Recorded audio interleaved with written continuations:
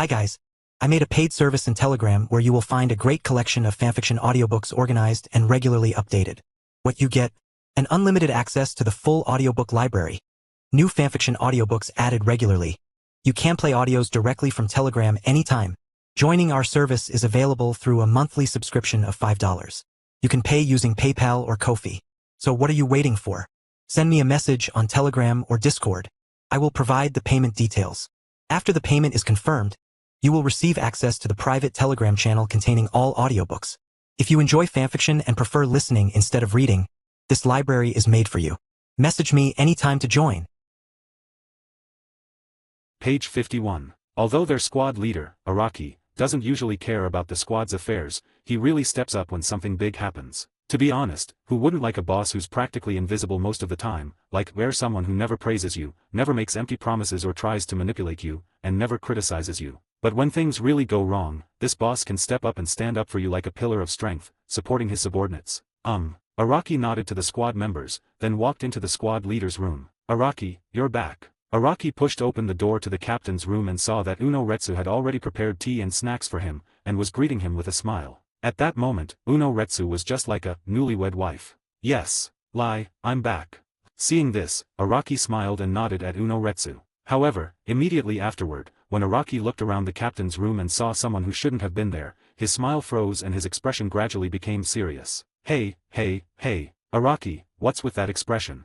What? Aren't you happy to see me? The person who shouldn't have been in Araki's squad's headquarters, upon seeing Araki's sudden change expression, angrily sat up from her seat, and along with her jumped up, the two purple reins behind her. No, it should be called a ponytail. Can you explain to me how this guy got here? Araki ignored this person who shouldn't exist, and looked at Uno Retsu instead. Upon hearing this, Mouse-Hilly simply smiled. What do you mean, this guy? I have a name, I'm called Saito Immortal. Before Mouse-Hilly could speak, Saito Immortal took the lead in giving his sermon. So, as the captain of the 6th division of the Godai 13, why aren't you back in your own division? What are you doing here in our 11th division? Araki seemed to be asking the question about immortality, but he was actually looking at Retsu beside him. Of course it's me, the Great One, giving up that damn 6th division captain position. What a damn captain, I don't care at all. Freedom is much better, I can go wherever I want from now on. Saito, upon hearing this, put his hands on his hips and spoke smugly. So what's the real situation? Araki ignored Saito and looked directly at Retsu. Because during the Waiwak invasion, in order to make a name for herself in one battle, and grab enough merits, as the captain of the 6th division, she abandoned her own soldiers and went to Blue Stream Gate to have a good time hacking and slashing. As a result, the 6th division soldiers, who encountered Waiwaka's Quincy forces, suffered heavy casualties, so they were held accountable by the Central 46. In order to deal with the 46, Captain Commander Yamamoto dismissed Saito. Lai looked at Araki and explained. I see. Araki looked enlightened upon hearing this. Hey, what do you mean I was dismissed by that guy, Shikasai? I volunteered for leave, okay. Do you know how much my squad members, and the captains of the other squads, tried to persuade me to stay when I asked to leave? Araki, you'd never guess. After hearing what Uno Retsu said, Saito explained to Araki in a very impatient manner. In fact, no one wanted to keep her. Even her own men went to the tavern to celebrate for half a day after hearing that she had been dismissed.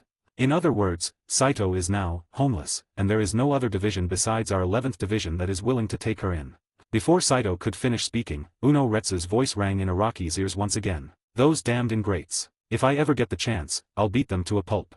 Clearly, Uno Retsu's words pierced Saito's fragile heart, and before she knew it, her eyes were brimming with tears. Then, as if he had given up on himself, Saito roared at Araki, yes. That's right, I'm homeless. But so what? If you don't want me, someone else will. Understood. Through Uno Retsu's words, Araki briefly explained what had happened during the time he was away from the Siraidii training with the 0 Division. In other words, someone saw the immense power of the Godai 13 during the Waiwak invasion and wanted a piece of the pie, so they used the name of the Central 46 to attack the original Godai 13. Araki could guess without even thinking that those with this level of power must be the noble groups led by the various top nobles. However, Araki preferred to call them the parasite group. Araki wasn't surprised by this, as he had expected it. He even felt that these people acted more slowly and decisively than he had anticipated, but there was nothing he could do about it. After all, the current Godai 13 is not the cowardly pushover that the Central 46 chambers would easily manipulate. The current Godai 13 is a bunch of madmen, roaming the Soul Society like demons and monsters. If pushed too far, they will rebel and continue to be the villains. Therefore, in Araki's view, this time it was probably because the masters of the various noble groups offered some conditions that Yamamoto could not refuse in exchange for the position of the Godai 13, so that Saito became a victim of so-called politics. With that thought in mind, Araki turned around and walked towards the door of the 11th Division's captain's room. No, Araki, you really don't want me anymore. You really don't plan to take me in. As the immortal Saito watched Araki turn around, she performed a textbook-perfect, Sichuan opera face-changing act. Almost the instant Araki turned around, Saito changed her expression and rushed behind him, grabbing the hem of his clothes. At the same time, she made a decision: if Araki really didn't intend to take her in, then she would cling to Araki's leg and not let go until Araki agreed to take her in. What? So lie, you haven't completed the team joining procedures for this girl yet. Araki raised an eyebrow slightly after hearing Saito's words, turned around and looked at Unoretsu and asked, "This ultimately requires your approval. I am just a vice captain and do not have that authority." Lai smiled faintly as he answered Araki's question. "There's no need for such fuss between you and me." Upon hearing this, Araki first waved his hand at Unoretsu, then casually pointed at Saito, who was tugging at his sleeve, and said, "Get this girl's induction paperwork done. Well, give her a third seat." Good. When Tomonori heard that Saito's immortal position was the third seat, his smile became even brighter. 3 seats. I don't want 3 seats. I want the vice captain. In response, Saito chose to use her signature techniques of taking advantage of someone's misfortune and taking advantage of someone's kindness. If you can beat Lai, you'll be the vice captain. Upon hearing this, Araki reached out and gently patted Saito on the shoulder. "What? You want to have a fight with me, little Saito?"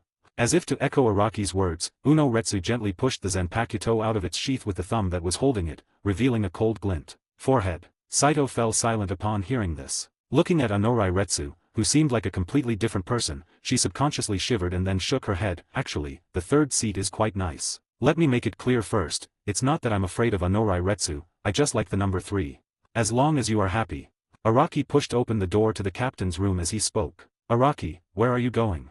Seeing this, Saito wanted to chase after Araki and go out together. Sure. Then, she was stopped by a knife that gleamed with a cold light. "Little Saito, how about you join me for tea in the captain's room?" Looking at Saito, who was neither old nor dead, Unoretsu asked with a smile. Okay. Saito trembled slightly upon seeing this, and chose to comply. "I'm going to have a serious talk with old man Sean about this. No matter what, he bullied my men without my permission, he has to give me, the team leader, an explanation." Araki then disappeared outside the gate. "My person? Araki just told me I'm his person? Ha. After hearing Araki's words, Saito's pretty face suddenly turned red. She covered her face, looking somewhat shy and awkward. Unoretsu remained remarkably calm in the face of this, never considering Saito as an opponent. Meanwhile, if Unoretsu possessed the knowledge of later generations, he would surely think to himself, "A tsundere, hard of hearing, and love-struck person like that is not suitable for staying in the Godai 13. Excessive. Chapter 56 Yuan Liuzai. When testing the strength of an inferior disciple, a swastika. Outside the first squad's barracks, Araki walked in as if he were back home, ignoring the patrolman's attempts to stop him. "Captain Araki, please wait a moment." "Captain Araki, Captain Commander Yamamoto asked me to tell you that if you return and come to the 1st Division barracks to find him, please go back to the 11th Division first. He doesn't want to see you for the time being." One by one, members of the 1st Division blocked Araki's path, trying to stop him from advancing. Boom. Araki responded by releasing his spiritual pressure without any expression. In an instant, the 1st Division soldiers standing around him collapsed to the ground with their eyes rolled back. Only one person remained standing, his face flushed and him breathing heavily as he struggled against the impact of Araki's spiritual pressure. "May I have your name?" Seeing this, Araki asked the only person standing there. "Captain Araki. My name is Genjiro Oki." Upon hearing Araki's inquiry, the young man gave his name, a hint of excitement and respect flashing across his face. Araki Kenpake's name had already resounded throughout Siraidai, and it was an honor for him, Genjiro, to be asked his name by Araki. "You're good."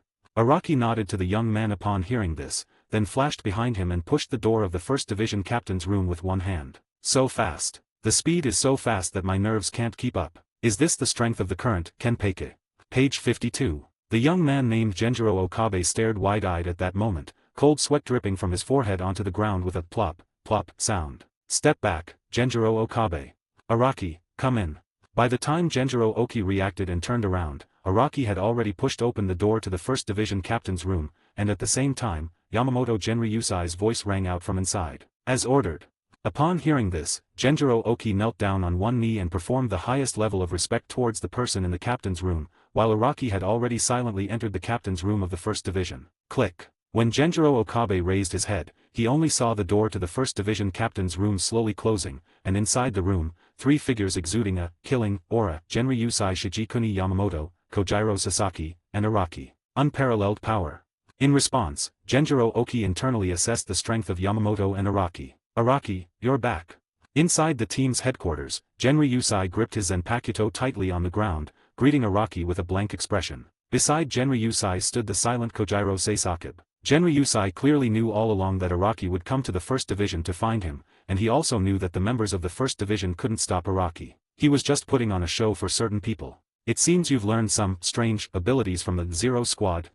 After greeting Araki, Genryusai continued his sermon to Araki. Genryusai noticed Araki's difference at first glance. Although Araki was still somewhat immature compared to him, his spiritual pressure had indeed reached the pinnacle of Shinigami, just like his own. Given time, Araki might even reach the level Genryusai was currently at. In addition, Genryusai also noticed that the steps Araki took when he blew past Genjiro Okuga outside the door were not instant step. Old man Sean, what exactly did those nobles give you that made you just give away the position of captain of the Godai 13, which you painstakingly built up over hundreds of years? Araki, not wanting to waste any more words with Genryusai, went straight to the point and asked. Araki, Lord Genryusai also has his reasons. Upon hearing Araki's unfriendly tone, Suzabu immediately spoke up to explain for Yamamoto, fearing that Araki might have misunderstood Genryusai and that the hard-won relationship between the master and disciple might be strained again. Alright, Sasaki. You don't need to say anything more. As Araki said, this is indeed my decision. Upon hearing this, Yuan Liazai interrupted the words of the Sparrow Division beside him. This old man was not so old that he needed his subordinates to explain his actions. Lord Genryusai. Seeing this, Quibu looked at Yuan Liazai with some impatience. In response, Genryusai simply shook his head at the sparrow without saying a word. Then, Genryusai turned to look at Araki and said softly, Araki. The Seireidii is in dire need of rebuilding right now, but it doesn't need a Godai 13 that only knows how to kill. Araki instantly understood Genryusai's meaning. Indeed, as Genryusai said, the Seireidii no longer needed a force that only knew how to fight. The first Godai 13 were both made and destroyed by killing. The first Godai 13 were powerful, but these people knew nothing but killing. The role of assassins and butchers during wartime was unimaginable, but once the war ended and Seireidii entered a period of peace, the significance of these people's existence seemed to disappear. Imagine what a group of bloodthirsty villains would do if they were kept in an environment where they could not shed blood for a long time. Yuan Liazai could not think about it and did not want to gamble, so replacing these people one by one seemed to be the best and optimal choice. But has peace truly arrived? Not necessarily. I see. So, in peacetime, we have to hand over weapons like guns and knives, right? I get it. After all, possessing a weapon makes one's murderous intent more likely. However, since the Seireidii no longer has a place to store these murder weapons, why not hand them over to me? I happen to know a place that needs a large number of weapons. After understanding what Yuan Liazai said, Araki directly reached out to Yuan Liazai to ask for people. It seemed that Araki was like a rich second generation asking his richest father for money, planning to start his own business. However, Araki was not a spoiled brat and was quite capable. Whatever. Upon hearing this, Yuan Liazai was taken aback at first, then the corners of his mouth turned up slightly. If you can handle these weapons properly, then I will no longer interfere in their affairs, nor will I allow anyone else to interfere. But if you fail to handle their affairs properly, allowing them to return to the ranks of great villains, and ultimately endangering the safety of Seireidii, then don't blame me for not warning you. I will personally take action to destroy these weapons. Genryusai looked at Araki with great anticipation, hoping that Araki could subdue the group of villains and firmly grasp the sword in his own hands. After Araki and Genryusai reached an agreement on how to deal with the first generation of the Godai 13, Araki decided to talk to Genryusai about serious business. Araki then lifted his Haori and drew his second Zanpakuto from his waist. I feel like I've seen that knife somewhere before.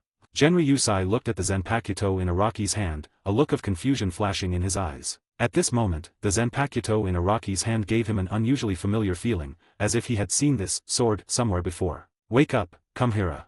Araki gripped his Zanpakuto and softly called out its name. Boom. Immediately following, accompanied by an ominous and eerie spiritual pressure, a pure white hollow appeared in the captain's room of the First Division. This hollow was the one that the monk had named Yatsuji. What? Genryusai's eyelids twitched wildly as he looked at the hollow before him. He finally understood why he felt a sense of familiarity when he saw the Zanpakuto before him. The Zanpakuto, or rather, the hollow before him, was one of the most humiliating things in Genryusai's life. At this moment, for the first time in 1,000 years, Godi 1 Captain Genryusai showed expressions of surprise, panic, and confusion, expressions inconsistent with his persona of being a strategist and an invincible captain. "Ah, I can't be mistaken, you're the little rascal who used to burn my butt with a fire poker he pulled out of nowhere back then. You've grown a beard? You look much older than before. It seems I've slept for quite a while now." Before Yuan Liazai could speak, the tiny one greeted him first. "Araki, where did you get this monstrous creature from?" Upon seeing this, Yuan Liazai roared directly at Araki. "Haha, old man, I never thought you were this weak when you were young. You couldn't even take down a mere Kiba, how pathetic. And you were even mocked by Kiba for having a Zanpakuto that's just a fire poker. No way, this is too funny." Araki burst into laughter as he watched the furious Genryusai. At this moment, Araki was completely in the posture of a filial son. Yes, Araki's main purpose in coming to the 1st Division barracks to discuss the future of the original Godi 13 was not. That was a side effect. Araki's main purpose in coming to the 1st Division barracks was to mock his master's embarrassing experiences in his youth. Seeing his master's discomfitured expression, Araki felt a surge of satisfaction and prepared to head home. "In that case, come and experience the power of this fire poker in my hand for yourself, Bankai." Just as Araki was feeling smug, Genryusai expressionlessly drew his Zanpakuto from his waist and unhesitatingly performed Bankai. Lie. Araki, seeing Genryusai draw his sword, realized he might have gone too far. "You wicked disciple. After hundreds of years, let me show you the power of this blade once more. I hope you can hold on a little longer this time." As Yuan Liazai spoke, he resembled a fiery demon from hell, slashing at Araki step by step. Of course, he wasn't planning to kill Araki to silence him because he felt he'd lost face. He simply wanted to test what level of ability Araki had reached in the 0 division. Testing a student's abilities, using a Bankai or something is perfectly reasonable, right? Following everyone's advice, the entire original Godi 13 is now in 6th man mode. Waiwak will start swearing after opening his eyes. "Since I've listened to so much and worked so hard, how about some votes?" This is a very explicit hint. Chapter 57 Araki's Fishing Game. Those who are willing will take the bait. Boom. With a deafening roar, an endless heatwave shattered the roof of the 1st Division barracks. A gigantic mushroom cloud slowly rose, startling countless members of the 1st Division barracks into wide-eyed stares. "Oh no, Lord Yuan Liazai is in danger. Captain Commander Yamamoto, please be alright." After a brief moment of shock, the members of the 1st Division were filled with endless worry for their Captain Commander, but the heatwave was so intense that they couldn't even get close to the 1st Division's headquarters. "Lord Yuan Liazai, are you alright? What on earth happened here? Could it be an enemy attack? Who dares to attack the Commander-in-Chief? That's incredibly audacious."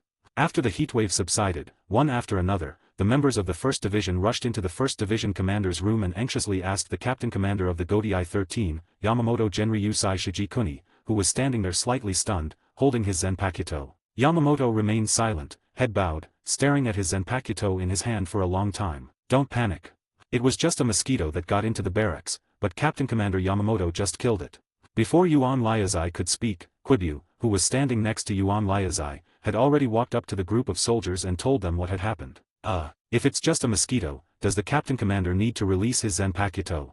Some of the team members felt something was amiss and subconsciously looked at the sparrow and asked. "Those mosquitoes are quite big." "Yeah, really big, really big." The sparrow replied without changing its expression. "But I see a bruise on Captain Commander Yamamoto's left eye. Could a mere mosquito have caused that?" "Vice Captain Sparrowbeard, were you sure our squad wasn't invaded by the enemy just now?" Then another member of the team, after carefully observing Yuan Liazai's situation, continued to ask the Sparrow Division questions. "What bruise? You're mistaken. It's just a swollen bump from a mosquito bite." Upon hearing this, the sparrow explained again. But, clearly, Sparrow's explanation this time failed to convince anyone. Ha ha ha ha. Just as the members of the 1st Division were wondering what was going on, Yamamoto Genryusai, who had been silently looking down at his Zanpakuto, suddenly burst into laughter. "Good, good, good."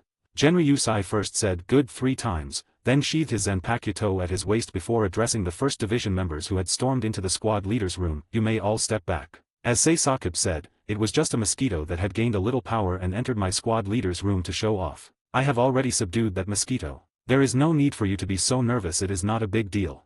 As ordered. Seeing that their revered Captain Commander Yamamoto had spoken, the members of the 1st Division naturally said no more. Instead, they turned and left the 1st Division captain's room. After leaving the room, they did not forget to help Genryusai close the dilapidated door behind him. Page 53. Araki's strength has improved even faster than I expected. Perhaps it won't be long before I can finally relax from my position as the captain of the Godi 13. Yamamoto Genryusai Shijikuni touched the corner of his red and swollen eye, and the corner of his mouth turned up slightly. Araki's strength is naturally immense. After all, he is a highly skilled disciple whom you, Lord Genryusai, have personally guided and nurtured. Upon hearing this, Sparrow immediately echoed Genryusai's words and continued speaking. Sparrow meant that no matter how strong Araki became, he was still Genryusai's disciple, and every bit of strength Araki gained was thanks to Genryusai as his master. Ha ha. Upon hearing this, Yuan Liazai burst into laughter, a rare occurrence, but the laughter soon ceased. By the way, Suzumibe, did you hear what that evil spirit, Kimimitsu Tomo, said just now? Yuan Liazai looked intently at the Sparrow division and asked. Forehead. At this moment, alarm bells were ringing in his heart. He dared to say that if he had told Genryusai that he had not only heard what Yajimajiba said, but had even laughed out loud when he heard the words, fire poker, then the next second Genryusai's Bankai would have landed on his head. I didn't hear it. I didn't hear it at all. In response, Quibyu looked at Yuan Liazai and waved his hand repeatedly. I was born with a hearing impairment, sometimes I can hear, and sometimes I can't. After saying that, fearing that he hadn't explained enough, Seisakib also made a point of revealing to Genryusai that his hearing wasn't very good. Yes, Seisakib's hearing had been in a Schrödinger state since birth. Oh, very good. Yuan Liazai nodded slightly upon hearing this. Call. Quibyu looked at Yuan Liazai, who nodded slightly to him, and knew that he had managed to fool him today. Hey, did you see who just punched me in the eye and made it swollen? Before Quibyu could relax, Genryusai's words rang in Quibyu's ears once again. Lord Yuan Liazai is invincible, how could he possibly be injured? It was clearly caused by a mosquito bite. The moment Quibyu relaxed, his heart leaped into his throat. An alarm bell rang in his mind once more, and as he lowered his head slightly, he solemnly addressed Genryusai in front of him. Yes, very good, very good. Sure, you may leave now. I'm going to rest for a bit. Upon hearing this, Genryusai was finally completely relieved. The reason Kojiro had remained by his side for so long, besides his unwavering loyalty, was also because Kojiro was incredibly perceptive and adaptable. Yes, sir. Lord Yuan Liazai, please get some rest. When he heard Genryusai change his address to Kojiro from Sparrow Beth, he breathed a sigh of relief. He was finally completely at ease. He first bowed slightly to Genryusai, and then slipped out of the First Division captain's room. Now let me see just how much fresh vitality you can inject into this stagnant pool of soul society, Araki. With these thoughts in mind, Yuan Liazai walked towards the room in his team's headquarters where he would take a midday rest. But as a cold wind blew from the sky swept over Yuan Liazai's head, he stopped in his tracks. Looks like I'll have to find some time to fix this roof. Yuan Liazai looked at the roof that had been blown away by the aftershocks of his fight with Araki and muttered to himself. Meanwhile, at the 11th Division barracks. I am back. After returning to the barracks, Araki did not greet the members of his own squad, but went straight into his squad leader's room. Welcome back, dear. Oh dear, who hit your eye and made it swollen? Let me take a good look. Sigh, it's quite swollen. It really breaks my heart. Darling, look, in the entire Godii 11, only I care about you. I'm not like that wicked woman, Uno, she doesn't even know how to care about you. As soon as Araki pushed open the door to the captain's room, Saito, who was neither old nor dead, came over and chattered around Araki. This is what I got from old man Sean when I stood up for you. Since you feel so sorry for me, go and hang old man Sean up and give him a good beating. Araki first pinned down the immortal creature that was running around him, then explained to Saito why his right eye was swollen and red. Well, although the reason for Araki's injury had little to do with Saito, it was mainly the result of his own reckless actions. Forehead. Saito was initially moved by the first part of Araki's words, but fell silent after hearing the second. Telling her to hang up that old man and beat him. What was the difference between that and suicide? Call. After Saito fell silent, Araki breathed a sigh of relief. With the chatter gone, Araki felt much more relaxed. Saito was perfect when he kept quiet. Araki, why are you fighting with Captain Commander Yamamoto? The combined spiritual pressure of the two of you is engulfing the entire Seireitei. At this moment, Ueno Retsu had already poured tea for Araki. So you all sensed it. Araki came to Uno and held down Uno's hand that was holding the teapot. After taking the teapot from Uno's hand, he poured a cup of tea for Uno and Saito, and then drank the whole pot of tea in one gulp. Phew. After finishing a pot of tea, Araki finally let out a long sigh of relief, and then said to Uno and Saito, since you all noticed, then naturally they noticed too. Both Uo and Saito were taken aback upon hearing this. Yes, because Araki didn't control his spiritual pressure at all when he fought Genryusai, all the top Shinigami of the Godii 13 noticed it. The reason why Saito ran up to Araki with a smug look on his face after Araki entered the captain's room, greeting him while deliberately mocking Uo, was because she thought Araki had fought with Captain Commander Yamamoto for her sake. But now it seems that Araki has other plans. Those noble groups. Araki pointed out who they were, then added, that old geezer Genri Yusai has never been our enemy. Our real enemies are the parasites of Soul Society. Those noble lords led by the top nobles. Are the nobles our enemies? Saito and Uno exchanged a glance upon hearing this. This was the first time they had ever heard the argument of overthrowing the nobles in Soul Society. Logically speaking, in this world, nobles are justice, and wielding a sword against nobles is evil. The reason they are called the great villains of Soul Society is not because of how many people they have killed, but because they were lawless people who did not take the nobles seriously back then. Of course Araki smiled slightly at Saito and Uno, whose faces showed surprise, and continued, next, we just have to wait for those nobles to come knocking on our door. First of all, Genri Yusai was not a subordinate of the nobles. His relationship with the nobles was more like a cooperative relationship based on certain agreements reached to protect Soul Society. He was also the first person in the long history of Soul Society to sit down at the same negotiating table with a group of nobles on his own. The nobles greeted Yuan Liazai with smiles on their faces, but in their hearts they were cursing him out. In their minds, a country bumpkin like Yuan Liazai was not worthy of negotiating with them, who were phoenixes, but due to Yuan Liazai's invincible power, they had no choice but to compromise.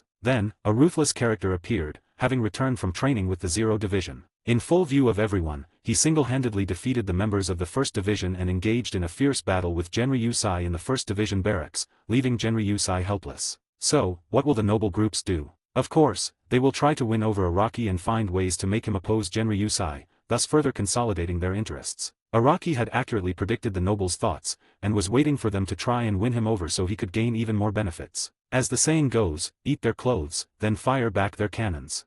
Today, he, Grandpa Huang, sat calmly on his fishing platform. He had already cast his line, but there was no bait at all. He wanted to see which fish would be willing to bite his straight hook without any bait. Then he swung his knife and killed them. Chapter 58. Araki, I ask you, what does your Central Bureau of 46 manage? Before Genri Yusai arrived in Siraiti and established the Godii 13, the nobles controlled all of Soul Society's resources, knowledge, reputation, and power. After Yuan Liazai arrived, he demanded that these nobles hand over their resources. He wanted to integrate the resources, knowledge, reputation, and power controlled by the nobles and build a large academy on these four foundations. In fact, this was a good thing in the eyes of some minor nobles who didn't enjoy many resources, since from today onwards they could also learn the knowledge that only the great nobles could learn. However, Yuan Liazai had one condition for establishing this academy that touched upon the interests of all the nobles. Yuan Liazai demanded that the nobles allow talented commoners from Wandering Soul Street to enroll and learn the same things as them. Of course, this was not the most unacceptable thing for the nobles.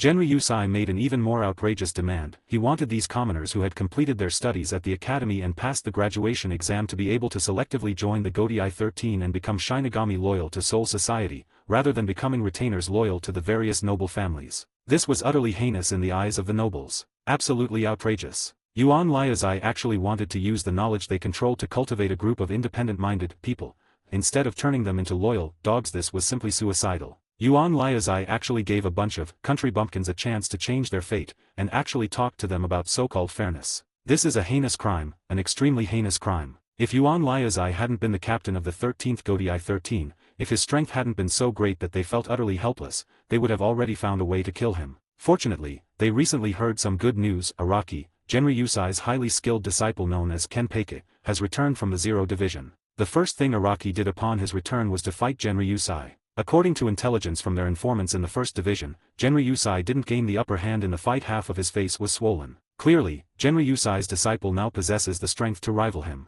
When the nobles heard this news, they were filled with utter hatred. The power they had longed for had been so easily obtained by these lowly lads from Rukanga. Not only had they obtained it, but these two individuals also belonged to the same sect and were even master and disciple. Fortunately, according to their intelligence, there was a deep rift between the master and disciple, and their relationship was not solid. It was good that it wasn't solid, because it gave them an opportunity to take advantage of it. According to their intelligence, Yuan Liazai had a fight with his disciple hundreds of years ago, and the two fought just like they did today. Of course, Yuan Liazai was the winner. After Yuan Liazai's victory, in order to humiliate his disciple, he forced him to sell noodles in Rumlanan district, a place that had been in business for over 100 years, to feed those stupid, lowly, and humble wandering souls. Therefore, when Araki returned, he openly slaughtered the entire 11th Division to express his dissatisfaction with Yamamoto. Upon seeing this intelligence, the nobles immediately laughed. This time, they were determined to have Yuan Liazai and Araki, those two vicious dogs, put on a dog-eat-dog show for them. At that time, they would take over the entire Godai 13 without losing a single soldier. The nobles' fantasies were grand, but reality was harsh. 11th Division Captain's Room. Inside the team's headquarters, Araki sat and continued drinking tea, one pot after another in front of him. His mouth was extremely dry after his fight with the old man. Uno and Saito had their brows furrowed, clearly still reeling from the shock of Araki's words. They've arrived. Not long after Araki drank his third pot of tea, his keen senses, enhanced by observation haki, detected the situation outside the barracks. Upon hearing Araki's words, both Yuo and Saito immediately stood up from their seats. Come on, let's go and meet these nobles, dogs. Araki then led Yuo and Saito toward the outside of the 11th Division barracks. At this moment, the area outside the 11th Division barracks was incredibly noisy. A group of noble retainers dressed in white Haori were seen confronting the 11th Division soldiers who were wielding Zanpakuto. What's up? Araki walked out of the barracks and asked the 11th Division members and the group of noble retainers dressed in white Haori. Captain, these noble retainers are trying to force their way into our 11th Division's barracks. When the members of the squad saw their 11th Division Captain Araki emerge from the barracks, they immediately responded respectfully to him. Forced entry? That's not quite the right word. You're the ones blocking us from entering the 11th Division. Do you even know who the person behind us is? Before the 11th Division members could say anything, the group of noble retainers dressed in white hairs gritted their teeth and spoke to the members in a sarcastic tone. I don't care who you are. How dare you trespass on the 11th Division's barracks? Even if I kill you, you deserve it. Page 54. Upon hearing this, the hot-tempered 11th Division member roared at the group of noble retainers. Ha ha. As the 11th Division soldier finished speaking, the group of noble retainers suddenly revealed a strange smile. Their goal had been achieved. Who said they were going to kill me?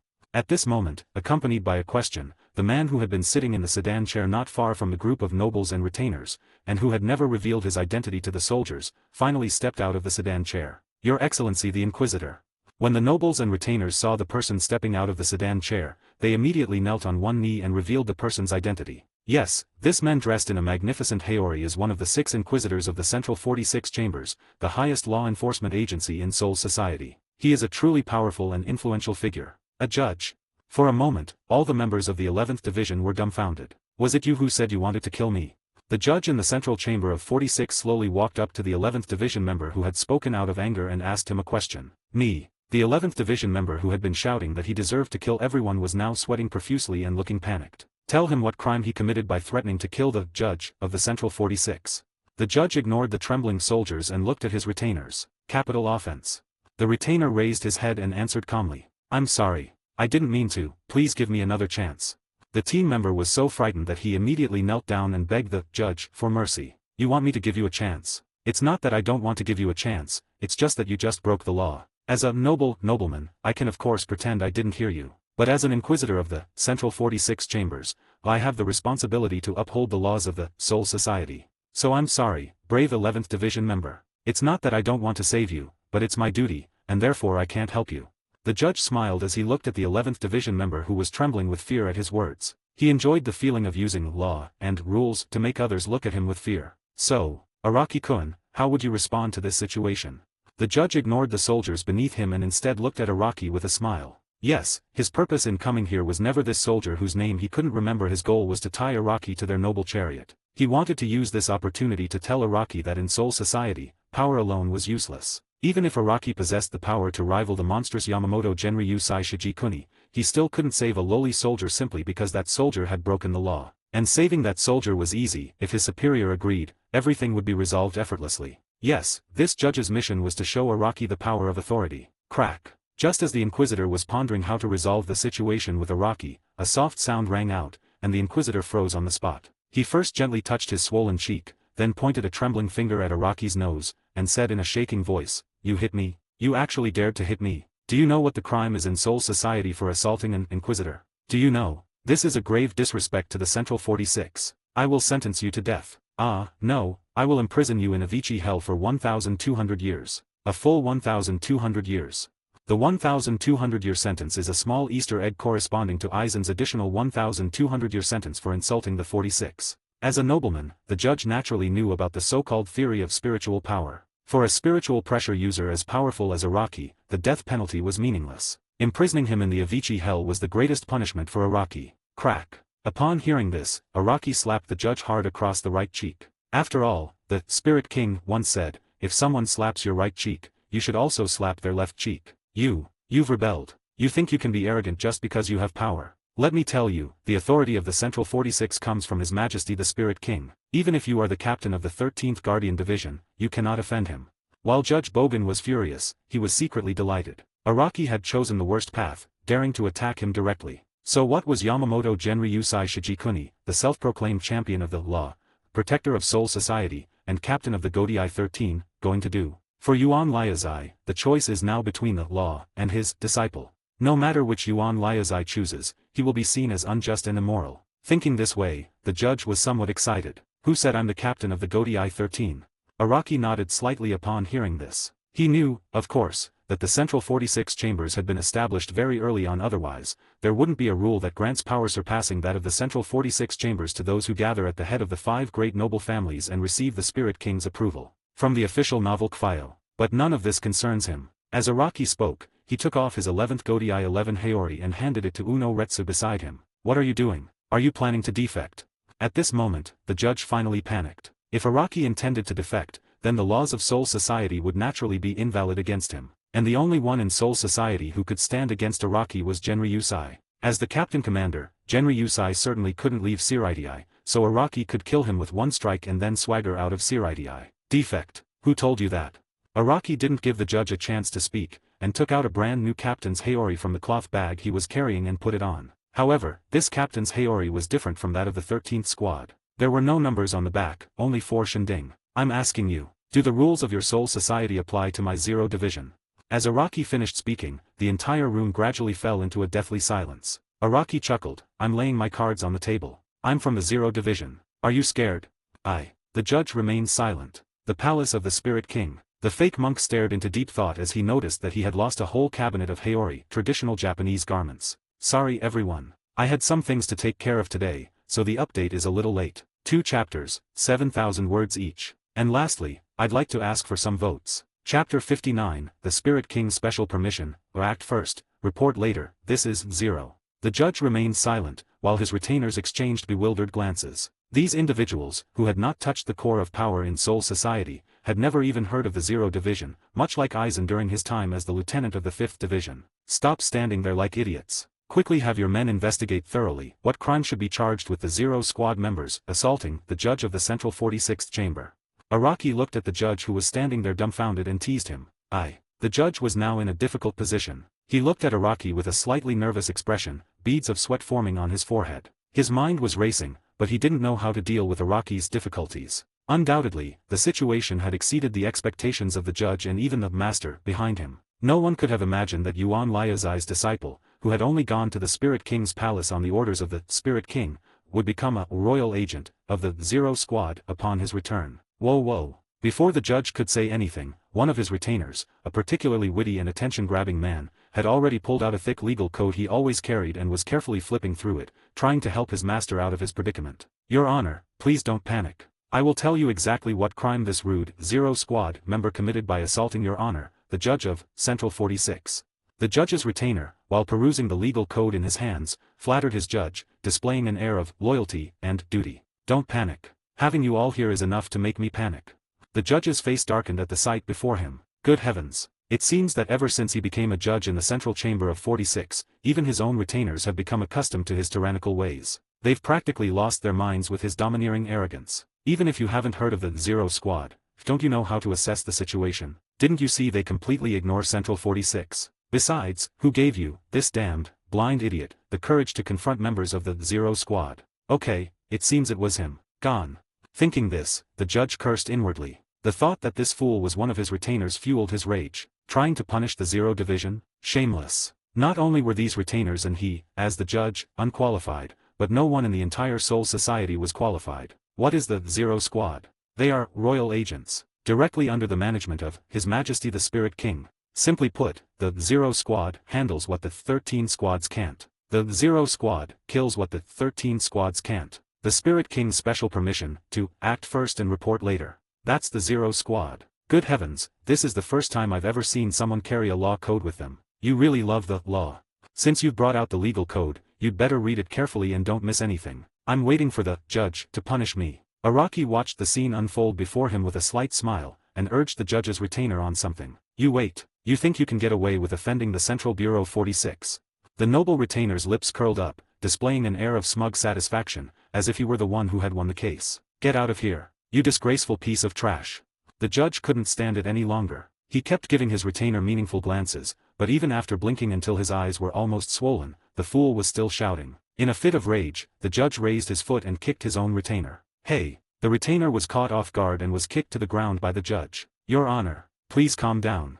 The retainer was furious when he fell to the ground. He was about to vent his anger when he saw that the person who had kicked him was his master. Instantly, his anger vanished. You want me to calm down? You're so stupid. You're all insane. How dare you punish Lord Zero? Lord Zero is a royal agent, representing His Majesty the Spirit King. Do you dare to punish His Majesty the Spirit King? Get out of here.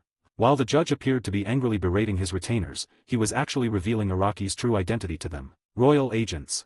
Upon hearing this, the retainers immediately sobered up. They quickly put down the legal code and knelt down before Araki. While kowtowing, he cried out, I was blind and ignorant. I have offended the adults of the Zero Squad. Please forgive me. Araki completely ignored the kowtowing retainers. These minions that the judge had found from who knows where were nothing more than sacrificial lambs. Once Araki reached an agreement with the nobles, these men would likely be discarded as scapegoats to appease his anger. The scapegoats didn't listen and said that the Zero Squad was perfectly normal, or rather, their mission was to provoke Araki, so they couldn't care less about Araki's identity. Fortunately, these people knew what a royal agent was. Of course, it was more likely because of what their patriarch had just said. After the judge had given these retainers a good scolding, these scapegoat retainers all knelt down and begged Araki for mercy. Ha ha, Araki simply smiled at this. These scapegoats, begging for mercy, was fake. The real reason was that the judge had given in. These retainers were nothing more than a group of tools, used to reflect the judge's emotions. Get up, don't kneel. This man isn't worth your kneeling. Araki ignored the underling who had been brought in by the judge to be a scapegoat, and instead helped up the 11th Division member who was being targeted by the judge in front of him. At this moment, the 11th Division member was still in a daze. Things were developing too fast. Their captain had inexplicably become a big shot in the Zero Division, and he hadn't even gotten used to it yet. Thank you, Captain Araki. Before the 11th Division soldier could even stand up, the noble retainers who were kneeling on the ground began to rise, greeting him with smiles as they did so. You guys continue. Araki glanced at the retainers who were about to get up, and immediately used his spiritual pressure to keep them firmly pressed to the ground. Let's continue, let's continue. Page 55. These scapegoat retainers showed no anger upon hearing this, displaying complete obedience. At this moment, they treated Araki with the same subservience they would show a judge. Even Araki, with his powerful senses, discovered that their obedience was genuine, which surprised him somewhat. Then, he understood something. These people weren't loyal to any particular individual in Soul Society, they were loyal to the powerful figures within Soul Society. Araki didn't intend to do anything to them. When the Inquisitors were in power, these people bullied others and did everything they could to please them. When the Inquisitors lost power, these people were the ones leading the charge. They even had 9 ways to kill the Inquisitors. The real problem lies with the judges and with this corrupt system. This is a valiant member of our Goti I-11, a hero who fought against the Quincy during Waiwaka's invasion. Araki first patted the member beside him on the shoulder, introducing him to everyone. Then, as the member himself seemed a little embarrassed, Araki looked at the Inquisitor. As for why he stopped you just now, that's because I gave him the order to stop anyone who trespasses into our 11th Division's barracks. I also gave him the right to kill any trespasser. I have come to the 11th Division on the orders of His Majesty the Spirit King to meet with Captain Uno and Vice Captain Saito to discuss the mission personally assigned to me by His Majesty the Spirit King. What? Does Your Excellency the Judge also wish to hear what His Majesty the Spirit King had to say to me? Araki repeatedly emphasized the 4 words, Your Majesty the Spirit King, in his words. I wouldn't dare. How could I possibly accept a confidential mission given to you by His Majesty the Spirit King? Upon hearing this, the judge waved his hand repeatedly. I think you're quite bold. Araki said again, you say you wouldn't dare, yet you still want to punish my men. I dare not punish him. He is innocent to begin with, how dare I punish him? The judge continued to wave his hand upon hearing this. Very well. In that case, lead the way. After receiving a satisfactory answer, Araki continued speaking to the judge. Lead the way. Lead the way for what? The judge paused for a moment, then asked Araki a question. Think carefully about why you came here to find me. Araki, seeing the judge's puzzled expression, narrowed his eyes slightly and lowered his voice, speaking close to the judge's ear. This. The judge suddenly realized something, and for a moment his aged face smiled like a blooming chrysanthemum. I see. The judge nodded at Araki, a sense of admiration rising in his heart. Araki had already guessed why this judge had come, and he also correctly predicted that these noble groups would first give Araki a hard time before trying to win him over. Therefore, Araki deliberately prepared this play, which not only cleverly resolved his attempt to intimidate them, but also taught these nobles a lesson and established his authority. This man is definitely not easy to deal with. We all underestimated him. He's not some vicious dog, he's a hungry wolf, the kind that eats people without spitting out the bones. Our noble tactic of giving a stick and then a date will absolutely not work against him. I hope that sir can handle this properly and not end up letting the wolf into the house. The judge thought helplessly to himself that the central 46 chambers and the major noble groups were in a very bad situation. In front of them was the murderous maniac, Genri Yusai, a tiger that had come down from the mountain, who was carrying the banner of the Godai 13. Behind them was Araki Kenpeike, a hungry wolf, who was carrying the banner of the Zero Division. Please go ahead then. The judge thought so, but he still had to bring Araki along, since it was his mission. Your Honor, please go first.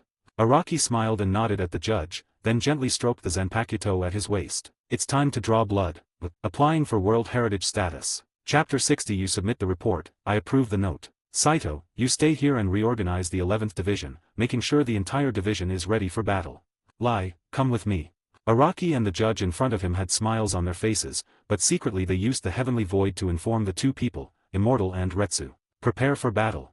Saito was completely dumbfounded. Araki and the judge in front of her were smiling so brightly, so why was she being told to prepare for battle? Was she being told to kill someone? Although Saito couldn't understand the meaning of Araki's words, it didn't stop her from carrying out Araki's orders. The moment she received Araki's order, she directed the soldiers outside the barracks to enter the 11th Division. Let's go. On the other side, Araki was already striding forward with a smile on his face. This. The judge glanced at Araki striding forward, then at his own palanquin behind him, and finally gritted his teeth, taking off after Araki's retreating figure. Even the royal agents of the Zero Division walk, yet he, a judge from the 46th chamber, is carried in a sedan chair? Doesn't that make it seem like he doesn't respect Lord Spirit King? He's in his current position because he's never made a wrong choice when it comes to matters of principle. The distance between the 11th Division's barracks and the central 46 chambers isn't short, about 10 or so spirit miles. This distance is naturally manageable for captains like Araki and Uno. However, this was especially painful for the judge who usually rode in a sedan chair. Every step after the 10 spirits was an ordeal for the judge. By the time he reached the door of chamber 46, the judge was exhausted, practically half dead. He was drenched in sweat and panting heavily as he faced Araki and Yuo. Huff, huff, huff. How about we take a break? Araki, noticing the judge's panting, looked at him intently and asked a question. No, the adults inside are waiting for me. I can't be late. Upon hearing this, the judge quickly shook his head. You all go down. After refusing a break, the judge dismissed all the guards surrounding the central chamber 46, and what he was about to say was not to be heard by anyone. As ordered. Upon hearing the judge's speech, the guards dared not ask any further questions and immediately picked up their weapons, heading towards the outer gate of the 46th chamber. Let's go. The judge waited until all the guards had left before leading Araki and Uji to the inner gate of the 46th chamber. Interesting. Araki raised an eyebrow upon seeing this, realizing that the judge before him was indeed quite capable. At least the other party has a crystal clear understanding of his position. Someone like that might come in handy later. It's just a pity he's of no use to him whatsoever. Suck. The judge stood in front of the door of Central Room 46, but did not go in directly. Instead, he took a deep breath, regulated his breathing, straightened his clothes to make himself look more presentable, and then pushed open the door. Click. As the door to the central chamber of 46 opened, Araki narrowed his eyes slightly. Inside the dark room, a group of sages and judges had already gathered. Welcome, Captain Araki of the 11th Division. Standing at the very front of this group of wise men and judges was a middle-aged man with short, dark green hair. This middle-aged man was clearly unaware of Araki's promotion to the Zero Division, so much so that he still referred to Araki as the captain of the 11th Division. A trap. This is a trap. Araki knew from the accusatory attitude of the nobles in front of him that they were up to no good. What a pity. What these people who hosted the banquet didn't know was that Liu Bang was the one who survived the feast at Hongmen, while the one who hosted the banquet committed suicide by drowning. Let's go in. Seeing this, Araki, along with Retsu and the judge beside him, walked calmly into the central chamber 46. Seeing Araki's composure, the sages all turned to look at the judge standing beside him. The judge tried to speak, but found his mouth suddenly covered. In the end, he could only shake his head and keep blinking at the crowd, hoping they would understand what he meant. Is there something wrong with his eyes? Unfortunately, the people failed to understand. Click. The moment Araki, Retsu, and the judge stepped into the central chamber 46, the heavy, ancient door slammed shut with a click-clack sound. Captain Araki, and Captain Uno, this is probably the first time we've met. It's a pleasure to meet you both. You two may not recognize me, my name is Tsuneyoshi. The middle-aged man with short green hair in front of me is named Tsuneyashiro Yasuki. He is the second elder of the Tsuneyashiro family, which means he is the second in line to inherit the Tsuneyashiro family, a top noble family in Seoul society. Without a doubt, he is the man who stands at the pinnacle of power in Seoul society. But it is precisely because the man before him possesses such great power that he is able to command the central 46 chambers. Especially after Waiwak invaded Seoul society, his first act was to avenge his father, the Seoul King, which led to his attack on the meeting room of the 5 noble families, leaving the current head of the family, Tsuneyashi, still in a coma. At a time when the power of the first in line to inherit the Tsuneyashiro family and the head of the family is not yet secure, this man's power has reached the pinnacle of his career in a rare manner. So much so that the man seemed to have been blinded by his inflated power. He wasn't even satisfied with his status as an elder, he wanted to go further and sit on the throne of the acting head of the Tsuna family. However, it seemed that the man's power had come to an end. Puff. As blood sprayed into the sky, Tsuneyashi Yoshiyuki collapsed to the ground, clutching his neck, before he could finish speaking. Does it matter to me who you are? Araki looked at the fallen Tsuneyashi and asked a question. With the fall of Tsuneyashiro, the entire central 46 chambers seemed to finally fall silent. The sages and judges stared in stunned silence at the fallen Misu, seemingly still unable to comprehend what had just happened. After all, Araki's blade was simply too fast. Tick, tick, tick. As the decapitated corpse continued to drip blood, and as the pungent stench of blood filled the hall, these self-proclaimed wise men and judges finally panicked. Murder, murder, he really killed someone. The sage and the judge had both gone mad. They were yelling at Araki, their bodies trembling. They wanted to run, but found they couldn't move their legs. They wanted to call for guards, but found they had dismissed them all, because the content of the meeting was too important and they were afraid of others listening in. Therefore, this huge conference room of 46 rooms is like a tomb that these sages and judges built for themselves. They have lost all means of communicating with the outside world and can only let the Great Hollow carry out its slaughter on them. Eat them, Kumhira. Page 56. Araki ignored these weaklings and, in front of the entire Central 46, unleashed the Ichijijijiba. Oh, I've been waiting for so long, finally it's time to eat. The moment Araki uttered the true name of Kumidamo, his enormous, snow-white body appeared in the Central 46th room. Although Kumidamo had tried his best to control his size, his head still touched the not-so-high ceiling of the 46th room. Hollow. This is a great hollow. When the sages and judges of the 46 chambers saw what Kiba looked like, they all panicked. This enormous void easily evoked the primal fear in their hearts. Roar. With a roar, Kiba opened his blood-red maw and swallowed more than a dozen sages whole. As he chewed with his rows of teeth, bright red liquid splattered from his mouth, making a mess of the entire room. What? This terrifying scene amplified the fear of the sages and judges, as if the fear had given them power. Some of the judges even attempted to attack Kiba with demonic arts. Boom. As cannon fire rained down on Kiba, the enraged Kiba split itself apart, instantly slaughtering the entire central chamber 46. Apart from the trembling judge sitting beside Araki and Uno. You killed them all. The judge looked at Araki and Uji beside him and spoke tremblingly. Wrong, I only killed a member of the Tsuneo family, the others were killed by hollows. Upon hearing this, Araki corrected the person beside him for a mistake in their words. Good on. I want to live. What price must I pay to live? The judge looked at Araki and asked. You shouldn't ask me that, you should ask him. As Araki spoke, he pointed to the person who was staring longingly at the judge beside him. I want to live. I can give you everything I have. If you let me live, I can offer you 100 retainers. No, let me think again, I'll give you 1,000 retainers, plus 10,000 bastards from Yuhun Street. The judge kept making promises to Hiba. Click. Before the judge could say anything, Yuba's tongue had already fiercely curled up the judges and then swallowed him whole. Talk to me about terms. I think you're crazy. Hiba patted his belly and continued speaking with lingering enthusiasm. Retsu, you report to the Zero Division now, saying that a hollow attacked the central 46 chambers, ultimately resulting in the annihilation of the entire chambers, and that members of the Zero Division need to go down to the mortal realm to investigate. You submit the report, and I'll issue the approval. Araki ignored the crimson stains on the ground and spoke softly to Retsu beside him. Yes, Captain Araki. Upon hearing this, Uno no Retsu smiled gently at Araki. I should submit my other report to Old Man Yama next, Araki thought to himself, then waved to Kiba. Now you should run away. Then I'm leaving. After hearing Araki's words, Kiba first nodded, and then released a siro towards the sky. Boom. Accompanied by a tremendous surge of energy, Ujijihiba burst out of Central Room 46, shouting as he ran, Bastard. Araki, I'll kill you sooner or later. Boom. In response to Hiba, a soaring sword pressure descended. Yes, we need to make the performance convincing. At this moment, everyone knew that Araki had fought with a hollow in the meeting room of Room 46. Meanwhile, Yamamoto Genryusai Shijikuni, who was waiting patiently for Araki's performance in the First Division, also received 2 secret letters. The first thing was the complete annihilation of the Central 46th Bureau. The second thing Araki plans to do is organize the Hueco Mundo Expeditionary Force to hunt down the Hollow who killed many sages and inquisitors. That brat, did he really hit me that hard?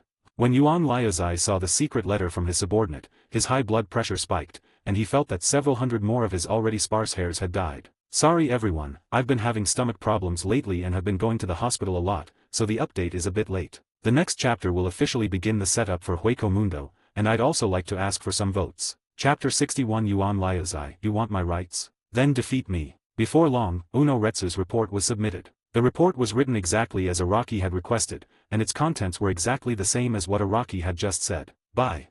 Araki glanced at it and approved the report immediately. Next, according to the rules of the Godai 13, Araki, as the captain of the 11th Division, should submit the report of his subordinate's application to the captain commander, who would then personally contact the 0 Division, and finally the 0 Division would review the report and decide whether to send a member down to the lower world to investigate. However, since Araki is here, all these steps can be skipped. Bye.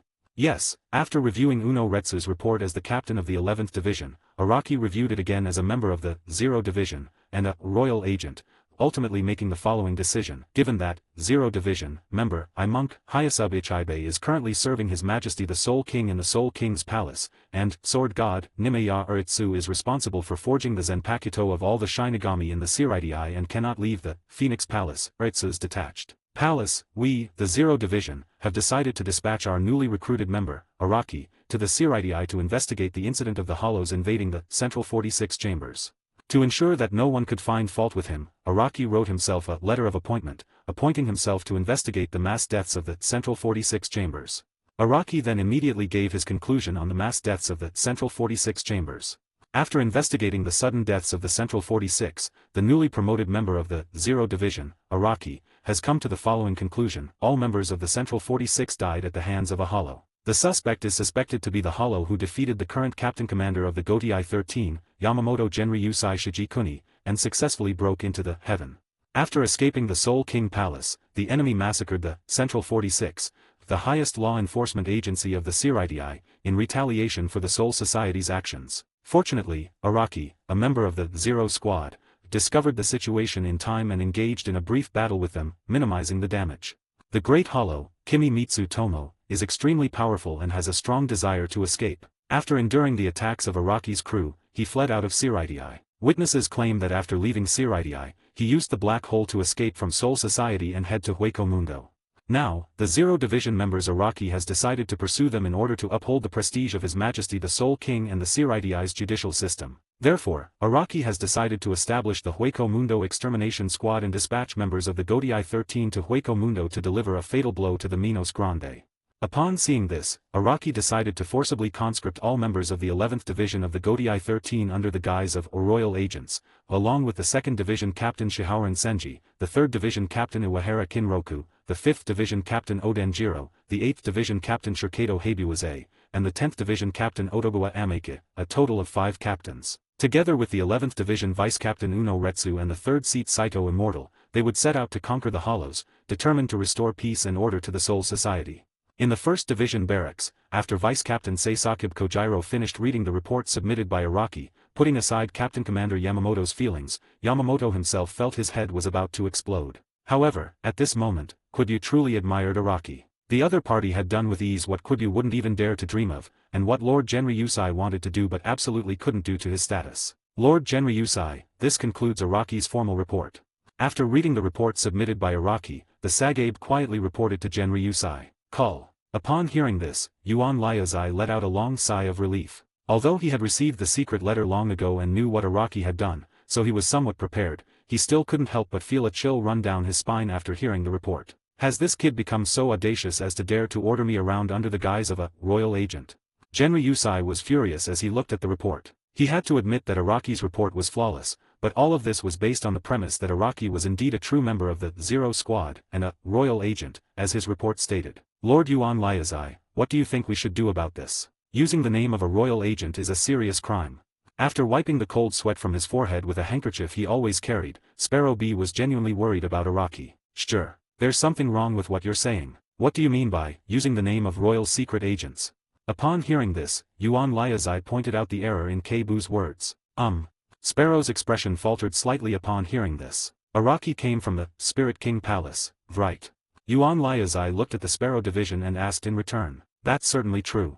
Sparrow nodded slightly. Araki had indeed returned from the Soul King's palace. This was no secret within the Godai 13, and it had even sparked a heated discussion at the time. Since Araki returned from the Spirit King's palace, and when Araki was wearing the Zero Squad uniform and claimed to be a royal agent, His Majesty the Spirit King did not deny it, then Araki is a member of the Zero Squad. Yuan Liazai watched as the Sparrow division diligently instructed. I see, I've learned something new. Sparrow's eyes widened upon hearing this. He never imagined it could be done this way. And this report? Quibbu looked at Yuan Liazai and asked. Of course it was approved. Just as Araki said, we will dispatch the captains of the 4th Division, Shirjima Chidori the captain of the 7th Division, Shigemitsu Teiketsuna the captain of the 9th Division, Nagami Ine Tetsu the captain of the 12th Division, Zenjoji Yuban and the captain of the 13th Division, Gakuto Seizo. A total of 5 captains will join forces with all the members of the 11th Division of the Godai 13 to fully cooperate with Araki, a member of the Zero Division, in his operations in Hueco Mundo. After a moment's thought, Yuan Liazai made a decision. Forehead. Lord Genryusai, Araki has applied to go with him to Hueco Mundo to defeat the Great Hollow Mitsujimihaba. It seems that the captains of the 2nd Division, 3rd Division, 5th Division, the 8th Division, and 10th Division, are among them. After listening to Genryusai's words, the Sparrow Department offered a reminder. Is that so, Kojiro? I suggest you think about it carefully. After hearing what the Sparrow clan said, Yuan Liazai gave them a faint smile, a smile that seemed to conceal a murderous intent. The Sparrow Division fell silent upon seeing this. Oh dear. Lord Genryusai, I'm so sorry. My eyes were a bit blurry just now, and I couldn't see this report clearly. Just as you said, Araki applied to go to Hueco Mundo with the captains of the 4th, 7th, 9th, 12th, and 13th Divisions. Sigh, you see, my eyes are really failing me. After a brief silence, Sparrow first rubbed his eyes, then showed a look of realization. Haha, Kojiro, it seems you really should take a break. After hearing what Suzabu said, Genryusai first showed a hint of aptitude for the young man, and then continued, I remember when Araki came back to our squad, he seemed to mention a kid named Okabe something. It is said that the kid is quite talented. Why don't you share some of your work with that kid and test his abilities? It's Genjiro Oki. Sparrow first reminded Genryusai Oki's full name, then nodded slightly in agreement with Genryusai's words. He is indeed a very talented and capable young man. I have promoted him from an ordinary soldier to the position of captain. I believe that given time he will definitely become a talent that can help Genryusai-sama solve his problems. You can arrange it. Yuan Liazai nodded in relief upon hearing this. Alright, you may leave now. Yuan Liazai first waved to the Sparrow Division, indicating that they could leave, but then called out to them as they turned to leave, saying, oh, right. Don't forget to pass on a message to that foolish disciple, Araki for me. Page 57. Upon hearing this, Quibbu stopped in his tracks, turned around, and respectfully said to Yuan Liazai, please speak. Tell him, I am still in charge of the Godai 13. He has no right to interfere in personnel changes. If he is not satisfied, he should quickly become stronger than anyone else in the world. Then he can remove me from the position of Captain Commander. After saying that, Yuan Liazai left without looking back. Yes, sir. Sparrow broke out in a cold sweat upon hearing this. He suddenly realized that Lord Genryusai could be quite childish at times, but since it was the Captain Commander's order, he naturally had to carry it out. So, before the massive interdimensional gate connecting Siraidii to Hueco Mundo, the first Hueco Mundo expeditionary force of the Godai 13, formed after Waiwaka's invasion of Soul Society, assembled. Ugh, this is so annoying. I'm already like this, why do I still have to work? Shishima Chidori, the former captain of the 4th Division and now the captain of the 1st Platoon of the Hueco Mundo expeditionary force, looked at the blazing sun overhead with a slightly tired expression. He was filled with a sense of dejection and a complete lack of fighting spirit. Haha, I didn't expect Captain Araki to call me on something like this. You're a really nice guy. The former captain of the 7th Division, now the captain of the 2nd Platoon of the Hueco Mundo Expeditionary Force, Nobuaki, carried his Zanpakuto and laughed wildly at Araki. He, I can't wait to crush those hollows' heads. These words were spoken by Zenjoji Yuban, the captain of the 4th Squad and former captain of the 12th Division. I never thought that an old man like me would still have a use for me at my age. Not bad, really not bad. The 5th Squad leader, former captain of the 13th Division, Seizo Nikotsu, looked at Araki with a smile. The weather is really nice today. When should we set off? The 3rd Squad leader, former 9th Squad leader Kenti Kumine, was already eager to try his hand at it. Araki stood before the 11th Division members, looking at the captains who had gathered under his orders, and gradually fell into deep thought. Who the hell are you guys? Araki had a string of MMPs running through his mind, but he didn't know whether he should say them or not. Suzume, come here. Left with no other choice, Araki called over Kojiro Seisakib. Tell me now, where are all the people I asked for? Why did they send these incompetent few? Araki pulled Suzabu to a shady spot, glanced at the demons and monsters he had summoned, and his eyelids twitched violently. He then asked Suzabu a question. Lord Genryusai asked me to pass on a message to you. Instead of answering Araki's question, Sparrow took a deep breath and summarized Genryusai's words to Araki. Lord Genryusai said that if you want his power, go and defeat him. He's left everything you want there. Chapter 62 Baran, your grandpa is back. Huh.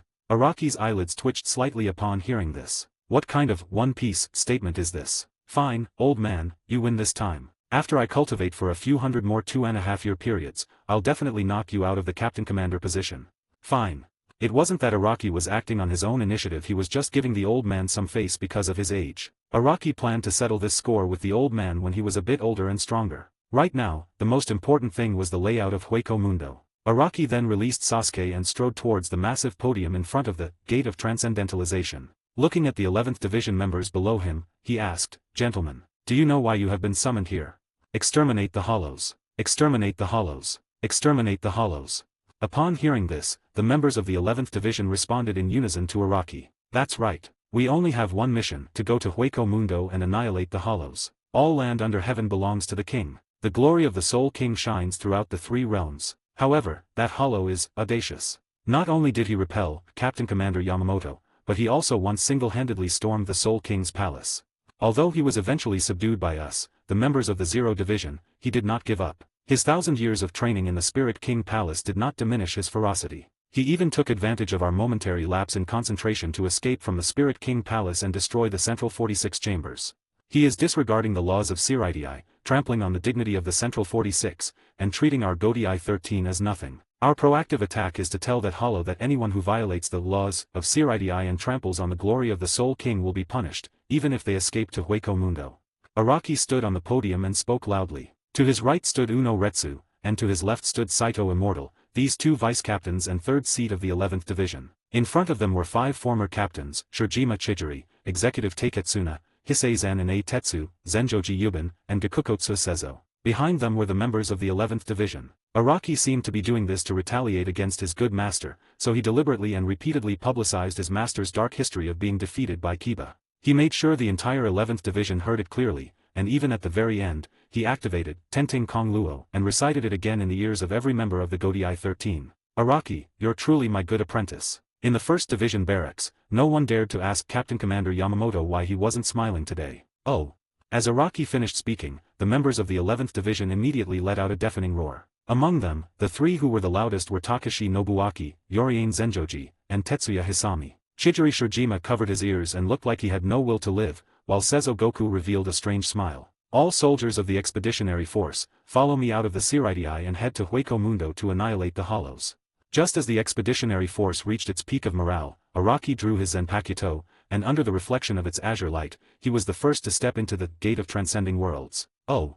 Immediately afterwards, the soldiers of the Expeditionary Force rushed into the area following Araki's figure. In reality, given the current technology in Soul Society, creating a portal that allows Captain-level Shinigami to pass through reliably and successfully travel from Soul Society to Hueco Mundo would require at least 3 to 5 years of preparation. Furthermore, this technology is entirely in the hands of the major noble families. Even Araki and the Godii 13 lack it. As for how Araki created this enormous gateway, it's actually quite simple. In reality, Araki's gateway is just a giant wooden door. Behind the wooden door is a black cavity left by Tomo before going to Hueco Mundo. There was no other way. Araki, who didn't know much about technology, had to resort to drastic measures. With Araki and the other 13 division captains gone, a power struggle is raging within the Godii 13 and the entire Siraidii over the vacant positions left by the captains. Because Araki took away 5 captains this time, the 4th, 7th, 9th, 12th, and 13th, and counting the entire 11th division that was transferred away, as well as the 6th division that was pushed out as a scapegoat, the huge Godii 13 is now missing a total of 7 captains. The Godii 13 is currently half strength, but the captain's position can't remain vacant forever while everyone who went to conquer Hueco Mundo returns. And so, as the Hueco Mundo Expeditionary Force left Siraidii, the captains, once again commanded by Genryusai, stepped forward one by one. First, regarding the vacant position of the 4th Division captain, Genryusai appointed Kairanji Tenjiro, the owner of the Restoration Hot Spring, as the new 4th Division captain. He also explicitly ordered Kairanji Tenjiro to create a squad that could face any enemy invasion and provide timely medical care to the squad members in the shortest possible time. It's important to understand that while the original Godai 13 did have a medical squad, this so-called medical squad merely found ways to remove wounded soldiers from the battlefield, then abandoned them on sickbeds. Whether the wounded soldier survived depended entirely on the Soul King's mood at the time. After discussions between Genryusai and the current acting heads of the 5 great noble families, the position of captain of the Godai 6 was given to the Kukiki family, one of the top noble families in Seoul society. The current acting head of the Kukiki family will assume the role, using the Kukiki family's reputation accumulated over millions of years in Seoul society as a model for the nobles. At the same time, the Kukiki family will provide manpower for the academy that Genryusai wants to establish. As for the 7th Division, Genryusai, he was given the position of head of the Seoul Society's top noble family, Tsuneyashiro, which was on par with the Kukiki family and even had the air of a noble family. This helped him completely solidify his position and made him the current head of the Tsuneyashiro family. In return, the current head of the Tsuneyashiro family would provide Genryusai with all the knowledge he needed to run his school. Genryusai left the 9th Division to the Shiba family, another of the top noble families in Seoul society. Originally, Genryusai intended to give the 10th Division to the Shiba family, but considering that Wang Dichuan Yuxi had gained Araki's approval, Araki chose Wang Dichuan Yuxi to be a member of the expeditionary force. It meant that Wang Dichuan Yuxi was more stable than the other captains of the 1st Godai 13. Therefore, Genryusai kept Wang Dichuan's position and gave the 9th Division to the Shiba family. At the same time, the Shiba family will be the first of the 5 great noble families to enroll in the academy run by Genryusai, including the 2nd Division where Shihaoren Senhito belongs, for out of the 5 great noble families have now joined the Godai 13. As for the last and most mysterious family among the 5 great noble families, they prioritize matters of hell above all else. They are not interested in the affairs of Seoul society and will not get involved in Seoul society's affairs unless there is a crisis that will destroy Seoul society. Therefore, they have not sent any family members to become captains of the Godai 13. In a very short time, Genryusai obtained the material resources from the Shihaoren family, known for their divinely bestowed weapons, the human resources from the Kukiki family, who compiled the Seoul Society Codex, the knowledge from the Tsuneo family, who possessed almost all the books in Seoul Society, and the full support from the Shiba family, which was on par with the above 3 families. It seemed that Genryusai had gathered all the necessary elements to establish his school. Thus, the predecessor of the True Spiritual Arts Academy, the Death God Academy, was officially established. As for the remaining vacant, the 12th Division, and 13th Division, it seems that Yamamoto Genryusai, the new captain of these divisions, has already decided on his candidates. General Squad, Special Agents, Support, Medical, Rescue, Nobles. It seems that the current Godai 13 is evolving into the fully fledged Godai 13 of later generations. For a time, both the Godai 13 and the Siritii gave people a feeling that everything was in need of rebuilding. Hueco Mundo. Las Noches. Rather than a palace, it was merely an open-air terrace with a throne upon it, upon which sat a skeleton dressed in a black robe and wearing a golden crown. However, this is not a dead skeleton. The skeleton wearing a black robe is the king of Hueco Mundo, the high-ranking Hollow Vastad Baragan Ruizenban, who has lived since ancient times and possesses the power symbolizing aging. Baran had a dream. He dreamt of a time long ago, couldn't remember if it was 1,000 or 2,000 years ago when he hadn't yet become the king of Hueco Mundo. In that world of endless white sand, there was a being who could rival him. It was a giant beast that could evolve infinitely. Despite being only a mid-level hollow, Ajichas,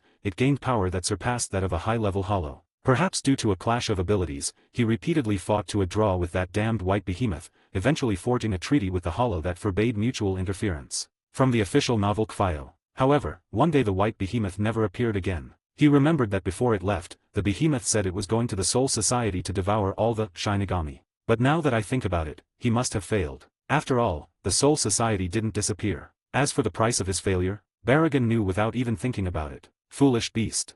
Baragan sat on the throne with a hint of arrogance in his expression. This was because he possessed not only power but also intelligence unlike that of the giant beast. The one sitting on this throne was not that fool but him, the virtual king, Baragan. Balergan, your grandpa is back. Just as Baragan sat on his throne reminiscing about the past and mentally condemning the behemoth as utterly worthless, a tremendous spiritual pressure and a roar came from the distant hollow forest, traveling through the spiritual particles in Hueco Mundo towards the entire legacy of Las Noches. Upon hearing the familiar voice, Baran shuddered so much that his crown fell to the ground. Are those Grim Reapers useless? This bastard even went to the Soul Society and you still couldn't kill him. After a shiver, Baran was filled with rage at the incompetence of the Grim Reapers. The Great Void Forest. Smack, smack, smack.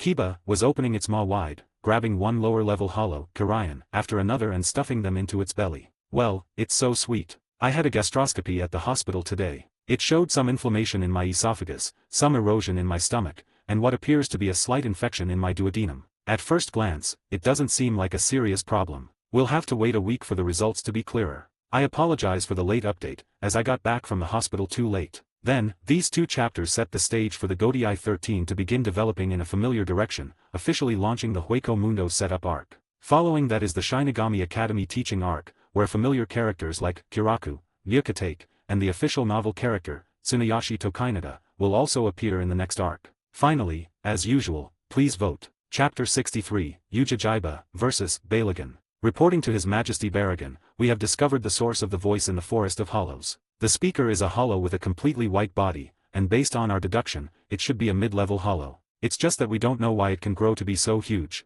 Several medium-level Ashikas, hollows with insect-like features, such as katydids and crickets, addressed Baragan, who sat on the throne. You damned brat. Even after being educated by those weak Grim Reapers for thousands of years, you're still as utterly rude as ever.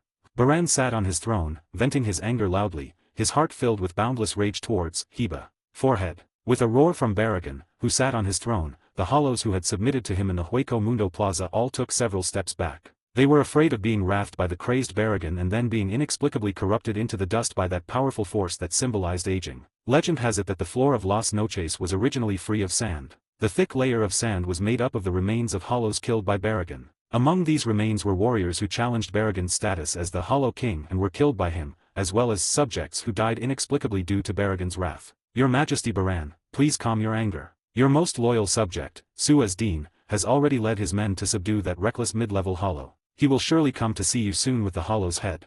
Just as Baragan was about to unleash his fury, a mid-level hollow approached him and respectfully addressed him. Stupid. Utterly stupid. Page 58. Upon hearing his subordinate's words, Baran was so angry that he stood up abruptly from his throne. Just as you said, that intermediate hollow who dared to challenge your glory is simply foolish.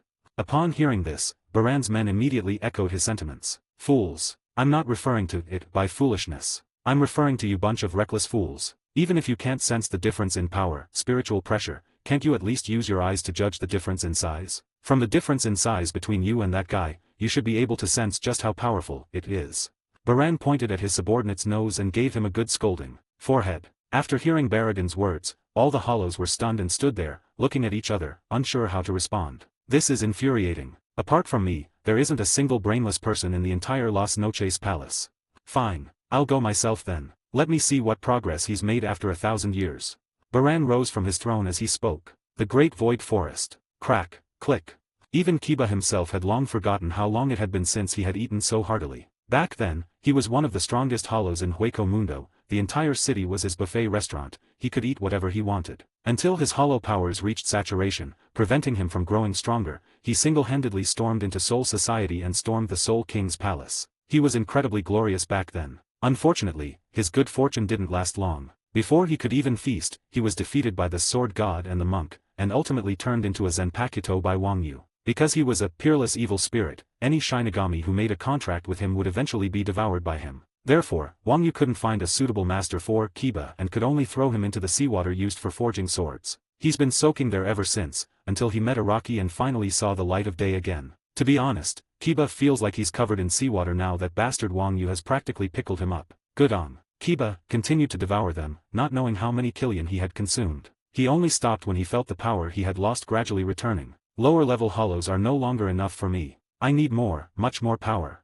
Kiba tossed aside the killion it was about to devour. The pitch-black killion howled in pain, as if it were a toy, allowing Kiba to smash it into a puddle of mud. Kiba slowly rose from the ground, his orange-yellow eyes, like those of a lighthouse, constantly searching. He knew he had to move forward. He needed to go deeper into Hueco Mundo, where there were hollows even more powerful than the killion. You scoundrel! Weren't you the one who insulted my king just now? Just as Kiba was dragging its massive body, which resembled Mount Everest, and was about to continue moving forward, a hoarse voice entered Kiba's ears. Upon hearing this, Kiba bent down and looked over, only to see a group of mid-level hollows appear in front of him without him noticing. This made Kiba slightly drooling. Among them, the leader of the group of intermediate hollows is a powerful being who has gone far in the intermediate hollow level and is even close to touching the edge of the upper hollow, Vastad. The intermediate hollow, that had already touched the edge of a Vasto, had its upper body transformed into human form, but its lower body still had a long string of dense abdominal legs like a centipede, and it was he who had just roared at Kiba. "Do we know each other that well?"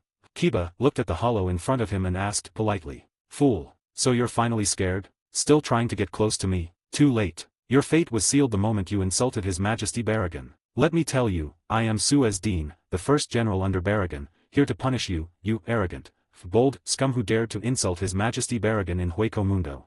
Suez-Din, holding a long fork, angrily berated Kiba. "Kill, kill, kill."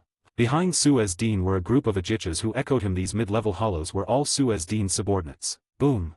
Just as Suez-Din and his Ajichas roared at Kiba, Kiba suddenly moved. Contrary to what the hollows had expected, Kiba's speed did not decrease because of its size. On the contrary, Kiba's attack speed was as fast as a blur in the eyes of the hollows. With a sudden gust of wind, before the Ajichas could react, their leader, a mid-level hollow who had touched the edge of Hueco Mundo and was also a powerful general under Hueco Mundo Emperor Baragon, was captured by Kiba. "Someone as trash as you is actually the top general under Baragon." "Kiba," Suez-Din asked coldly, clutching the sword in his hand. "How can you be so strong?" Suez-Din was no longer as arrogant as before. The moment Kiba made his move, he felt the enormous difference in strength between them. When he faced Kiba's immense power, enough to easily lift a mountain, he felt as if he were facing Hueco Mundo's Emperor Baragon, and his heart was filled with a sense of powerlessness. "Since you are Baragon's underlings, did Baragon never tell you who I really am?" Kiba asked the hollow in his hand. Suez-Din and his henchmen fell silent after hearing Kiba's words. They truly did not know Kiba's identity, nor had they ever heard Kiba's story from their master, Baragon. "Never mind." Kiba looked at the silent Suez-Din as if he already knew everything. He gave up trying to get information out of Suez and bit off the other man's head. Bright red fluid instantly gushed from Suez's headless body. Suck. With a series of sucking sounds, Suez's body quickly turned into a thin membrane, which was then stuffed into Kiba's mouth, leaving Kiba wanting more. Yes, Kiba loved eating these mid-level hollows that were about to evolve. The taste was simply divine. What? After Suez disappeared into the mouth of Kiba, the group of mid-level hollows that Suez had brought were completely dumbfounded. They stared blankly at the giant beast in front of them, so much so that they forgot to run away. Run. By the time the group of mid-level hollows realized they needed to escape, it was already too late. A rustling sound came from the sky, and the cold white light shining on their heads suddenly dimmed. The moon, which always radiated a cold and piercing light, had disappeared from the sky at some point, no longer illuminating these intermediate-level void beings. What happened? As he sensed the changes around him, Desu subconsciously looked up and was immediately stunned by the sight in the sky. A snow-white face obscured the entire sky above them, and the constant rustling sound was not the sound of dust being stirred up by a gale, but rather the grinding sound of the great void's teeth, which were as large as mountains, constantly rubbing together. What? The hollows roared as they looked up at the sky, crimson flashes gathering in their mouths as they prepared to make a desperate attempt using Zero. Roar. Unfortunately, with a cloud of dust, the enormous face that had been obscuring the sky finally opened its gaping maw. The maw was so large that it blotted out the sun, and the throat was as deep as an endless abyss, so deep that one could not see the bottom at a glance. Long live His Majesty Baran.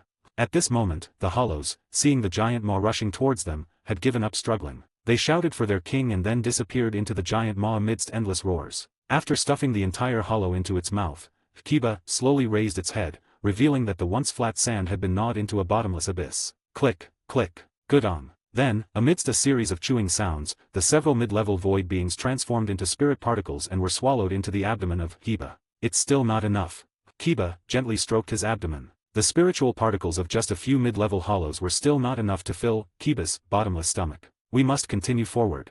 A moment later, after Kiba had completely digested everything in his stomach and transformed it into his spiritual pressure, his gaze turned to the deepest part of Hueco Mundo. "You bastard! What did you do to my men?"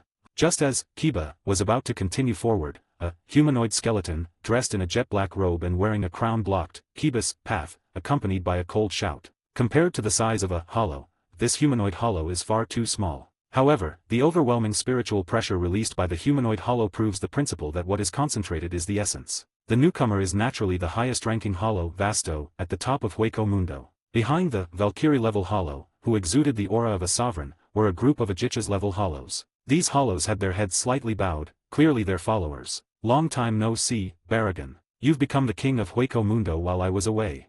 Hiba smiled as he looked at the ferocious face of the newcomer. What do you mean I became the king of Hueco Mundo while you were away? Beast, watch your words. This is disrespectful to me.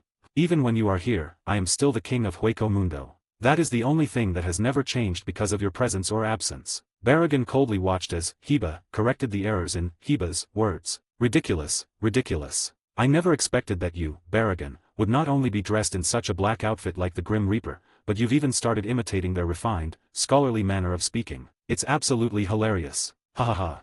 After hearing Barragan's words, Hiba laughed loudly, mocking Barragan for calling himself the virtual king while imitating the Grim Reapers. That's nonsense. It seemed that Hiba's words had touched Baelgong's sore spot. He let out a roar, and a dark aura was instantly released from his body, engulfing Hiba. You know your abilities have never worked on me. Hiba sneered at Barragan's attack, his body instantly transforming into countless tentacles that blocked the dark aura of death. The moment Hiba's tentacles touched the deathly aura of Barragan, his countless tentacles showed signs of aging, then turned into countless fragments and finally disappeared into the air. You've become weaker, beast. Upon seeing the scene before him, a glint seemed to flash in Baran's dark eyes. Humph. After hearing Barragan's words, Hiba snorted coldly and increased the frequency of releasing its tentacles. When the number of tentacles exceeded the number of death auras released by Barragan, even Barragan, who had become the king of Hueco Mundo, had to temporarily avoid the Hiba's sharp edge. Boom.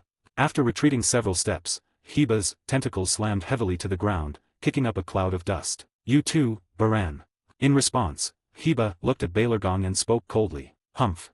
This time it was Baran's turn to let out a cold snort. Hiba and Baelgong. One of them was the original ghoul who had been imprisoned in the Spirit King Palace for countless years and whose strength had declined drastically. Page 59. One is the Hollow King, who possesses the bug-level ability of aging, but has not encountered an opponent for countless years since Hiba left Hueco Mundo, thus neglecting his training. In an instant, the two beings, one white and one black, standing at the pinnacle of the Great Void, engaged in a fierce battle at the edge of the Great Void Forest. A long chapter of 4,000 words, and more. Chapter 64, Hollow Circle, nurtures void people. Boom, boom, boom.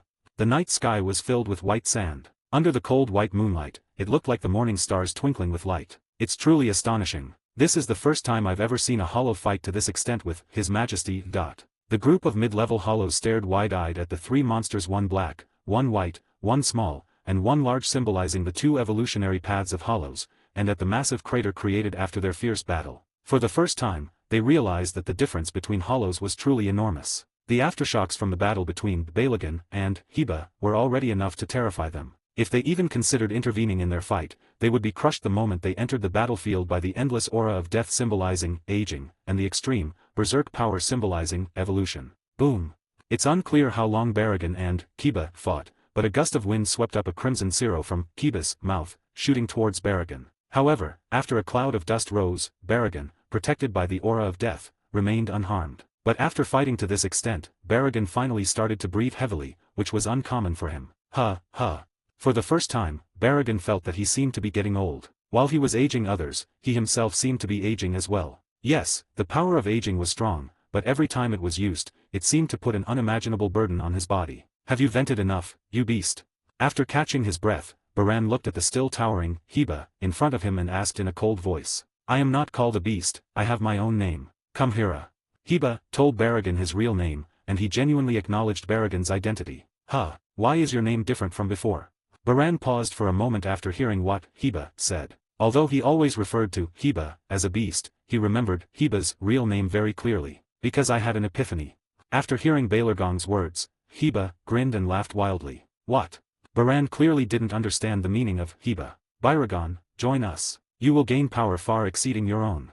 Before Baelgong could say anything, Hiba sent an invitation to Baelgong. In fact, Hiba originally did not want to invite Barragan. In his opinion, the Barragan he devoured was the best Barragan. Hueco Mundo was so small that it never needed two bosses. But what could he do? Araki had given him a death order, insisting that he find a way to summon the Vasto Lord's level hollows wandering in Hueco Mundo. At the same time, Araki also ordered him not to devour Wa-level hollows without reason, which made little Hiba very anxious. You should know that Wa-level hollows are the top delicacies in Hollow Kingdom. Humph. Although I don't understand what you mean, as long as I refuse all your invitations, that's the right thing to do.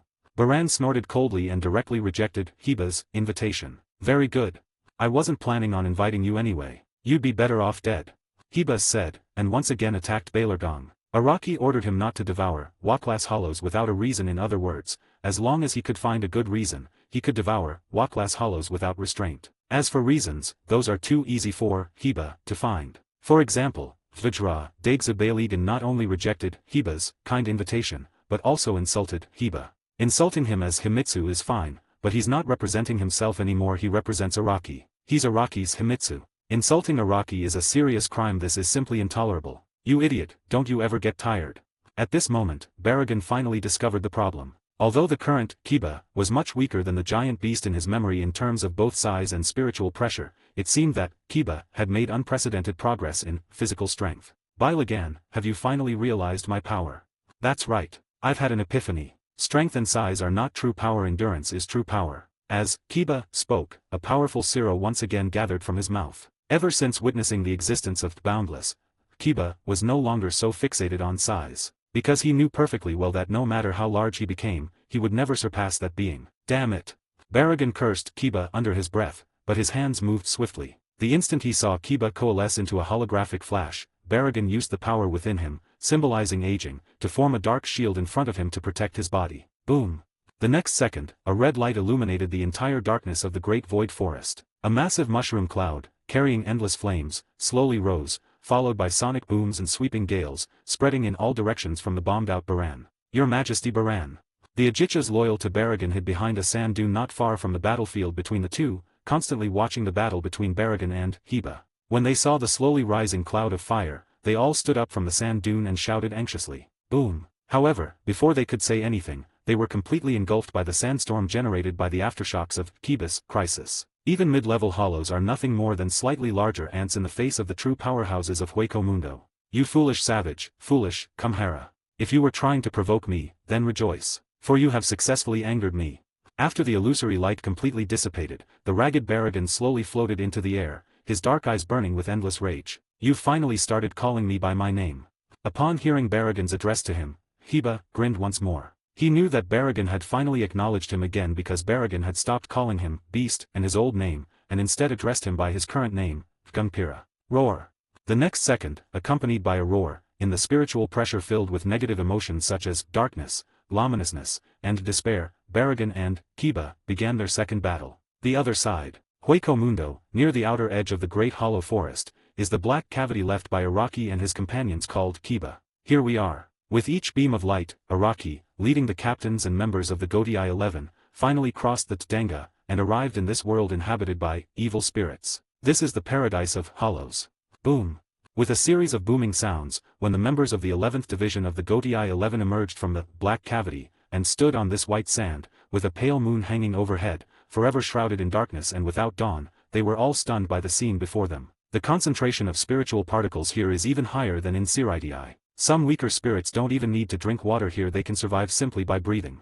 Among the 11th Division, some members who were very sensitive to the concentration of spiritual particles in the environment showed a hint of surprise on their faces after closing their eyes and sensing the concentration of spiritual particles contained in the air of Hueco Mundo. Clearly, in their stereotypical view of Hueco Mundo, it should be a barren place, a place without any value. However, when they actually arrived in Hueco Mundo, they discovered just how good the environment was for some weak spirits. If we were fighting in an environment teeming with spiritual energy like this, I feel like I could kill a Killian all by myself. One of the 11th Division commanders spoke arrogantly after sensing the abundant spiritual particles in Hueco Mundo's atmosphere. Idiot, do you think you're the only one who will receive a power boost in this environment? Those hollows you consider enemies, including the Killian, will also receive the same boost as you. So, if you can't beat them now, you still can't beat them. However, someone soon poured cold water on this official's enthusiasm. Although this is the truth, since everyone received an increase, it's equivalent to not receiving any increase at all. Seems like it. As a result, the Shinigami soldiers, who had initially felt their strength increase due to the increased concentration of spiritual particles in the air and whose confidence had begun to swell, suddenly deflated like punctured balloons. Roar! Just as the members of the 11th Division were sensing the changes in the spiritual particles in the air and adapting to the combat environment of Hueco Mundo, one roar after another slowly came from the forest not far away. Wow! Such powerful spiritual pressure. Instantly, all the members of the 11th Division drew their Zanpakuto from their waists. Two extremely powerful hollows are fighting. Judging from their immense spiritual pressure, they should be two Vasto lords. As Takashi gazed at the distant forest, a few beads of cold sweat appeared on his forehead. He wasn't terrified by encountering two Grand Minos Grande with strength comparable to, or even surpassing, captain-level Shinigami, like Rokiguru. Upon entering Hueco Mundo he was excited. Hueco Mundo truly never disappoints. Vasto. I've never seen one before. I really want to see what's inside the head of a high-ranking hollow. When Consort Zenjoji looked at the dark forest not far away, she became eager to try it out. If it weren't for Araki holding him down, he probably would have ventured into the great hollow forest alone. Of these two spiritual pressures, one belongs to that guy, Kiba, and the other, which is comparable to Kiba, is unfamiliar. Could it be the Wacko? Or could it be that guy Baragon? At the same time, Araki had deduced from the spiritual pressure of the two hollows that one of them was Kiba, and the other was most likely Baragon. Interesting. So, the second hollow I'll convert will be Baragon. After Araki basically confirmed that the hollow who fought Kiba was Baragon, he made a decision. The first step in his plan to build Hueco Mundo would be to subdue a group of hollows. He's Araki, a figurehead who keeps empty shells. Saushik, don't be grateful. I'm just helping you inspect the goods, to see if these hollows are obedient and useful. I won't take them away directly, so don't worry, I'll take them all away after you strengthen them with the Hogyaku. Yes, Araki wouldn't steal Aizen's credit. Let's leave the high-level research on hollows becoming Shinigami, and Shinigami becoming hollows to the genius Aizen. Araki only wanted to be an ordinary person who reaped the rewards, nothing more. Years later, when the resurrected Waiwak, leading his stern ritter, confidently stormed into Soul Society, and smiled triumphantly at the ruins. Then Waiwak looked at the group of first-generation Godii 13 who had not only survived but had become even stronger due to their mastery of holification, who had descended from the Soul King's Palace and the Crystal Palace, as well as the 12 Arankar of the Vasto Lord class whose compatibility with the Quincy was extremely poor, and gradually fell into deep thought. Yuha frowned. Father wants me to go to the Spirit King's Palace to replace him, right? Chapter 65 The Frenzied Infighting of the Godii 11. Speaking of which, this is Hueco Mundo, right? Page 60. After the members of the 11th Division gradually adapted to the spiritual particle concentration in Hueco Mundo, someone raised a question. Isn't that obvious? Didn't you feel those two chilling spiritual pressures just now? Upon hearing this, one of the team members countered the question by asking a question in return. If this is Hueco Mundo, why haven't we encountered any hollows since we arrived here, aside from sensing the spiritual pressure of the hollows? At this moment, the 11th Division member, who was full of questions, continued to raise his own questions. This is because... The 11th Division member who had answered the question suddenly froze. After thinking for a moment, he nodded vigorously. You know what? Since we came to Hueco Mundo, it seems we haven't encountered a single hollow. Why is that? Could it be that those hollows are too scared to approach after sensing our captain's spiritual pressure and aura? That's strange. Ordinary hollows shouldn't be very sensitive to spiritual pressure. Upon hearing this, the 11th Division member, who had been constantly asking questions since arriving in Hueco Mundo, showed a hint of doubt. Gentlemen, let me explain. Just as everyone was wondering, Araki, the captain of the Hueco Mundo extermination team, brought in a huge rock and used it as a podium for his speeches. Oh, the captain is summoning us. When the members of the 11th Division saw that Araki had something to say, they all gathered around. Among them, the squad leader, Executive Taketsuna, Zenjoji Yubin, Gakuto Seizo, Hisami Ent, and Shirjima Chijiri also came over. Let me briefly explain. You've probably all noticed that even though we've been in Hueco Mundo for a while now, not a single hollow has appeared before us, right? Araki first kept everyone in suspense, then asked the question. That's true. Everyone nodded in agreement, as this was exactly what had been puzzling them. Actually, the answer is quite simple. Araki smiled as he looked at the reactions of the people in front of him, and began to introduce the dark forest not far from them. You have probably seen the forest not far behind us. The name of that forest is, the Forest of the Great Hollow. The Forest of Great Emptiness. That's not a very auspicious name.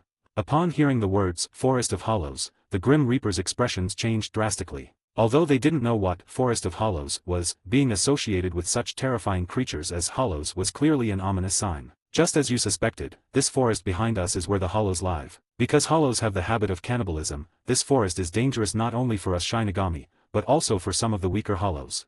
Of course, danger is often accompanied by opportunity. Therefore, hollows that seek evolution will actively enter the forest, while hollows that merely seek survival will stay away from it. That's why we haven't seen any hollows since we arrived in Hueco Mundo. In other words, the hollows in this forest behind us are all powerful hollows. Every hollow in it has the potential to evolve into a Killian, or even a higher level hollow. Some might even be hollows themselves. Araki explained to everyone why they couldn't see any hollows for so long. Of course, there was another half-sentence that Araki didn't tell everyone. The hollows within a radius of 20 spirit miles had long been eaten up by Kiba, who had arrived in Hueco Mundo beforehand, so of course they couldn't see any hollows. When the Shinigami members heard what Araki said, they were all shocked. It was the first time they had ever heard of such a dangerous place in Hueco Mundo. The place where a group of powerful hollows reside, the so-called Great Hollow Forest, in Hueco Mundo, is almost like the Siritii in Soul Society, except that one is a place where powerful Shinigami reside, and the other is a place where powerful hollows reside. And our destination this time is the forest behind me, inhabited by powerful beings within the hollow realm. That's right, we've come specifically to subdue the great hollows. You all need to prepare yourselves mentally. What you are going to face are not ordinary hollows, but monsters from the Killian and even beyond. Araki explained their Hueco Mundo subjugation team's plans to the 11th Division members present. Good on. When the Shinigami soldiers heard that their target was indeed a hollow, they all swallowed hard. Hollows. Those are absolutely forbidden existences for Shinigami. Even the lowest-ranking hollow, Killian, possesses spiritual pressure comparable to high-ranking officers or even vice-captains of Shinigami. In particular, Killian also possesses the powerful universal technique Zero. Faced with that crimson light symbolizing destruction, ordinary Shinigami can only feel despair. Although the members of the 11th Division all boast that they will go and fight Killian one-on-one, in reality, ordinary members will only be crushed to dust when they encounter Killian. This is still the lowest-ranking hollow. The mid-ranking hollows, with their higher evolutionary sequence, are beings that only captain-level Shinigami can deal with. Their strength surpasses that of the Seats. As for the legendary highest-ranking hollows, it is rumored that they are extremely rare in Hueco Mundo, and their combat abilities are even above those of captain-level Shinigami. However, judging from the spiritual pressure emanating from the depths of the forest just now, this rumor is still an overstatement. And now their captain was telling them that their hunting target in Hueco Mundo was this group of beings at the pinnacle of the hollows. How could this not make the Shinigami soldiers' blood boil? Their fighting instincts seemed to be awakened at this moment. Oh! One by one, the battle maniacs roared to the sky. If they weren't all wearing Shinigami armor, they would have looked like a bunch of warlike, evil spirits. Swastika. Araki looked at the excited faces of his squad members, and with a slight smile, he unleashed his Bankai. Instantly, the entire sky of Hueco Mundo seemed to be illuminated by Araki's Zanpakuto, and the azure light descended from the sky, calming the pounding hearts of everyone present. The crystal pool. Immediately afterwards, Araki gently touched the ground with his Zanpakuto after its Bankai. The next second, a huge bath made entirely of glass appeared before everyone's eyes. After the bath appeared, it continuously absorbed spiritual particles from the Hueco Mundo atmosphere, and then continuously produced spring water within the bath. This pool water. Yuo narrowed her eyes slightly as she looked at the bathtub in front of her, staring at Araki with a somewhat suspicious expression. Ahem, it was modified from your Bankai, and the hot springs with the airplane head. Araki sensed Uno's suspicion. He first wiped the sweat from his forehead and then spoke softly. The hot spring on the airplane head was also invented after I taught him a lesson with my Bankai. Before I beat him up, that guy was a notorious biker gangster in Soul Society. He often used his lightning-fast speed to cause trouble in Siritii. Upon hearing this, Mao gently explained to Araki. Forehead. Araki sensed an endless chill from Uno's calm tone, realizing that Uno must have done a terrible job cutting Kairanji back then. In short, as you can see, this pool can provide you with a continuous supply of healing water. As long as you don't die immediately after being injured, even fatal wounds can be healed through this pool. Of course, this is on the premise that the spiritual pressure in the pool is sufficient. In other words, if you want the pool to continuously provide water for healing, then go hunt hollows. The more hollow corpses you throw into the pool, the faster your injuries will heal. Araki explained the power of the pool he had created to the Shinigami soldiers. Oh, right, there's one more thing. Immediately afterward, Araki seemed to realize something. He gently waved the glass light in his hand in the sky, and the next second, a line of transparent subtitles appeared in the sky above the pool. The subtitles contained the names of the 11th Division of the Gotii 11 and a group of squad leaders, with the word 0 written after each name. What's this? The Shinigami soldiers looked at the transparent subtitles and asked in confusion. Oh, you mean this thing that looks like subtitles? Well, please wait here for a moment. Araki didn't know how to explain this to the Shinigami soldiers. After thinking for a moment, his body suddenly disappeared from the spot. The Shinigami soldiers looked at the vanished Araki with puzzled expressions. About 5 minutes later, Araki returned to the group of Shinigami soldiers once again. Captain, where have you been? The Shinigami soldiers looked at Araki, who had returned, and asked him in confusion. Sure, look at the sky. Upon hearing this, Araki calmly pointed to the top of everyone's heads. In the sky. The Shinigami soldiers followed Araki's finger, and their pupils dilated in shock. Something was falling from the sky. The things falling from the sky had enormous, jet-black bodies and skeletal faces with pointed noses, resembling clowns. One after another, they fell from the sky and into the pool of water. Killian. So many Killian. Were they all killed by the captain in just 5 minutes?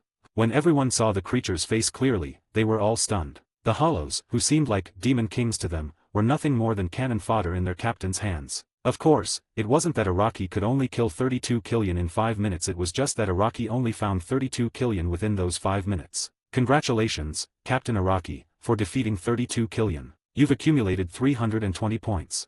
However, what shocked everyone even more was what happened next. Suddenly, the azure pool water emitted a sound, announcing Araki's achievement to everyone. At the same time, the data on the void panel floating above the pool water suddenly changed. Araki's name moved directly to the first position on the panel, and the score after Araki's name was written in large letters, 320. As you can see, that's exactly what happened.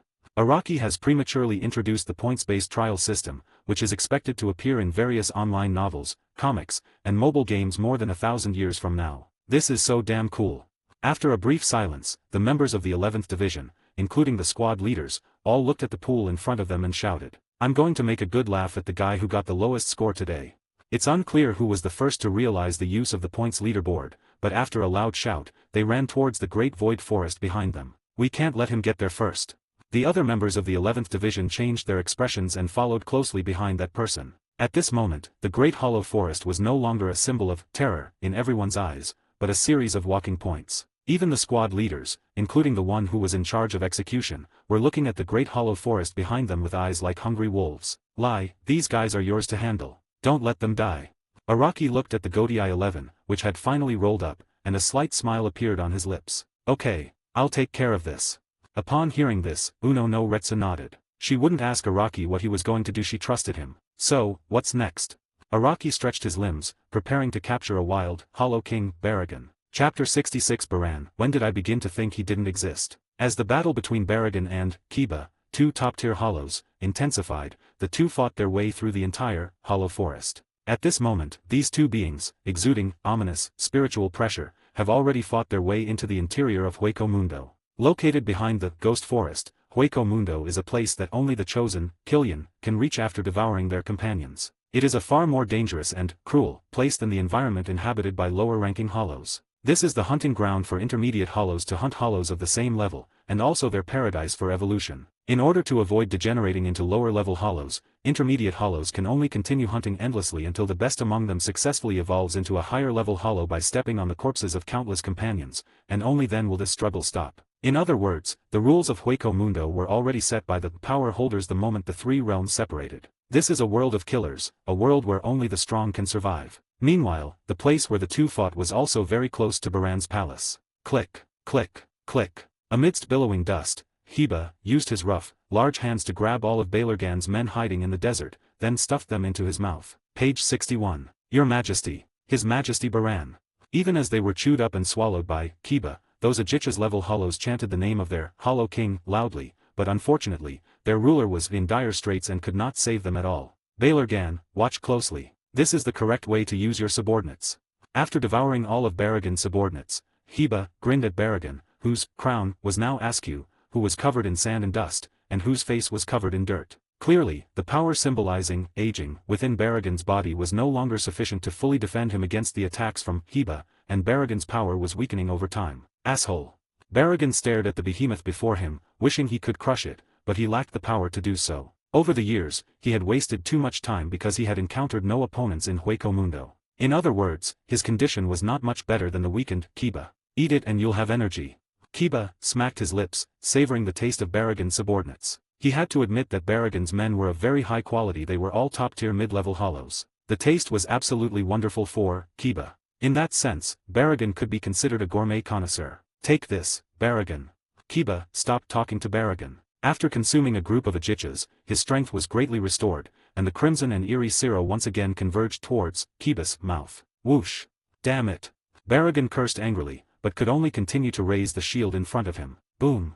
Another magnificent mushroom cloud has appeared. Hueco Mundo is unusually peaceful today. Let's end this battle between you and me, come here. Let's continue to coexist peacefully, using this great void forest as our boundary, just like before.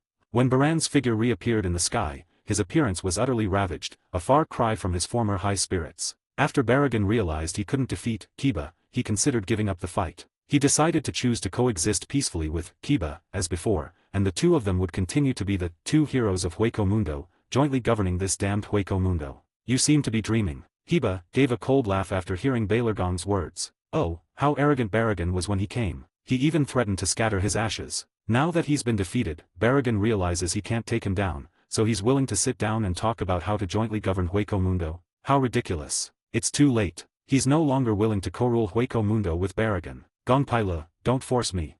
Baran clenched his fist and issued a warning to Heba. I really want to push you a bit today and see what you can do to me.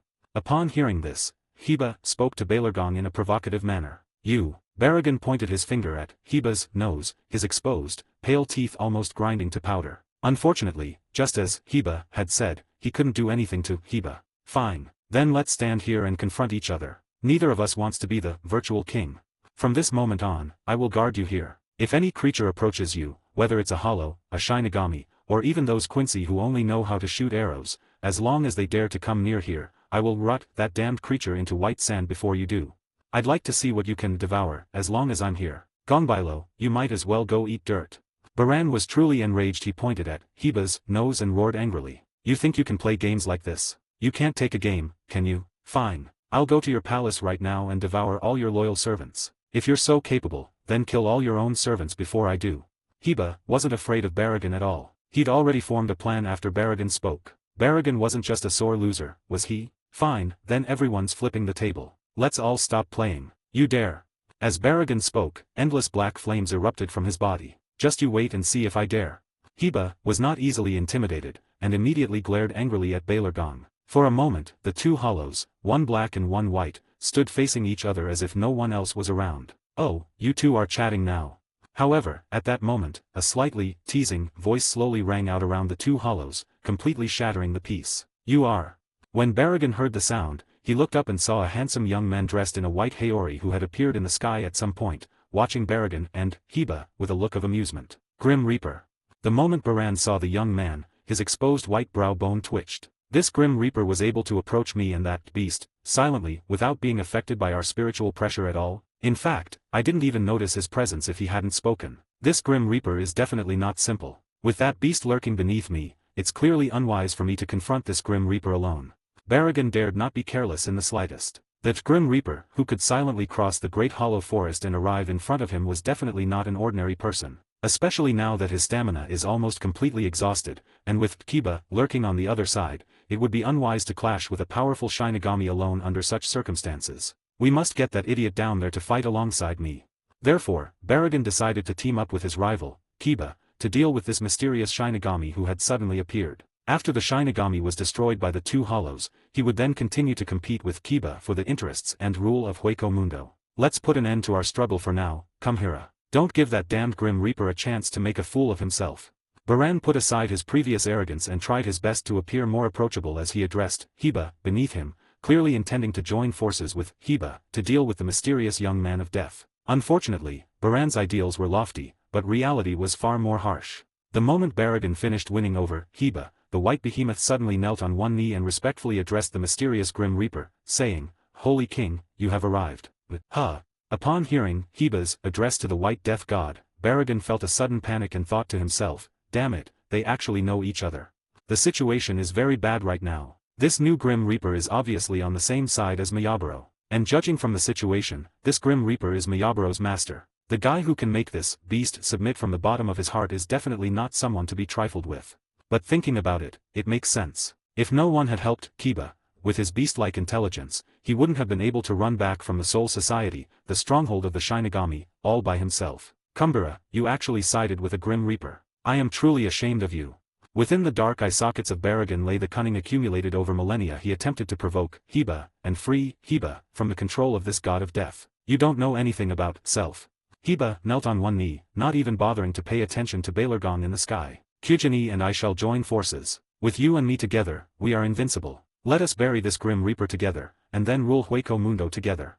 Seeing that Heba wasn't buying it, Baragon immediately switched to another tactic, first praising Heba to the point of exhaustion, and then painting a rosy picture for Heba. Humph. Heba didn't even bother to lift his head. If he did, he would consider it a loss if he even glanced at Baragon. Damn. Baragon felt a slight panic as he looked at the unmoved Kiba. Clearly, the Grim Reaper's control over Kiba was far beyond his imagination. Interesting. The Grim Reaper appearing above Baragon's head was none other than Araki. At this moment, Araki ignored Kiba, and instead began to examine the Vastad-level hollow with great interest. Araki didn't even need to ask the other's name just by looking at its appearance. He knew this Vayon was indeed Baragon. After all, its Bone King image was just too classic. Well, even more classic than Bone King himself. After all, it was a senior figure. You must be Baragon. Araki looked at Baragon and asked, feigning ignorance. Grim Reaper, are you here to persuade me to surrender? Are you planning to make me kneel before you like that beast? Baragon looked at Araki calmly, trying his best to maintain the dignity of a king. As for how panicked he was inside, only he knew. Just as you said, I am Baragon Ruizan, the king of Hueco Mundo. As the king of the Minos Grande, I will never submit to a mere Shinigami like you. So if you've come to persuade me to surrender, you'd better give up on that idea. Baran's attitude was very firm. He would rather die than submit to or pledge allegiance to the mere Grim Reaper. Swear allegiance to me? Of course not. Relax, don't be too hostile towards me. Actually, I'm here to help you. Araki looked at Baragon and said with a smile, how could someone as kind as him harm others? What do you mean by that? Death, I advise you not to try anything funny.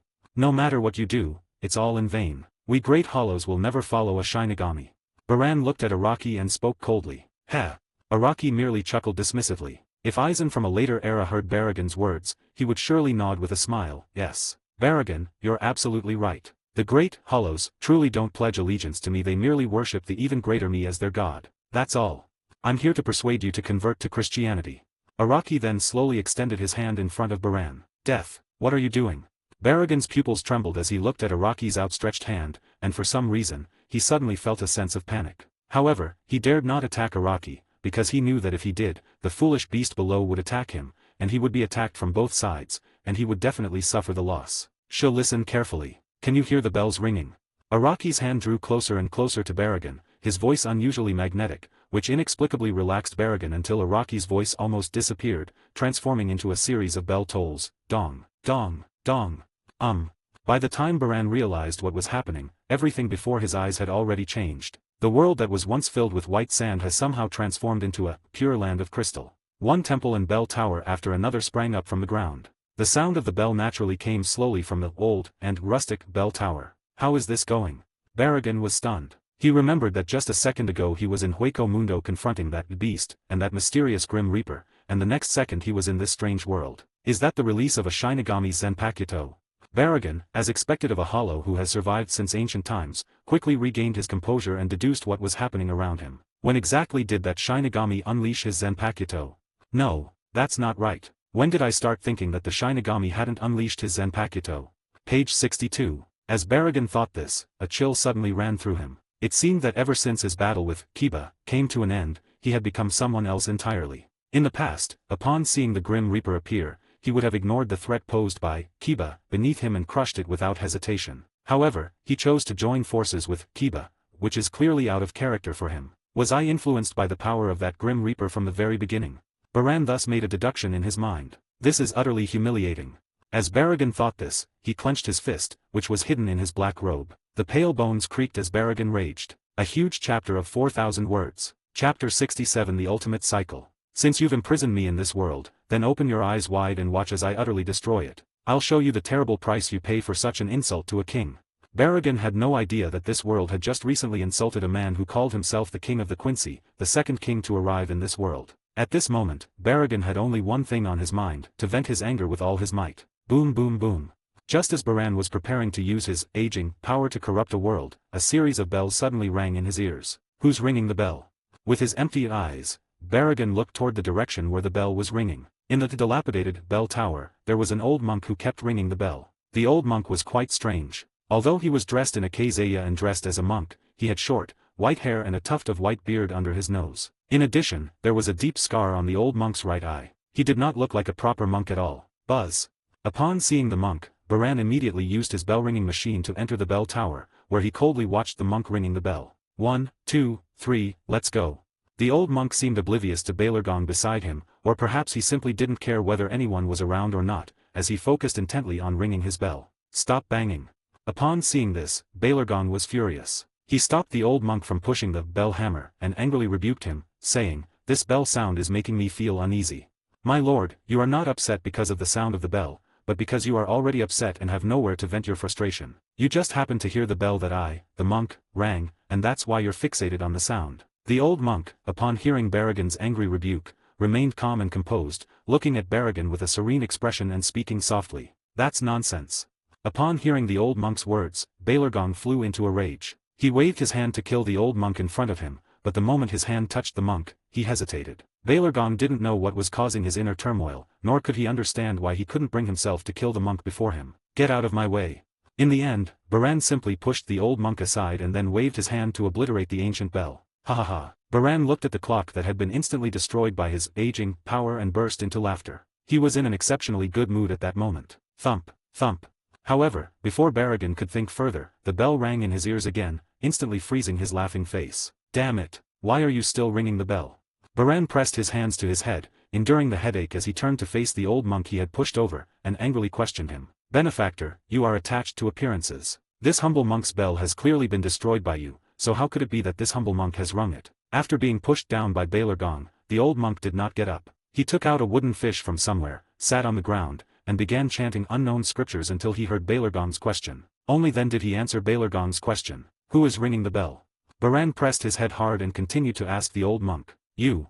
The old monk extended a finger, pointing to the cheek of Baran's remaining skeleton, with a kind and filial smile on his face. I.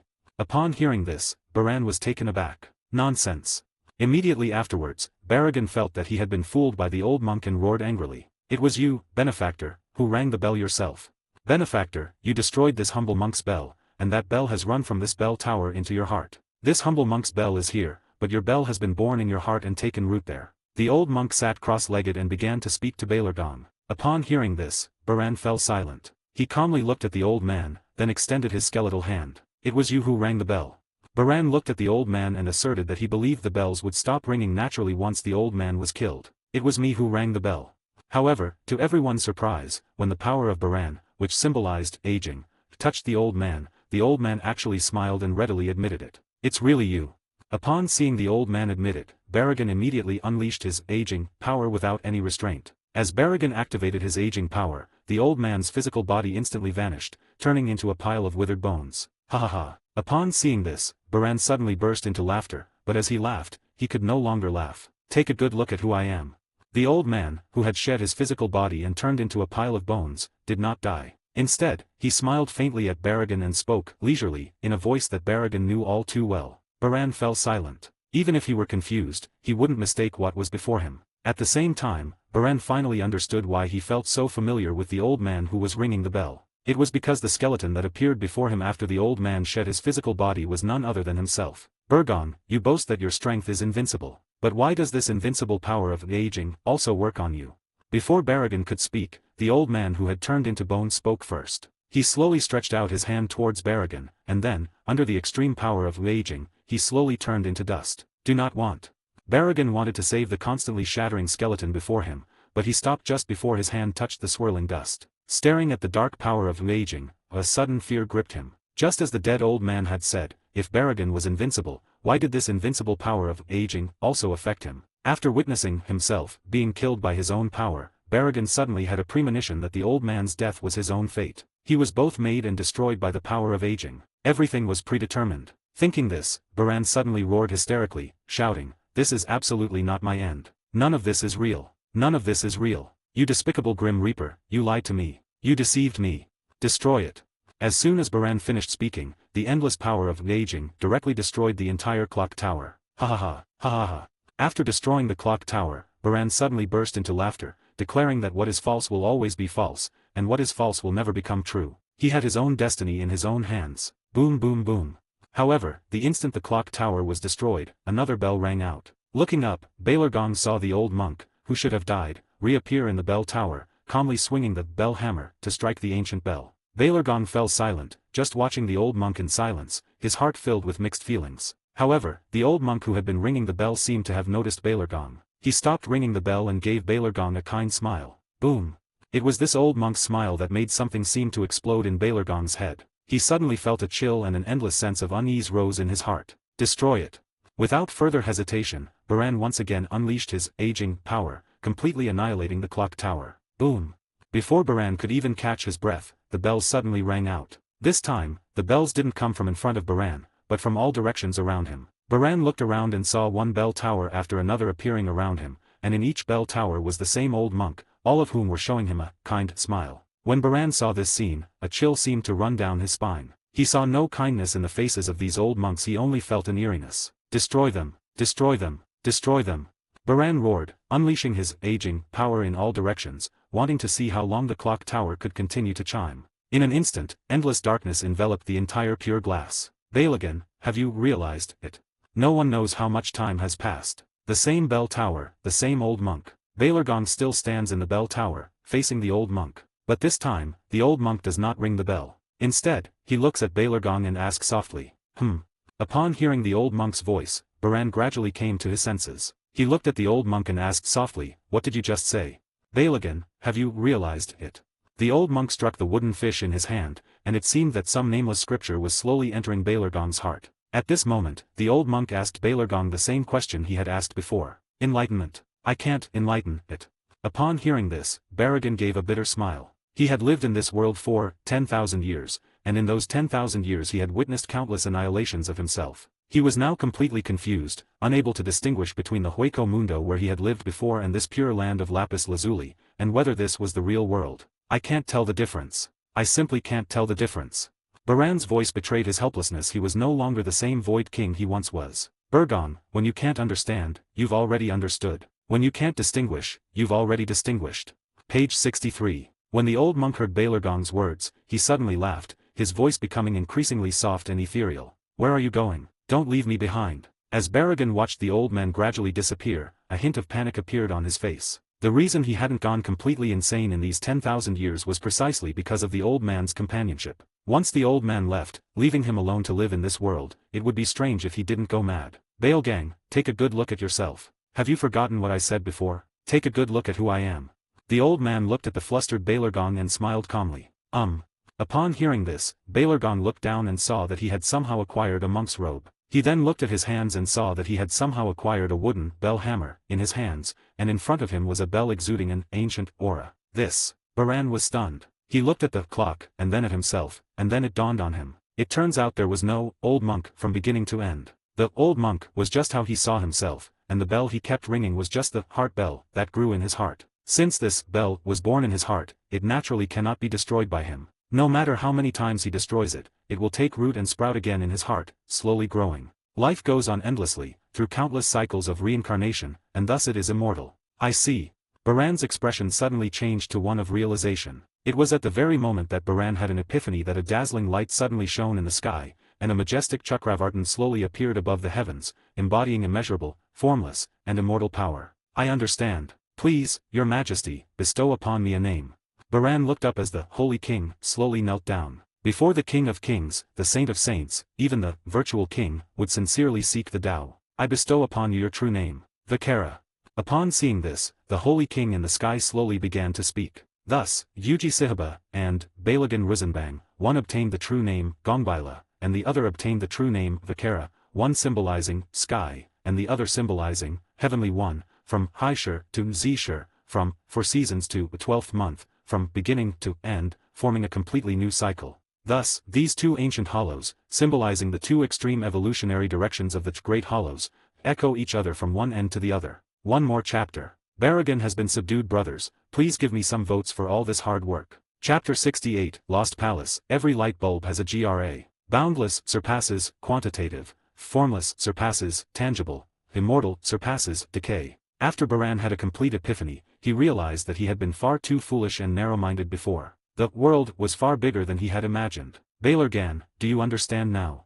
When Araki's voice rang in Baran's ears once more, Baran finally snapped out of his daze. Everything around him changed once again. The crystal-clear land slowly disappeared, and a void covered by white sand appeared before his eyes. You should go back to where you belong. After the boundless, formless, and immortal Holy King in the sky uttered golden words to Baragan, his figure dimmed once again. But Baragan knew that the Holy King was right beside him. As long as he firmly believed in the Holy King's existence, it was as if the Holy King had come to his side. I will obey the Holy King's command. The moment Baragan finished speaking, he was back in Hueco Mundo. He first bowed slightly to the Shinigami before him in respect, then glanced at Kiba beneath him and let out a cold snort. Baran's cold snort revealed his disdain for Kiba. Tsk tisk. Araki smacked his lips as he looked at Baragan, who seemed like a completely different person. To be honest, he still preferred the previous, unruly, King Hueco Mundo. What do you mean? Before Araki could speak, Kiba took the initiative to attack Baragon, glaring at him and asking coldly, "I should be the chief." Baragon coldly watched as Kiba voiced his dissatisfaction. "Hee what a pity that the chief you've been eyeing is mine. And you, my friend, you can only be the youngest." Upon hearing this, Kiba revealed a lewd smile and mocked Baragon. "Bastard." Upon hearing this, Baran flew into a rage once again and was about to attack Kiba as he spoke. "What? You think you can defeat me just because you've had an epiphany? Dream on." Seeing the enraged Baran, Kiba also adopted an attack stance. The atmosphere between Balargong and Kiba plummeted to its lowest point once again. "Alright, let's end your fight here. Now that you've both had an epiphany, act like those who have. Don't resort to violence at the slightest provocation." Araki looked at Baragon and Kiba, who were about to start fighting again, a hint of helplessness flashing across his face. He had no choice but to draw his Zanpakuto and stand between the two, coldly saying to them, "Of course, if either of you is not satisfied, then feel free to fight me. Whether it's me dealing with Baragon or Kiba, I'll gladly oblige."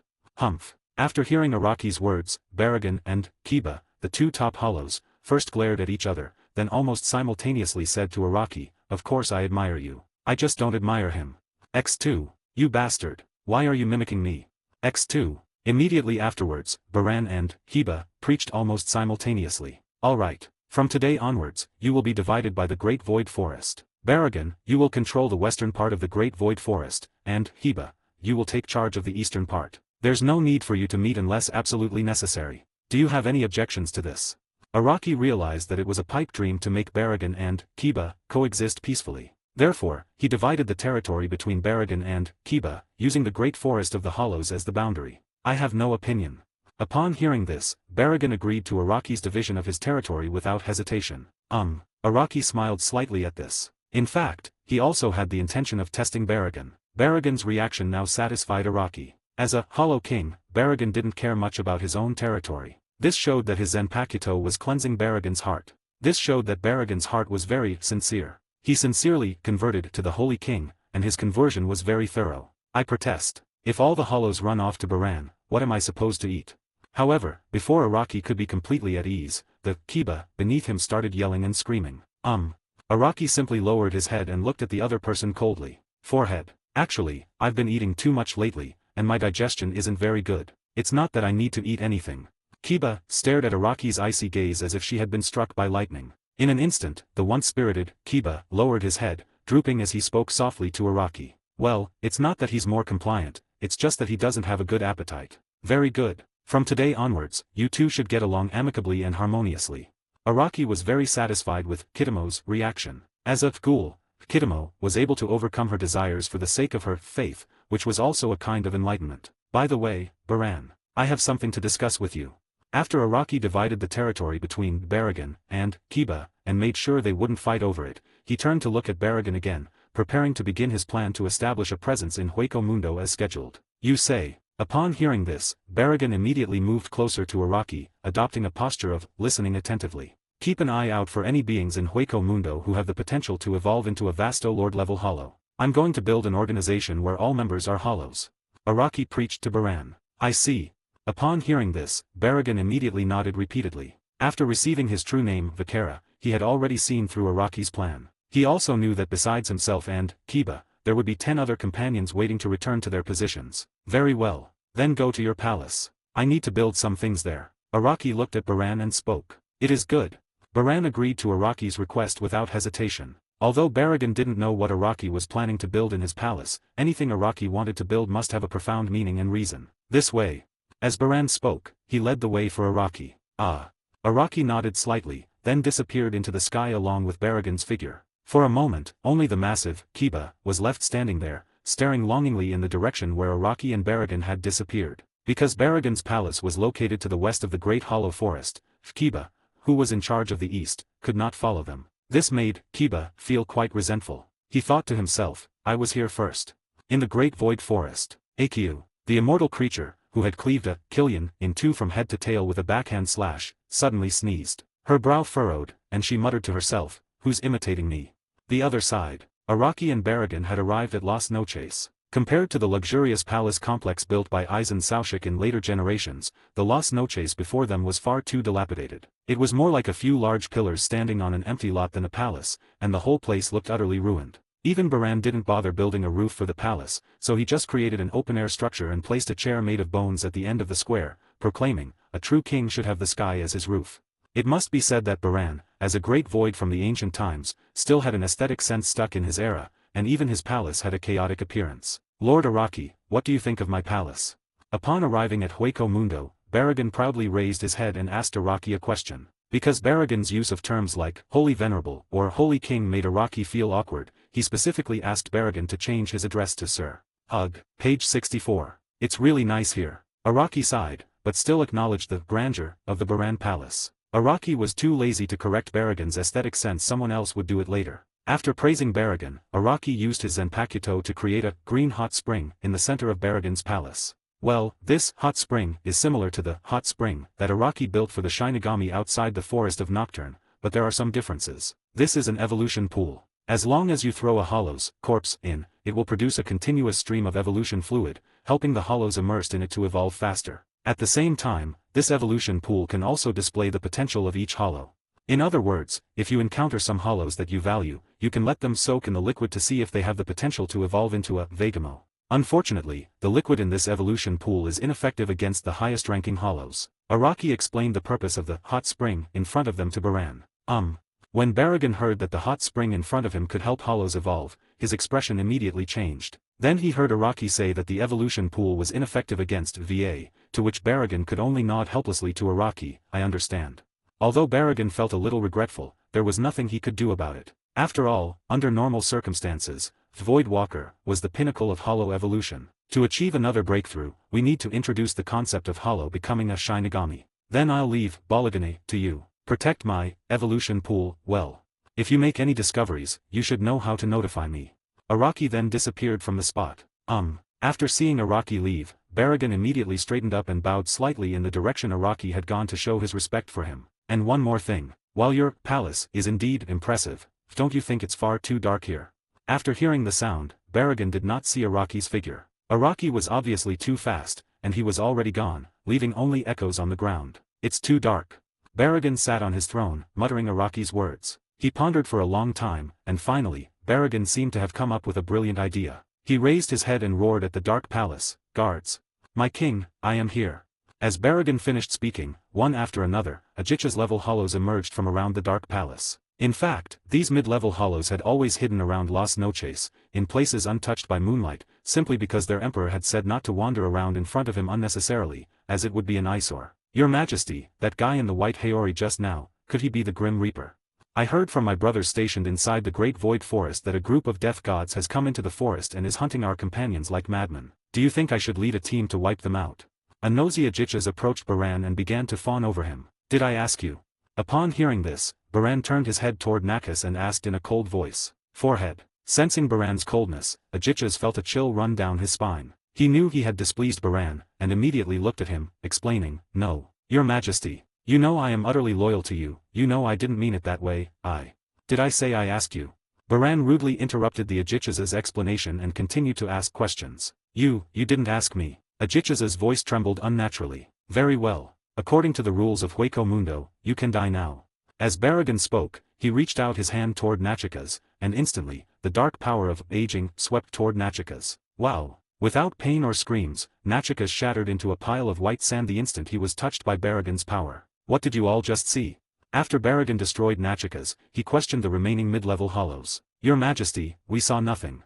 The mid-level Void Realm cultivators bowed their heads, pressing them firmly to the ground, and answered respectfully. "Very good. Go find me some glowing things. I remember that a very strange hollow has emerged near the Great Hollow Forest in recent years. They have a light bulb on their heads that can glow, and that light bulb can also transform into a weak lure to attract even weaker prey. Haha, what a weak hollow, even their abilities are so weak. Find me these strange hollows, I want to use the lights on their heads to decorate my palace." Baragan has lived in Hueco Mundo since ancient times, and he has seen far too many kinds of hollows, including more than a dozen ghouls like Kiba. However, these ghouls have extremely limited power and do not even have the ability to evolve into Killian. Among the myriad types of hollows, there is one that even Baragan remembers vividly, a hollow with light bulb-like lures on its head designed to attract prey. Though not particularly powerful, it was quite intriguing. Oh, right, that ethereal shape looks like an anglerfish. As ordered.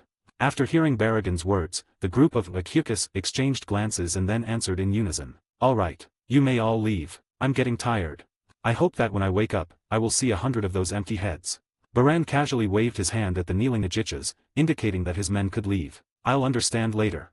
Upon hearing this, the Ajichas' eyes blazed with fighting spirit. They were determined to collect 100 of those hollow heads before their companions. Grand Fisher, don't come any closer.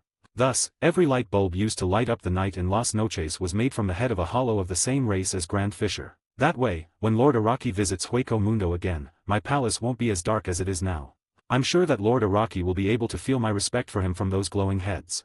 Baran was brimming with confidence at that moment. Although he didn't possess Aizen's divine skill to transform the entire, lost in Las Noches into an artificial canopy, he was adept at making the most of waste. A huge chapter of 4,000 words. Chapter 69. We have no rivals ahead. When Araki returned to the Hueco Mundo Expeditionary Forces camp, he saw the ground littered with the remains of hollows and a group of ragged 11th Division members. Captain, you're back.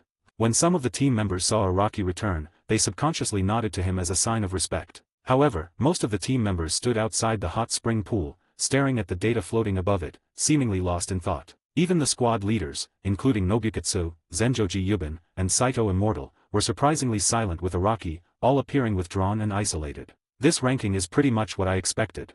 Upon seeing this, Araki first glanced at the data on the leaderboard. Currently, Araki was still ranked first with 320 points, followed by Uno with 280 points, and then the squad leaders including Nobuaki, each of whom had more than 100 points. As for the ordinary members of the 11th Division, they had no points at all. This was pretty much what Araki had expected. It was normal that the ordinary members of the 11th Division couldn't defeat Killian, but in Araki's opinion, the scores of Uno and the other squad leaders were a bit low. What's wrong with them? Araki then approached Uno Retsu, who was standing nearby, and asked him about it. Era Araki, your back looks like you've finished your business. Upon hearing Araki's words, Uno Retsu greeted him first, then looked at the group of sullen 11th Division members and gently shook his head. As for these guys, they were naturally discouraged by you. After seeing you easily take down over 30 Killian, they thought these, lower-level hollows were nothing special, but in reality, these hollows are surprisingly troublesome. After Zenjoji Yupin killed 11 Killian with her Zenpakuto, she stubbornly put down her Zenpakuto and tried to crush the heads of Killian with her bare hands. She was then severely injured by the Zero of dozens of hollows. This. Araki was speechless upon hearing this. Did Zenjoji Yubin really think she was some old man from the mountains? They're even planning to put on a show, punching a hollow with their iron fist. Before he could even throw a punch, he was taught a lesson by Hollow Zero. Araki commented, Terra has collapsed. In order to retrieve the corpse of Zenjoji, the executioner was also caught in the Hollow Zero. After killing 20 Jillian, he withdrew from the battlefield early. That immortal idiot unleashed his Zenpakuto's Bankai the moment he entered the forest, completely exhausting his spiritual pressure. As a result, after defeating 14 Killian, he collapsed on the ground from exhaustion and was picked up by me.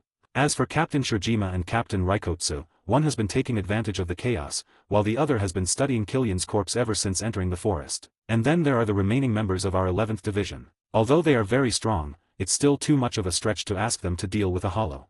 Mao told Araki about the results of the first expedition of the Hueco Mundo Expeditionary Force to the Great Forest of Menlo. After Mao finished his work report, the Immortal, executor of the martial code, and the others all lowered their heads. They were truly ashamed. It was too humiliating. It would have been understandable if they had been defeated by Vaigzu or a dozen Ajichas, but because of their momentary carelessness, they had been caught off guard by a bunch of weaklings. It was truly pathetic. If the old man guarding the Siritii heard this, he'd think that all the first captains had become useless after arriving in Hueco Mundo. If it were recorded and kept in a book, and future generations looked it over, their descendants would probably point fingers at them and laugh, saying, haha, the first 13th Division is nothing special, they were actually taken down by a bunch of Killian, they're only at Kensei Muguruma's level.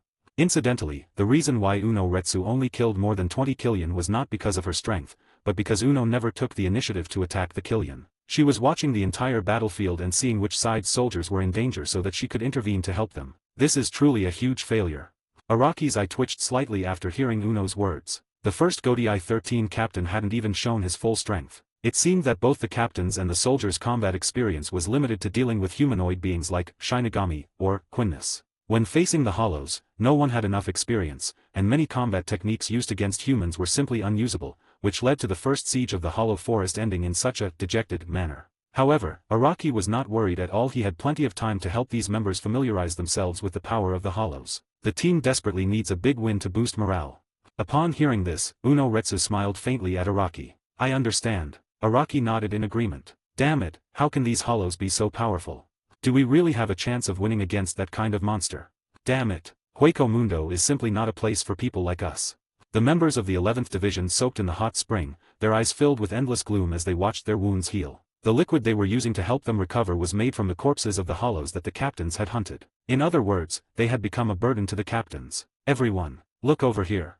Page 65. Just as the 11th Division members were exhausted, Araki's voice came from the sky and reached their ears. Upon hearing the sound, all the members of the 11th Division looked up. What was thrown down from the sky was the head of a gigantic hollow. Yes, it's a clone of.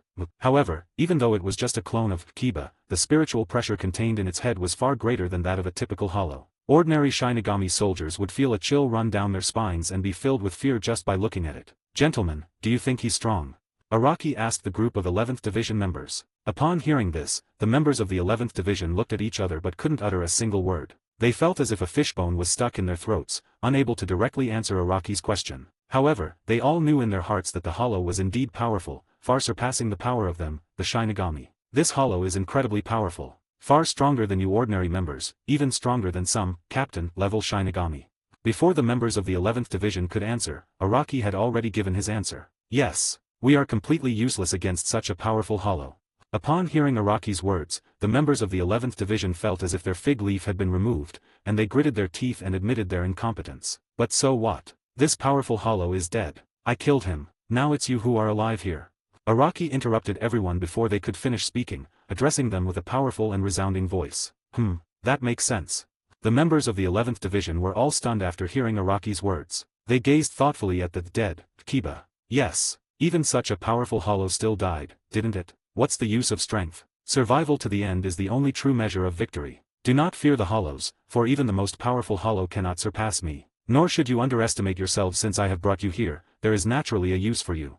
So charge forward bravely. You never need to care about the strength of the enemy, because I will slay those stronger than you, and you, just hold your swords tight and keep swinging for your beliefs.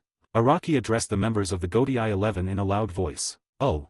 After hearing what Araki said, the members of the 11th Division were stunned at first, then stood up and drew their Zanpakuto from their waists, letting out a long roar. As Araki said, they didn't need to use his standards to define themselves. Araki was the current Kenpeki, the second strongest Shinigami in the Seirai after Captain Commander Yamamoto. Comparing themselves to Araki was simply arrogant. These ordinary Shinigami only needed to do one thing, be the sword in Araki's hand, and fight with all their might against the enemy. Now let us use the blood of the hollows to wash away the gloom in our hearts. Let us use a great victory to lay the foundation for the first step that our Hueco Mundo Expeditionary Force has taken in this cruel world. Please remember this, everyone. We have no enemies ahead of us. Araki gripped his Zanpakuto and pointed it at the dark and mysterious, great hollow forest. Kill. As long as Captain Araki is here, our 11th Division is invincible. After sensing Araki's will, the members of the 11th Division shouted in unison, gripped their blades, and charged once again toward the deadly forest of Menriki. Just as Araki said, their 11th Division has no rivals in the future. According to later records, this battle was known as the awakening of the First Demon 11th Division. From then on, the strength of the 11th Division members increased by leaps and bounds, becoming unstoppable. According to legend, after the Hueco Mundo Expeditionary Force returned to Seoul Society after its first century-long war, each member of the First 11th Demon Division possessed the formidable fighting power of 1 jillion. And it's hailed as the strongest division in the history of the Seirai. On the other side, Araki looked at the 11th Division members, who were inspired by his words, and smiled. Let me see the limits of you guys. Don't disappoint me. In short, it's been released. I apologize in advance because the release was rushed, so I didn't have time to write a message or save the manuscript. Of course, this is not an excuse for not updating frequently after the book is released. Please allow me to write slowly today. I will finish writing the Hueco Mundo layout arc in one go today and start the beginning of the teaching arc.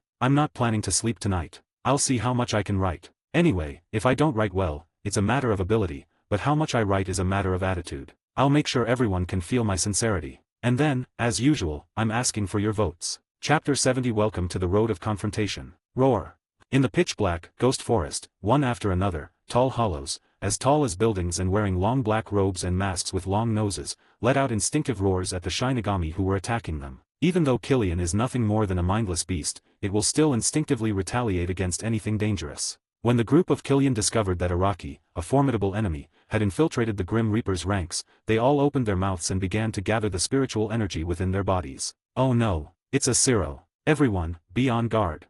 As the 11th Division members faced the Jillians, their gaping maws opening to converge on the crimson glow, countless fine beads of sweat instantly appeared on their foreheads. The power of a hollow Zero is extremely strong, comparable to the high-level Kido used by a top-tier seat officer or vice-captain-level Shinigami who is skilled in Kido. Even a captain-level Shinigami could be injured by that Zero if he is careless. In fact, the reason why these members of the Hueco Mundo Expeditionary Force failed in their first expedition against the Great Hollow Forest was precisely because they all underestimated the power of Zero. Intimidate him, Crystal Light. Araki naturally noticed the tense atmosphere among the surrounding soldiers, and with a wave of his hand, he released his Zanpakuto. In an instant, a shimmering, iridescent light illuminated the heavens and the earth, and one after another, beams of light condensed from spiritual particles blocked the path of the soldiers. Call out. At the same time, the Zero, gathered by the Killians, was also launched from there. Boom. When Araki's light rain collided with the Zero from Killian's mouth, the two energies were miraculously neutralized, accompanied by a scattering shockwave. If there were any experts in the Kido demon arts, at this moment, they would surely exclaim in astonishment that Araki had actually used the technique of counter-demon killing to the point of being able to neutralize the hollow Zero. This was simply unbelievable. However, Araki, who can briefly see the future and has the ability to control spirit particles, happens to be able to do so. This is. As the energy was neutralized, the Shinigami soldiers were all stunned. It was the first time they had ever known that a Zero could be destroyed in this way. Don't stand still. Attack these hollows now. Araki did not launch a further attack on the Killian group. Instead, he gave orders to the members of the 11th Division. After all, he was there to train them, not to rack up points. As ordered. Upon hearing this, the Shinigami soldiers immediately drew their Zanpakuto from their waists and slashed at the Killian warriors who were in a weakened state after unleashing their Zero.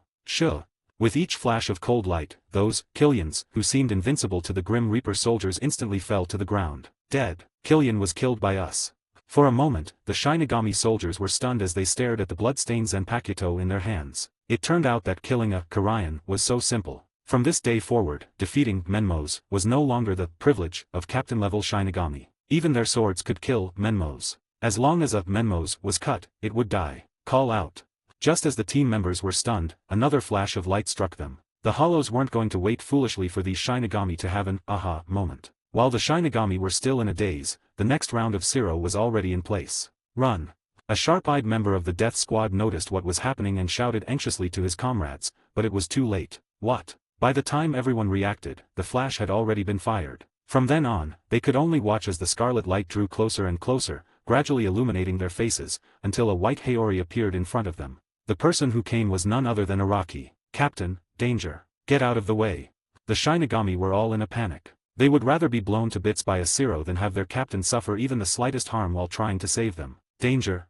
Upon hearing this, Araki extended his left hand toward the Zero. Then, right before everyone's eyes, he intercepted one Zero shot after another. Yes, those flashes seemed to have been paused in midair, as if a video player had been paused. What? The soldiers were completely dumbfounded by what they saw. They had no idea what had happened. However, what surprised the Shinigami members even more was what happened next. Araki grabbed the paused crimson flash in the sky with his bare hands and, in front of everyone, gathered the Zero flashes released by the Killian into a large ball, then threw it back at the hollows like a bowling ball. Boom! As a drifting mushroom cloud lit up, the Killian who had ambushed them was instantly blasted into pieces by his own Zero and sent flying into the sky. Wow! Before long, scarlet rain suddenly began to fall from the sky. Araki had already raised an umbrella made of spiritual particles. The word danger is for you, and also for those hollows who have seen me. Araki, holding an umbrella in one hand, lectured the group of Shinigami soldiers in front of him. Been taught a lesson. The Shinigami soldiers were filled with mixed feelings. They found it ridiculous that they had warned Captain Araki about the danger earlier, yet they also admired Araki's strength. At the same time, they felt extremely fortunate and proud that their 11th Division had such a powerful captain as Araki. Don't stop your steps, and don't put down the knives you're wielding. Keep moving forward. Cut down everything that stands in your way, and slay every enemy that blocks your path. Araki held up one finger, pointing the way forward for the 11th Division members. I'll understand later. The Shinigami soldiers gritted their teeth, staring in the direction Araki pointed. They were determined to continue. Page 66. Restore, Crystal Light. Araki smiled slightly, sensing the powerful will of the Shinigami soldiers, and changed Ruriko's release command. In an instant, a light drizzle began to fall from the sky as Araki's Zanpakuto was unleashed. The gentle whispers caressed the weary bodies of each member, washing away their fatigue as the rain slid down their bodies, restoring the Grim Reaper members to their peak condition. Let's move on now. Araki smiled faintly after restoring his team members to their condition. Oh. In an instant, the members of the 11th Division seemed to be injected with adrenaline, continuing their charge with their Zanpakuto in hand. Want to rest? Absolutely not. Resting would be such a waste of time. Thankfully his Zanpakuto has the ability to regenerate his body. As for Araki's so-called 996 work schedule from his previous life, he resented it intensely before Araki became a leader, but after Araki fully immersed himself in the leadership, he saw it as a complete joke. It's just a 996 schedule, who does he think he is? He doesn't deserve the name of blessing at all. If you want to work under him, you have to maintain a perfect state 24/7. Araki looked at the Shinigami soldiers, who were practically on steroids, and a slight smile crept onto his face. After a century of endless battles, even a pig could take flight. What? You've been fighting for 100 years and you're still a pig? Get out of the 11th Division right now. Our combat division doesn't need such a trashy Shinigami. The battle continues. As the 11th Division's Grim Reapers, tireless and fearless of death, repeatedly performed a series of actions on the battlefield, swinging their swords, slashing, healing, and then returning to the fight like weapons of war, they finally mastered the knack for dealing with the Killian footprints have been found in the forest on the left. There are 3 in total, and they are about 300 meters away from us. The investigation team reported the intelligence they had gathered to the head officer. Okay, as we planned. First squad, prepare the bait. The second squad is ready to evacuate the wounded from the battlefield at any time. The third squad will immediately strike after Killian finishes its Zero and is in a weakened state, and carry out the kill operation against the weakened Killian. An officer stood behind the group of soldiers, giving instructions continuously. First group is in position. Second group, in position. Third group, in position. Alright, let the battle begin. As soon as the commander finished speaking, the team members immediately began their mission. Look here, wild beast. Several highly mobile and defensively strong team members appeared in the sight of the wandering Killian and waved to him. Roar. A roar erupted from Killian's mouth as it began to open and gather Zero. Get ready. The group acting as bait, watching the Zero mentioned by Killian, were ready to escape at any moment. Boom. As the crimson light converged, the Shinigami soldiers immediately used Shunpo to escape the battlefield. Ultimately, Killian's Zero struck the forest, causing a violent explosion. It's now. Just after Killian unleashed his Zero, the Shinigami who had circled around behind Killian instantly drew their Zanpakuto and slashed at the 3 hollows. Shh. Amidst the swirling blood, the 3 hollows suddenly collapsed to the ground. We did it. We did it. This time we defeated the hollow without Captain Araki's involvement. Although there were only 3 Killian heads, and although this was the result for the entire 11th Division, it still excited all the members. This was the beginning of something from scratch. Not bad. Araki nodded slightly, acknowledging the tactical success of the Shinigami soldiers. This is a victory of wisdom. After the members of the 11th Division discovered that Killian had a low IQ, they spontaneously divided the entire division into 3 groups. The first group consisted of members skilled in instant step or defense. They had 2 main tasks: first, to find the Killian, and second, to lure the Killian into attacking them. The second group's mission was to bring the members who hadn't managed to dodge the Killian's attack out of the battlefield as soon as possible and hand them over to Araki to treat the wounded members. As for the final third group, all the members were powerful officers who personally delivered the fatal blow to the Killian. The 11th Division members made full use of the Killian's simple-mindedness. They used the Killian's instincts to make these lower-ranking hollows attack their specific locations, and then delivered the final blow to the Killian. In fact, at the beginning, the members of the 11th Division also made frequent mistakes due to their lack of experience. For example, the first group of decoy teams often encounter situations where members of their own team fail to completely dodge Zero, or underestimate the power of Zero and have their defenses breached by the Killian. The same applies to the second and third groups. The second group often experienced delays in providing timely assistance at the beginning, while the third group often failed to kill the enemy and was eventually counter-killed by the enemy. Araki had no choice but to rescue these soldiers, but after the 11th Division soldiers were completely wiped out, about 30 or 40 times, the situation changed dramatically. The members of the 11th Division seemed to have become familiar with the Killian's movements and began to systematically eliminate the Killian in the forest bit by bit. We won. For a moment, the members of the 11th Division cheered, as if they had already defeated the Hollow God, conquered the entire Hollow God forest, and that the Hueco Mundo expedition had been successfully completed. But how could this be? If victory were so easily declared, why would Araki have bothered building this damned fountain of resurrection for both sides? The game has only just begun. The members of the 11th Division have just passed the rookie protection period. It's time to get to the harder level. Clap clap clap. Araki, who had been applauding his teammates, suddenly felt a surge of emotion and called out directly towards the distant Balergan. This is Araki's improved version of Tenting Kong Luo, which can be used even by hollows. Balergan can send out Ajichas, whom you deem to have potential. Araki's voice slowly rose in Baran's heart. I will obey Lord Araki's command. Baragan, who was sitting on the throne in Hueco Mundo, suddenly woke up. In his pitch-black eyes, there seemed to be an eerie red light shining. Very good. The hot spring is ready, and our soldiers are trained. Next, we need to deploy the hero units. Araki looked at the joyful members of the 11th Division and a slight smile appeared on his lips. What follows will no longer be a battle between ordinary soldiers and lowly soldiers like the Killian. Captain-level Shinigami, as well as a host of mid-level and higher hollows, will also be entering the fray. Who? As one after another, the Ajichas, emanating an eerie spiritual pressure, entered the great hollow forest. The Kyrians suddenly fell into an eerie silence. On the other side, accompanied by countless flashes of cold light, one after another Killian was cut into pieces by Immortal, the executor of the martial code, Zenjoji Yubin, and others. Once these first captains stopped being careless, the Killian posed virtually no threat to them. They were nothing more than moving targets, breathing minions. Who else? Not a single one who can fight. Saito, carrying her bloodstained Zanpakuto, stepped on the long nose of a Killian corpse, extended her delicate pink tongue, and gently licked the corner of her mouth. Then, Saito stood up again. Tell me, are you the enemy of the king? Just as Saito was relaxing, a huge shadow suddenly loomed over her head. Saito immediately distanced himself and looked up, only to see a hollow that looked like a spider staring coldly at him and speaking in human language. At the same time, one or more hollows with spiritual pressure far exceeding that of the Jillian appeared in front of each of the following: Raging Rabbit, Executioner, Zenjoji Yubin, Shirjima Chijiri, and Rebellious Bone Seizo. Ajichas. Almost the instant the captains saw these hollows, which looked different from the Killian, and were either enormous or even smaller, they all had their answer. Just in time. The next second, an endless fighting spirit emanated from the group of the original 13th Division captains. They were killing prodigies after all. The show begins. On the other side, Araki, the general director of Hueco Mundo, found a spot with a relatively open view and quietly enjoyed this annual drama between Shinigami and hollows. Chapter 71. Let Hueco Mundo bleed into a river. I am the third general under the banner of King Balergong. Woman, you've run into the worst luck here. I'll crush you completely.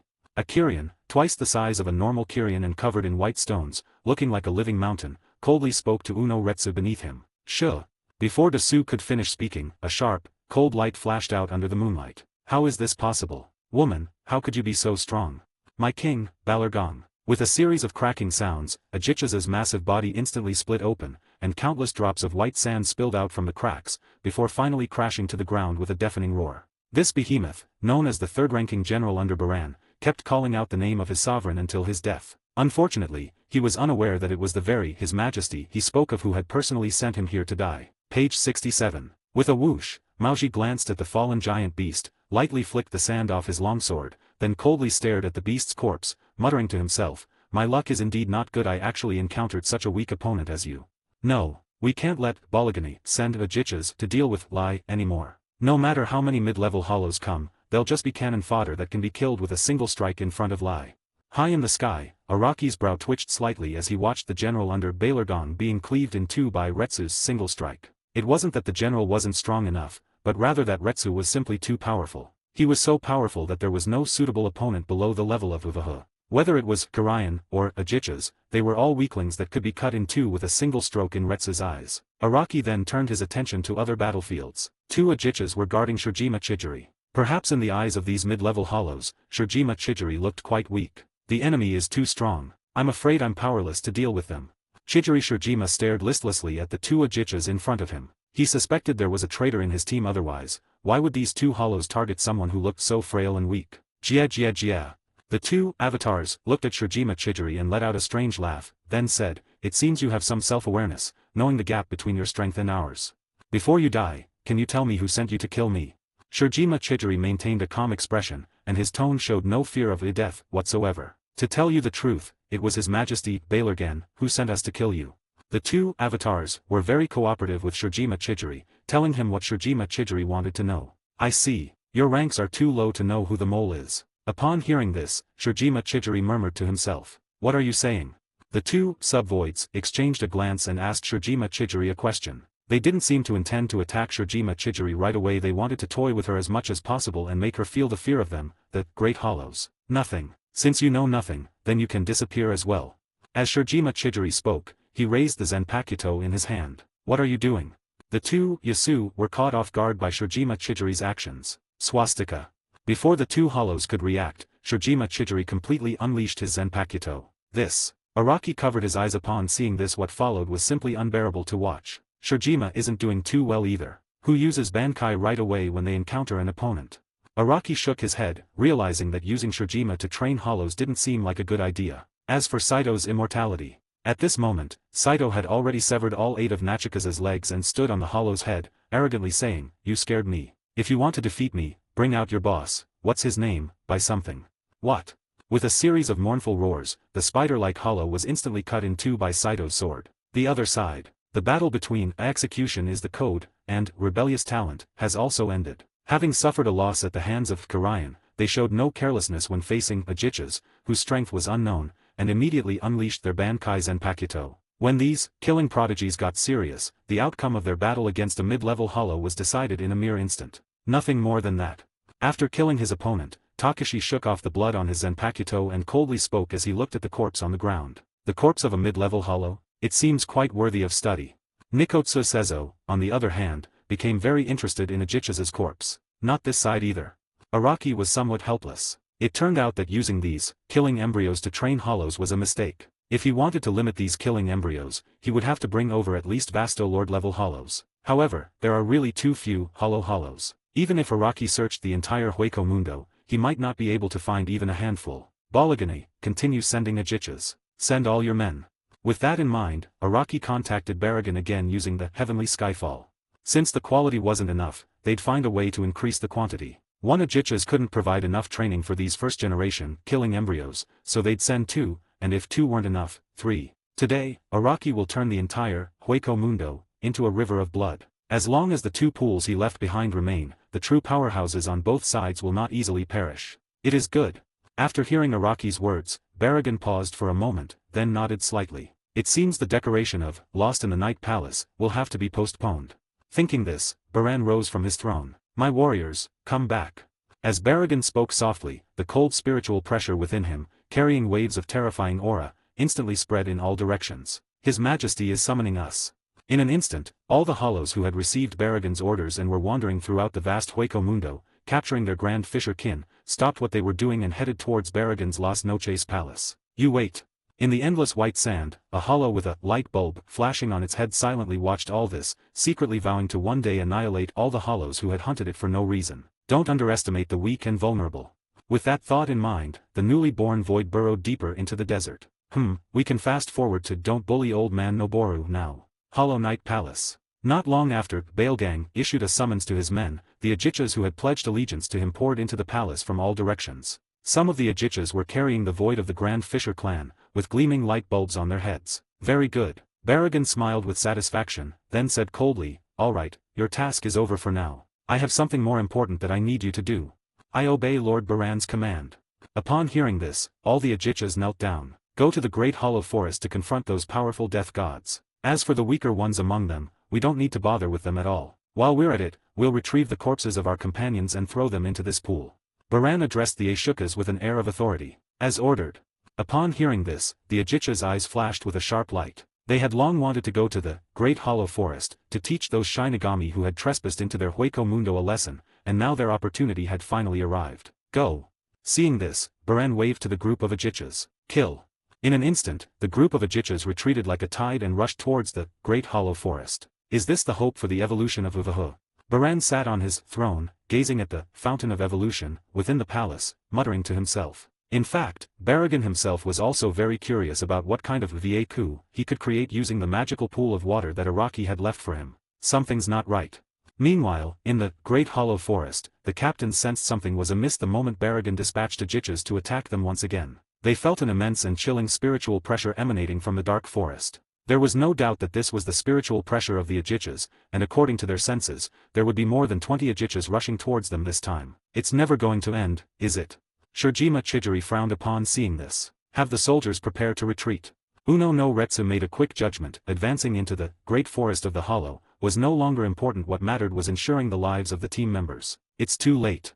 Of all the captains, the one with the highest perception, Nikotsu Sezo's expression changed. The enemy had arrived. Boom. With a violent and ominous spiritual pressure, one after another, Ajicha's level hollows emerged from the forest. 1, 2, 3. I can't count them all, I absolutely can't count them all. One of the 11th Division members, staring at the Ajicha's level hollows surging around him, had bloodshot eyes, looked extremely nervous, and his speech became increasingly slurred. Careful. Just as the team members were looking around at the mid-level hollows in disarray, an Ajicha's that looked like a green moth larva suddenly fell from a tree and stood in front of the group of Shinigami soldiers. Call. Natchez exhaled foul breath at the Shinigami soldiers, the chilling spiritual pressure almost suffocating them. Good on. The group of soldiers watched as the Zanpakuto in the hollow's hand trembled incessantly. It wasn't that their willpower wasn't strong enough, it was just that this instinct for fear seemed to be ingrained in their very bones, and they were terrified. Ruined. At that moment, all the team members had only one thought in their minds: their lives were numbered. Roar. However, something unexpected happened. This Ajicha's level hollow ignored the ordinary members around him and rushed towards the direction where the captains were. Page 68. What's the situation? The Shinigami soldiers had no idea what had happened. These hollows are targeting the captains. We're too weak, they don't even consider us a threat. Just as everyone was puzzled, a team member who seemed to be more intelligent spoke up unwillingly. Tisk. Upon hearing this, all the soldiers lowered their heads. They suddenly felt extremely ashamed. Being killed by the enemy was terrible, but as soldiers, what made them feel even worse was being ignored by the enemy. Roar. On the other side, the 5 captain-level Shinigami, Zenjoji Yubin, the executive Nobukatsu, the immortal, Rikoku Sezo, and Retsu, were surrounded by Ajicha's level hollows. Each person will have to face at least 4 mid-level hollows. Tisk. Zenjoji looked at the Ajicha's emanating powerful spiritual pressure one after another around him. After a moment's thought, he finally pulled out the Zanpakuto that he had stuck in the ground. It wasn't that he felt pressured, he just wanted to practice his swordsmanship. This time, as if they had communicated beforehand, the group of killer captains almost simultaneously raised their Zanpakuto and coldly declared to the hollows in front of them, Bankai. Here's a 10,000-word introduction to warm things up a bit. I'm still working hard to finish the manuscript, so please point out any typos or errors, and I'll correct them as soon as I see them. In short, I'll do my best. I hope you enjoy watching, and thank you all for your support. Chapter 72 The Nobles. When I hear the word exploitation, the first thing that comes to mind is, don't engage them head-on. Bringing our comrade's body back is the most important thing. One more thing, you must not underestimate these Grim Reapers. His Majesty Baran said that these Grim Reapers are very powerful. The leader of this group of Ajichas was a hollow that appeared slightly smaller than the other hollows, with some panda features, and its dark circles under its eyes were quite noticeable. At this moment, this petite hollow is issuing orders to the sub-hollows around her. Ha ha ha, Daihira, you're such a coward. How can you possibly be Lord Baran's top general? As the hollow finished speaking, he was met with taunts from a group of Ajichas, among whom an Ajichas resembling some kind of mantis was the most sarcastic. Perhaps all hollows in mantis form possess a powerful capacity for courting death. Upon hearing this, the Ajichas named Daihira took no action, as if he were already used to the mockery of the crowd. This enraged Ajichas, who had been mocking Daihira, so he continued to roar at Daihira, you just watch how I destroy these Grim Reapers, and remember, after this battle, you'd better give up the spot under your butt. After Nakas finished speaking, he charged straight towards Uno Retsu. Idiot. He actually picked the strongest one. Well, that's fine too. At least you'll die faster this way. Daihira silently watched the target chosen by the Great Hollow, her eyes filled with disdain. Woman, die. At the same time, Ajichas, who was not convinced by Daihira, rushed in front of Uno Retsu. He raised his arms, which looked like scythes, and swung them down forcefully at Uno Retsu. Sure. However, just when the Great Hollow thought his deadly scythe was about to smash down on Mao, nothing happened except for a whooshing sound. This completely stunned the Hollow, who was planning to use Mao's Hilly as a sacrifice to the flag. Tick, tick, tick. Immediately afterwards, Great Hollow seemed to hear the sound of water droplets falling, and at the same time he smelled a pungent smell of blood. In response, the mantis-shaped Hollow looked up at its arms, only to find that its arms had disappeared at some point, replaced by severed limbs that were constantly oozing blood. What? Upon seeing this, the Great Void let out a miserable roar, his eyes filled with disbelief. How can it be? However, before he could finish speaking, his leader had already spun and flown into the sky. Next, Mao flicked the blood off his blade and looked at the other Ajichas with a cold expression. Forehead. The Ajichas responsible for besieging Mao were overwhelmed and took a step back. Mao was like their Hollow King Baragan, giving them an immense sense of oppression. Remember to bring that idiot's corpse back with you. At this moment, Daihira, as the captain, pointed to the Ajichas lying on the ground, killed by Uno Retsu's sword, and spoke calmly. It was as if the one who had just died wasn't Daihira's comrade or opponent, but merely an ordinary insect. Are you the strongest among them? At this moment, Mao also noticed Daihira and asked coldly. No. As he spoke, Daihira retreated behind the group of hollows. After Baragon's top 3 generals all died, he had an epiphany. In this dog-eat-dog world, fame is utterly meaningless, survival is the most important thing. Looks like it's you. Uno simply smiled at this. A layer of scarlet light covered the Zanpakuto in her hand, as if endless blood was converging towards the blade. In an instant, a red slash hurtled towards Daihira. Will die. Daihira knew he was going to die the moment he saw the slash, but he wasn't panicked at all because he was standing behind his other companions. Sure. While Daihira's 2 companions were still stunned, the bloody light had already passed through their bodies. What? The 2 Yasu were stunned for a moment, and before they could say anything, their bodies split in 2. Shameless. Upon seeing this, Mao's Zanpakuto flashed with blood-red light once more. Thank you for the compliment. But I won't fight you. I'm not interested in suicide. Daihira looked at the red light on the blade of the Zanpakuto in Uno's hand. He knew that if the red light flashed, he would surely die. He had always had a clear understanding of his own strength. Just as Mao was about to unleash her second strike, she suddenly stopped, her expression shifting, and retreated backward. Boom. The next second, the spot where Mao had been standing was instantly blasted into scorched earth by the crimson Zero. Killian. Seeing this, Mao turned his head and saw that the Killian, who originally only knew how to wander around the Great Hollow Forest, seemed to have gained a certain level of intelligence. They ignored the ordinary soldiers around them and just opened their blood-red mouths, converging Zero towards Mao and the other captains. I see. As Ajichas, you possess the ability to manipulate Kyrians. Mao frowned slightly as he looked at Daihira in front of him. Not entirely. Daihira shook his head upon hearing this, showing no intention of explaining anything to the Grim Reapers. Announced to the entire team. Be very careful of these Ajichas, some of them may have the ability to manipulate Killian. Or perhaps all Ajichas possess this strange ability. Without hesitation, Mao immediately used the Heavenly Void Ring to notify the entire team. Trouble. When the captains heard about the abilities that the Ajichas were suspected to possess, their expressions changed. Boom. However, the Zero didn't stop, and one Zero after another kept interfering with the captain's battle. In a one-on-one situation, the Immortal and the others could easily kill any of the Ajichas here, but this is not an equal battle. Right now, several Ajichas are leading a group of Kyrians to besiege the captains. In this situation, the original 6-car fleet might have been wiped out long ago, and even the original Godii 13 were finding it somewhat difficult. For a moment, the captain's situation seemed to be in a bit bad. Don't retreat. Brothers, follow me and kill these Killian hordes to buy time for the captains.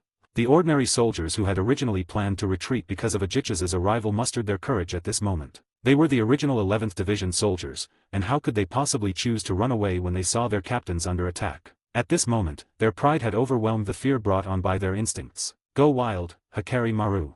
Dance, Shui Mei. Stand firm, Junju. One by one, the team members unleashed astonishing fighting power at this critical juncture of life and death, successfully freeing their Zanpakuto. Go to hell. These soldiers brandished their Zanpakuto, which had changed shape, and attacked one Kyrian after another. Roar. With a series of explosions, the Kyrians that were gathering Zero screamed and collapsed to the ground. Page 69. Success. In an instant, the members of the 11th Division raised their Zanpakuto and shouted excitedly. Thank you for your help. Now it's our turn to take action. Without the help of the Killian Zero, the Ajichas were at a disadvantage, especially on the battlefield where Ijima was. The entire scene turned into a one-sided rout. After a few flashes of cold light, apart from Daihira who ran away with the corpses of his comrades, all the other hollows were dead. As for the Ajichas who were besieging the other captains, after witnessing the strength of these captain-level Shinigami, they also considered fleeing. Although there wasn't the humiliating situation like when the group of hollows, who dealt with Sister, all perished except for the squad leader, some mid-level hollows still died on the spot when they were careless and faced with the Bankai of the captain-level Shinigami. Run. For a moment, the Ajichas had only one thing on their minds, to run away with the corpses of their companions. We've won. We've won. As the group of soldiers watched the fleeing Ajichas, they brandished their Zanpakuto, shouting excitedly. Some shouted until their voices were hoarse, while others seemed overly hysterical. They were releasing the suppressed emotions in their chests, which was a form of catharsis for them. Victory? This is only the beginning. There are still many members who don't know the name of their Zanpakuto and haven't been able to complete its Shirkai. It seems I haven't put enough pressure on them. They're still too lazy. Araki stood in the sky, watching the cheering crowd, lost in thought. As the captain of these 11th Division members, Araki was naturally responsible for their lives. He adhered to the principle of squeezing them to death as long as they were alive, and planned to continue to apply pressure. After all, what we're sweating now is sweat, but what we'll shed when we actually encounter the enemy is blood. Therefore, Araki decided it was time to organize his ordinary soldiers and try to defeat Ajichas. In response, the members of the 11th Division of the Godii 13 praised Araki, saying, "Captain Araki, you are truly our beloved captain." If the nobles of Siridae could hear what Araki was thinking, they would surely pat him on the shoulder and say, "Oh, our friend, Captain Araki, you are the true noble. Compared to you, our methods for dealing with those lowly commoners in the Ghost City are far too lenient." Chapter 73 Hurry up and thank Captain Araki. After facing a formidable enemy, everyone appeared extremely exhausted. "Everyone, please move the bodies back in an orderly manner. Now it's rest time." Araki, the notorious heartless captain of the Soul Society, descended from the sky and stood before the group of members, speaking with a smile. "I can finally rest." Upon hearing this, the members of the 11th Division were so moved that they almost cried. Clearly, everyone felt Araki's good intentions towards them. "Take the body back." In an instant, the team members carried the remains of the hollows on the ground toward the outside of the hollow forest, in an orderly manner. "Captain Araki, where did you go during the hollow invasion?" Just as Araki was smiling as he looked at the group of hardworking 11th Division members, Shirjima Chijiri approached Araki and asked expressionlessly, "Huh, what did you just say? The wind was too strong, I don't think I heard you clearly."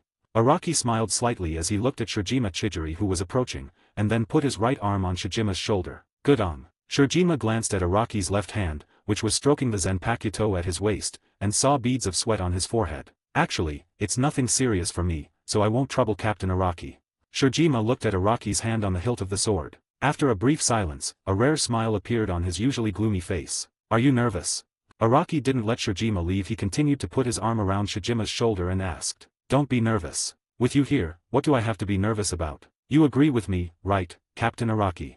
Shijima's mind raced, and he answered in quick succession. "Your face is pale, and you still say you're not nervous." Araki still wore a smile, appearing as a gentle captain. "I'm really not nervous." As Shirjima spoke, his eyes remained fixed on Araki's hand gripping the hilt of his Zanpakuto. "What did you just ask?" Araki suddenly asked Shirjima. "No, I mean I'm fine." Shirjima instinctively wanted to say that he wasn't nervous, but thankfully he changed his mind in time. "Really? Actually, I just went to protect our hot spring. I was afraid the hollows were after the hot spring." Araki spoke softly to Shirjima. "Spa." Shirjima paused for a moment, then frowned. How did Daigen know about the hot spring? Besides, if Araki is guarding the hot springs, then what is Hisamitsu Kenti doing? Building a castle out of sand. Actually, I've always suspected that there's a hollow spy in our team. Just as Shirjima was in a daze, Araki's voice continued. "Forehead." The moment Shirjima heard Araki's words, he felt his heart skip a beat, and even the surrounding air seemed to grow colder. "Do you think this undercover agent could be you?" Just as Shirjima was in a panic, Araki's voice continued to ring out. "Of course not." Shirjima was already feeling a chill on his neck. "I think it could be." Araki didn't give Shirjima a chance to say more, and spoke in a low voice. "Good on." At this moment, Shirjima panicked. He could only hear his heart pounding wildly in his chest. He was now hanging by a thread. "Haha, just kidding, look how scared you are. How could you possibly be a spy?" Before Shirjima could react, Araki suddenly chuckled and brushed the matter off with a laugh. "Yes, just kidding, just kidding." Shirjima felt like he was about to collapse. Araki's words had changed too quickly. "Then do you think I could be the spy?" Before Shirjima could even catch his breath, Araki asked again. "How could that be? You're the captain of the Hueco Mundo Expeditionary Force. You absolutely won't have any problems. Even if something does happen, it'll be a problem with the team." Shirjima was startled by Araki's words and looked at Araki repeatedly. "Don't be nervous, I'm not joking with you. By the way, I see you're quite clever, so I'm just giving you a little hint. Pay close attention to the movements of the people in our team, and see who the spy really is." Araki spoke earnestly to Shirjima, appearing to have high hopes for him. "I don't think there are any spies in our team." Shirjima spoke with a firm tone. "You really think so?" Araki asked again. "Real." Shijima's attitude was firm at this moment. He was more resolute than ever before. Araki said nothing this time, but released Shijima's shoulder and turned to follow the group forward. "Aren't you going to thank Captain Araki yet?" Just as Shirjima was at a loss, Raikotsu Seizo came to Shijima's side and forcefully poked Shijima's spine with the hilt of his sword. "Thank you, Captain Araki." At that moment, Shirjima suddenly realized what was happening and thanked Araki. Araki said nothing and strode forward. "Fool." After watching Araki leave, Seizo also slowly walked forward. Before leaving, Seizo muttered a curse at Shirjima, calling him stupid. At the same time, he thought to himself, "Do you really think others can't see what's going on? In all your life, have you ever seen even one hollow that doesn't even spare the Grim Reaper? Some things are better kept in your heart, and some words should never be spoken, otherwise you won't even know how you died one day. You could say that experience truly matters." Hollow Knight Palace. Your Majesty Baran, we have failed you in your high expectations, we have been defeated. The Ajichas knelt before Baran, their heads bowed, not daring to look up at their capricious king. You guys played well. Great, I'm very happy. To everyone's surprise, Baran did not blame any of his subordinates this time, on the contrary, he seemed quite happy. This stunned the group of Ajichas, who had been resigned to their fate. When had their emperor become so accommodating? Normally, shouldn't their emperor be furious, crush them, these losers, into dust, and then personally rush to the battlefield to utterly crush those blind grim reapers? Now throw all the hollow corpses you've collected into that pool. Once liquid forms inside, you're all to soak in it. Baran continued to give orders to his subordinates. Page 70. We will obey your Majesty's command. Baragan's subordinates naturally dared not refute him. In the eyes of these Ajichas level hollows, the words of Baragan, the king of Hueco Mundo, were destiny. Kilolula. As a large number of corpses were thrown into the evolution pool, countless green bubbles instantly rose to the surface of the water. Forehead. Even though this evolution pool looked very strange, the hollows still jumped into it under Baragan's imposing presence. When the group of injured hollows were immersed in the evolution pool, they were all stunned. What happened? Seeing this, Baran frowned and asked a question. It feels so good. I feel full of energy.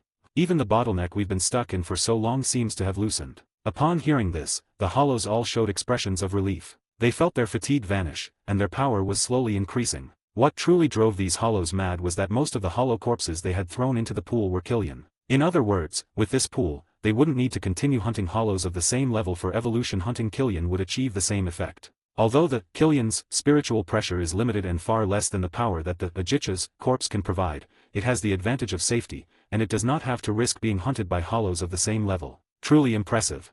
Upon hearing this, Baragan revealed a hint of envy. To be honest, he was somewhat envious of these Ajichas. You see, when he was still an Ajichas, he didn't have such favorable conditions as they did. The reason he was able to evolve into a high-ranking hollow was entirely due to his own efforts and his unique ability to age.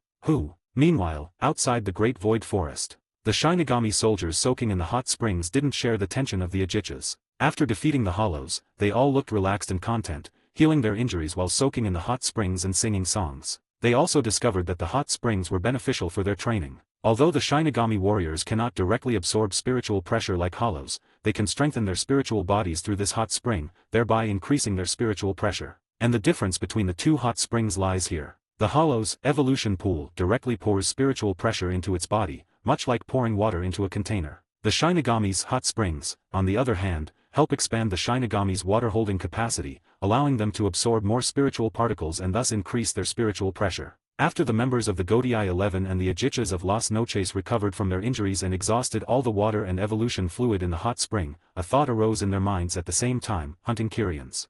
In response, Killian exclaimed, "Roar! Roar!" By the way, ordinary Killians are not intelligent, so they don't know how to protest at all. Based on the theory that, if you can't protest, you don't want to protest, a Karayan hunting operation, in which intermediate hollows and Shinigami soldiers join forces, seems to have begun. As for whether this is too cruel, Professor Araki, the famous hollows researcher and author of the encyclopedia 100 Ways to Kill a Jillian, said this: lower-level Jillians are heartless creatures, so they don't understand what cruelty is. As for whether Jillians are afraid of pain, please allow me to quote a famous saying from my idol, Ace: Jillians have no sense of pain. So go ahead and kill them.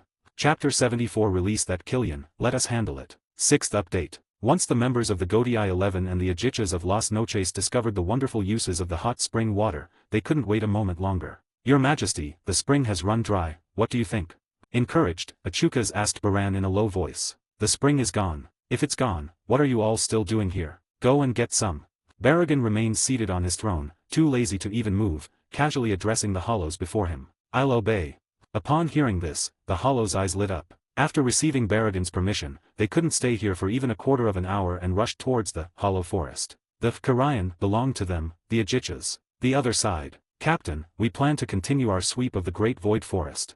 Without Araki's prompting, the leeks themselves took the initiative to stand up and grow strong. Indeed, only leeks with such a strong desire to improve are qualified leeks. Go. Araki, seeing this, approved the sortie permission for all the 11th Division members. Oh. Without a word, the members of the 11th Division grabbed their Zanpakuto and began a new round of exploration towards the forest of Menriki. However, if anyone with keen ears were present at that moment, they would hear the 11th Division members muttering repeatedly, "The Killian are all ours." When the members of the Godii 11 and the captains rushed into Hueco Mundo in high spirits, what they saw was a group of Ajichas slaughtering the Jillian.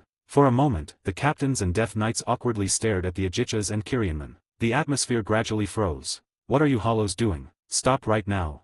How cruel you Ajichas are. How could you bear to lay a hand on your own kind? Remember, you too evolved from the Kiryans. Besides, it is the responsibility of us Grim Reapers to destroy the Kiryans, so let go of that Kiryan and let us do it. The members of the 11th Division seemed to transform into heroes of justice, drawing their Zanpakuto from their waists, ready to fight to protect the lower-class hollows. Jillian. What? The Ajichas were all taken aback upon hearing this. You're the ones who should get out of here, you damned Grim Reapers. This is the Forest of Hollows, the territory of us Ajichas, not the sole society of you Shinigami. I advise you Grim Reapers not to interfere with our Ajichas' actions. In an instant, the Ajichas exerted themselves, roaring at the Grim Reapers. Having already witnessed the power of the captain-level Grim Reapers, they didn't want to clash with these soldiers. The most important thing now was to collect Killian's body. What do we do, brothers? For a moment, the members of the 11th Division looked at each other, none of them able to offer any good advice. What are you thinking? Let's get to work. Everyone, follow me and charge. Just as the team members hesitated, Saito, who was immortal, drew his Zanpakuto from his waist and gave them the answer. Rush. Seeing their captain leading the charge, the members of the 11th Division immediately followed suit. In an instant, hundreds of death gods surged forward in a dark mass, charging fearlessly toward the Ajichas. Aren't they afraid? This gave the Ajichas a headache. They really didn't want to waste their time on death. No need to fight them. Kill the surrounding Killian, then use the resonance to escape. In response, Daihira, the current top fighter under Baran, seems to have another idea. Good idea. Upon hearing this, the Ajichas' eyes lit up. They stopped trying to fight the Grim Reapers in front of them and instead gathered Siro in their mouths and fired it at the surrounding Kiryans. Roar! Immediately, the Kilyans let out mournful howls and collapsed to the ground. Protect the Killian. The Death Knights frowned deeply upon seeing this. Since the Ajichas were ruthless, they shouldn't blame them for being unjust. Thinking this, the Shinigami soldiers all stepped in front of Killian. Some of the more eccentric members looked at the Killian behind them and said gently, "Don't be afraid. We, the Grim Reapers, will protect you." Roar! For a moment, Killian's big eyes, which were filled with confusion, were filled with instinctive movement. Who will protect him, and who will he kill? And who will kill him, and who will he protect? With an intelligence akin to that of a wild beast, and acting solely on instinct, Killian exclaims, "I can't tell. I simply can't tell. Now that you're here, none of you are leaving. Swastika, all gone." Just as Killian's instincts became incredibly chaotic and he gradually lost the ability to distinguish friend from foe, Ajichas began to attack indiscriminately, intending to wipe out the Grim Reaper soldiers and Killian in one fell swoop. At this moment, when the Grim Reaper soldiers were in a very passive position, having to escape while also protecting Killian, a voice as cold as ice entered everyone's ears. A stunningly beautiful figure, resembling a demon, appeared in the center of the battlefield at some unknown time. In an instant, endless blood had engulfed everyone's ankles. The surrounding rocks, the sand on the ground, and even the tall trees, everything composed of spiritual particles, all gushed out countless streams of crimson sap at this moment. Run! The moment Daihira saw the Rakshasa, he hoisted up a Kiryan corpse from the ground and ran off into the distance without looking back. Do you think I'll let you escape? Seeing Daihira fleeing, Mao unleashed a blood-red sword pressure that reached a height of 100 meters, the pressure surging towards Daihira like a wave. Go away! Without hesitation, Daihira used the corpse of Killian as a defensive weapon, which collided with Daihira's slash. Boom! With a deafening roar, Killian's corpse instantly shattered into countless fragments in the slash aimed at Daihira. Tisk! When the Chrysian rained down on the earth as a shower of blood, there was no trace of Daihira. He had long since fled into the distance. This greatly displeased Onozutsu, so she channeled her anger onto the other Ajichas. Oops! This was the shared thought in the minds of all the Ajichas at that moment. Boom! However, before Ajichas could make a move, the Killian, sensing a tremendous threat, launched an attack on Uno Retsu first. At that moment, alarm bells blared in the hearts of these Killian members. Based on their instincts, they judged that Uno posed a greater threat to them, the Hollows, than the combined threat from the Shinigami soldiers and Ajichas far away. Die! Without hesitation, Uno slashed at the Killian attacking her, and one Killian after another perished in her flash. Page 71. As for the Ajichas, seeing this scene, they dared not remain. They immediately activated their resonating whirlwind and fled. For a moment, the battle between the Grim Reaper and the Ajichas seemed to have subsided once more, at the cost of a group of Killian. There's no way around it. With intelligence like that of a wild beast and no potential for further evolution, the Killian has absolutely no right to be a hollow. Whether it's the Shinigami or even higher-ranking hollows, they'll all bully them. With the battle over, it was time to divide the spoils. The members of the 11th Division of the Godii 13 carried Killian's body and headed towards the hot springs outside the forest of Menriki. Currently, the Grim Reapers are clearly in a better economy and are gradually gaining an advantage. Time flies, 10 years have passed in a flash. Over the course of 10 years, the Hueco Mundo Extermination Corps and the Ajichas of Las Noches have clashed countless times. Both the Shinigami and the Ajichas seem to have become familiar with each other's tactics over time, and most battles are now decidedly ended in a draw. After all, the fundamental objective of both sides is not fighting, but rather to seize more Killian corpses. During this period, both sides have had their share of victories and defeats in the struggle for these corpses. As for whether the Ajichas and the Death Knight's frenzied hunt for the Killian would disrupt the balance of the Great Hollow Forest, neither side needs to consider that at all. Because Hueco Mundo is so enormous, and the Ghost Forest is also incredibly vast, no one knows exactly how many hollows reside in this forest, which is even older than the Godii 13. At the same time, whether it's the Grim Reapers or the Ajichas, when they fight against the Killian, they mostly target the Killian without intelligence. If they encounter a Killian with the potential to evolve, they will usually let it go. The Ajichas felt a sense of kinship with these Kyrians, while the Death Gods believed that it was more cost-effective to let these Kyrians evolve into Ajichas before attacking them. It wasn't that they couldn't kill them directly, but that would be more efficient. As for Araki was doing other things. More important things. My esteemed Captain Commander Yamamoto, I am your most prized disciple, Araki. How have you been lately? Recently, my dear disciple has encountered some minor troubles in Hueco Mundo. Actually, this matter isn't that big of a deal. It's just that the 5 captains you once assigned to me to assist me in defeating the evil Hollow, Kimimitsu Tomoshijima Chijiri, Executor Taketsuna, and Zenjoji Yuban, Kimonai Entiki, and Gyakotsu Sezo, whose aesthetics I don't even match, all of them accidentally died. In this regard, I hope that you, as the Captain Commander of the Godii 13, can continue to reinforce our forces with 5 squad leaders to complete our campaign against Omotomo. I strongly suggest that Captain Shikatori be among the 5 squad leaders you reinforce, while the other 4 are fine. Oh, and no Wang Dechuan Yuxi. In the 1st Division barracks, Yamamoto fell silent after listening to Sasaki Bajiro read aloud the report Araki had sent from Hueco Mundo. Sure. Genri Yusai took a deep breath, looked at Kojiro Seisakid beside him, and greeted him softly. Lord Yuan Liazai, I'm here. Upon hearing this, the sparrow immediately lowered his head respectfully. Tell me, how exactly did Araki manage to do something so careless as to kill 5 captain-level Shinigami of the Spirit Might rank 2 or higher at the same time in one breath? Yuan Liazai asked the Sparrow Division. This subordinate doesn't know either. After hesitating for a moment, he really couldn't understand how Shijima Chijiri and the others died. Dead. Heh. Genri Yusai recalled his conversation with Araki, and it seemed that Araki had already begun to build his own army. Let's send the 3rd Division Captain Yen Yuanjinal, the 5th Division Captain Wei Danjiro, the 8th Division Captain Shirkato Heikyunzei, and the 10th Division Captain Wang Dechuan Yubzaji to Hueco Mundo. Oh, right, there's one more thing. Kojiro, don't forget to have Yen Yuan and the others pass on a message to my unworthy disciple. If another captain dies this time, don't come asking me for replacements. I don't have anyone left to send to Hueco Mundo. Yuan Liazai naturally knew what was going on. He planned to help his good apprentice by sending him one knife after another. Thus, the vast Siritii will bid farewell to the era of the first Godii 13. Thinking about this, Genri Yusai felt quite sad. He had personally selected the 12 swords, and now he had personally sent them out of the Siritii. What a pity. A knife can intimidate enemies and kill evildoers, but it cannot teach future generations. In chaotic times, harsh measures must be used. It is better to be too strict than too lenient. To correct a wrong, one must go to extremes. But what happens after the chaos ends? Ugh. Thinking of this, Yuan Liazai sighed deeply. Immediately afterward, Genri Yusai turned to the still motionless Sparrowbeard beside him and asked, Sure, what are you still doing here? Reporting to Lord Genri Yusai. Upon hearing this, Sparrow immediately replied to Genri Yusai, Actually, Araki said he hopes you will send 5 captains to Hueco Mundo as reinforcements, and he also said that he absolutely does not want Odokawa Amioki. Let him go. Upon hearing this, Yuan Liazai felt a surge of anger. He couldn't help but ask the Sparrow Division, Are you listening to him or me? Who is the captain of the 13th Division of the Godii 13? Lord Genriazai, of course I'll listen to you. You are the captain of the 13th Division of the Godii 13. Quibu answered Yuan Liazai. Ah. Yuan Liazai was very pleased to hear this. But Araki is now a member of the 0 Division, and frankly speaking, his authority is probably above yours to some extent. However, when the Sparrow continued to speak, Genri Yusai's mood became less pleasant. You get out too, and remember to do as I say. Yuan Liazai drove the Sparrow troop away for the first time, as ordered. Upon hearing this, the Sagabe dared not linger and immediately left the 1st Division barracks. We can't let Seisakib continue hanging out with that guy Araki. Seisakib, who used to be so meticulous, is starting to talk more and more like Araki now. He can drive people crazy with his seriousness. Genri Yusai couldn't help but smile at this thought. I wonder if that bastard Araki has made any progress in Hueco Mundo. Seirai is too peaceful without Araki.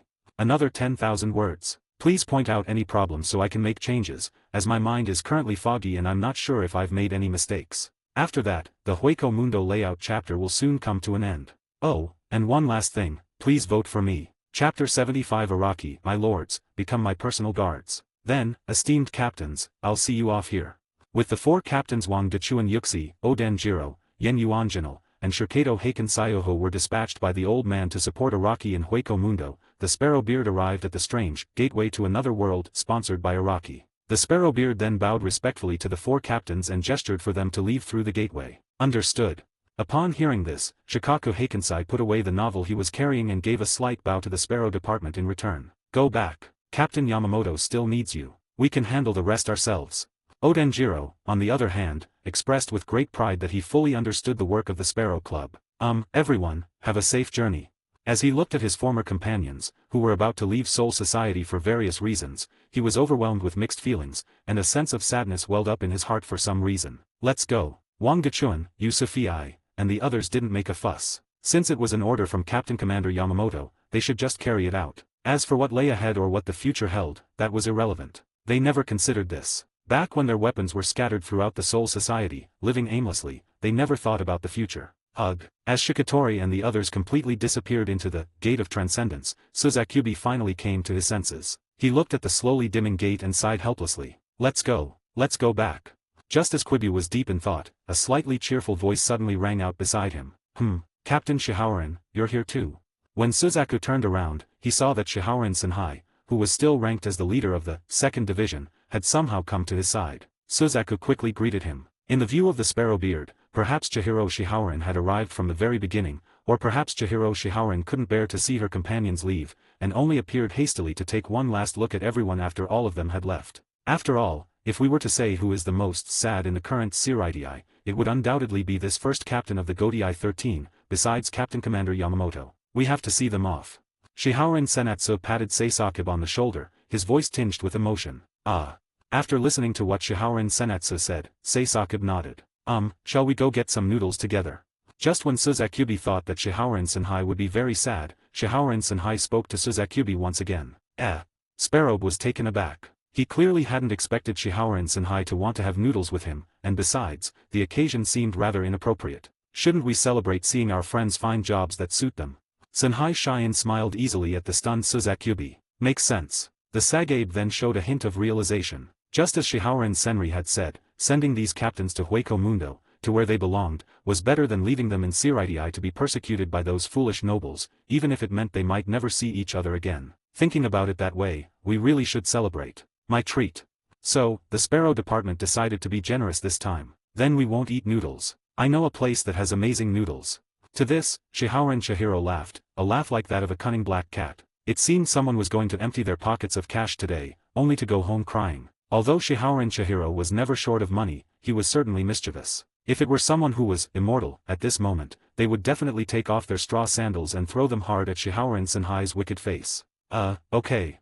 At this moment, Suzakubi was unaware of what awaited him. Being a gentleman by nature, he smiled gently at Shihaoren Senhai. The other side. When the 4 captains, Shikatori, Akahara, Otogawa, and Odenjiro, passed through the dark rift and arrived at Hueco Mundo, filled with ominous and gloomy spiritual pressure, what they saw was, holding a small trumpet, he was blowing nonsense. Clap clap. Page 72. Consort Shanding Temple is energetically banging on the gong and drum in her hand. There's also Shirjima Chijiri, waving a large flag in her hand, looking utterly hopeless. The whole thing is reminiscent of the Zero Squad from later generations. Welcome Captain Shikatori, Captain Akahara, Captain Obi, and that strange guy to the Hueco Mundo Expeditionary Force.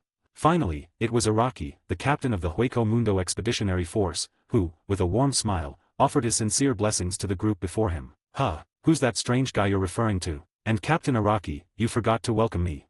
Wang Dechuan first scratched his cheek, then looked around and found no strange people following him. He then looked at Araki and said. Then, poor Wang Dechuan was completely ignored by Araki. Wait, let me catch my breath. Didn't the report say that all of you were dead?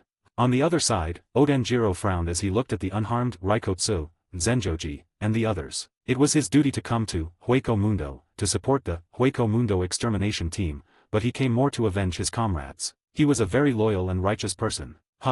Being here is no different from being dead. Shirjima Chidori gave a helpless, cold laugh, her words filled with utter despair, as if she had lost all hope for life. Crack. Then, Shirjima was hit hard on the head by Araki's loving iron fist. Hiss. Shirjima crouched on the ground, clutching his head, tears welling in his eyes. This is so strange. I've already mastered the method of covering my body with spiritual pressure, so why does it still hurt so much when Captain Araki punches me? Because every punch I throw at you, Captain, is filled with love for you. Araki looked at Shirjima, who was crouching down with his head in his hands, with an incredibly kind smile on his face. Puff. Idiot. Don't you know that Araki's fist has a penetrating effect on defense? In response, the immortal looked at Shishima, who was squatting in the house with his head in his hands, and secretly chuckled. Yes, she was the one who got beaten the most by Araki's iron fists filled with the spiritual pressure of love. In short, for various reasons, there is no place for us assassins in Soul Society anymore. Araki explained to everyone why he had made them so anxious. So we're going to stay in Hueco Mundo for the rest of our lives. Odenjiro was a meticulous person, and he immediately understood the meaning behind Araki's words, so he asked Araki a question. Of course not. Araki shook his head upon hearing this. We can't exactly go to the real world, can we? Looking at Araki shaking his head, Odenjiro couldn't help but ask, and after asking, Odenjiro laughed at himself. Araki remained silent, but Odenjiro reminded him that he should also take some time to plan for the present world. Really going to the mortal world. However, seeing this scene, Odenjiro thought that he had guessed correctly just because he said it unintentionally. Of course not. Oatan Erlang, Shirotorai Bayanzai, Yenyuan Jinlo, and Wang Tuchuan Yusufe, there is only one path before you now, and that is to come with me to the Spirit King Palace. From now on, you will live in my Lidian. Araki explained his plan to the team leaders present. You mean? Wang Dechuan and the others were greatly surprised by this. Become my personal guards, my captains. Araki smiled faintly and extended an invitation to the captains in front of him. As Araki finished speaking, Unohayari Retsu, the immortal, Shirjima Chidori, the executor Nobutsuna, Hisami Ine Tetsu, Zenjoji Yubin, and Rebellious Bone Seizo all stood behind Araki. Although the captains did not say a word, some things were already self-evident. It seems you've all made your choices. Can you give me a reason? Yen Yunjinal then gently pushed up his glasses, his gaze sweeping across the faces of all the team leaders, and asked. Because Araki is stronger than all of us. The reason for enforcing the military code is simple and brutal. Same as above. The same applies to Hisami Kaneki. Not only that, Captain Araki can also make us stronger. A twisted smile appeared on Zenjoji's fat face. Having a place to stay is good enough, what other reason do you need? Shirjima scratched the back of his head, completely adopting a go-with-the-flow attitude. The Spirit King's Palace, such a sacred place, I've never been up there before. Nigo was simply curious about the Spirit King Palace. When it was Mao Ji's turn to speak, the two simply exchanged a glance and said nothing. What do you all think? As for Araki, he still had that kind smile on his face. Haha, this sounds interesting, I'll join. Jiro Oda was the first to choose to become Araki's personal guard. In his view, there was nothing more interesting than the fact that his friends had not died and he could stay with them forever. Me too. Yen Yuan sighed. In his opinion, there seemed to be no better option than to join now. As long as there are books. Luchu Bayanzai said that he didn't care where he went as long as he had books. Me. Finally, it was Wang Dechuan's turn to speak. He touched his chin, looking hesitant. Alright, now that everyone has agreed to join us, let me show you around our base in Hueco Mundo. However, before Wang Dechuan could speak, Araki had already led the team captains toward the Expeditionary Forces base. This row is the team's dormitory, built with wood from the Great Hollow Forest. It's not only sturdy but also effectively prevents mosquito bites. After the expedition, we can consider taking it to Soul Society. Araki first introduced the dormitory to everyone, then led them towards the Restoration Hot Spring.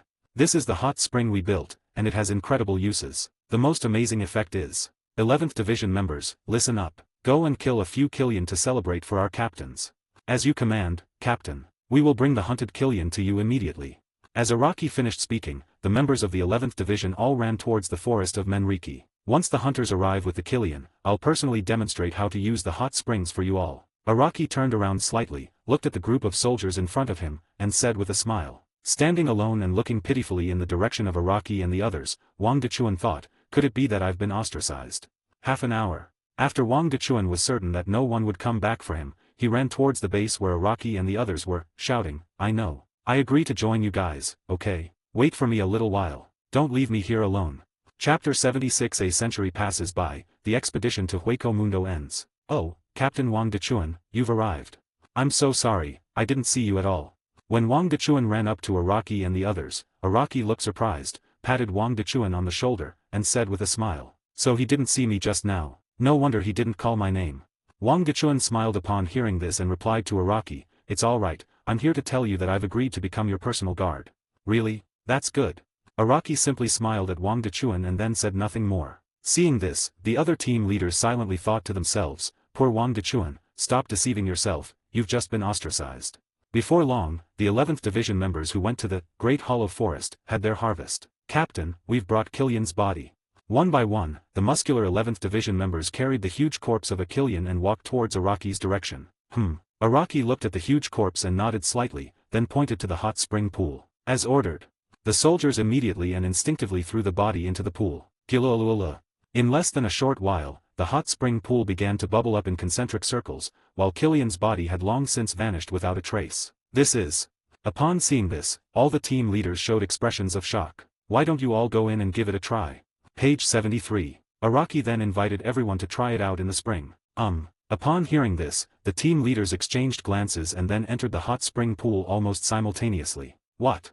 After everyone experienced the wonderful effects of the hot spring, they were once again shocked. This hot spring can relieve fatigue, treat hidden ailments, and heal injuries. It's incredible. It's even better than the healing hot spring at Kirin Temple. Yen Yuanjinal gently adjusted his glasses on the bridge of his nose, then spoke softly. "Not only that, I can feel my body being constantly tempered by the pool water. This hot spring can also help us in our cultivation." Odenjiro's control over his muscles had reached near perfection, and he instantly felt the benefits of the hot spring. "So the raw material for this hot spring water is from those hollows, right?" Isujiro asked Araki. "Exactly." Araki smiled faintly upon hearing this. "Understood." Upon receiving the answer, the team captains exchanged a knowing smile. With this, the number of Kyrian hunters in this Great Void Forest has increased by a full 4. The pressure suddenly shifted to Barragan's Las Noches, making it even more difficult for Barragan's Ajichas to hunt Kyrians. The Great Hollow Forest was now a place where there were far more wolves than sheep. This situation persisted for a full century, until 100 years later when Araki's Hueco Mundo Expeditionary Force retreated from Hueco Mundo and returned to Soul Society, which finally brought about an improvement. Then the Great Forest of Hollows seemed to have entered another era of hunting down Kyrians by the Ajichas. Years later, Araniro Arunieri, the only Arankar to evolve from a Killian and become one of Aizen's Espada, lamented, "Alas. Hueco Mundo prospers, Killian suffers. Hueco Mundo perishes, Killian also suffers." So, time flies, and a full 100 years have passed since Araki led the Hueco Mundo Expeditionary Force to conquer Hueco Mundo, the Great Void Forest. "Are you going back today?" "Yes. To be honest, I'm still a little reluctant to leave this place. The main problem is that I haven't been back to Soul Society for almost a century, so I have no idea what it's become like there." Several members of the team, dressed in tattered Shinigami uniforms, strolled through the Great Hollow Forest, as if they were walking in their own backyard, chatting as they went. Roar! Just as the members were chatting, a Killian suddenly emerged from the woods and attacked the 11th Division members. "Hey, we're not here to fight you today. You'd better stay here quietly." When the team members saw the Killian attacking them, a hint of nonchalance flashed across their expressions. 100 years had passed, and they were no longer the rookies who had just arrived in the Great Hollow Forest. "Seal him off. Yin Luo." As one of the squad members drew his Zanpakuto and released it, endless clouds of mist instantly rose from the dark forest and swirled around the Killian. The moment the Killian touched the mist, it transformed into countless chains, binding the Killian tightly. "Go away." Immediately afterwards, the soldier holding the Zanpakuto pulled hard on Killian from a distance. The chains on Killian's body rattled, and Killian was thrown away by the soldier. Boom! Then, accompanied by a cloud of dust, Nikarayan collapsed to the ground. In the past, we ordinary members would have had no choice but to run away when faced with these powerful hollows, but now even we can easily defeat the Jillian. The soldiers looked at Killian, who lay on the ground and hadn't gotten up for a long time, with a touch of emotion in their eyes. They had also made a lot of progress in the past 100 years. The group didn't stay put, they simply intended to linger in Hueco Mundo during their final moments there, to take a good look at the place where they had lived for 100 years. "The captain has summoned us." When everyone returned to the Hueco Mundo Expeditionary Forces base, they saw a wall over 100 meters high, inside which were rows of 2-story buildings. These were all built by them over the years. The guards at the gates of the wall, upon seeing the soldiers who were heading to the Great Hollow Forest for their final reconnaissance, spoke up to remind them. "We understand."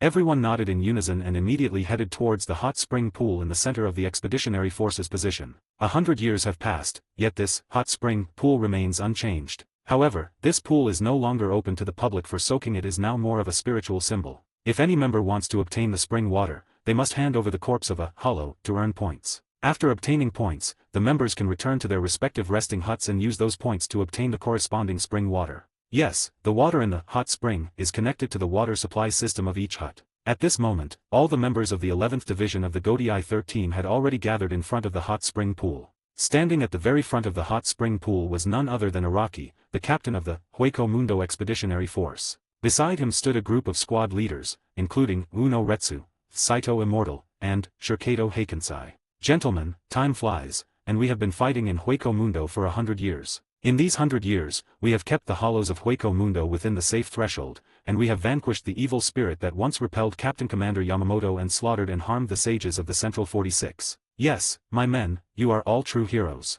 Now, all the evil spirits have been vanquished, and His Majesty the Soul King's radiance shines throughout Hueco Mundo, dispelling all evil. He has driven those hollows into the shadows, too afraid to show themselves. Our mission has finally come to an end, and it is time for us to go home. We will return to the Soul Society as heroes. Araki stood on the stage he had set up on site and delivered a passionate speech to the group of team members in front of him. Oh! As Araki finished speaking, the members of the 11th Division of the Godii 13 cheered loudly. Regardless, the soldiers were still excited at the thought of returning to Soul Society, to their homeland. However, just as we were fighting against Hueco Mundo as heroes, some bad guys and some evil forces took advantage of our absence and invaded our home. Do you agree with that? Just then, Araki continued to question the members of the 11th Division. I disagree. Absolutely disagree. The soldiers answered in unison. What do you think we should do when faced with those bad people? Araki nodded in satisfaction, then continued to ask. Kill, kill, kill. The 11th Division members, who resembled demons, drew their Zanpakuto from their waists, and their boundless killing intent caused the dark clouds in the Hueco Mundo sky to scatter instantly. We're only going to Soul Society to do three things: fairness, fairness, and fucking fairness. Araki looked at the group of soldiers he had carefully trained, a smile playing on his lips. He held up 3 fingers to the sky. He had almost finished restoring Hueco Mundo. Now it was time to start restoring Soul Society. He wondered if those lovely nobles would be able to sleep at night when they learned that they were going back. Soul Society, Siritii. Inside the barracks of the 1st Division of the Godii 1. You told Araki about the 11th Division. Genryusai stood in the empty team leader's room and asked Kojiro, the head of the Sagakure team, beside him. Yes.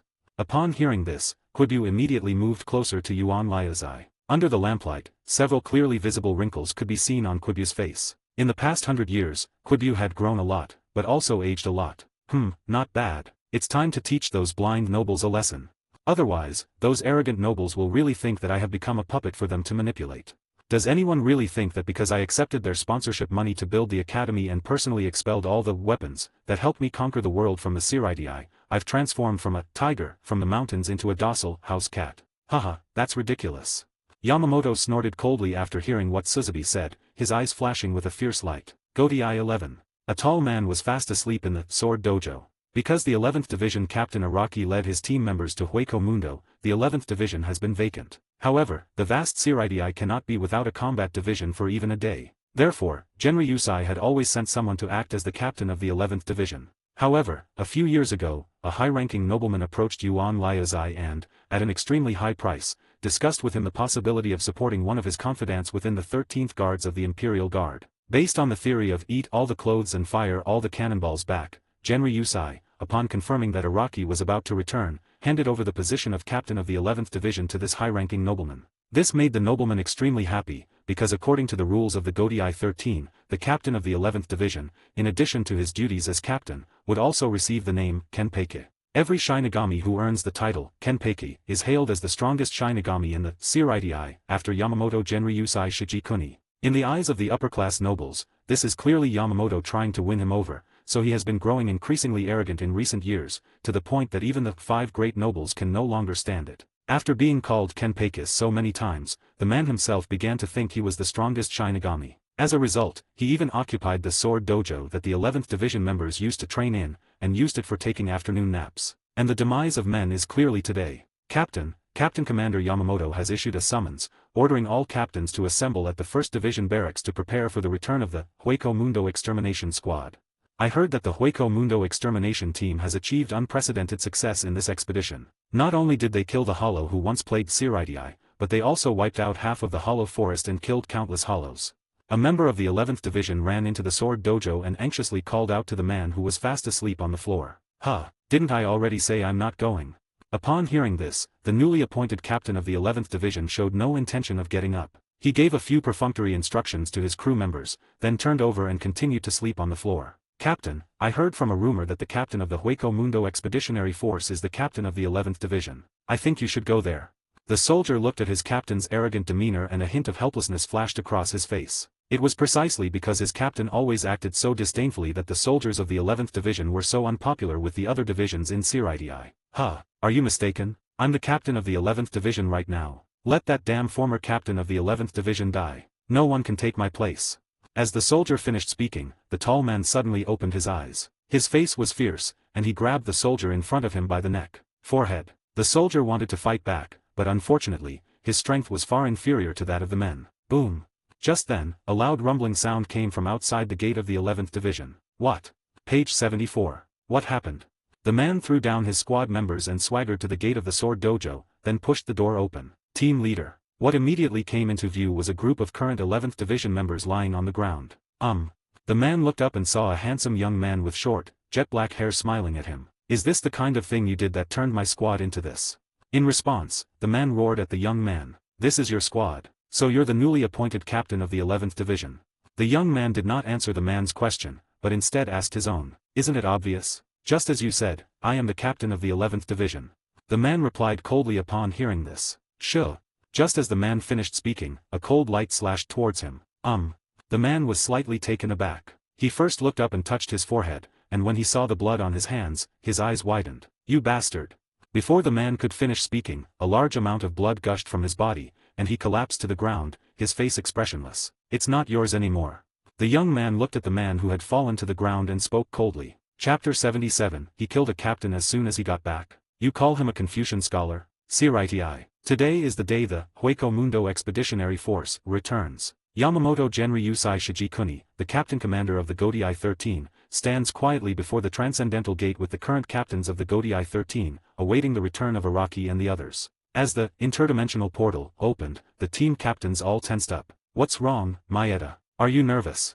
The current captain of the 2nd Division, Shihaorin Shihiro, looked at the tall man with an afro behind him and teased him. Well, after all, the captain of that expeditionary force is said to have fought alongside you against Waiwak, a legendary figure. I am indeed extremely nervous. The man named Maeda addressed Shion-san with utmost respect. Haha, don't worry. Araki is a gentle and easygoing person, just like me. In response, Shihaorin Sanhai gently comforted his old subordinate who had been with him for over 50 years. If it's someone like the captain, then I'm relieved. Upon hearing this, Maeda slowly breathed a sigh of relief. Click. Just then, the gate of transcending boundaries opened, and one after another, the members dressed in black Shinigami uniforms walked out of the gate. Standing in front of the group of members was none other than Uno no Retsu. Where's Araki? Yuan Liazai frowned and asked Mao's Hilly about it. Oh my, Captain Araki has already returned ahead of schedule, didn't you know? Upon hearing this, Maoji looked at Yuan Liazai and smiled gently. Throughout the entire Siritii, only a handful of people, including Ueno and Araki, dared to speak to Genryusai in such a relaxed tone. What? When everyone heard that Araki had returned, they all showed expressions of shock, and even Genryusai himself raised his eyebrows. Lord Genryusai, Araki asked me to give this to you. Just as Genryusai was pondering where Araki had gone, accompanied by a dark shadow, Kojiro Sasaki appeared before Genryusai and presented him with a blood-stained 11th Division Haori. In that instant, it seemed obvious where Araki had gone. That wretched disciple. He's infuriating. Yuan Liazai, upon seeing the blood-stained Haori, instantly flew into a rage. An endless stream of spiritual pressure erupted from his body, the terrifying aura causing the captain's expressions to change drastically. Having enjoyed nearly a century of peace, they had almost forgotten just how terrifying this old man truly was. As expected of the strongest Shinigami in Siritii, this level of strength is simply unattainable. Some people genuinely admire Yuan Liazai's abilities. Looks like someone's in for some trouble. Some people secretly rejoiced, thinking that the captain of the expeditionary force was probably in trouble. Araki, the captain of the 11th Division of the Godii 13, returned from Hueco Mundo without communicating with any of the other captains before returning through the Transkaimon and acting on his own. He will be punished with a week's salary in order to uphold the dignity of the Godii 13. In response, Genryusai punished Araki in an extremely angry tone. What? In an instant, all the captains of the 13 teams were stunned. Since when was punishing someone by taking away a week's salary considered a punishment? Since Araki doesn't need to welcome his team, then we don't need to shamelessly fawn over him either. Captains of our respective squads, lead your soldiers back to your squads.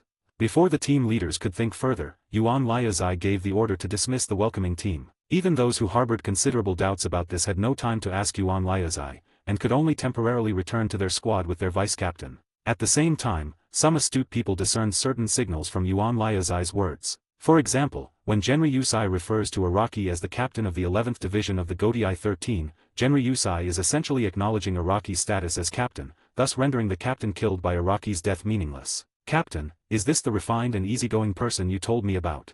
The blood dripping on that Haori hasn't dried yet.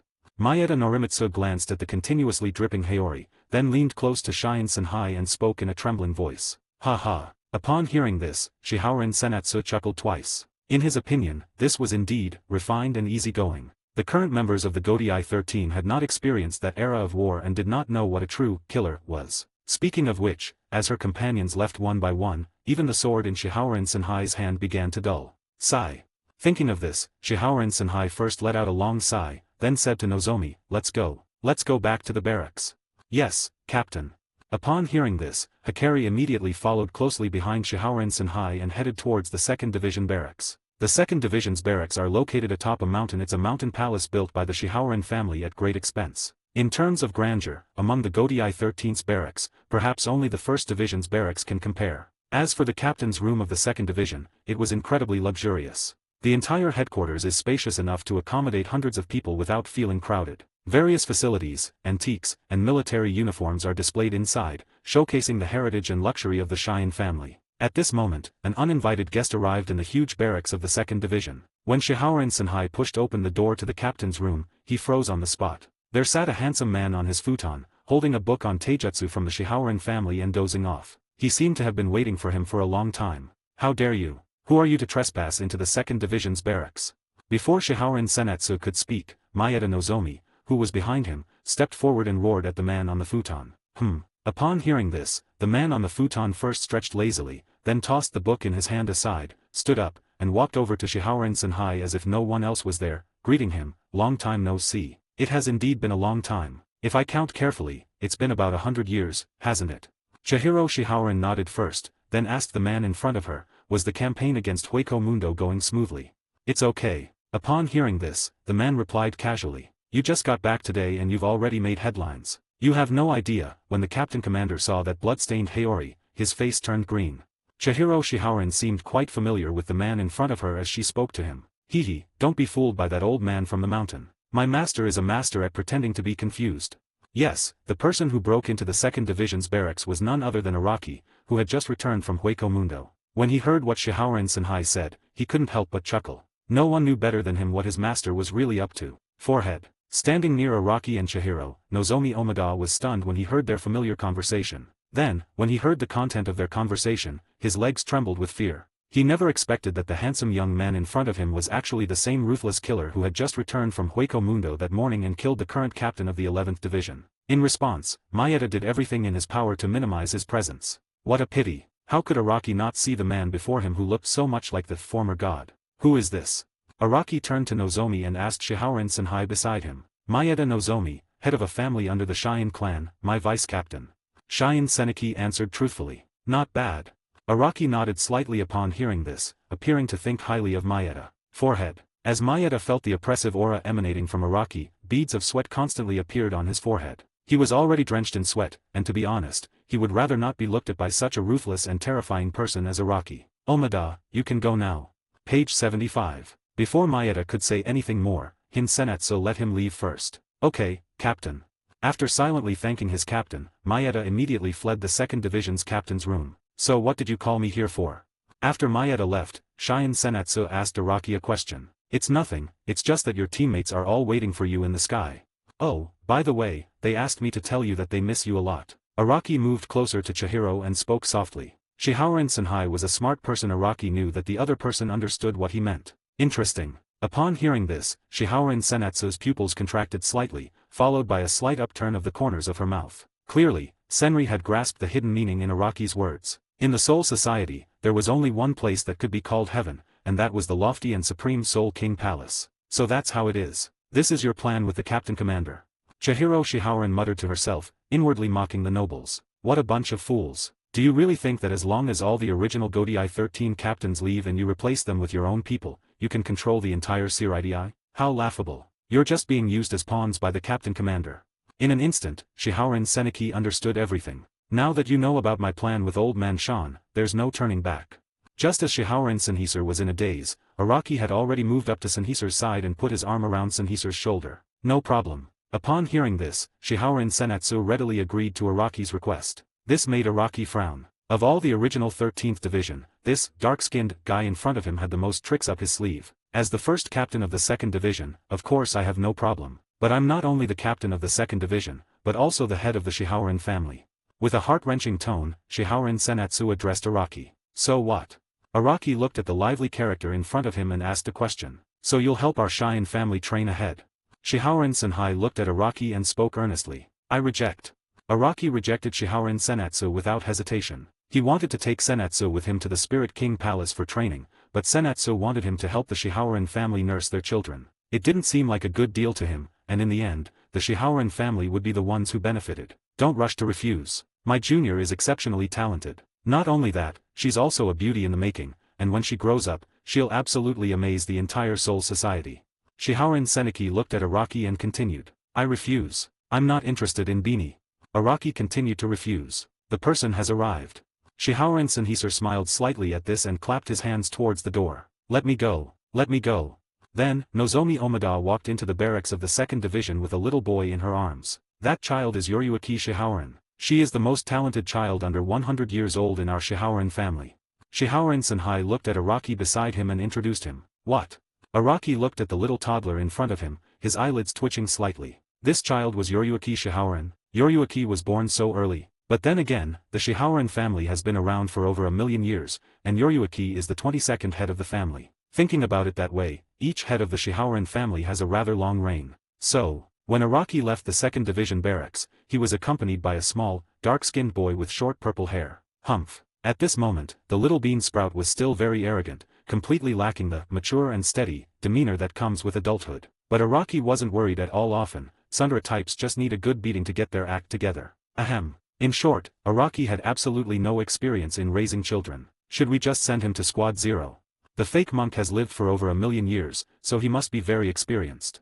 Araki frowned deeply as he thought this. At midnight, 10,000 words. And then, by the way, please vote for me. Chapter 78 Araki, Bad Kids Get Spanked. Part 4. GODI 11 Barracks. However, it was more like a sword dojo in ruins than a teen dormitory. After all, apart from the enormous swordsmanship dojo, the rest of the place had been razed to the ground by the construction team. The construction team was sent by the Shihaoran family, and the money came from the Maeda family. According to Chihiro, this money was intended to be used as educational funding for Araki's children. Not only that, but the Maeda family also bought up several surrounding streets and gave them to Araki as a gift for the new GODI 11. This made Araki curse inwardly, a bunch of rich bastards. Right now, in that dojo, Araki is facing off against the young Yoryuki Shihaoran. I haven't acknowledged you yet. Yoryuki Shihaoran, who looked like a little radish head, crossed her arms over her flat chest and spoke arrogantly to Araki. It's okay, because I haven't acknowledged you either. Araki, never one to suffer a loss, retorted directly to Yoryuki. It's not impossible for me to acknowledge you, but only if you defeat me. Yoryuki looked at Araki and began to speak to herself. No need for all that trouble, and you don't need to acknowledge me. Once the heavenly pillar chariot descends from the sky, I'll send you away. Araki waved at Yoryuki as he spoke, indicating that the two of them, who hate each other, could soon part ways, and if possible, it would be best if they never saw each other again.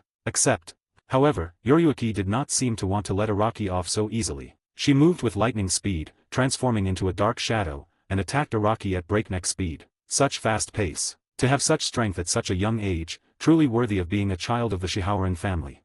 Although Araki praised Yoryuki, his expression remained calm. It must be said that Yoryuki is very fast, but that speed is only within the range of a child. Of course, take this. Yoryuki accepted Araki's praise and then transformed into 4 afterimages, attacking Araki simultaneously from 4 directions. Araki faced 4 afterimages attacking him simultaneously, holding the scabbard of lapis lazuli light in his hand, and easily cut through 3 of them. It's here. However, Yoryuki's true form was the 4th afterimage that circled behind Araki. Successful. At that moment, Yoryuki waved her little fist and excitedly punched Araki's head. Buzz.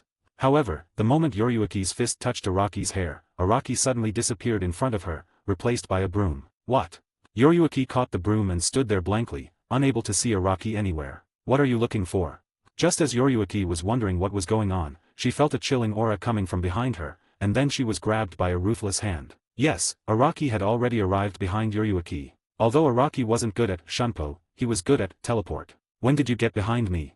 Yoriyuki looked at Araki, who had captured her, with a shocked expression. Clearly, she could not understand Araki's methods. In reality, whether it's the Shinigami's shunpo or the Quincy's Hirenkyu, both generate spiritual pressure during movement, and true masters can often detect these subtle spiritual pressures. Therefore, even those who are proficient in shunpo find it difficult to use shunpo to ambush true masters. This is why Yoriyuki was so surprised when she saw Araki evade her spiritual pressure detection and appear behind her without her noticing. You don't know, do you? Araki looked at Yoriyuki expressionlessly, as if he were teasing a child. I want to learn this. Yoriyuki opened her eyes wide, trying to soften Araki's heart by acting cute. Then, she could let Araki, whom she had captured, teach her that move she had just used. There are many things you want to learn, but unfortunately you can't learn this one. Araki shook his head at Yoriyuki. He was telling the truth, Yoriyuki really couldn't learn this move. Flaw.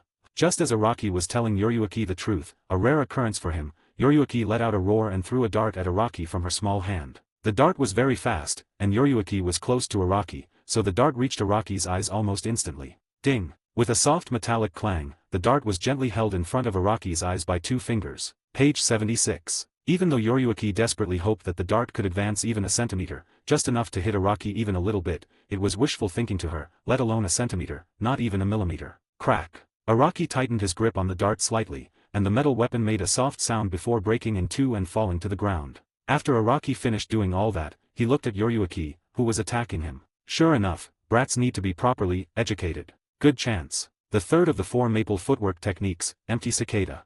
Before Araki could even begin to teach her a lesson, Yoriyuki shouted, good opportunity. And she slipped away from Araki's grasp like a slippery eel, leaving behind only a thin black, night-walking outfit. Araki frowned slightly as he looked at the clothes in his hand. He looked up and saw Yoriyuki, who had already taken off her night clothes, standing at what she considered a very safe distance with her chest puffed out, hands on her hips, looking at Araki. Yoriyuki looked extremely proud at that moment. Ha ha ha, see that? Araki. This is my real escape route. Yoriyuki laughed wildly. Even Araki, who has the name Kenpeke, can't catch me. I, Yoriyuki Shihaorin, am the fastest woman in the Shihaorin family. Buzz. In response, Araki activated his ability once again. Yoriyuki, who had been laughing wildly, suddenly appeared in front of Araki, and where Yoriyuki had been, only a nightclothes remained. Ha ha. Yoriyuki looked at Araki, who was so close to her, and her lips suddenly began to twitch. She really couldn't laugh anymore. So that's how you developed your bad habit of taking off your clothes. Araki, seeing Yoriyuki so close, simply tucked the little radish under his armpit and then punched Yoriyuki's buttocks hard with his other hand. Clap, clap, clap. At this moment, Araki is like an old father who has already let go of all compassion in his heart. He is using his love to educate his naughty and disobedient daughter. Whoa! Yoriyuki was able to hold on for the first 2 thrusts, but by the third, she blinked her big eyes and started shedding small pearls. I'll teach you to be a bad student. I'll teach you to be a bad student. Araki looked at Yoriyuki with a serious expression, spitting out his anger as he hit her. Master Araki, I was wrong. Waya. Yoriyuki couldn't hold on any longer and finally started begging for mercy. Will you still leave your clothes lying around like that from now on? Araki questioned Yoriyuki. I won't lose it. Yoriyuki looked helpless. She had only intended to leave her outer garment behind, but Araki's power was too strong. If she didn't take it all off, she wouldn't be able to escape from Araki's clutches. Put your clothes on. Araki heard Yoriyuki admit her mistake and threw her near the night outfit. Humph. Yoriyuki wiped away the tears from the corners of her eyes and reluctantly put her night clothes back on. She was helpless. But that was how her ancestors from the Cheyenne family had taught her. Those were the secrets of physical techniques that the ancestors of the Cheyenne family had spent countless years summarizing. Ugh. Araki looked at Yoriyuki, who looked pitiful, and then at the ever-expanding Goti 11 barracks outside, and finally sighed helplessly. Araki never imagined he would be bribed one day, but it really wasn't his fault. The Shihaorin family had given him far too much. Come on, I'll take you to a nice place. As Araki spoke, he beckoned Yoriyuki with his finger, signaling her to follow him. Where to? Yoriyuki looked at Araki with a puzzled expression and asked. Right now, Yoriyuki was terrified of Araki. She had to find out exactly where he went, fearing he might sell her off when she was young. After all, she, Yoriyuki Shihaorin, was incredibly cute. We're going somewhere that can improve your instant step. How about you come with me? Araki asked Yoriyuki. A place to improve my instant step. Let's go. Of course we'll go. Yoriyuki nodded vigorously upon hearing this, her large eyes filled with anticipation. It is good. Araki gave this rare, gentle smile. Come with us. You can stay here and guard the home while we remain immortal. After Araki led Yoriyuki out of the training ground, he spoke softly to Retsu and Immortal, who were guarding outside the door. Okay. After listening to Araki's words, Retsu smiled gently. It's me guarding the house again. Immortal was very dissatisfied with Araki's decision, especially after Yoriyuki joined the 11th Division. She became more nervous than ever before. That wretched guy. Not only does he imitate my personality, but he also imitates my body shape. The Immortal looked at Yoriyuki with eyes full of hostility. She felt that her strengths had been imitated by this hateful little guy in front of her, and she had become less unique. Fortunately, there was finally someone smaller than her in this squad. Of course, if Araki could hear what the Immortal was thinking at this moment, he would definitely comfort the Immortal, saying, Immortal, don't worry. Yoriyuki will grow up eventually, and you'll still be the youngest one. Cough cough. And you guys, even though the team barracks are being rebuilt, don't let me be too idle. Starting today, we will meet at White Gate at 8 o'clock every morning, and then run to Blue Stream Gate before sunset. You are not allowed to use instant step during the run. Immediately afterward, Araki coldly gave an order to the 11th Division members who were secretly watching his battle with Yoriyuki from the windows. Of course, Araki had already used his spiritual pressure to block their view when Yoriyuki used the third form of the 4 maple trees. You can't use instant step. The members of the 11th Division were all perplexed upon hearing this. They were now somewhat regretful that they had gone to spy on Araki and Yoriyuki's fight. But then again, if they were to face Yoriyuki, they'd probably be toyed with using Shunpo. Upon seeing this, the members of the 11th Division couldn't help but think to themselves, are these the children of the 5 great noble families? They are terrifying. Araki, where am I going?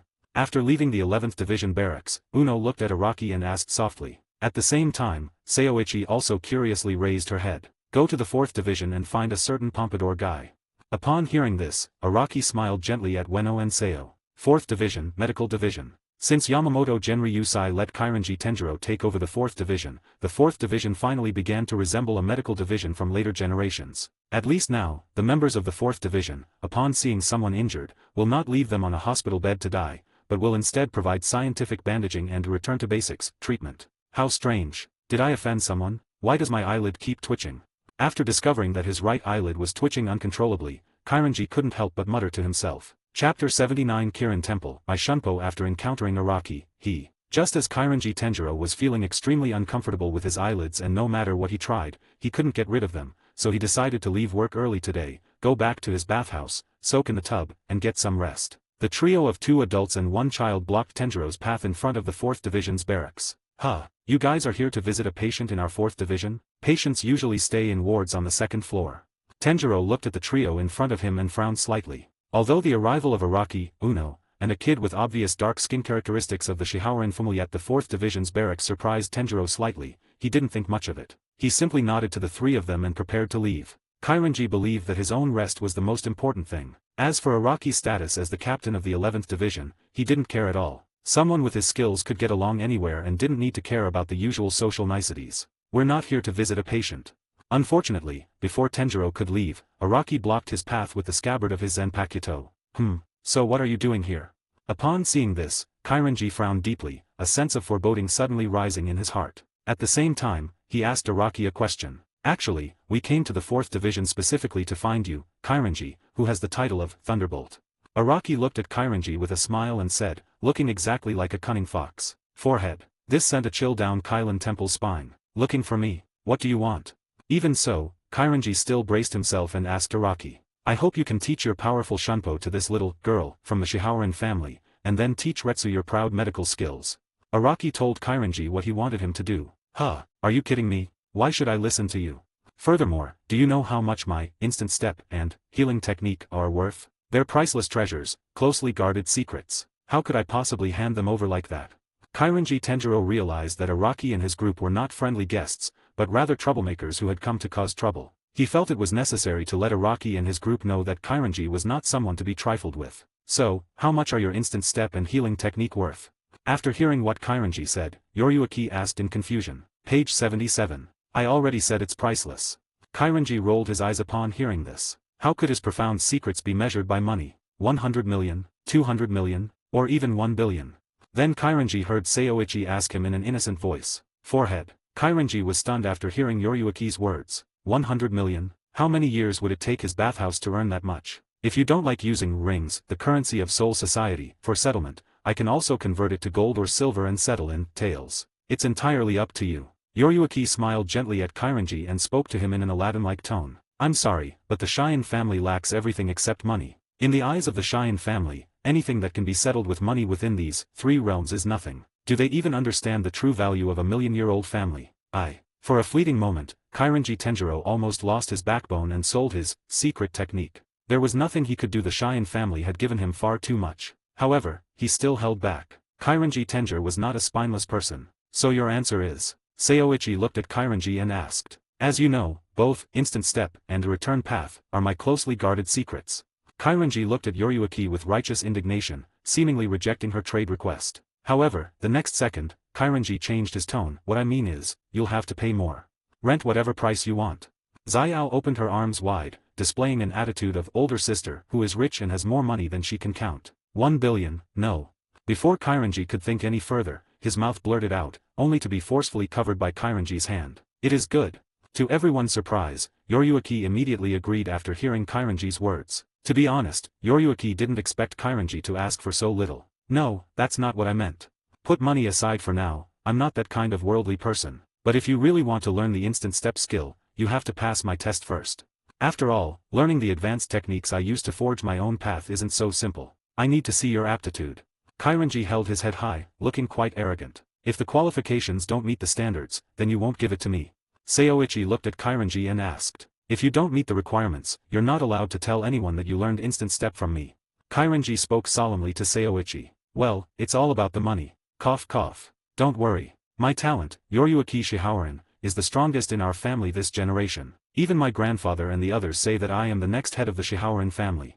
Upon hearing this, Yoriyuki confidently puffed out her not-so-ample chest. Ha ha. Kailan Temple smiled slightly upon hearing this. If the girl in front of you is the direct heir of the Shihaoran family, then there is no question of her having poor aptitude. Yes, the 5 noble families are indeed unreasonable. Their direct descendants will inevitably inherit powerful talents from their families. Among them, the heirs are the most talented of these direct descendants. As long as these heirs can live and grow up, their spiritual pressure is destined to rise to at least the 3rd level of spiritual power. Even the collateral branches of the 5 great noble families, or families that have intermarried with the 5 great noble families, often produce children with extraordinary talents. And this is the fundamental reason why the 5 great noble families are the leaders among all the noble families in Soul Society. Because not only were their ancestors powerful, but their successors were also far stronger than those of the families outside the 5 noble families. Kirin Temple's claim of collecting money was a pretense. Their real intention was to give the Cheyenne family face. After all, the prestigious Cheyenne family possessed techniques comparable to,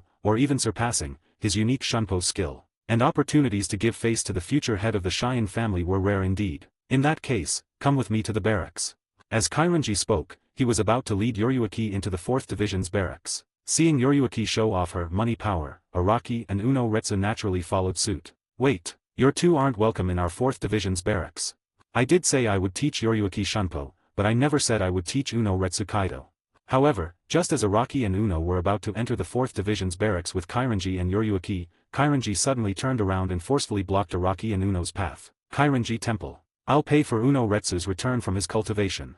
Upon hearing Kairanji's words, Yoriyuki immediately stepped forward and said, it's just money, right? The Shihaoran family has plenty of it. In fact, they don't even need to spend any money. Their subordinate families will take all the money and run away.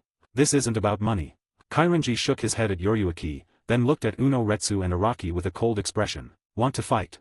Uno no Retsu coldly stared at the troublemaking Kairanji in front of her, her fair hands already touching the hilt of the sword at her waist. Hey, it's not impossible for me to teach my return path to Mazai. As long as you can outrun me, I'll teach you all my techniques. Kairanji Tenjiro walked up to Araki, brandishing his supposedly incredibly cool pompadour in front of Araki's eyes while taunting him. Court death. Before Araki could speak, Uno had already drawn his Zanpakuto from his waist. It is good. However, just as Muno swung her Zanpakuto at Kairanji, a large hand preemptively pressed down on her hand that was tightly gripping the Zanpakuto. Araki. Mao looked up at the owner of that large hand, his eyes filled with confusion. At that moment, it was as if Uji was asking Araki with his eyes, this pompadour hairstyle is so disgusting, why don't you just cut it off first? Not urgent. Araki nodded to Uno, indicating that he shouldn't rush and that everything was fine with him. It is good.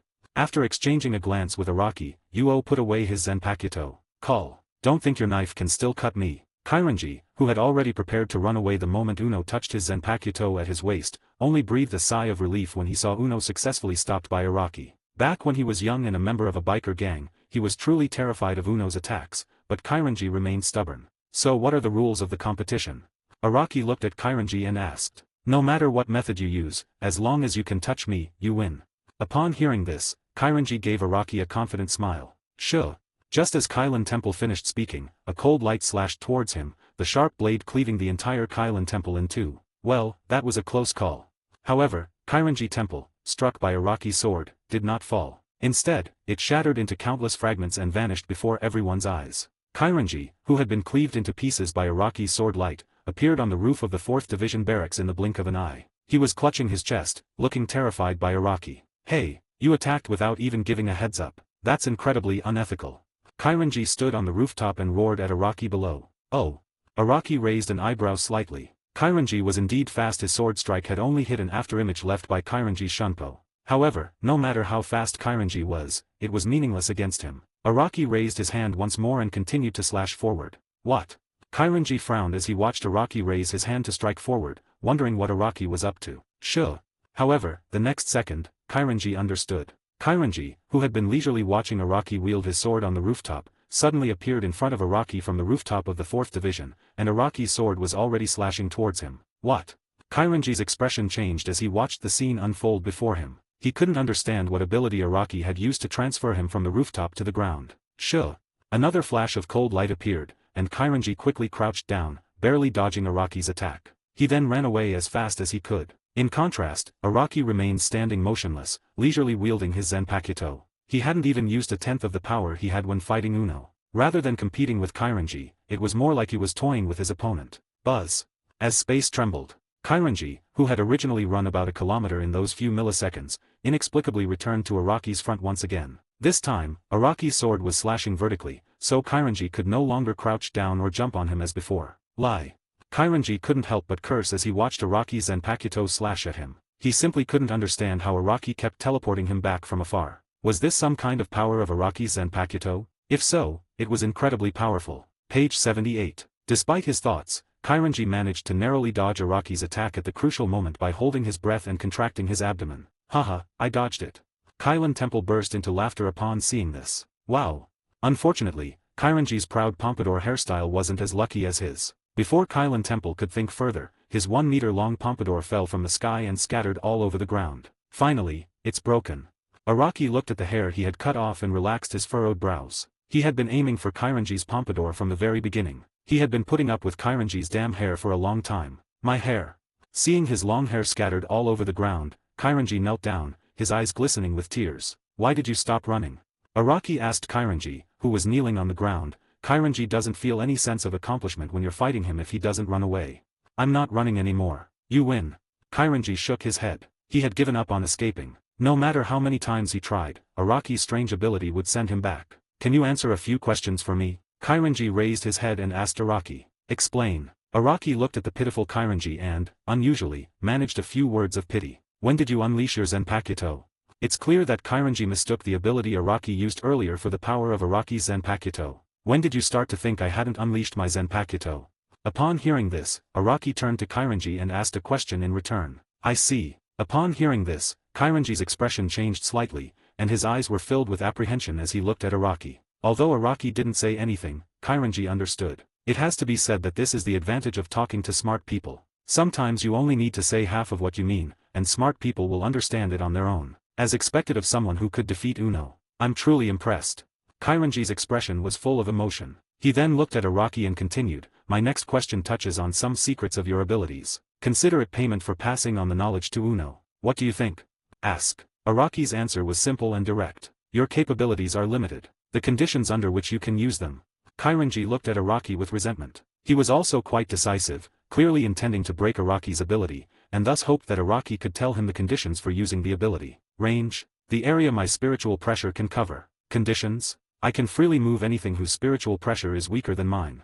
Without a second thought, Araki explained his abilities to everyone present. Yes, ever since Araki unified the modeled power within his body with the help of the Soul King, the requirements for using his Op-Op Fruit ability no longer depend on Haki, but directly on spiritual pressure. Araki's spiritual pressure can reach any area within the range of his abilities. As for the conditions for transferring the fruit, Araki can transfer it as long as the spiritual pressure is not higher than Araki's. However, ever since Araki raised his spiritual power to the highest level in the vast soul world, not counting the sleeping Waiwak and the Soul King sealed in the crystal, there are countless beings with spiritual pressure, surpassing him, one in the heavens and one on the earth. Kairanji, however, is not among them. Ha ha ha. After hearing Araki's words, Kairanji laughed loudly. My instant step ability, which I've honed for so many years, has been completely ruined after meeting you. After hearing what Araki said, Kairanji realized that his Shunpo, which he was so proud of, was useless in front of Araki. It was almost impossible to surpass Araki in terms of spiritual pressure. As for using extreme speed to escape Araki's spiritual pressure range, don't be ridiculous. I doubt anyone in this world, except for the Soul King, could step out of the Siritii in one step. Here's 8,000 words to start. It's 5 AM now, way too late, I need to take a nap, I have to go to the hospital for a checkup tomorrow. Then, if there are any problems, such as typos, please point them out first, and I will correct them as soon as I see them. Hope you all enjoy watching. Oh, and one last thing, please vote for me. Chapter 80 opposes violence, referring to the 5 dragons' reversal of annihilation directed at other teams. Tenjiro is too weak right now. Araki looked at Kairanji Tenjiro, who looked utterly dejected because his hair had been cut off, and made his own assessment. With Araki's current strength, he wouldn't even need to activate his Zanpakuto's Bankai to deal with Kairanji Tenjiro before he joined the Zero Division. Alright, now that the game's over, Araki patted Kairanji on the shoulder, pointing to the long hair scattered on the ground, and you saw it yourself. Now, you can teach Uno and Yoryuki return path, and flash step, right? Araki asked the Kairanji temple in front of him. I'm not in the mood for that right now. Do you know how much time it takes me every day to style my super cool pompadour? Do you know how much I paid for my cool hairstyle? Ever since I started growing this super cool pompadour, I haven't enjoyed the pleasure of burying my face in a pillow. As Kairanji looked at the long hair scattered all over the ground, tears streamed down his face. He was filled with immense grief, mourning the death of his beloved airplane head. As expected, this guy is a damn scoundrel. We should just kill him. Seeing this, Mao drew her sword again. To be honest, she'd wanted to kill this bastard a long time ago. How long? Ever since she first met this disgusting guy. Come, kill me. If you kill me, no one will teach you instant step and a return path. Kairanji raised his head and roared at Uno. However, the beads of sweat constantly dripping from the sensitive tip of his nose revealed that he was merely bluffing. Anoriaresu's eyes showed no sympathy whatsoever. She simply raised her hand holding the knife, pointing it at Kairanji's neck without any expression. Are you serious? When Kairanji felt himself being targeted by Uno's killing intent, he realized that something was wrong. Uno Retsu seemed to really be going to kill him. It seems that Kairanji really doesn't realize just how repulsive his personality and appearance are. In short, you have no self-awareness whatsoever. Sigh. Seeing this, Araki could only sigh, and then activated his ability once again, Room. With the activation of Araki's abilities, a miracle occurred at that moment. Suddenly, Kairanji's long hair, which had been severed by Araki's sword and scattered all over the ground, floated up from the ground and pieced itself back onto Kairanji's head, reforming his utterly disgusting pompadour. To be honest, Araki really had to bite the bullet to reattach the airplane head to Kairanji. He kept hypnotizing himself that the current Kairanji still had a tiny bit of use. They're back. They're all back. My prized pompadour hairstyle, it's finally back. After the airplane head was back in place, Kairanji was stunned for a moment. Then, with a trembling hand and a heart full of trepidation, he gently stroked the long hair on his head. His careful manner was as if he were touching a fine work of art. Immediately after Kairanji confirmed that his long hair had grown back, he became excited and shouted wildly at the sky. Araki, you are truly my half-brother, Kairanji. You know that I, Kairanji, am a man of the highest honor. From today onwards, if you need anything from me, just let me know. As long as it is within my power, I will do my utmost without hesitation. The resurrected Kairanji leaped up from the ground, first grabbing Araki's hand and speaking excitedly. At this moment, Kairanji wished he could immediately become sworn brothers with Araki. Then Kairanji swore to Araki, as for the matter you just asked me to do, just watch. I will definitely teach Yoryuki and Uji properly the flash step and return path. Araki merely raised an eyebrow at this. The fact that Kairanji had been revived because of the pompadour hairstyle gave Araki the illusion that Kairanji's pompadour was actually Kairanji's true form. He's still useful. Wait until he teaches you all his most secret techniques, then kill him. Araki ignored Kairanji, who was calling him brother. He first pulled his hand, which Kairanji had been tightly gripping, from Kairanji's greasy embrace, and then made a throat-slitting gesture to Uno Retsu beside him. He gestured to Mao's Hilly that once they had used up all of Kailan Temple's knowledge and squeezed it dry, they could then take care of this damned man with the pompadour. Understood. Upon hearing this, Mao put away his Zanpakuto, which was about to be swung at Kairanji Temple. What if he doesn't teach him properly? Immediately afterwards, Mao asked Araki another question. Then kill him too. Araki gave an affirmative answer. Got it. After hearing a satisfactory answer from Araki, Anoko finally smiled. Hey, I'm right here listening. Even if you two really want to kill me after you've used me, shouldn't you at least consider my feelings a little? At least discuss this behind my back, right? Please, take me, who has the title of Thunderbolt, even a little bit seriously. Kairanji looked at the two people in front of him, who seemed to be discussing how to kill a chicken. Right in front of him, they were loudly plotting how to kill his peerless villain. His eyelids started twitching again. Well, he now finally knows why his right eyelid kept twitching. It turns out he'd encountered two evil stars. In short, since I've already promised to teach you instant step and a return path, I absolutely won't go back on my word. But how much you actually learn, that depends on yourselves. Kairanji stood with his hands on his hips, regaining his former confidence. Sure enough, this man started to change once he got the pompadour hairstyle. Ahem. Page 79. It seems that Yoriyuki Shihaoren is not the only one who has not learned his lesson. Araki decided to wait until he had some free time to teach that damned pompadour Kairanji Tenjiro a good lesson. However, before that, Araki had something more important to do. He returned to the Siraidii from Hueco Mundo not just to become the captain of this damned 11th division. He had a much grander ideal. Araki, where are you going? Mao seemed to sense Araki's heavy thoughts and asked him aloud. After seeing Yoriyuki and Akage, I had a few more ideas in my mind, so I decided to test the feasibility of those ideas. Araki looked at Uji and explained. However, Araki did not explain to Uno Retsu what he was going to do. Bon voyage. Uno no Retsu didn't ask any more questions. She and Araki had lived together for over 100 years and had developed a strong tacit understanding. Be careful. Then, Yuo added that although she didn't know what Araki was going to do, she had a feeling that Araki was definitely going to do something big that would shock the Soul Society. Don't worry, I'll be absolutely fine. You know I've always been against violence. After waving goodbye to Uno Retsu, Araki looked at Yoriyuki Shihaoren, who had her arms crossed in front of her with an awkward expression. Yoriyuki, remember to study Shunpo properly with your uncle Kairanji. When I get back, I'll be checking your homework. And as for Kailan Temple, let me give you one more piece of advice, teach them well. Araki genuinely distrusted Kairanji, this little rascal. Relax, relax. My talent is the best in the world. After hearing Araki's words, Yoriyuki Shihaoren waved her hand lightly at Araki, looking as if her talent was absolutely superior. Huh, uncle, shouldn't it be brother? Only Kairanji was conflicted should he be Yoriyuki's older brother, or uncle. He still considered himself young. Ah. Araki was somewhat relieved after receiving Yoriyuki's response. Then what happens next? Araki turned around and walked away into the distance, plotting something in his mind. Currently, within the Siraidii, under the central 46 chambers composed of nobles, it is mainly divided into three major institutions. These are the Godii 13, Shinigami who symbolize the samurai class and are modeled after samurai, responsible for protecting the safety of the Siraidii and Soul Society. Symbolizing assassins, or more accurately based on ninjas.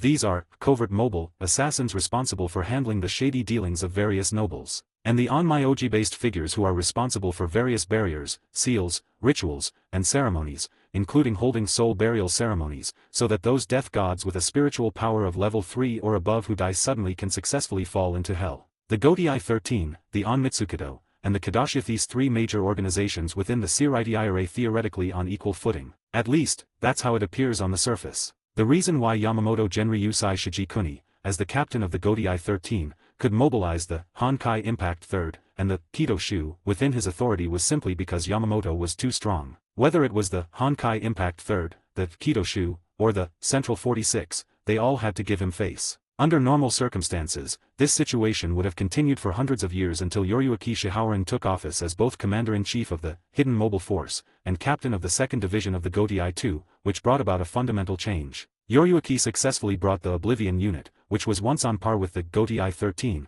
under the jurisdiction of the 2nd Division. And the 2nd Division captain, Aya Hakusho, also known as Soi Fan, successfully continued the glory created by Yoriyuki. She continued to lead the Oblivion Unit as the captain of the 2nd Division. What Araki needs to do right now is simple. Before he kicks Yamamoto out of his position as captain, he needs to bring these two organizations, which are nominally on par with the 13th team, under his control. In other words, Araki extended his reach to institutions outside his authority, and has even crossed the line of the major nobles. After all, for these nobles, the Kido Shu who were in charge of the barrier operations were fine, but once Araki used the covert force to handle their dirty work, they really became like cats without claws, unable to even protest except for constantly meowing. Although I could leave the entire Secret Service to Yoriyuki to recruit, I'll pass. Let her be the vice commander. By the way, I can use the graduation exam as an excuse to have her recruit those assassins for me. I want both the Secret Service and the Kido-shu.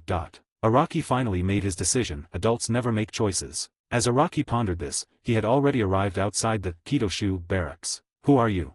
Outside the gate of the massive building, the gatekeeper, dressed in the distinctive robes of the Kido sect, immediately blocked Araki's path upon seeing him and coldly inquired. Who am I? I'm here to teach you, Great Ghost Masters, the correct way to use the ghost path. After hearing the gatekeeper's question, Araki explained in an extremely calm tone, as if he was not making any boasts, but simply stating a fact to everyone. What?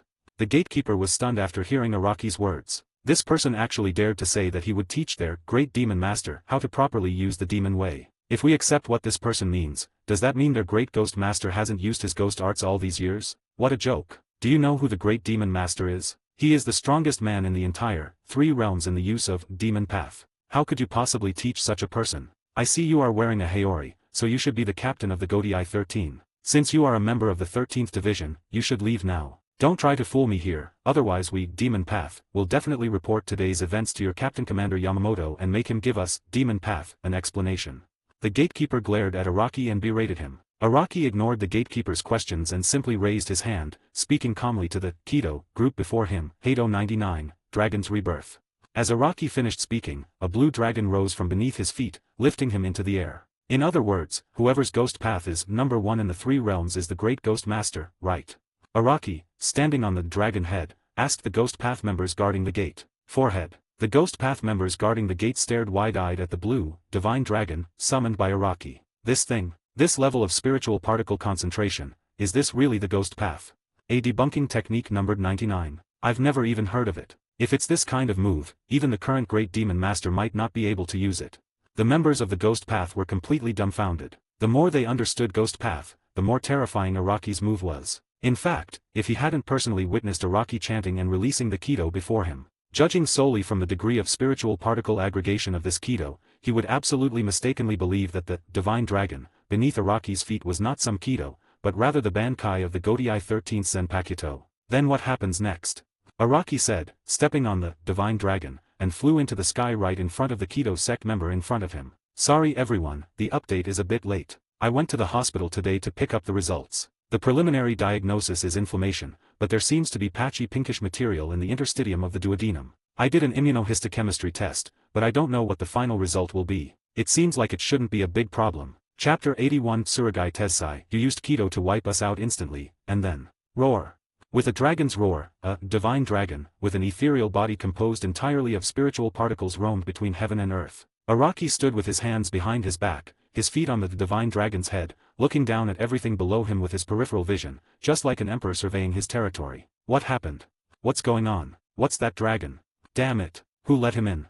As the dragon's roar spread throughout the Ghost Path clan's barracks, one after another, the members ran out of the barracks, looking up at the divine dragon in the sky and asking questions. Hado 33, Azure Flame Fall.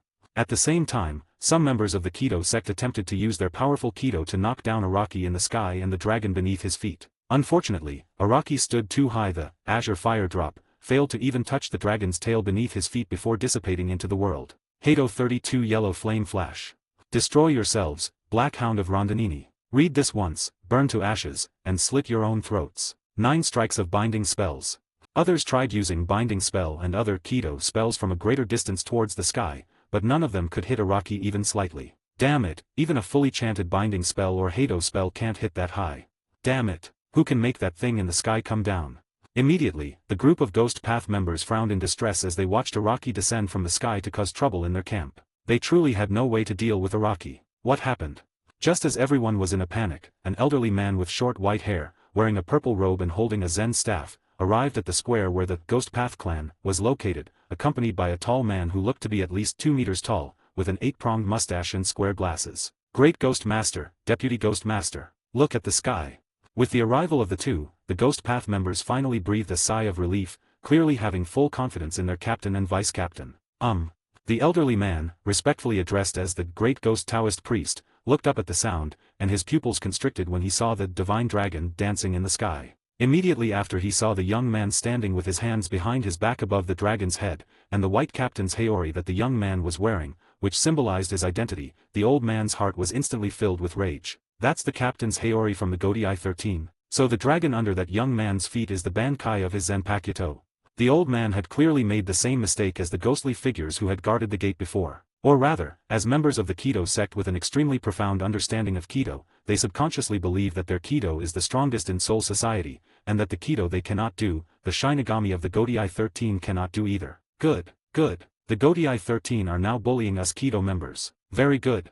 The old man burst into laughter while clenching his fists. In fact, if we look at the time of their establishment, the Godai 13, founded by Yamamoto Genryusai, is the youngest of the three major organizations within the Seireidai, with only a few hundred years of history. But who can blame them when Captain Commander Yamamoto is so powerful, and the Godai 13 is always full of talented individuals. Therefore, within the Seireidai, it is actually the youngest organization founded by Yamamoto that currently holds the most power. This naturally made some of the elders in the Seireidai feel very dissatisfied, and the great demon priest in front of them was one of those dissatisfied elders. Wurin Tessai, watch closely. Let me tell you how we, the Ghost Path clan, should deal with enemies that fly in the sky. As the old man spoke, a powerful spiritual pressure erupted from his body, exceeding the level of a third-grade spiritual might. If the old man could cultivate both the Kido and Zanpakuto at the same time, he could easily become a captain in the Godai 13. Hado 88 Flying Dragon Strike Thief Thunder Cannon.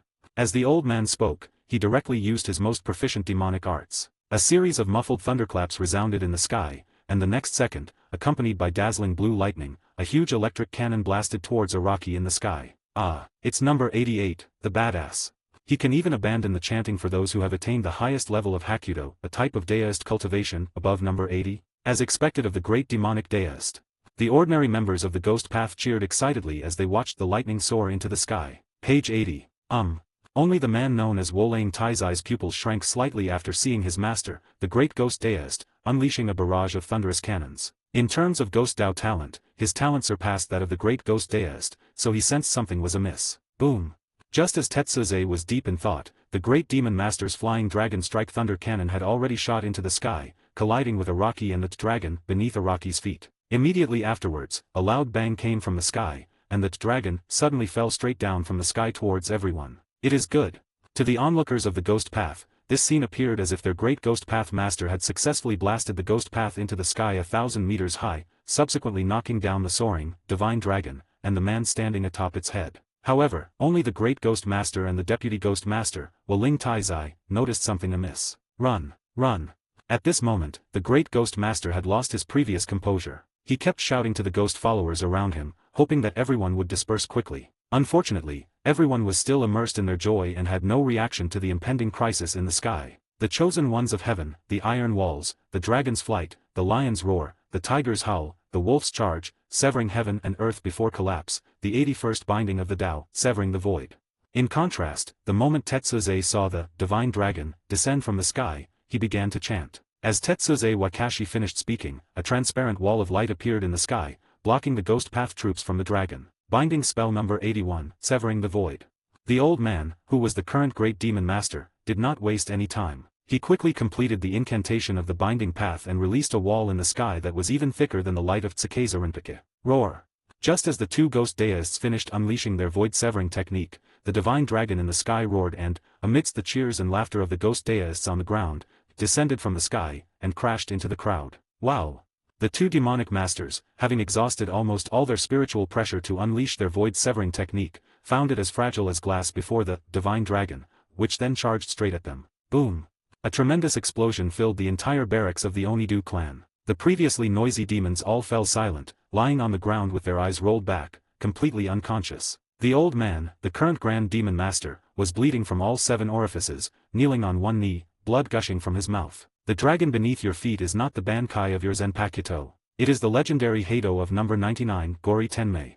The great ghost Taoist priest gently patted his chest and spoke unwillingly to the young man standing in the smoke and dust. When the great demon master saw his 88th Kido being neutralized by the young man in the sky using the technique of anti-demon mutual destruction, he knew he had lost. And as the divine dragon, flying thousands of meters in the sky descended from the heavens, the great demon master, who was extremely sensitive to Kido, finally realized that the dragon was not Araki's Bankai, but rather, like his 88th Hado, it belonged to the Hado category of Kido. However, unlike his 88th Hado, Araki used the legendary 99th Hado, a Hado that had been lost for a very long time and had not been used by anyone for a very long time. The moment this Kido, which even the current Grand Kido Master of the Kido clan had only seen in books, appeared, the Grand Kido Master realized that he had been blind to the truth at first, mistaking this legendary Hado for the Bankai of the 13th Division. In the Grand Kido Master's eyes, this was simply a desecration of the Hado. Today I finally got to see it, but it's a pity that it wasn't a member of their Kido clan who used this move, but rather the Shinigami of the Godai 13. This completely shattered the pride in the great Kido Master's heart. Even if he didn't want to admit it, he knew that the truth and facts wouldn't change just because he didn't admit it. The truth is that from this day forward, the Kido sect can no longer call themselves the Siraitais, most skilled Kido organization. The truth is that the Grand Kido Master will step down from today, and the new person to take the position of Grand Kido Master is a member of the Godai 13, whom he hates the most. Are you two the most skilled in Kido among the Kido clan? Araki did not answer the question from the great demon priest in front of him. He looked at the white-haired old man and the tall, burly man beside him and asked, "Compared to you, we are not skilled in the ways of the demons." After hearing Araki's words, Tensai humbly replied, "No need for modesty. Your ability to withstand my 5 dragons annihilation slash is enough to prove your understanding of the ghost path." Araki shook his head and gave his approval to Tsukasa Rinpoche and the white-haired, great demon priest beside him. Blocked. You call that blocking? Upon hearing this, Tetsuze looked around blankly at the Kido clan's barracks, which had been completely destroyed by Araki's Yurija no Mikato, and the Kido clan members who had fainted on the ground. How could this be called blocking? That was a gamble with the combined spiritual pressure of the 2 Ghost Dao Masters, the principal and vice principal, to break through the void. And yet they still ended up in such a sorry state. It's truly shameful. Don't worry. They just fainted. I was holding back my power. Then, Araki's next words completely broke the 2 Demon Masters' defenses. Was that terrifying power that just passed through 2 layers of void, and still seemed poised to level the entire Ghost Path clan's camp, merely a result of the young men holding back? Thinking this, the great ghost Taoist priest felt a mouthful of blood surge to his heart, and then spurted out specks of scarlet blood. "I've come to you today to ask for your help." Before the 2 Taoist priests could say anything, Araki's voice slowly rang in their ears. "You want our help?" Upon hearing this, the great Ghost Master and the Deputy Ghost Master, Waling Taizai, exchanged a glance, their eyes both flashing with a strange light. "What help can we offer? Actually, the 2 of us only know a little bit about demonic arts. We probably can't be of much help to you." They had no idea what this incredibly powerful young man could possibly need their help, given that he only knew the Ghost Path. Worst of all, their supposedly invincible Ghost Path was utterly insignificant in the face of this young man. "What I need is someone who can use Kido.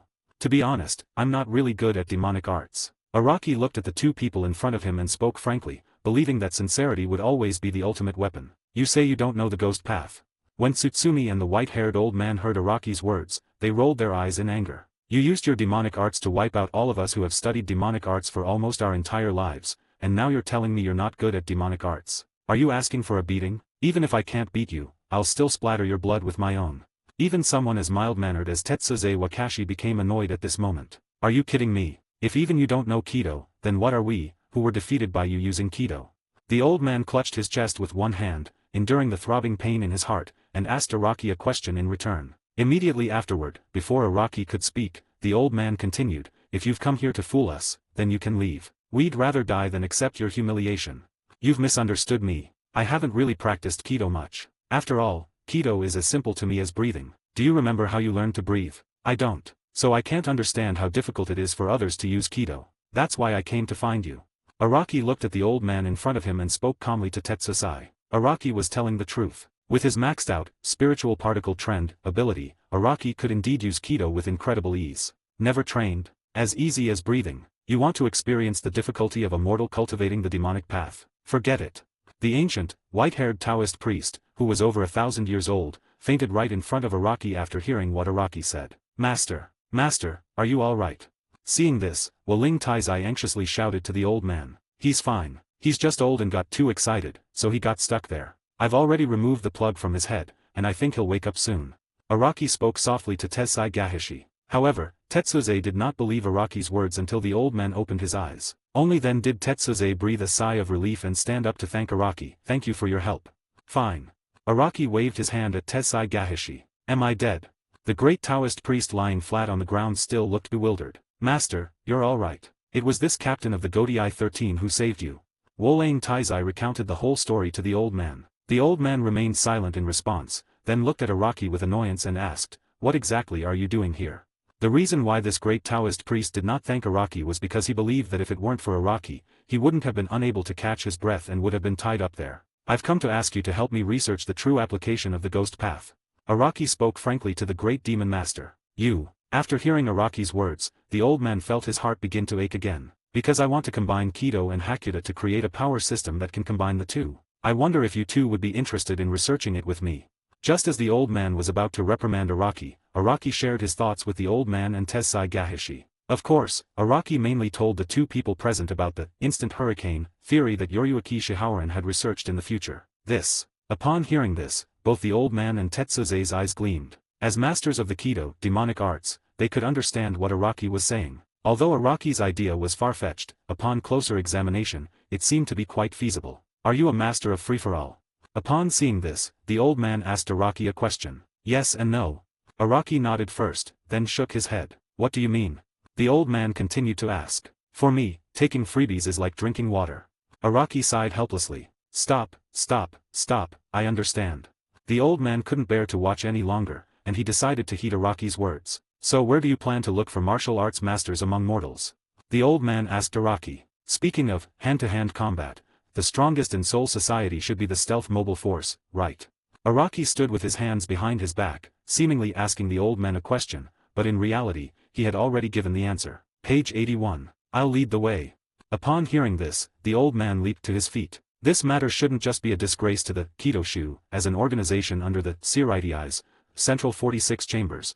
The Sanmitsumosu should also be disgraced along with them. Good. Araki nodded slightly as he looked at the eager-to-try demon priest in front of him, a smile playing on his lips. In fact, everything right now is going according to his plan. To subdue the Kidoshu and Stealth Mobile, he couldn't reveal his purpose right away. Instead, he had to approach the two organizations under a different guise, and then quietly take them both down in one fell swoop, a complete takeover. In the end, not only would the Stealth Mobile Force and the Kido have to work for him, but upon seeing him, they would also have to genuinely smile and say to him, "Captain Commander Araki is both tall and tough."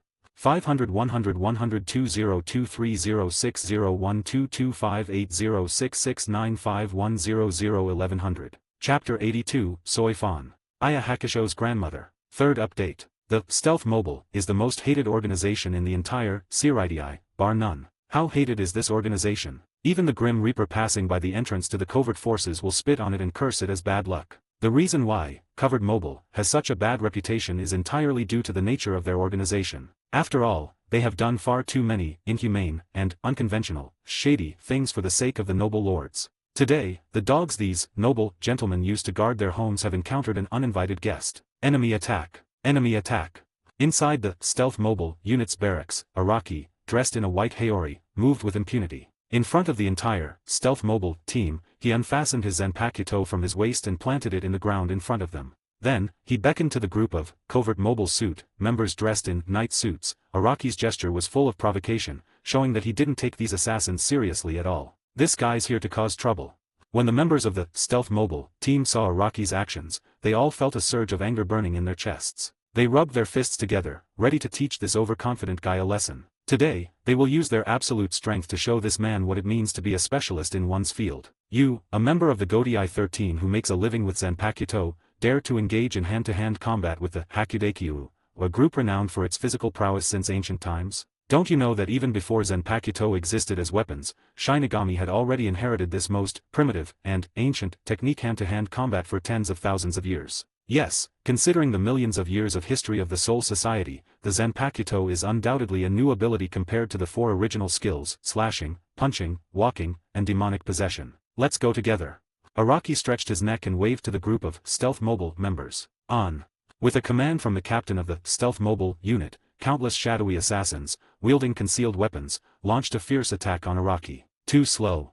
The first group to approach Araki were a group of newly recruited members. In Araki's eyes, these people moved as slowly as snails. Before they could even get close, Araki gave each of these dozens of Stealth Mobile team members a slap on the face. Puff. Amidst the spray of blood, dozens of people were knocked unconscious by Araki's sword. In fact, the power of the ear-slapping sticker was considerable. Many participants in the ear-slapping sticker contest left the tournament lying in bed. Good speed, but not enough power. The attack on Araki then progressed much faster. They not only punched and kicked him, but also threw projectiles at him from tricky angles, which displeased Araki, who then coated his body with his spiritual pressure. Those projectiles, one after another, were completely crushed by Araki's spiritual pressure before they could even get close. The Onmyoji's punches and kicks mostly ended with broken bones. And for those without broken bones, Araki would promptly perform artificial fracture surgery. What? In an instant, the team members lay scattered on the ground, clutching their broken limbs, grimacing and howling. Their condition was clearly much more miserable than that of the first wave of attackers against Araki. Tisk. The commanders and captains of the covert forces frowned as they watched their men lying on the ground, knowing it was their turn to intervene. If they allowed Araki to continue beating them, the covert forces would lose all face. In an instant, countless cold lights attacked Araki. Oh, the power is enough this time, but the accuracy is a little off. Araki gazed at the sky filled with cold light, his figure flashing instantly. Before anyone could notice, Araki had already arrived above the stealth mobile. At the same time, Araki gathered the spiritual pressure covering his body onto his fist. At this moment, Araki finally got serious. He gathered his spiritual pressure between his fists and slammed it into the ground. One bone, impact. This is a brand new skill that Araki developed by combining his unique spiritual pressure with the characteristics of his own spiritual pressure, referencing the old man's bone and fusing it with his own haki.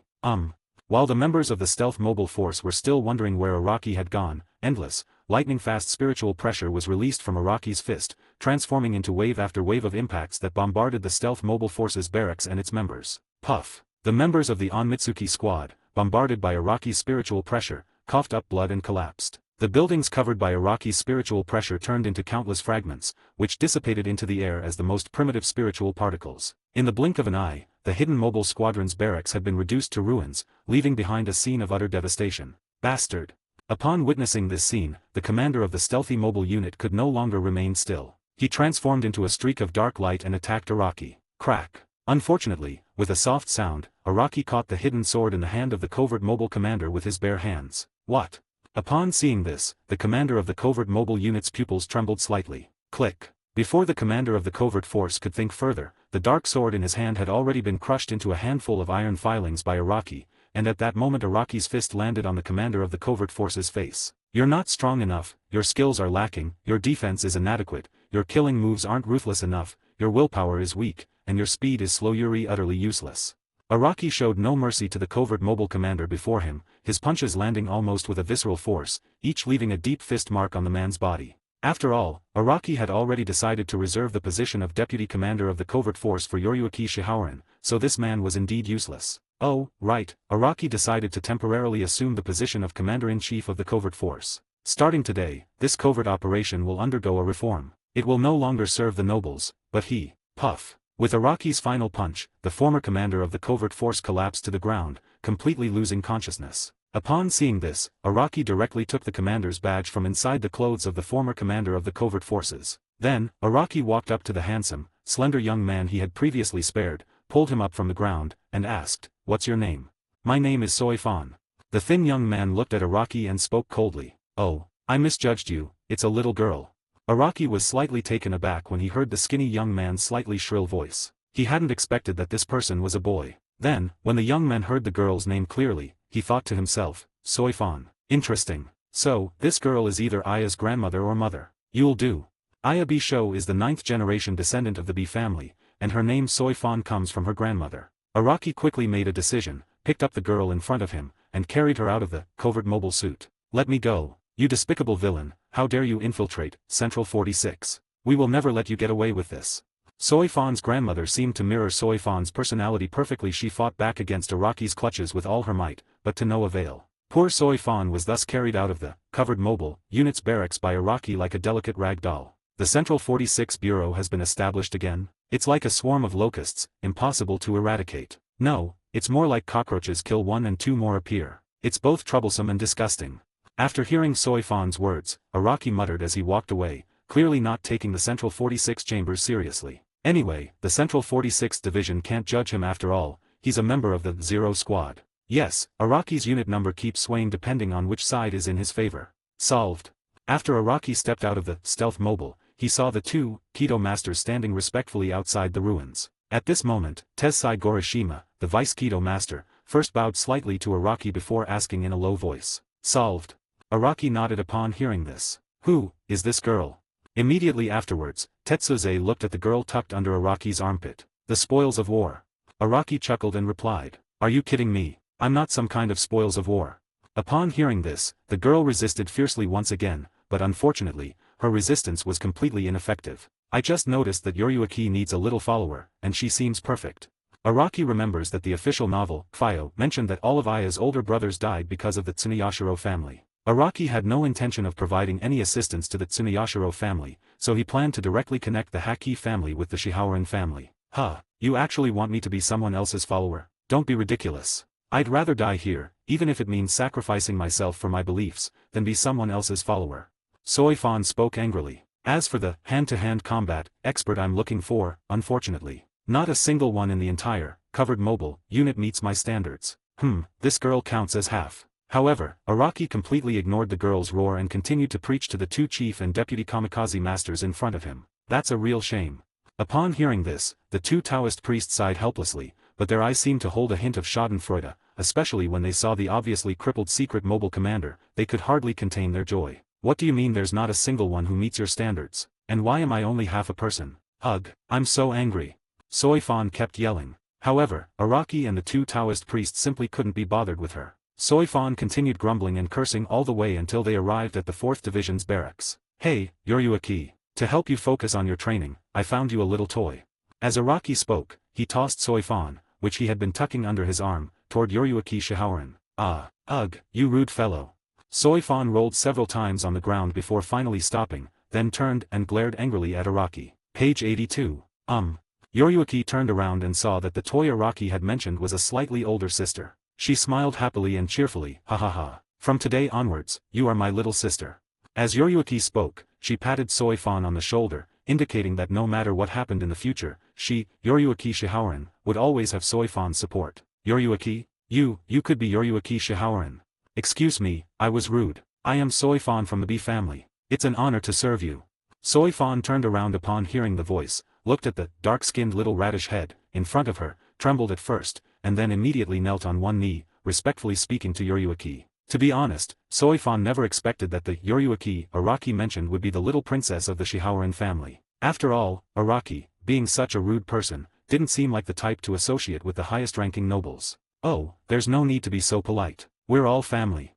Yoryuki looked at Soifan's trembling body and said with a smile. "Haha." As for Araki, he looked at Soifan, who ultimately couldn't escape the "it's actually good" phenomenon, and smiled disdainfully. "It feels like there are more and more people." Kairanji frowned as he looked at the group gathered in the 4th Division's barracks. 12,000 words in the 3rd watch. And then, "By the way, please vote for me." Chapter 83 Araki. "What I mean is, I object to others using this method against me." "Araki, you're back." Seeing Araki return, Mao moved closer to Araki's side. "Came back. Retsu, let me introduce you. These two are the head and deputy head of the Kido clan, known as the two strongest Kido in Seoul society. The little girl who was just handed over to Yoryuki is the squad leader of the 3rd Division of the Onmitsuki, and the current head of the Haki family, a lower-ranking noble family. Araki introduced Soifan, Tetsai, and others to Yui. "Don't dare to take it. Don't dare to take it." When Tetsuze and his master heard Araki's introduction of them, they waved their hands repeatedly. What a joke. With Araki here, how dare they claim to be the most skilled Kido users in Seoul society? Wouldn't that be humiliating themselves? The Kido clan also has covert maneuvers. After hearing Araki's words, Yuo raised her eyebrows slightly. Even she couldn't understand how Araki had gotten involved with these two organizations that, under normal circumstances, had nothing to do with their Team 13. Just as Uno was wondering, Soifan gave Uno the answer she wanted. "Lord Yoryuki, please be very careful of this man. This person is extremely dangerous. Just now, this man came to Covered Mobile alone and attacked us without saying a word. He almost instantly wiped out the entire Covered Mobile squad. Even our current commander of Covered Mobile was no match for him. According to my speculation, although this person's strength is unfathomable, his personality is too volatile and not suitable for a noble person like you to associate with." Soifan has clearly come to regard Seoichi as someone she and the entire Honeybee family are loyal to. At this moment, she is holding Seoichi's hand and constantly complaining about Araki's actions. Unfortunately, Soifan clearly underestimated Yoryuki's personality. He single-handedly destroyed the entire stealth mobile force. When Yoryuki heard that Araki had single-handedly taken down the entire Onmitsuki, her eyes lit up. To the young Yoryuki, Araki's actions were simply too cool. "That's right. But Lord Yi, you don't need to be afraid. This person's actions have probably already been reported to the Central 46 by the commander. I estimate that the officials of the Central 46 will send someone over to arrest him soon. Soy Fan spoke with great confidence. As a member of the Stealth Mobile, Soy Fan is so familiar with criminal law that it's no exaggeration to say she's read it 100 times over. According to the Soul Society laws, trespassing into a Stealth Mobile barracks without cause, even if she did nothing wrong, is a capital offense. As for Araki, who not only broke into the Stealth Mobile barracks but also attacked the Stealth Mobile members, he is a heinous criminal who, even considering his status as the captain of the 13th Division, would probably be sentenced to imprisonment in the deepest hell for more than 1,000 years. Just as Soy Fan was saying that, a group of people arrived outside the 4th Division's barracks. These people were dressed differently from the Shinigami of the Godai 13. In addition to their Shinigami uniforms, each of them wore a white haori with the insignia of the Central 46. This symbolizes that their rights are higher than those of the ordinary members of the Godai 13. Lord Yi, look. The team sent by the Central Bureau of 46 to arrest this notorious villain has finally arrived. When Soy Fan saw the endless stream of people sent by the Central 46 chambers, she became excited. This villain who had bullied her was finally going to be judged. Although I won't have the chance to avenge Araki's kick, it's still pretty satisfying to see someone I dislike get the short end of the stick. Given Soy Fan's understanding of the law, even if Araki had some connection with the Shihaoran family, the sages of the 46 chambers had to consider the feelings of the Stealth Mobile members and symbolically sentence Araki to several hundred years in prison. Although this was of little consequence to the powerful Araki, it at least eased the hatred in her heart. However, when the team dispatched by the Central 46 spoke, Soy Fan was completely stunned on the spot. Congratulations to Captain Araki of the Hollow Expeditionary Force for successfully defeating the Hollow Kichichiji, who wreaked havoc on the Siritii over 100 years ago and ravaged the 46 chambers. You have avenged the sages of the 46 chambers. You have displayed the elegance of a royal agent. We, representing the sages of the current 46 chambers, present you with a congratulatory gift of 30 million rings of gold, 100,000 taels of silver, and 10,000 taels of gold. As the noble retainer dispatched by the 46 chambers finished speaking, one after another, the Grim Reapers, who were specifically responsible for protecting the safety of the 46 chambers, presented Araki with the congratulatory gifts offered by the 46 chambers. Leave the gold and silver over there. As for the money, you can divide it among yourselves. Araki kept the gold and silver sent by the 46 chambers, but he wasn't interested in the rings, currency issued by the 46 chambers, so he simply let the retainers of the 46 chambers divide them up. Haha, I'm so embarrassed.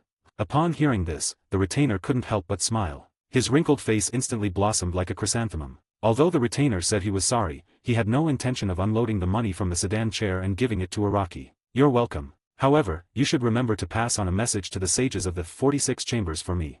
Araki smiled, completely unconcerned about the 30 million he had given to his retainers. You say. The saying goes, he who takes a man's money is bound to him, and he who eats a man's food is bound to him. After these retainers received Araki's money, they naturally adopted a very humble attitude. At this moment, in their hearts, Araki was already on the same level as the 46 chambers. Remember to tell those wise judges that another hollow has escaped from the Spirit King Palace. This hollow is very similar to Kimi Mitsuji Tomo, and also wants revenge on Soul Society. Therefore, I sincerely hope that the adults of Room 46 will be more careful from now on and never follow in the footsteps of their predecessors. Araki looked at the noble retainer before him with utmost sincerity and spoke with a smile. The retainer's expression changed drastically upon hearing this. He turned to the Grim Reapers who were responsible for serving the 46 chambers and shouted, "What are you all standing there for? Hurry up and take Captain Araki's money off the palanquin." The Grim Reapers were stunned upon hearing this. As is customary, these retainers would usually keep the money for themselves, taking the lion's share while the others would get a smaller cut. In any case, everyone would get a cut. I don't know what got into these retainers today, they actually let them take away the money that was almost in their hands. You have to understand, today is different from usual, today it's a full 30 million. Hurry up. You dare touch Captain Araki's money. The retainer was extremely anxious watching the slow-moving Grim Reapers, and he couldn't help but shout at them to hurry up. This is it, this is it. Upon hearing this, the Grim Reapers reluctantly unloaded the money from the palanquin for Araki. Captain Araki, I'll be leaving now. After placing all the money at the entrance of the 4th Division's barracks, the noble retainer smiled obsequiously at Araki. Oh, won't you come in and stay for a while? This tea is freshly brewed. Araki, acting as if he were the captain of the 4th Division, extended an invitation to the noble retainers. No, no. The noble retainer smiled at Araki, then turned away, his expression suddenly changing. He urged the Shinigami beside him, go now. Okay. Although the Grim Reapers were puzzled, they still quickened their pace to leave along with this retainer. What a pity. After the group of Shinigami retainers from the Central 46 Chambers left the 4th Division's barracks, Araki looked at the brewed tea and shook his head helplessly. It seemed these people wouldn't have the chance to drink his fine tea. Araki had no choice but to pour a cup of the fine tea that Kairanji Tenjiro had reluctantly provided for each of his companions, including Uno Retsu and Yoryuki. Thank you. Maoji smelled the aroma of tea wafting from the teacup and smiled faintly. As for Soy Fan, who had been eagerly anticipating the arrival of the people from Chamber 46 and hoping to see Araki suffer a setback, she was utterly shocked, her eyes widening in disbelief. Who are you? Soy Fan couldn't help but feel a bit curious about Araki. Haven't I introduced myself to you yet? Upon hearing this, Araki asked Soy Fan in a puzzled tone. You really have a bad memory. Have you forgotten how you kidnapped me? The first thing you did when you saw me was to kick me hard in the stomach, and then I passed out from the pain. Soy Fan rolled her eyes, gently rubbing her lower abdomen as she spoke. To be honest, her lower abdomen still ached terribly, a testament to how hard Araki had kicked her. Oh, that's true. Now let me formally introduce myself. My name is Araki, and I am currently the captain of the 11th Division of the Godai 13. Araki looked at Soy Fan and revealed his identity. Is this the end? Soy Fan asked in confusion upon hearing this. It's over. Page 83. Araki nodded slightly, indicating that the introduction had ended there. What? Soy Fan was immediately annoyed upon hearing this clearly. Araki was teasing her again. Araki, or more accurately, Araki Kenpeike. The strongest Shinigami besides Captain Commander Yamamoto of the Godai 13. He is also Captain Commander Yamamoto's product. A great hero who single-handedly annihilated all the enemies invading Juwaman during the Quincy War over 100 years ago, and fought the enemy's Emperor Waiwak for hundreds of rounds. A member of the Royal Agents, Zero Squad. The captain-in-chief of the Hueco Mundo Expeditionary Force, who led his men to sweep across Hueco Mundo, and is said to have conquered half of the Great Menriki Forest. Finally, as you all know, this guy is the captain of the 11th Division of the Godai 11, and the original captain of the 11th Division was killed by this guy this morning. Just then, Kairanji Tenjiro walked up to the group and recounted Araki's glorious deeds one by one. That's not right of you. I'm just going to get back what's rightfully mine from that bastard. You should also know that the rules of our 11th Division are different from those of your other divisions. We don't have the same promotion path to captain as your divisions, like the 58th Gate. To become the captain of the 11th Division, there is only one condition: to kill or defeat the previous captain of the division. And I don't remember ever losing to anyone. Araki corrected Kairanji's mistake. He, Araki, hadn't stolen the 11th Division captain's position from that idiot who never revealed his name until his death. Rather, he reclaimed the captain's position that rightfully belonged to him from that idiot. The difference between the two was significant. No difference. Upon hearing this, Kailan Temple rolled its eyes. Forehead. After Kairanji and Araki finished their conversation, both the two Kido masters of the Kido clan and Soy Fan from the Onmitsukido were stunned. They had never imagined that Araki had so many identities. The Captain Commander's disciple, a hero in the Quincy War, commander of the Hueco Mundo Expeditionary Force, and Royal Agent. Any one of these identities would grant an ordinary person immense wealth and power. How much more so when this man has combined all these identities. After these identities were combined, Soy Fan seemed to see several large characters on Araki's face, characters that read, "Lawless." Now I understand why my elders insisted that I become your apprentice. I want to become someone like you. At this moment, Yoryuki Shihaorin walked up to Araki and began to speak with great interest. After hearing about Araki's past, Araki became her idol. Ha ha ha. Araki chuckled upon hearing this. It's not easy to become as amazing as me. You'll have to put in twice the effort. Don't worry. No matter how much hardship I endure, I'll show you. Yoryuki Shihaorin, with her flat chest puffed out, looked at Araki lecturing with great confidence. No, Lord Yoryuki, don't follow this guy's example. When Soy Fan heard that Yoryuki wanted to become someone like Araki in the future, her heart almost broke. Very well. In that case, from today onwards, besides training Flash Step at Kirin Temple, you'll also need to learn Kido from these two Kido masters. As for swordsmanship, I'll ask Retsu to teach you, and I'll personally teach you Hakuda. Araki finished speaking and looked at Soy Fan behind Yoryuki. He reached out and ruffled Soy Fan's cute doll-like head, then said, Soy Fan, right? You'll learn too. But you two need to be careful, we teachers are very strict. Forehead. Soy Fan tried her best to remove Araki's large hand from her head, but she failed. Araki, didn't you say you oppose violence? You've used violence quite a bit every day. At that moment, Uno Retsu came up behind Araki and asked. To be honest, Anorai was a little worried about Araki's personality of making enemies everywhere. Soy Fan, standing nearby, widened her eyes and nodded vigorously after hearing what Uno Retsu said, clearly supporting Uno's questioning of Araki. Haha, lie, you misunderstood. What I meant was that I strongly oppose others using violence against me. Araki smiled slightly after hearing what Mao said, and then looked at Mao and explained seriously. You'll make a lot of enemies if you do that. Upon hearing this, Uno no Retsu feigned anger and gently rebuked Araki. Yeah. Soifan was moved by Uno Retsu's words, realizing that there were still normal people in this house. Sigh. Then Soifan heard Uno sigh deeply and continue, I knew you were like this. Remember to take some time to kill all the guys you've messed with. I'm afraid they'll hold a grudge and want to take revenge on you. Mao's words were completely calm. She spoke the most terrifying words in the most indifferent tone. This sent chills down Soifan's spine. I was wrong, there isn't a single normal person in this house. Soifan finally understood that everyone in this house was cut from the same cloth, and she might be the last normal person in the house. Chapter 84 Araki, I love talking to those self-important guys. The Central 46 Chambers is the highest-level judicial institution in the Soul Society's Siritii. That Araki is incredibly audacious. He's only just returned to Siritii from Hueco Mundo and he's already caused so much trouble.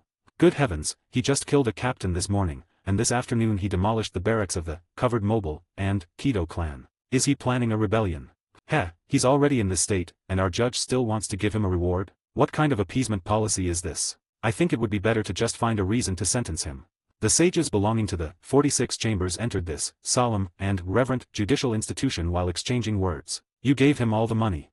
At this moment, the group of sages and judges were in place. They looked at the retainer they had sent to deliver the gift money to Araki and asked him a question. The money was given, but the retainer looked somewhat uneasy. Say. Upon seeing this, the judges first frowned, then issued a forceful order. However, he said that another hollow has escaped from the Spirit King Palace, and that hollow, like the Kichijihiba, that wreaked havoc in Soul Society over 100 years ago, is filled with hatred for us Shinigami. He also said. The retainer's face turned quite grim as he spoke. He tried several times, but couldn't get the words out of his throat. Say. The judges frowned and spoke forcefully. He also said that the wise men and judges of the Central 46 Chambers would better be careful in the future, lest they be targeted by that great void, and suffer the same fate as the sages of the 46 Chambers. Unable to withstand the pressure, the retainer eventually relayed Araki's words to the assembled sages, word for word. As the retainer finished speaking, the entire Central 46 Chambers fell into a deathly silence. They've rebelled. They've all rebelled. He's threatening us. He's threatening us.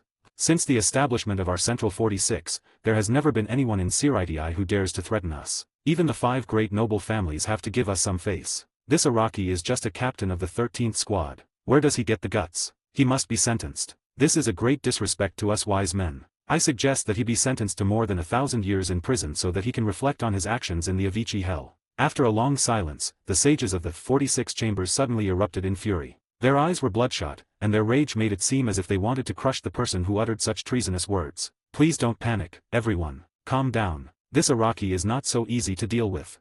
Don't forget, Araki is not only the captain of the 13th Division, but also a royal agent, belonging to the 0 Division. No matter how angry we are, we have no right to judge him, who is directly under the jurisdiction of the royal family. Just as the group of sages were clamoring to hold Araki accountable, one of the 6 judges calmly took a sip of tea and then spoke softly to the group of sages. As soon as the judge finished speaking, the sages fell silent. Although they were furious, as the judge had said, Araki was a royal agent and not bound by the laws of the Siritii. Are we just going to let him ride roughshod over us? One of the wise men, unwilling to accept this, asked the assembled judges. Of course. Impossible. How could we possibly allow anyone within this Siritii to be exempt from the law? At that moment, the judge revealed a sinister smile. I wonder what your intentions are, Your Honor. The group of sages looked at the grinning judge and continued to ask questions. Since Araki is a big shot in the 0 Division, let him go back to where the 0 Division belongs. Don't forget, the 0 Division has a rule that it doesn't interfere in the affairs of Soul Society without authorization. The judge spoke with a smug look on his face. Clearly, this judge had made thorough preparations. He practically searched through every book in his house before finally finding information about Squad 0 in an ancient book that had been passed down for hundreds of thousands of years. The message inside was very vague. He looked through it several times before he could make out a few large characters from the seam. It said that the 0 Squad generally does not interfere in the affairs of Soul Society. But in the mouth of this judge, it became the rule of the 0 Squad. Oh. Those chosen as sages by the 46 Chambers are all shrewd and intelligent. The moment the judge finished speaking, they immediately showed a sense of enlightenment. I see. The wise men pondered the feasibility of the judge's words. Let us, on behalf of all the Central 46 Chambers, send a letter to the other members of the 0 Division, of the Spirit King Palace, and persuade them to let Araki return to the Spirit King Palace. After all, There's no need for the Zero Division members to help us in Soul Society right now, so let Araki return to the Spirit King Palace to serve Lord Spirit King. The judge's eyes were full of confidence. Ha ha ha. As the judge finished speaking, the assembled sages burst into laughter, seemingly convinced that victory was already assured. Despite their impressive pronouncements, they actually had no right to persuade the members of Squad Zero. It would be more accurate to call it a request rather than a persuasion. The words were practically a plea to the monk. We're begging you, please make Araki stop using his powers. The Siraiti can't take this anymore. In the Lingwang Palace, in the monk's detached hall. Impossible. Absolutely impossible. The monk glanced at the letter in front of him, which was a request from the 46 chambers to the 5 great nobles to contact them and deliver it to them. He then crumpled the letter into a ball of waste paper. This Araki finally managed to get down from the Spirit King's palace. How could I possibly let him come back up so easily? Based on the principle of better to die than to die myself, the monk would never let Araki return to the Spirit King palace. Boom. Page 84. Just as the monk finished destroying the letter and covering up the evidence, a deafening roar attracted his attention. He walked towards the source of the sound and saw that in the detached palace belonging to Araki, one after another members of the first generation of the Godii 13 were constantly fighting against the emerald-colored divine weapons. If the monk were to come into Araki's detached palace at this moment, he would definitely recognize the appearance of the divine weapons, which were none other than Audiobooks. Ugh, there are more and more people in the Spirit King Palace. I wonder if bringing Araki to the Spirit King Palace was a blessing or a curse. The monk looked at the deafening noise coming from the detached hall and sighed helplessly. Then, with a wave of his hand, countless walls automatically formed in his detached hall, blocking the sound and the view. The monk, adopting an out-of-sight, out-of-mind attitude, returned to his quarters to rest. As for the ridiculous request from the 46 chambers, who would pay them any attention? They're just a judicial body within the Siraiti, yet they think they're something special. Daring to petition the Spirit King's palace? They're utterly courting death. Meanwhile, at the Godii 1st Division barracks. After returning to Siraiti, Captain Commander Yamamoto, the 11th Division Captain Araki, first killed the former captain of the 11th Division at 8 a.m. Then he went directly to the 2nd Division to plot with Captain Shihaorin. When leaving the 2nd Division, he took Shihaorin Yoryuki, the next head of the Shihaorin clan, with him. Afterwards, he took Yoryuki and Captain Uno to the 4th Division to confront Captain Kairanji. After sparring with Captain Kairanji, he went alone to the camps of the Kido and the Onmitsukido, wiping out both organizations. Yamamoto Genryusai stood in the captain's room, holding his Zanpakuto, listening to the report from the kneeling soldier in front of him about Araki. Report complete. As the soldier spoke, large beads of sweat kept pouring from his forehead. To be honest, he had verified this information no less than 10 times. He had even gone to inspect the barracks of the Kido clan and the secret force. In the end, he used the word wiped out to describe the tragic state of the two organizations. In fact, another word would be more appropriate: the two organizations were gone. I know, go down. Upon hearing this, Yamamoto Genryusai showed no joy or sorrow, and simply ordered the soldiers in front of him to leave. As ordered. Upon hearing this, the squad member breathed a sigh of relief and immediately retreated. He had better leave before Captain Commander Yamamoto lost his temper. What do you think of the Sparrow Club's situation? After thinking for a while, Yamamoto turned around and looked at the drawing hanging on the wall behind him, muttering to himself. Lord Yuan Liazai, I believe that Araki must have his own reasons for doing what he did. As Yamamoto finished speaking, a gray-haired youth suddenly emerged from the shadows of the headroom and addressed Yamamoto Genryusai Shijikuni respectfully. The person who arrived was none other than Seisakib J-Jur, the vice-captain of the 1st Division. It's only been one day. Araki has already turned the Siraiti into this mess. If he were given more time, wouldn't he tear it down? Yamamoto's words were filled with helplessness. So, Lord Yuan Liazai, what you mean is... After hearing what Yuan Liazai said, Quibu looked thoughtful. We need to find something for Araki to do. As Yamamoto spoke, he turned around and looked intently at the speaker. But right now, the Siraiti is peaceful, and all the external enemies have been eliminated by you. The Hueco Mundo has just been wiped out by Araki. I really can't think of any other things I can find for him to do. Upon hearing this, Suzaku was in a dilemma. Given Araki's abilities, it was really difficult to assign him any work at the moment. Araki is like a Yamamoto Genryusai Shijikuni, who is not bound by any rules. If you assign a task to Araki, the entire organization will disappear the next day. Not only that, when the Central 46 comes to question you, Araki will give each of them a good beating, then grab the judge by the collar and say, I am the Zero Division. When did it become your 40SIXS place to interfere? I can do whatever I want. It has to be said that Seisakib's understanding of Araki is truly profound. Let him go teach. After thinking for a while, Yamamoto Genryusai addressed the Sagabe. Teaching. Sparrow was stunned. To be honest, this was a direction he had never imagined. He simply couldn't imagine Araki seriously teaching children. Oh, He could imagine Araki leading the way in skipping school. Lord Genryuzai, isn't it a bit inappropriate to have Araki teach? The spittoon then turned to Yamamoto and asked, in my opinion, if Araki were to teach, it wouldn't be about teaching tirelessly, but about ruining people. Isn't there a class in the Shinigami Academy, where everyone is a troublemaker? Let Araki take charge of it.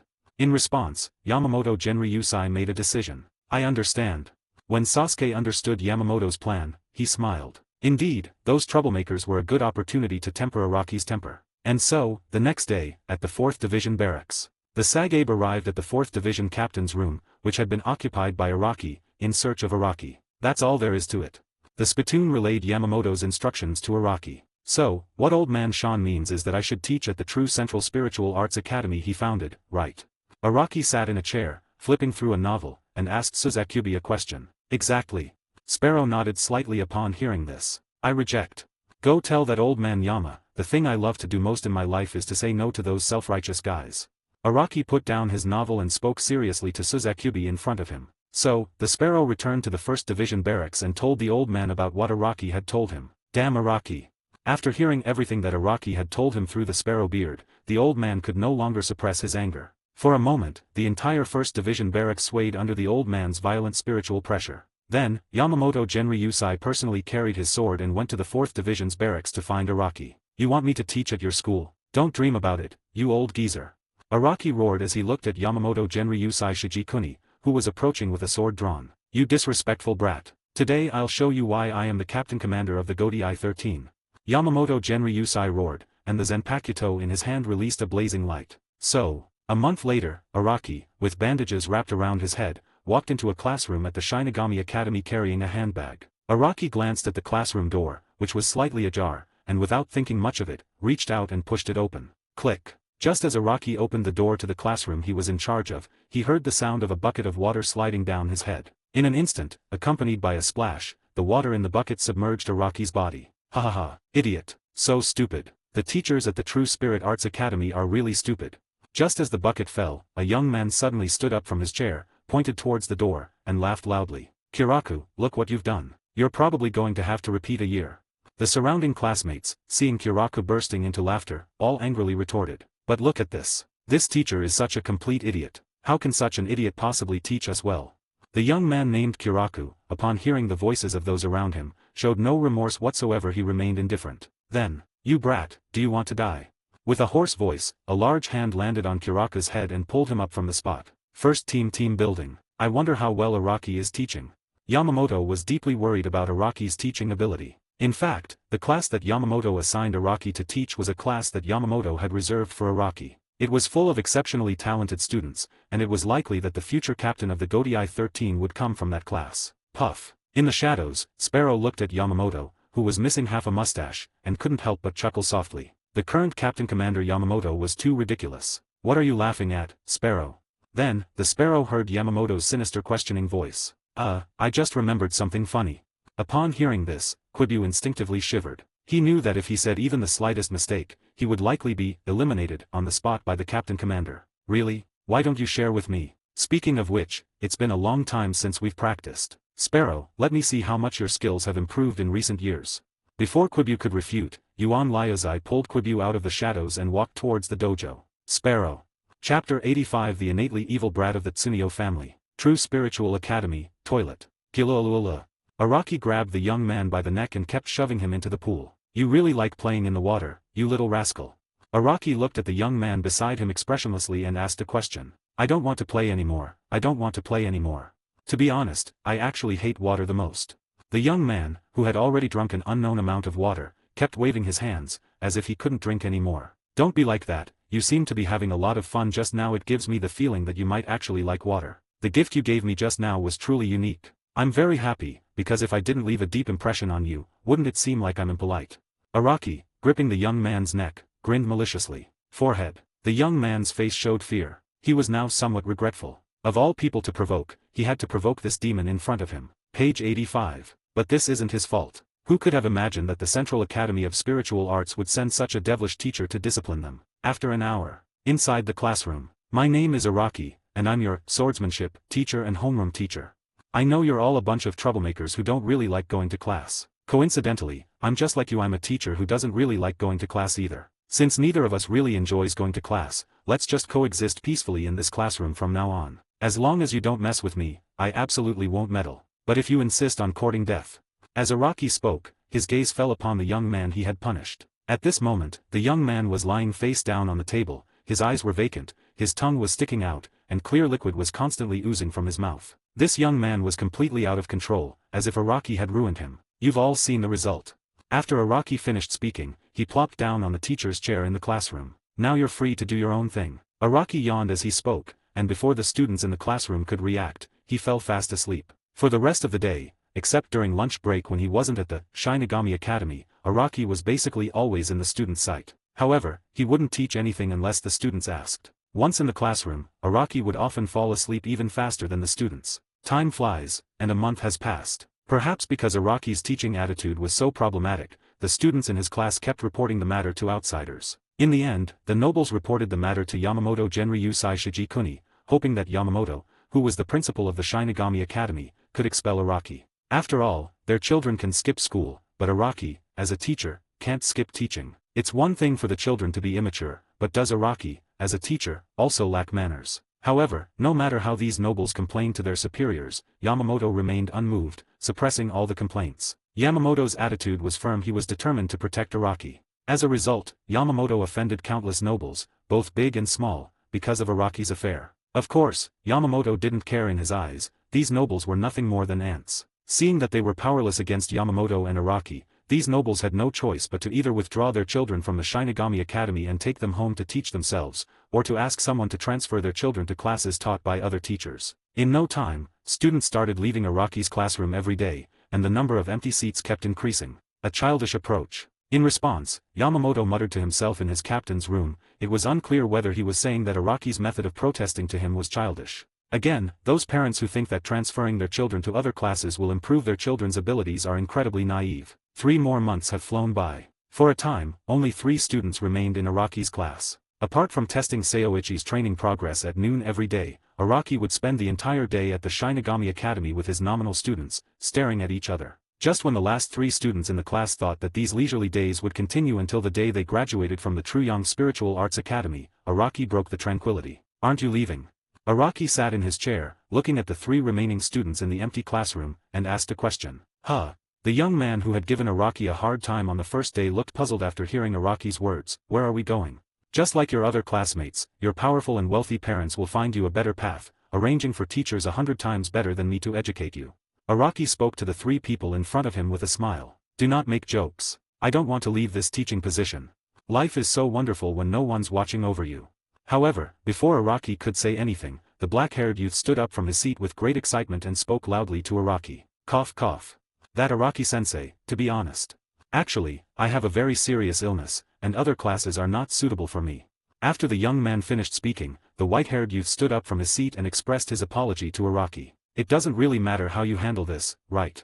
Finally, there was the gloomy young man with green hair who always sat in the corner of the classroom, looking out the window. He seemed indifferent to everything in the world and seemed to have some world-weary tendencies. Interesting. State your names, you brats. After listening to what the 3 said, Araki raised an eyebrow and asked them a question. Kiraku Jiro Sozo Sasuke.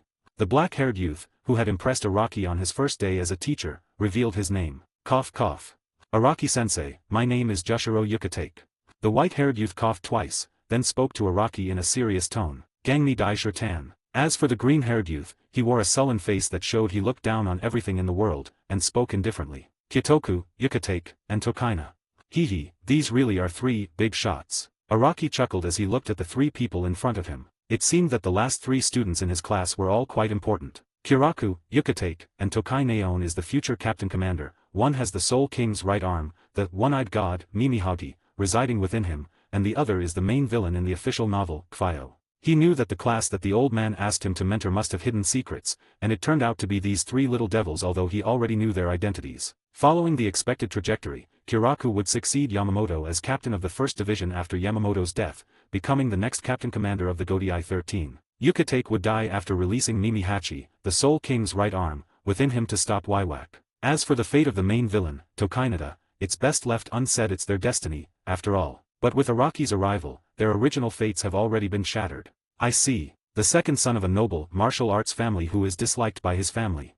A sickly kid from a lower-class noble family, unwanted by anyone except those in our class. And then there's that wicked brat from a collateral branch of the naturally evil Tsuneyashiro family, who's been neglected. Araki summarized the identities of Kiraku, Yukitake, and Tsuneyashi Tokainada. What? As Araki finished speaking, Kiraku, Yukitake, and Tsuneyashi's expressions all changed. What do you mean by, the second son who is disliked by the family? Kiraku's eyes twitched incessantly. I disagree with your calling me a sickly person. While I am indeed frail and prone to illness, it doesn't mean I'm worse than a normal person. Even Yukitake, who is usually very good-tempered, looked rather unwell at this moment. That annoying second son, and that sickly one too, well. Even your statement that I am not valued by the Tsuneyo family is something I can't refute. After all, I was forced by the family to come here to study. But please tell me, on what basis do you call the Tsuneyashiro family inherently evil? Shirtan clenched his fists, his face also looking rather grim. Kiraku, the fact that you, as someone who inherits the bloodline of a martial arts family, were sent here to study by your family already says a lot. Don't resist power. If you don't have power, one day you'll find that the people you want to protect are right in front of you, yet you're powerless to change anything.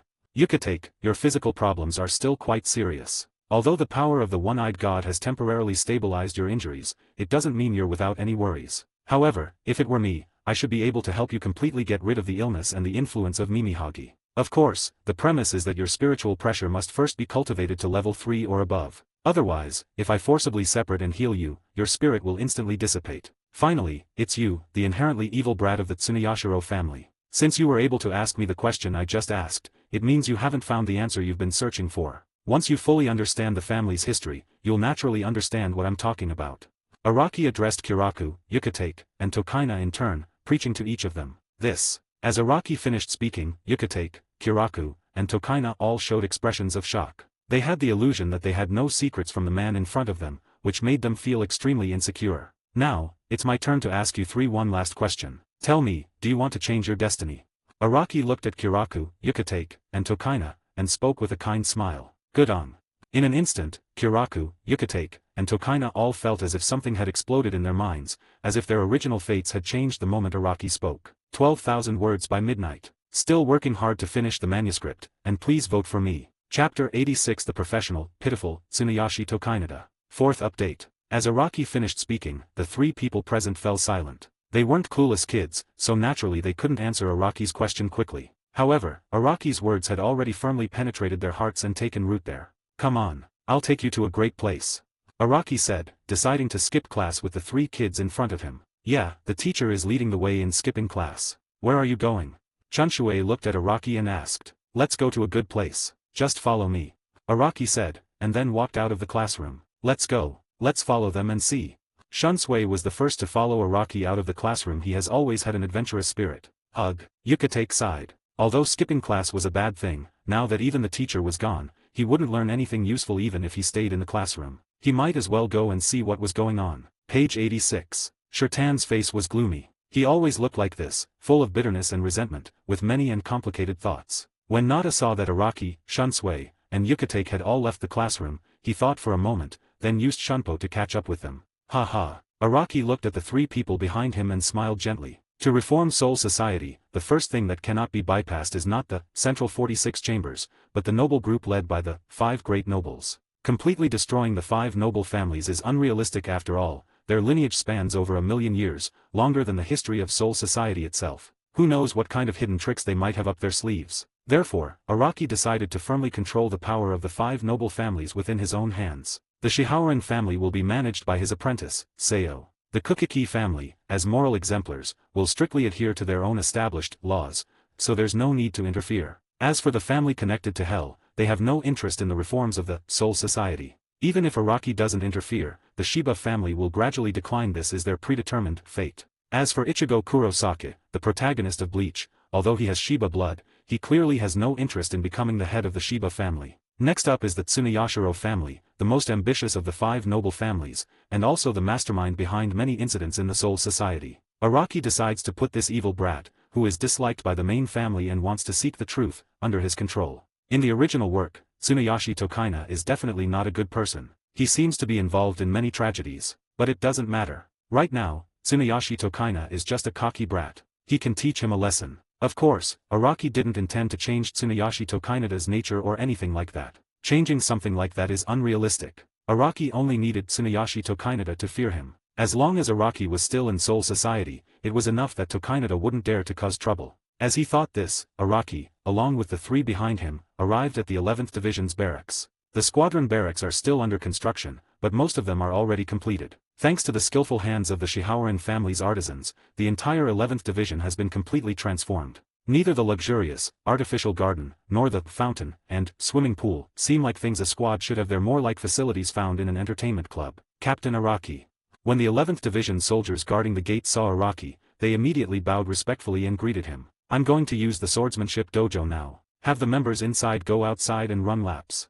Araki gave orders to the guards in front of him. As ordered. Without saying a word, the soldier immediately ran into the barracks. Before long, the members of the 11th Division, led by the seated officer, ran towards the outside of Siraidii. Yes, when Araki refers to running laps outside, he means running around the entire Siraidii. You 3, come with me. Immediately afterwards, Araki, along with Shunsui and the other 2, pushed open the door to the 11th Division swordsmanship dojo. This is. When Shunsui and Fuzue saw the spacious dojo, their eyes lit up instantly. Even Tokaido nodded repeatedly as he looked at the dojo. To be honest, he was used to the extravagant scenes outside the 11th Division. The Tsuneyo family wasn't much wealthier than the Shihaoran family. Compared to the fountain and such, he was more interested in the enormous training ground before him. Although the Tsuneyashiro family was prosperous, there was not much need for such a large training ground. Araki-sensei, are you sure it's okay for you to bring us here? Shunsui has always been very curious. Ever since he joined the 11th Division, he hasn't wanted to go back to school. But today he was unusually well-behaved and asked Araki a question. What, you want to go back to school? Araki looked at Shunsui and asked. Not at all. Shunsui answered without hesitation. Then what are you asking? As he spoke, Araki gently tapped Shunsui's head with the scabbard of his sword. Hey hey hey. Shunsui touched the back of his head where Araki had hit him and smiled foolishly. Where are you two? At this moment, Araki looked at Yukitake and Tokainabe beside him. I'll follow the teacher's instructions. Yukitake's answer perfectly matched Araki's thoughts. You're the one who sent us. If anyone holds us responsible, it's none of our business. Shurtan's answer was very unpleasant. It doesn't matter, there's no one in the entire Siraidii who can hold me accountable. As Araki spoke, he picked up the scabbard in his hand and slammed it hard on Shitan's head. It hurts. Shurtan touched his swollen forehead and tears welled up in his eyes. How dare you boast? Even if you are the captain of the Godii 13, you have no power to resist true authority. Shurtan glared at Araki and spoke angrily. For a moment, Araki couldn't tell if Shurtan was doing it on purpose or if it was just the child saying something in anger. After all, this kid had been scheming and calculating since childhood. His words, and even his expressions, didn't always carry weight. True rights? What are true rights? Araki wanted to hear what true power meant in Shitan's eyes. This corrupt world lacks everything, except power. We, like Tsunayoshi, are the heads of the 5 great noble families, members of the Golden Seal Noble Council, members of the Noble Council, and so on. As the captain of the Godii 13, you are indeed a powerful figure, but you can't reach the pinnacle of power. For you, the Central 46, is an insurmountable mountain. Seemingly having touched on a topic that Shurtan was interested in, he crossed his arms in front of him and looked at Araki, speaking eloquently. Crack. In response, Araki brandished his scabbard and struck Tokaina on the head again. It hurts. Shurtan covered his head, glaring angrily at Araki, but there was nothing he could do about it. The members of the 46 Chambers and the Noble Council are all terrified of me. Araki looked at Toki, whose face was full of defiance, and said with a smile, liar. Shurtan clearly did not believe what Araki said. Haha. Araki simply smiled after hearing Shitan's words. Go back and ask your father, he will tell you the answer. Araki looked at Shurtan and smiled. Who gave you this confidence? Young Shurtan didn't understand. He couldn't comprehend why Araki was so open and honest. Strength. Araki thought for a moment and gave Tokaina his reasons. Strength. Shurtan was stunned for a moment. Clearly, Araki's answer was beyond his comprehension. When you become powerful enough to eliminate all the rule makers and those who want to impose those rules on you, the rules become meaningless to you. Araki looked at Shurtan and spoke calmly. After Araki finished speaking, he tossed 6 wooden swords from the shelf to Shunsui, Yukitake, and Tokaina. This is. Shunsui and the others were taken aback. They didn't understand why they were being given 6 swords. 2 swords for each of you. Today I'll teach you how to use dual swords. Before Shunsui and the others could think further, Araki's words rang in their ears. Even though Shunsui and the other 2 were still very confused, they still picked up the wooden sword that Huangmu had thrown to them. Then let the game begin. Araki then struck a dual-wielding pose. Look to your left. As Araki finished speaking, he appeared on the left side of the three like a gentle breeze. Then, with the two wooden swords crossed together and the spiritual pressure gathered, he unleashed a cross-shaped slash at everyone. Boom! As expected, the three of them were sent flying by Araki. How can you block this thing? At this moment, Kyoraku Shunsui was dumbfounded. How could they possibly stop such a strike that directly condensed spiritual pressure and then unleashed it? Yes, so how exactly should we block it? Why not try imitating my movements and unleashing a slash? As Araki spoke, his next slash was already aimed at the group. If only we could do that. Upon hearing this, Kyoraku covered his head and ran away, shouting at Araki. Then don't blame me. You can only blame your incompetence. As he spoke, Araki unleashed several more slashes at Kyoraku. If you want to learn how to fight, learn how to get beaten up first. Araki looked at the trio he had beaten and rolled on the ground, and spoke calmly. Sunset. It hurts so much, damn it. Page 87. When Nada returned home, he was covered in wounds, and he could feel Araki intentionally or unintentionally swinging his knife at him the most. Shirtan, you're back. Tsuna's father, a middle-aged man who bore a resemblance to Tokaina, looked somewhat displeased upon seeing Tokaina return. How did you get yourself injured like this? Did you get into a fight? Did you win? Shirtan's father asked Shirtan in a cold voice, needing to know if Shirtan had disgraced the Tsuneo family. I was beaten by a teacher. Shirtan rubbed his sore shoulders and spoke the truth. A teacher from the True Spiritual Arts Academy dares to hit you. Upon hearing this, Shirtan's father was visibly taken aback, his eyes filled with disbelief. Didn't you tell him what your last name is? Shirtan's father countered with a question. I told him, but he still hit me. Shirtan finished speaking and added fuel to the fire. He said he completely disregards our Tsunoyashi family. Court death. Upon hearing his son's words, Shirtan's father's eyes flashed with a fierce light. As a member of the Tsuneo family, he valued his family's reputation above all else. Now, the very thing he valued had been trampled on by a mere teacher from the Shinigami Academy. He simply could not tolerate it. However, to be honest, he hadn't paid any attention to Shirtan for over a year, and didn't even know who Shirtan's current teacher was. So, before going to confront the person, Shirtan's father remained quite rational and asked his son, could that person be Yamamoto Genryusai? No, he's just an unknown nobody. Shirtan spoke confidently to his father. Take me to see. I'd like to see just who this guy is who doesn't take our Tsunoyashiro family seriously. After confirming that the person who said those words was not Captain Commander Yamamoto, Shiden's father regained his confidence. With a hint of arrogance in his eyes, he intended to seek justice for his son. Then, Shirtan brought his father to the barracks of the 11th Godai 13. Shirtan, could it be that your teacher is a member of the 11th Division? The moment Toki's father followed Toki to the 11th Division barracks, he sensed something was wrong. After all, the current captain of the 11th Division is that infamous villain. The last guy who challenged that invincible villain, his blood hasn't even dried yet. Yes. As Shirtan spoke, he led his father into the 11th Division's barracks. Because the members of the 11th Division knew that Tokaina was a student of Araki, no one stopped the two of them. This led Shida's father to mistakenly believe that it was the halo of his Tsuneo family that was at play. Little did they know, no noble title meant anything to these 11th Division members who had fought against the Hollows for 100 years. Teacher, my father wants to seek justice from you. Just as the alarm bells were ringing in Toki's father's heart, his dutiful son pushed open the door of the 11th Division Swordsmanship Dojo and loudly addressed Araki, who was watching the group of soldiers training inside. For a moment, Araki and the other members of the Godai 11 all turned their gazes toward Toki no Nada, the father of the Godai 11 who had come from afar. Shirtan, who is your teacher? Feeling the intense, oppressive gazes of the group, Shirtan asked his eldest son a question. It's him. Shirtan stretched out his finger and pointed at Araki as he preached. Upon seeing this, Shirtan's father fell silent. Good. His eldest son's teacher really is this ruthless devil. You wretched child. Apologize to your teacher right now. After a long silence, Shirtan's father's first action was to give his eldest son a good scolding. Meanwhile, he muttered to himself, damn Shirtan. He actually made me provoke this jinx. Does he really want his father to die quickly so he can inherit our family business? I'm so sorry, Captain Araki. My child is being immature, please be understanding.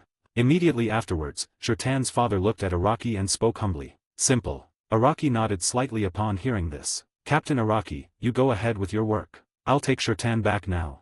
Seeing that Araki was relatively easy to talk to, Shirtan's father breathed a sigh of relief and continued to speak respectfully to Araki.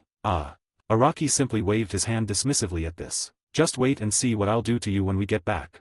Shirtan's father grabbed Shirtan and pulled him away, making a decision in his heart that he would discipline Shirtan more strictly from now on. Shirtan was completely dumbfounded. This was nothing like what he had expected. Before Shirtan could think further, his father's voice rang in his ears, nagging, remember to attend Araki-sensei's classes diligently from now on. Being able to become his student is a blessing for you, and it will be of great help to your future.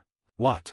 Shirtan was stunned when he heard this. So, he still had to continue taking Araki's class. In other words, Araki's beating was not the end for him, it was just the beginning. Another 4,000 words, please vote for me. Chapter 87 Wang Yu, monk, just give up. Otherwise, Araki will come up. The next day, Araki didn't even go to the Shinigami Academy this time. He spent the entire morning in the 4th division watching Yoriuki Shihaoran train. In addition, after successfully establishing a relationship with the Shihaoran family, the Shihaoran family's Taijutsu corridor was completely open to Araki. It is called a Taijutsu corridor because the Shihaoran family's steps and Taijutsu created and invented over millions of years filled an entire corridor that was a kilometer long. This left Araki dazzled, and at the same time, he once again gained a clear understanding of the 5 words million years of inheritance. To put it simply, the physical techniques manuals collected by the Shihaoran family were more than 10 times more numerous than all the books in the library of the Shinigami Academy. The 2 libraries were not even on the same level. Ugh. At the same time, Araki sighed again. In this world, it is extremely difficult for ordinary people to compare with the 5 great noble families. The Shihaoran family's physical arts, the Shiba family's exclusive magic arts, now it should be called spiritual arts, and the Tsuneyashiro's swords, that have been passed down for more than 1,000,000 years. The 5 great noble families' reserves and accumulation far exceed the imagination of other families or commoners. However, the accumulated knowledge of the Shihaoran family over millions of years has become a boon for Araki. With this ample knowledge, Araki attempts to present the Rokushiki martial arts style from One Piece using the rules of the Bleach world. He shamelessly names his modified Rokushiki, Araki Rokushiki, figuring that in this world, neither the Navy nor the world government will come knocking on his door demanding royalties. Cough cough. At noon, Araki rested for an hour in the team leader's room as usual. It's 1 o'clock in the afternoon. Araki arrived at the 11th Division Sword Dojo on time. As Araki looked at the dojo gate, which had been opened with a crack the size of a fist, he seemed to be deep in thought. Inside the dojo, Kiraku Shunsui waited expectantly for something. Wow. However, before the door could be opened, a basin of water was splashed at him from behind. Looks like you really enjoy playing in the water. Immediately following was a soft sigh. Forehead. Upon hearing this, Kiraku's body instinctively stiffened. You 3 are right on time today. I thought you wouldn't come after what happened yesterday. After placing the basin of water on Kiraku's head, Araki walked up to Kiraku, Yukitake, and Tokaina and teased the 3 little ones in front of him. I really didn't intend to come. After hearing Araki's words, Toki-tan, who was born a bad seed, answered honestly. But when I got home yesterday, my father beat me up. He said that if I followed you, I might be able to reach the pinnacle of power in the Tsuneo family. Shirtan seemed too lazy to play any more psychological tricks with Araki. After yesterday's beating, Shirtan suddenly realized that in the face of absolute strength, all psychological tricks were useless. Tactics only worked when the strength was equal or similar. No matter what tactics a paramecium used, it could not destroy a star. Oh. Araki raised an eyebrow after hearing Shitan's words. This bad kid was surprisingly honest. So I will exploit you and learn all your skills. Those main family members who look down on me will pay a heavy price, and you, who said our Tsuneyashiro family is born evil, will definitely not get away with it either. He, you will regret teaching me. As Tsuneyashi Tokaina spoke, he let out an extremely sinister laugh. Snapped. Then he received a love strike on the head from Araki. Pain. Shirtan squatted on the ground, tears welling up in his eyes. He couldn't understand how Araki could inflict such excruciating pain. Haha, you want to surpass me? You'd better pray you're reborn into a better family in your next life. If you were to be reborn as the Spirit King's grandson, you might pose a slight threat to me. Araki completely disregarded the threat posed by Tokaina. Page 88. Where are you two? Araki then looked at Kiraku and Yukitake. My father and elder brother both told me not to come. They said I wouldn't learn anything from you, and that I should inherit the family's martial arts instead. Kiraku removed the basin of water from his head and began to preach to Araki. So what's your decision? Araki looked at Kiraku and continued to ask. Damn it, why should I listen to those two? Who do they think they are? They've already sent me to the Spiritual Arts Academy, and now they're pretending to care about me. They told me not to come, but I'm coming anyway. I'm going to use the martial arts you taught me to beat them up. And then I'll tell them that the Kiraku family's martial arts over the past 1,000 years are all rubbish. Kiraku was rebellious by nature and especially disliked his father and elder brother. Although he didn't know if following Araki's training was the right thing to do, he was sure he would be right as long as he did the opposite of what his father and elder brother advised him. So rude. Upon hearing this, Araki, still holding his scabbard, delivered a similarly loving beating to Kiraku. It hurts. It hurts so much. Kiraku felt a throbbing pain in his head and started crying like a coward. What about you? Araki then looked at Yukitake, who hadn't responded yet. My heart tells me that learning from you was the right choice. After thinking for a while, Yukitake addressed Araki. Your heart has found the right choice for you. Upon hearing this, Araki gently patted Yukate's shoulder. Why doesn't Yukatake get beaten up? At this moment, Kiraku stood up from the ground and protested. Because he is more obedient than you are, and obedient children don't get beaten. Araki looked at Kiraku and answered. Damn it, I'm not reconciled. Kiraku's eyes were brimming with tears, yet he couldn't refute Araki. Just as Araki had said, Yukatake was indeed obedient enough. Then, let's begin the training. Araki took the wooden sword off the shelf and tossed it to Kiraku, Yukatake, and Tokaina. Do I have to spar with you again today? Kiraku looked at the wooden sword in his hand and immediately shuddered. You don't need to fight me today. You can practice on your own today. Remember, don't slack off. I'll be watching you from behind. Araki brought over a chair and sat behind Kiraku and the others, opening the Taijutsu book he had brought from the Shihaoran family. Unfortunately, Araki's understanding of Taijutsu was far too shallow compared to the Shihaoran family's accumulated knowledge. If he wanted to develop the Araki Rokushiki, he had to cram in the knowledge of this world. What kind of training? On the other side, Kiraku stared blankly at the two swords in his hands. Swing your sword. Araki answered calmly. What I mean is, how should we wield the sword? Kiraku asked Araki. Swinging a sword is not such an inconvenient thing. What fixed format is there? Your enemies will not follow the moves in the sword manual. They will come from all directions and be omnipresent. So, swing your swords freely according to your habits and your characteristics. Araki sat in his chair, still flipping through the book in his hands, without even lifting his eyelids to glance at the three of them. What? Upon hearing this, Kiraku looked somewhat puzzled. On the other hand, Toki and Yukatake had already begun to wield their swords as Araki had instructed. Because of his frail health, Yukatake's sword had a very small arc, conserving his energy as much as possible, while Tokaina directly used the sword techniques from the dual sword style manual collected by the Tsuneo family. He didn't say much about these wild trees. Kiraku watched as his two companions, Yukatake and Tokaina, began their training, and he, not to be outdone, started swinging his sword. Kiraku's swordsmanship was completely chaotic. He just swung wildly at the sky, one strike to the left, one strike to the right, each strike delivered with full force, each capable of creating a whistling wind. However, Kiraku soon began to tire, and finding the sword wielding truly boring, he started to have wicked thoughts. Kiraku turned his head and secretly glanced at Araki, and after seeing Araki reading a book, he smiled slightly and secretly put down the wooden sword in his hand. Kyoto Raku does 10,000 push-ups. Then, Kiraku heard Araki's piercing voice. 10,000 push-ups? That'll kill people. Kiraku turned around and looked at Araki with eyes full of sorrow. You don't have to do it if you don't want to. Since you don't want to do push-ups and find sword-wielding boring, then you can fight me. Araki put down his book and looked at Kiraku as he spoke. Are you sure you don't need to do it? Kiraku was initially delighted when he heard the first part of Araki's sentence, but his face immediately fell when he heard the second part. Then I'll do push-ups instead. As Kiraku spoke, he dropped the wooden sword in his hand, lay down on the ground, and began doing push-ups. While doing push-ups, Kiraku muttered to himself. He was clearly reading. How did he find me? I've said it before, I've been keeping an eye on you. Just as Kiraku finished speaking, Araki's voice continued to ring in the ears of the three of them. Time flies by. It wasn't until 8 p.m. that Araki allowed Kiraku, Yukatake, and Tokaina to leave. When the three left, they could no longer feel anything in their hands. Hey, Yukatake and Tsuneyoshi, are we just going to let that great demon king bully us like this? Once outside the 11th Division's barracks, Kiraku pulled Yukatake and Tokaina aside to discuss their plan to deal with Araki. At that moment, Tan scoffed at Kiraku's words. He patted Kiraku's shoulder lightly and said in a sinister voice, Kiraku, I advise you to give up resisting. Araki-sensei can bully even my dad at will, so what's a little bullying of you and me to him? What? Kiraku's brow twitched slightly upon hearing this. Although Tan didn't say much, the amount of information he conveyed was astonishing. Kiraku, stop thinking about rebelling against your teacher. There must be a reason why Araki-sensei has us train like this. I believe in Araki-sensei.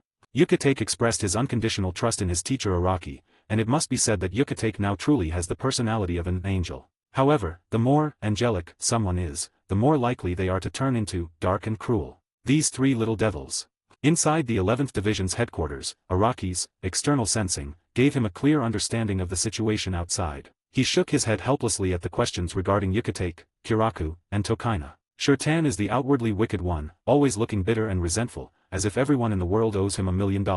Simply put, he's mentally unstable. His Chiyanibu middle school syndrome runs deep, or in other words, he needs to be taught a lesson. Kiraku is rough around the edges but meticulous at heart. Among the trio of Yukatake and Tokaina, Kiraku has the most keen observation and thoughtfulness. He is generally upright, but he also has his share of dark moments, making him a mix of good and bad. He is also the one Araki trusts the most. Of the three, Araki believed that Yucatec had the biggest problem. Beneath Yucatec's sickly exterior lay a heart that was prone to extremes. Sigh, the task ahead is arduous and the road is long. Araki suddenly understood what it was like for Genryu Sai to be a teacher. Educating children was truly not easy. By the way, why hasn't the heavenly pillar chariot come down from up there yet? Araki shook his head to clear his mind, then looked up through the window at the towering, Spirit King Palace. Lingwang Palace, by Shendao. Sword God. The big-eyed monk looked at Wang Yu with a serious expression, his rough hands firmly gripping Wang Yu's shoulders. What's up?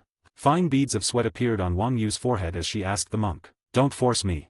As the monk spoke, he pulled out his Zanpakuto, a weapon that existed long before the concept of Zanpakuto was created by the sword god Nimeya Hetsu, and was incredibly ancient. Wang Yu's expression changed drastically upon seeing this. He knew the monk was serious. I'm begging you, please don't let Araki come up here. Just as the monk and Wang Yu were locked in a tense standoff, the monk waved his hand and wrote the character, hidden, on the heavenly pillar carriage, behind him, completely concealing it. He then made a request to Wang Yu and the members of the first generation of the Godai 13. Hey Hyasub, I advise you to stop fooling yourself. Even without this thing, Araki can still get up here if he wants to. Wang Yu looked at the monk and said helplessly. Then let him climb up from the ground little by little. Upon hearing this, Bing Zubu addressed Wang Yu. The first thing he did after he climbed up was to go to the Ling King's palace and kill you. Wang Yu reminded the military commander. Let my future self bear the consequences of what's to come. If he comes up now, he'll immediately, perfect, and convert me into a Buddhist. Page 89. Bing Zubu, acting as if he were a dead pig unafraid of boiling water, spoke to Wang Yu. This guy. Not only Wang Yu, but all the other team leaders also showed helpless expressions in response. Although, they were no match for the monk in front of them who was acting like a scoundrel. Yes, the original 13 squad captains attempted to overwhelm the monk, but they were defeated in an instant. In their eyes, that power should have been called the nemesis of the Grim Reaper. Chapter 88 Kirin Temple. What? The clown is actually myself. Chapter. On the third day, Araki changed the training for the Kiraku trio again. Because they trained too hard yesterday, Kiraku, Yucatec, and Tokaina's arms are too sore to lift swords, so Araki led the trio to the outside of Siraidii. Today's training is for legs. Everyone wrap yourselves in sandbags and run from Blue Stream Gate, east side, to White Path Gate, west side. Araki stood on a four-wheeled cart and spoke calmly to the carts, Kiraku, Yucatec, and Tokaina, in front of him. What?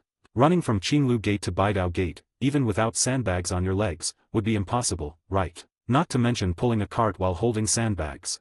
Kiraku was indeed the first to rebel against Araki. Crack. Then he got a lash from Araki on his buttocks. It hurts. Kiraku's buttocks swelled up noticeably at a rate visible to the naked eye. Does anyone else have any objections? Araki sat in the chair of the four-wheeled vehicle and asked the three people pulling the vehicle in front of him. Almost the instant Araki finished speaking, the three of them lowered their heads at the same time. Then let's go. Seeing that the three little ones had all given in, Araki coldly addressed them. Damn.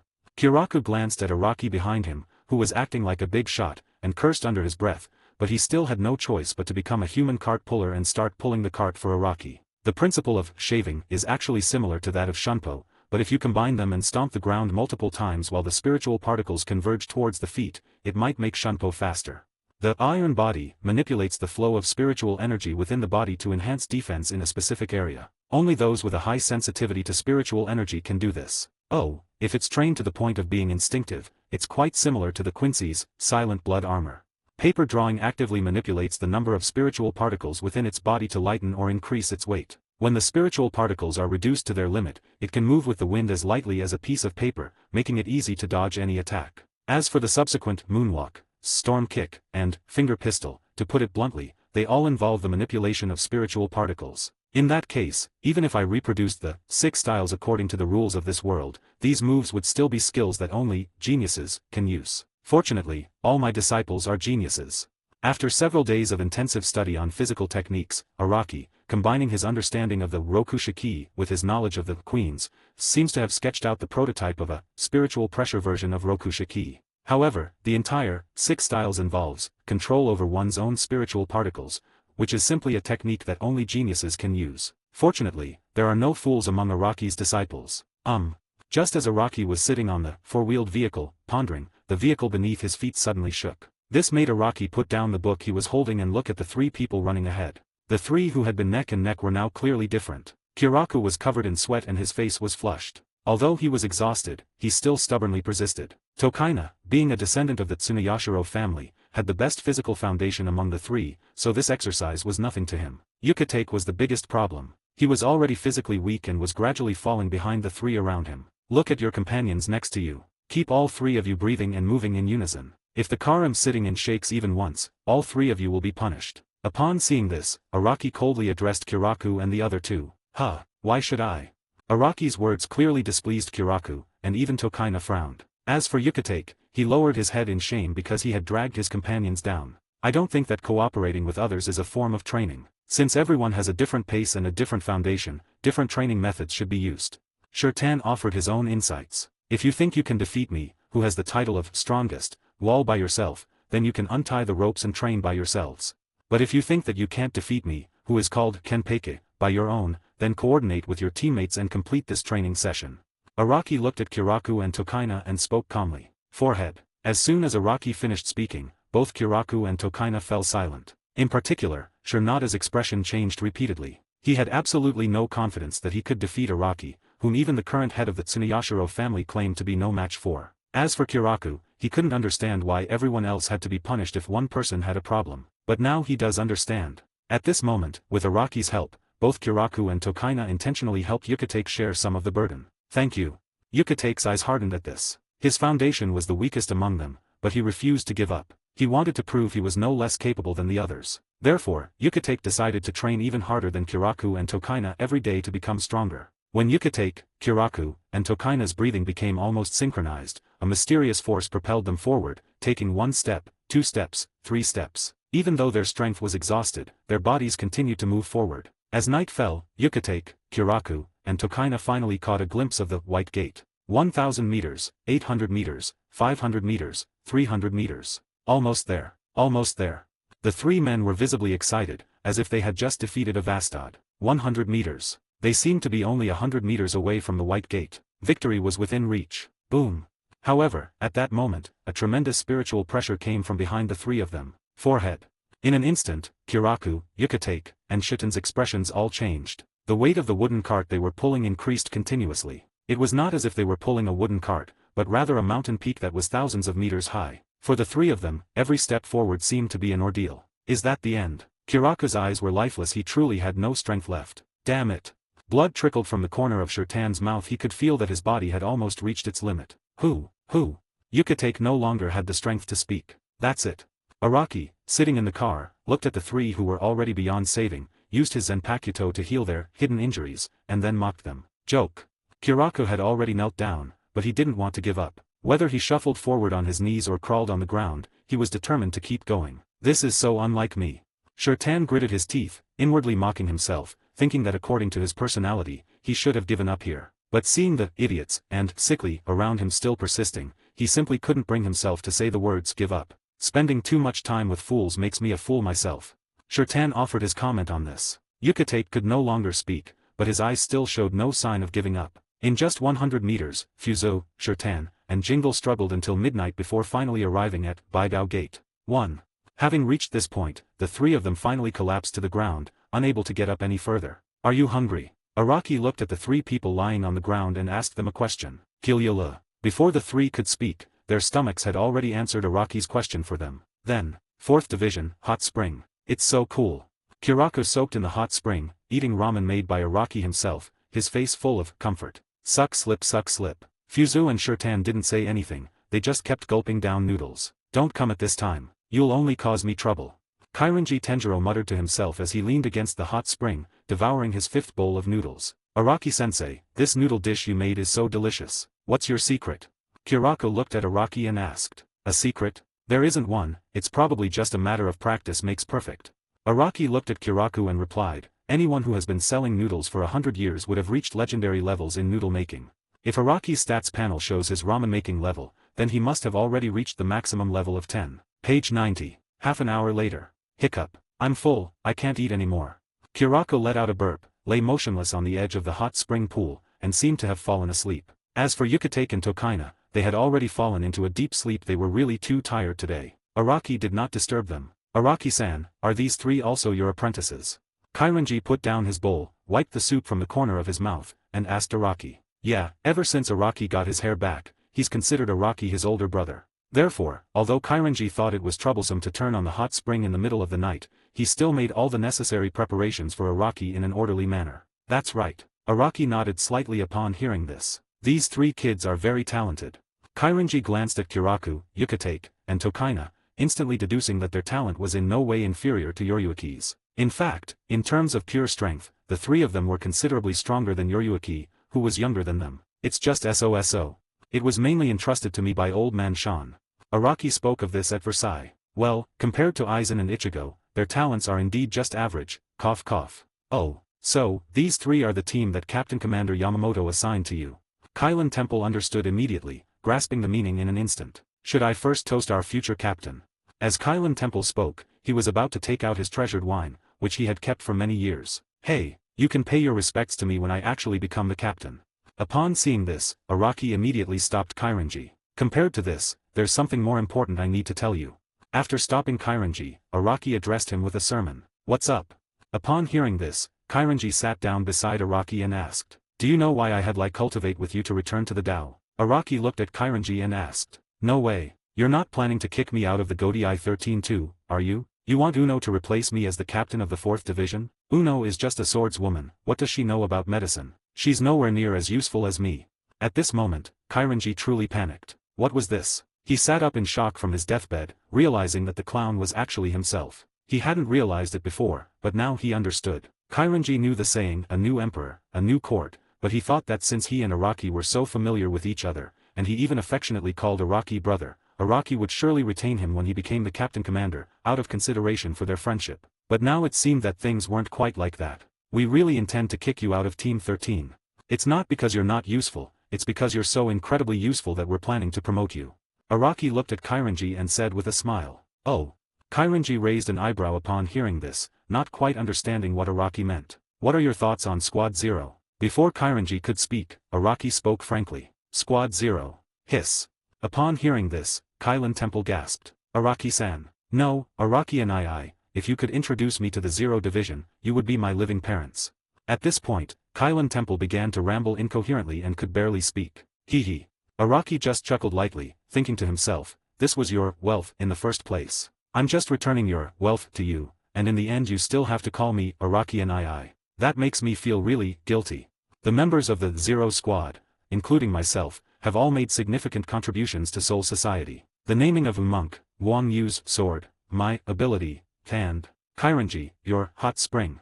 Araki said, drawing a picture for Kairanji. However, your hot spring needs improvement. The current hot spring is not worthy of the standards of a Soul King. You see, we'll build 2 pools. One pool will be used to drain blood and broken spiritual particles, and the other pool will be used to flush in renewed spiritual particles, so that the injured, no matter how severe their injuries, can recover to the greatest extent possible.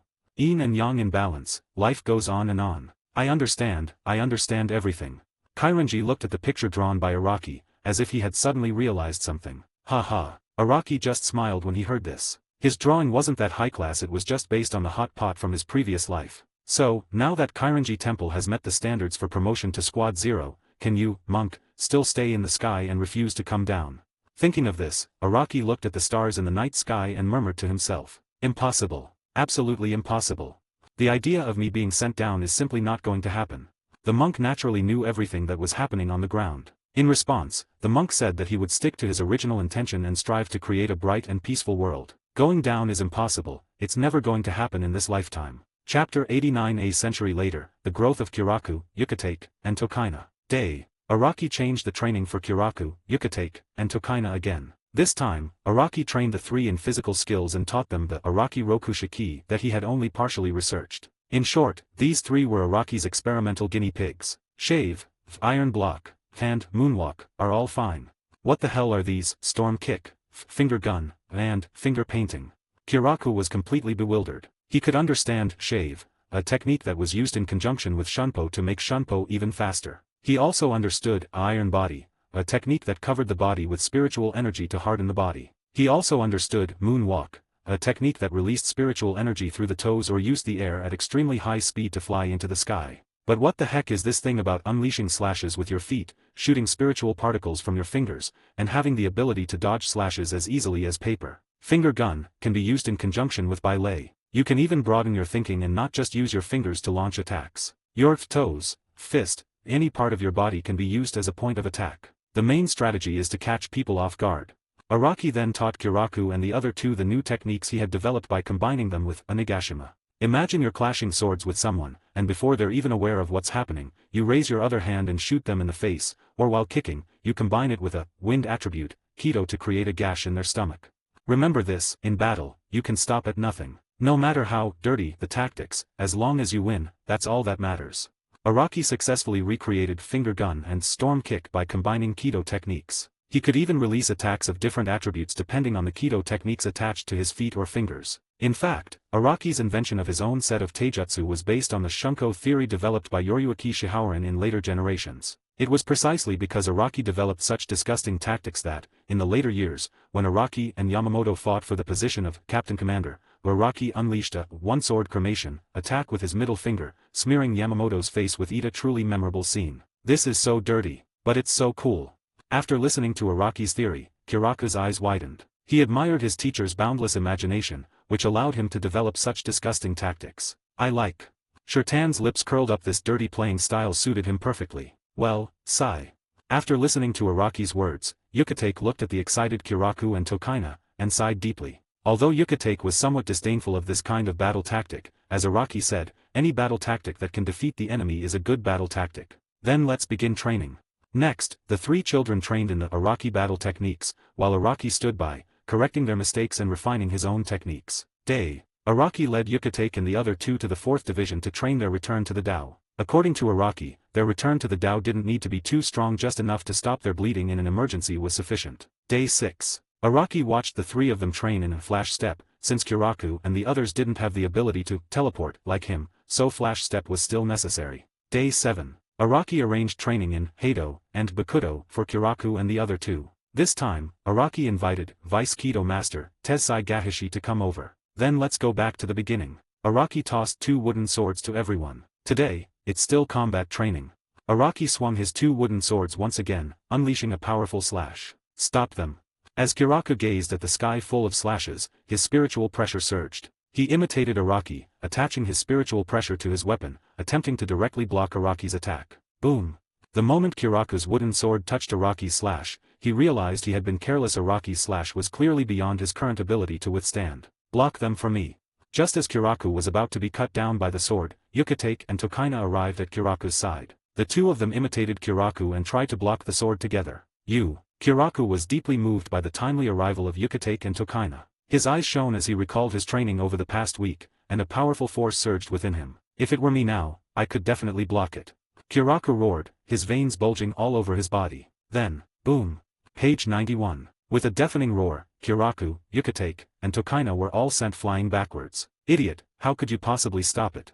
Araki looked at the trio he had knocked away and spoke calmly. Next, Kiraku and his two companions faced Araki's relentless, whirlwind-like attacks. By the time training ended, Kiraku and his two companions were undoubtedly covered in injuries again. This time, however, Araki took the three of them to the 4th division again, to enjoy the medical hot springs at Kairanji Temple. Then came a new week of training. The first day was sparring, the second day was slashing, the third day was endurance, the fourth day was physical techniques, the fifth day was the return path, the sixth day was the instant step, the seventh day was the breaking path and binding path, and so on. Time flies. A century has passed quietly. The 11th division swordsmanship competition has begun. Kiraku Shunsui, Yukitake Jushiro, and Tsunayoshi Tokainada are already present. The three, who once had a somewhat youthful appearance, have matured considerably over the past century of training. Kiraku, in particular, has grown stubble on his chin, which he claims makes him look more masculine and attracts girls who prefer mature men. Today is Araki's graduation assessment for the three of them.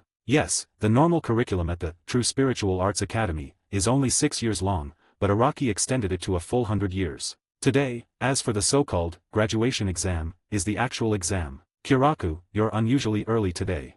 Yukitake looked at Kiraku and teased him. Haha, we've been delaying our graduation for over 90 years already. If we don't graduate soon, all the girls who graduated around the same time as us will be old by now. Kiraku stroked his chin, looking like a complete pervert. You haven't changed at all. However, I heard that the conflict between you and your brother seems to have been resolved quite a bit, which is truly rare. Yukitake first gave a helpless chuckle, then, as if he had thought of something, spoke with great satisfaction. Haha, people always have to grow up. Kiraku smiled slightly upon hearing this, seemingly unwilling to discuss the matter further. Heh, what do you mean people always have to grow up? Why make it sound so nice? In the end, you're nothing more than plotting against your sister-in-law. Kiraku, if I were you, I'd find a chance to kill your honest and simple-minded brother tonight, or just have a fair fight with him. Defeating him wouldn't be a problem for you now. Then take your brother's place and marry her. Shirtan spoke with extreme bluntness, uttering chilling words amidst his light laughter. You really are just like what Araki-sensei said, a born bad seed. After hearing what Shirtan said, Kiraku remained silent. Kiraku seemed to have gotten used to Shitan's wickedness every now and then. This guy would utter words like, violation of human ethics and, inhumanity. Hee, I've already told you the tricks. Whether you use them or not is up to you. Shirtan didn't bother with Kiraku. How could Kiraku, a mere martial artist, possibly understand his high-level techniques? The three of you have arrived. Just as Kiraku and his two companions were chatting, Araki walked into the 11th Division's sword dojo. Araki-sensei. As Kiraku and the other two watched Araki enter the dojo, they all stopped their chatter and bowed respectfully to him. Even Shirtan, who was born a bad seed, bowed respectfully to Araki. Let's begin. The rules remain the same. You can use any ability, whether it's /fist oni walk or Zenpakuto release, it doesn't matter. I will only use /fist oni walk. As long as you can touch me or hit me, you will pass the test. Araki looked at Kiraku and the other two with a faint smile and spoke softly. The wind is chaotic, the gods weep, the heavenly winds are disordered, the heavenly demons laugh, and the heavenly madness is revealed. As soon as Araki finished speaking, Kiraku immediately released his Zenpakuto from his waist without saying a word. All flowing waves, become my shield, all lightning, become my blade. Pisces Rin. The breeze leaves no shadow, yet the shadow is hidden within the breeze has a shadow, yet the shadow is confusing and unpredictable, trying to catch the wind and grasp at shadows.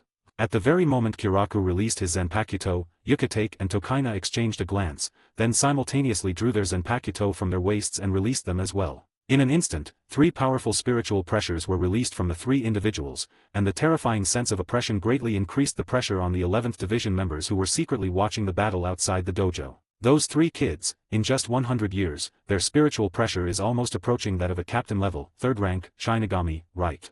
As expected of Captain Araki's personal disciples, they are all like monsters. We old folks can't compare to them, the future belongs to them. The members of the 11th Division murmured to themselves as they felt the spiritual pressure within the dojo. Hee. Araki chuckled as he looked at the three people who had released their Zenpakuto, praising them. It seems the three of you have all mastered a pretty good release technique. Since that's the case, I'll be a little more serious. Araki said, drawing his Zenpakuto from his waist. The teacher has drawn his sword. As Kiraku watched Araki draw his sword, he warned the two beside him while simultaneously swinging his own sword. I'm not good at it, I'm happy. As Kiraku spoke, a slash was already coming toward Araki. Good. Seeing this, Araki also unleashed a strike. Faced with Araki's slash, Kiraku's unskilled solo play seemed far too immature. Almost the instant the two slashes collided, Kiraku's attack was shattered. Catch the wind. Tokaina did not allow Araki's slash to attack Kiraku. He used his Zenpakuto to grab the surrounding air, and then swung it fiercely at Araki's slash. With the combined efforts of Tokaina and Kiraku, Araki's attack was completely neutralized. This is a huge help. Kiraku looked at Shirtan, who had made the move, and smiled bitterly. This isn't over yet. Shirtan's eyes remained fixed on Araki. Facing their teacher Araki, he dared not be so careless as to shift his gaze elsewhere during the battle. Boom. Just as Shirtan had predicted, Araki immediately unleashed his second strike. Hey, even if you and I joined forces, we couldn't stop this attack, could we? Kiraku stared at Araki's exaggerated slashes and muttered to himself. Don't be silly, get out of the way. Shirtan's forehead was covered in beads of sweat as he shouted nervously. Late. Before Nada and Kiraku could make a move, Araki had already unleashed countless slashes, the sky filled with sword light that completely blocked their paths. Oh dear, what are we going to do? When Kiraku saw the relentless barrage of slashes, a slight smile appeared on his lips, as if he thought Araki had been tricked. The Pisces principle. Just as Kiraku and Tokaina were about to be struck by the slash, Yukitake, with half of his hair turned white, stepped in front of them, extending his sword forward with his left hand. Boom. With a soft sound, Yukitake immediately absorbed Araki's attack. Oh. Araki narrowed his eyes slightly upon seeing this. Go together. After giving Kiraku and Tokaina a reminder, Yukitake pointed his right hand at Araki. The next second, countless slashes filled the sky and earth. I'm not good at it, I'm happy. Kiraku swung his Zenpakuto once more, unleashing an even more powerful slash towards Araki. Kiraku was holding back earlier. Wind slash. At that moment, Shernada also swung his Zenpakuto fiercely, and a violent gust of wind immediately rushed forward. Yes, he also held back. The two of them thoroughly learned Araki's fighting style. Looks like you can all unleash decent slashes now. But, it's still too weak. At this moment, Araki's spiritual pressure exploded like boiling water, and he continuously released spiritual particles in his hands. An extremely powerful slash was immediately unleashed, completely neutralizing everything in front of him. We can't stop them. Yucatec could sense that Araki's slash seemed to contain something other than spiritual particles. If he were to take it head-on, he would definitely be injured. He could only forcefully dodge it. Run. Upon seeing this, Shirtan's expression changed drastically. He grabbed Fu Zhu and immediately hid in the shadows to catch the shadow. Boom. As the endless gale swept through, the ceiling of the entire 11th Division dojo was instantly shattered. The immense sword pressure shot straight into the sky, crushing countless clouds into powder, transforming them into a towering waterfall connecting heaven and earth, before dissipating into the horizon. Call. After the sword pressure dissipated, the battered figures of Shirtan and Fu Zhu were revealed on the sword dojo. Even though the two hid among the shadows, they were still slightly injured by the powerful spiritual pressure. Is that the end? Page 92. Araki looked at Tokaina and Yucatec, whom he had knocked down, and spoke calmly. Araki-sensei, do you know why my Zanpakuto is called Wind Catcher? Shirtan then got up from the ruins and looked at Araki, asking him a question. Araki frowned upon hearing this. My Zanpakuto can transform captured wind into slashes, and it can also freely combine the shadows I capture with other shadows. Before Araki could answer, Tokaina continued to explain to him. While telling Araki about the abilities of his Zanpakuto, he asked Araki, so here's the question, since Yucatec and I are here, where did that idiot Kiraku go? Kyoto. Araki frowned slightly upon hearing this, but Kiraku was nowhere to be seen in front of him. I'm sorry, Araki-sensei, you're just too amazing. I didn't really want to use this method. However, I did succeed. Just as Araki was puzzled, a hoarse voice sounded from behind him. The voice was unmistakably Kiraku's. Upon closer inspection, the shadows of the ruins on the ground were linked with Araki's shadow at this moment, and Kiraku was using Shadow Demon. On. At this moment, Yucatec and Shirtan also moved, and the three of them instantly surrounded Araki in a triangle. Ha ha. Araki finally smiled upon seeing this, and then he switched places with Tokaina. When Kiraku saw the person in front of him switch places, his pupils suddenly dilated. He immediately dropped the sword in his hand and shouted in Araki's direction, Finger Strike. This is an ability that Kiraku unlocked based on Araki's finger gun, allowing him to gather spiritual particles at his fingertips and then flick them out. Call out. The spiritual particles, faster than bullets, instantly attacked Araki. Ding. With a soft sound, it was instantly severed by Araki's sword. Teacher, you're too cunning. You promised not to activate your abilities. Kiraku looked at Araki, who had severed the spirit particle that had flung his finger out, and spoke angrily. I was almost killed. Was that really /fist ghost that Araki-sensei just now? Shirtan wiped the sweat from his forehead. Being a born bad seed didn't mean he wasn't afraid of death. I almost killed Shirtan. As he spoke, Yucatec sheathed his Zanpakuto. That's. You guys win.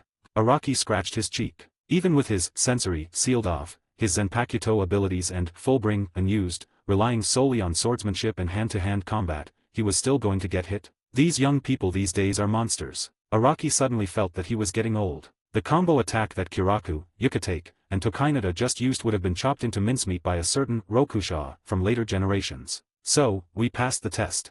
Kiraku looked incredulous upon hearing this. Finally won. Shirtan then plopped down on the dojo floor. We actually beat that Araki-sensei. I can't believe it.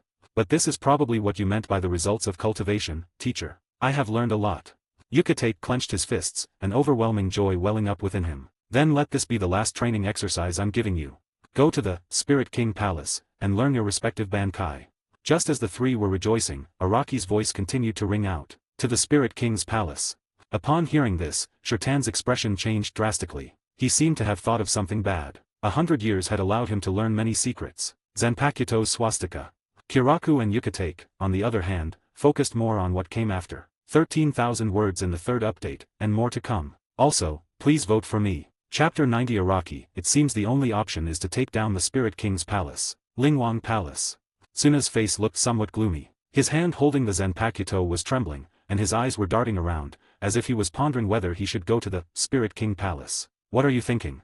Just as Shirtan was pondering, a pair of large hands gripped his shoulders, and Araki's deep and magnetic voice slowly rang in his ears. Ha ha. Upon hearing this, Shirtan gave a self-deprecating laugh. Araki-sensei, you should know that I am a member of the evil Tsuneyashiro family. A wicked person like me would probably only think of things that are utterly disrespectful to His Majesty the Spirit King. This was the first time Tokaina had ever referred to himself as a member of the born evil Tsuneyashiro family. Hundreds of years of trials had matured Tokaina considerably, and had also made him understand many things. He now finally understood why Araki had called him the born evil brat when they first met. If the secret texts in their family library are true, then not only the Tsuneo family, but also the other 4 of the 5 noble families Shihaorin, Kukiki, Shiba, and the family that guards hell are all implicated. Anyone who carries the blood of the 5 noble families is born guilty. If it's you, Araki-sensei, you should know very well what our ancestor, Tsuneyashiro, did to His Majesty the Spirit King, right? Do I really deserve to train at the Spirit King's palace? Immediately afterwards, Shirtan looked at Araki and asked. Crack. Just as Shirtan's eyes were lifeless, and a gloomy aura emanated from him, making him seem as if he were living in a bottomless abyss, Araki's scabbard struck Shirtan heavily on the head. It hurts. Shirtan suddenly grimaced, and the gloomy aura that had surrounded him vanished the moment the scabbard struck his head. In this world, there is no such thing as qualified or unqualified, only to do or not to do. Will the 3 realms collapse just because you went to the Spirit King's palace? Or will the 3 realms return to their original state because of your disdain for what your ancestors did?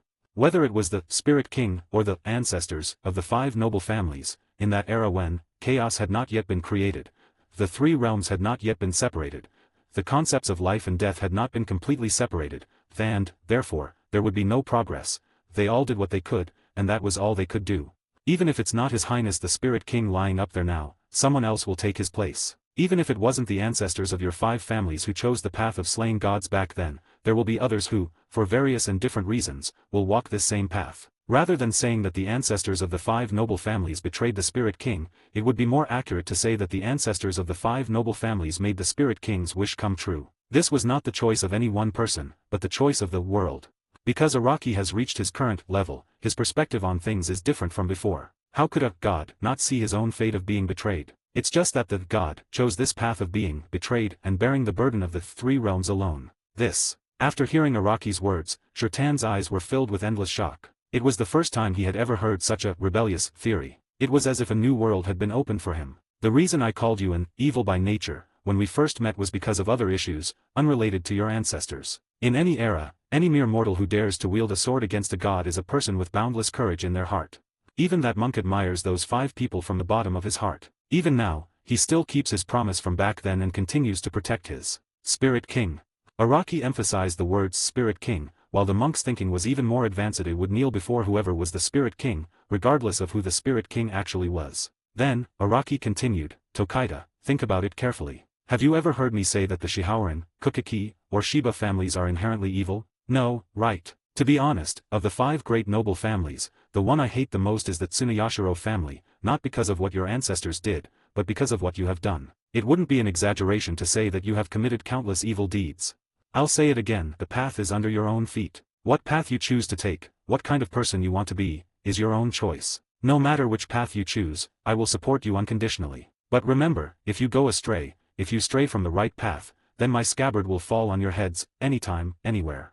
After Araki finished speaking, he patted Shirtan's shoulder hard again. Remember today's pain. It can remind you at all times. Next time you want to do something bad, think carefully about whether you are capable of beating your teacher right now. If you can beat your teacher, all the bad things you do will be seen as righteous by others, because you are stronger than everyone else.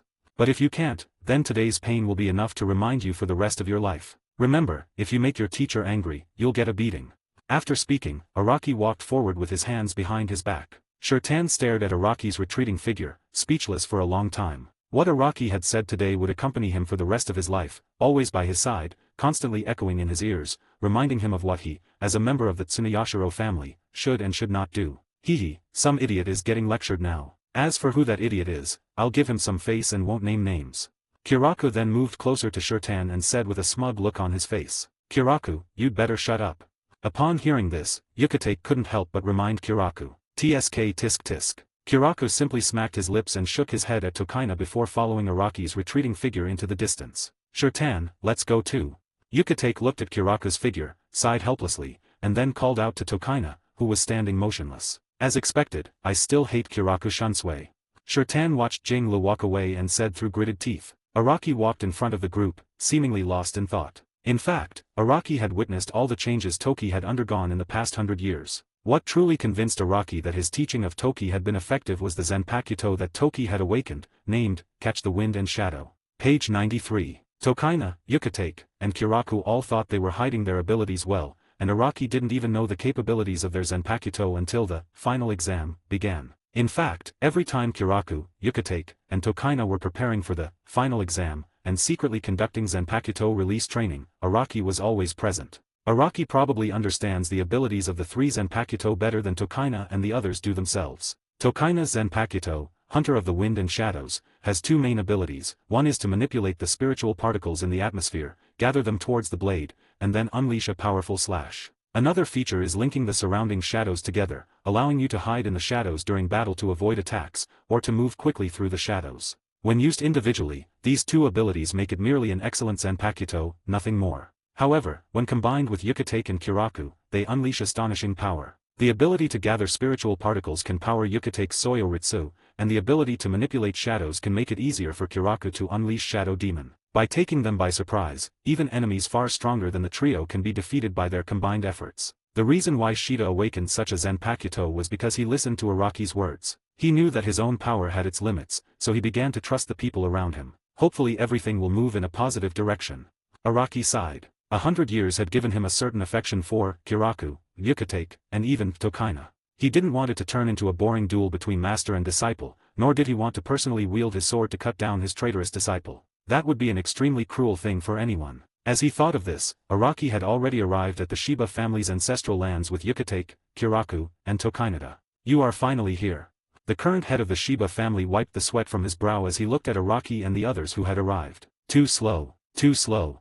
Just as the head of the Shiba family was eagerly awaiting the arrival of Araki and the others, a spoiled and willful voice suddenly rang out in front of them. A willful princess with short purple hair, dark skin, and a height of less than 1.5 meters made a dazzling appearance. Araki-sensei, take this. Before anyone could think further, the willful princess charged toward Araki with a shout. Upon seeing this, Araki instinctively grabbed his scabbard and swung it forward. Hee, master, you've been tricked.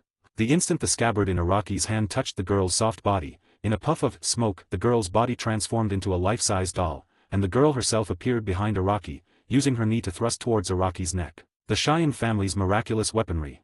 As Araki murmured to himself, he calmly thrust the scabbard in his hand backward. Shh.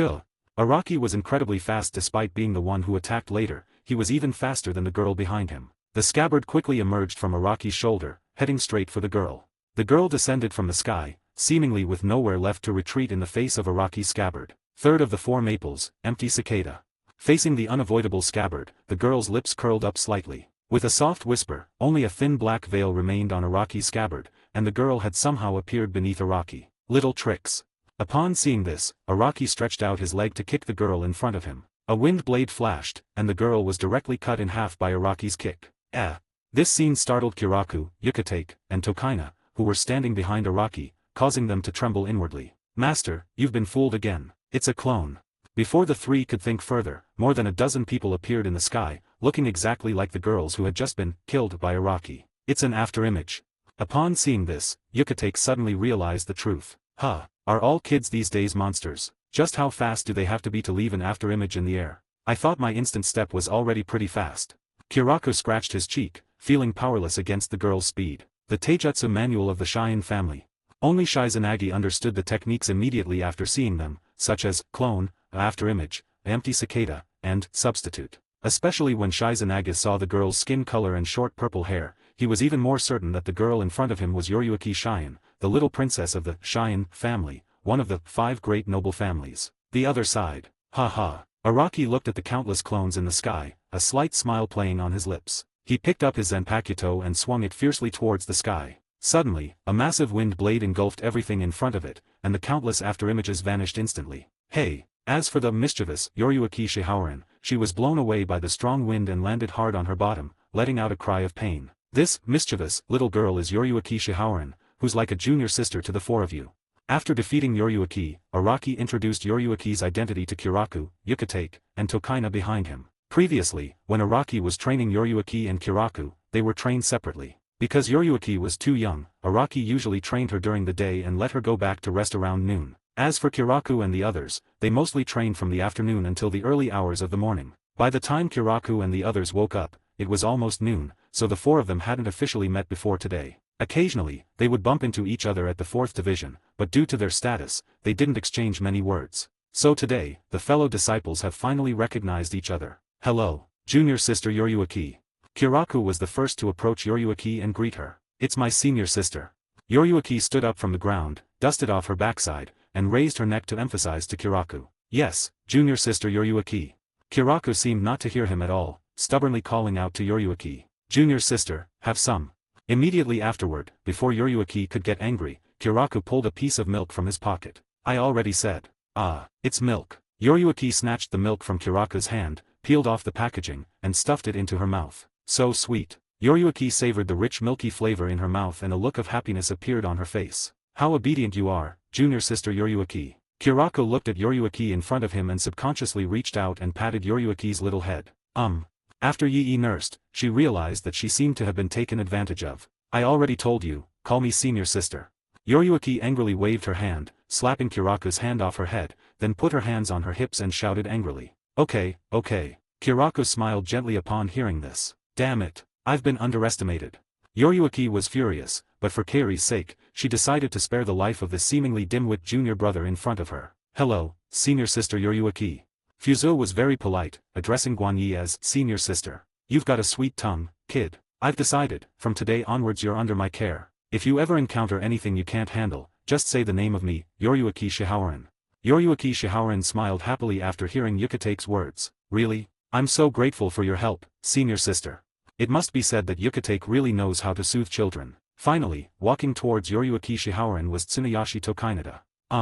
When Toki walked over, Yoriyuki was immediately drawn to Toki's dark green hair. And so, Shirtan and Yi exchanged a deep look, then almost simultaneously turned their heads away, uttering disdainful sounds. TCH, you brat from the Cheyenne family. Tisk, a little thug from the Tsuna Yayoi family. Seeing this guy makes me feel nauseous and vomit.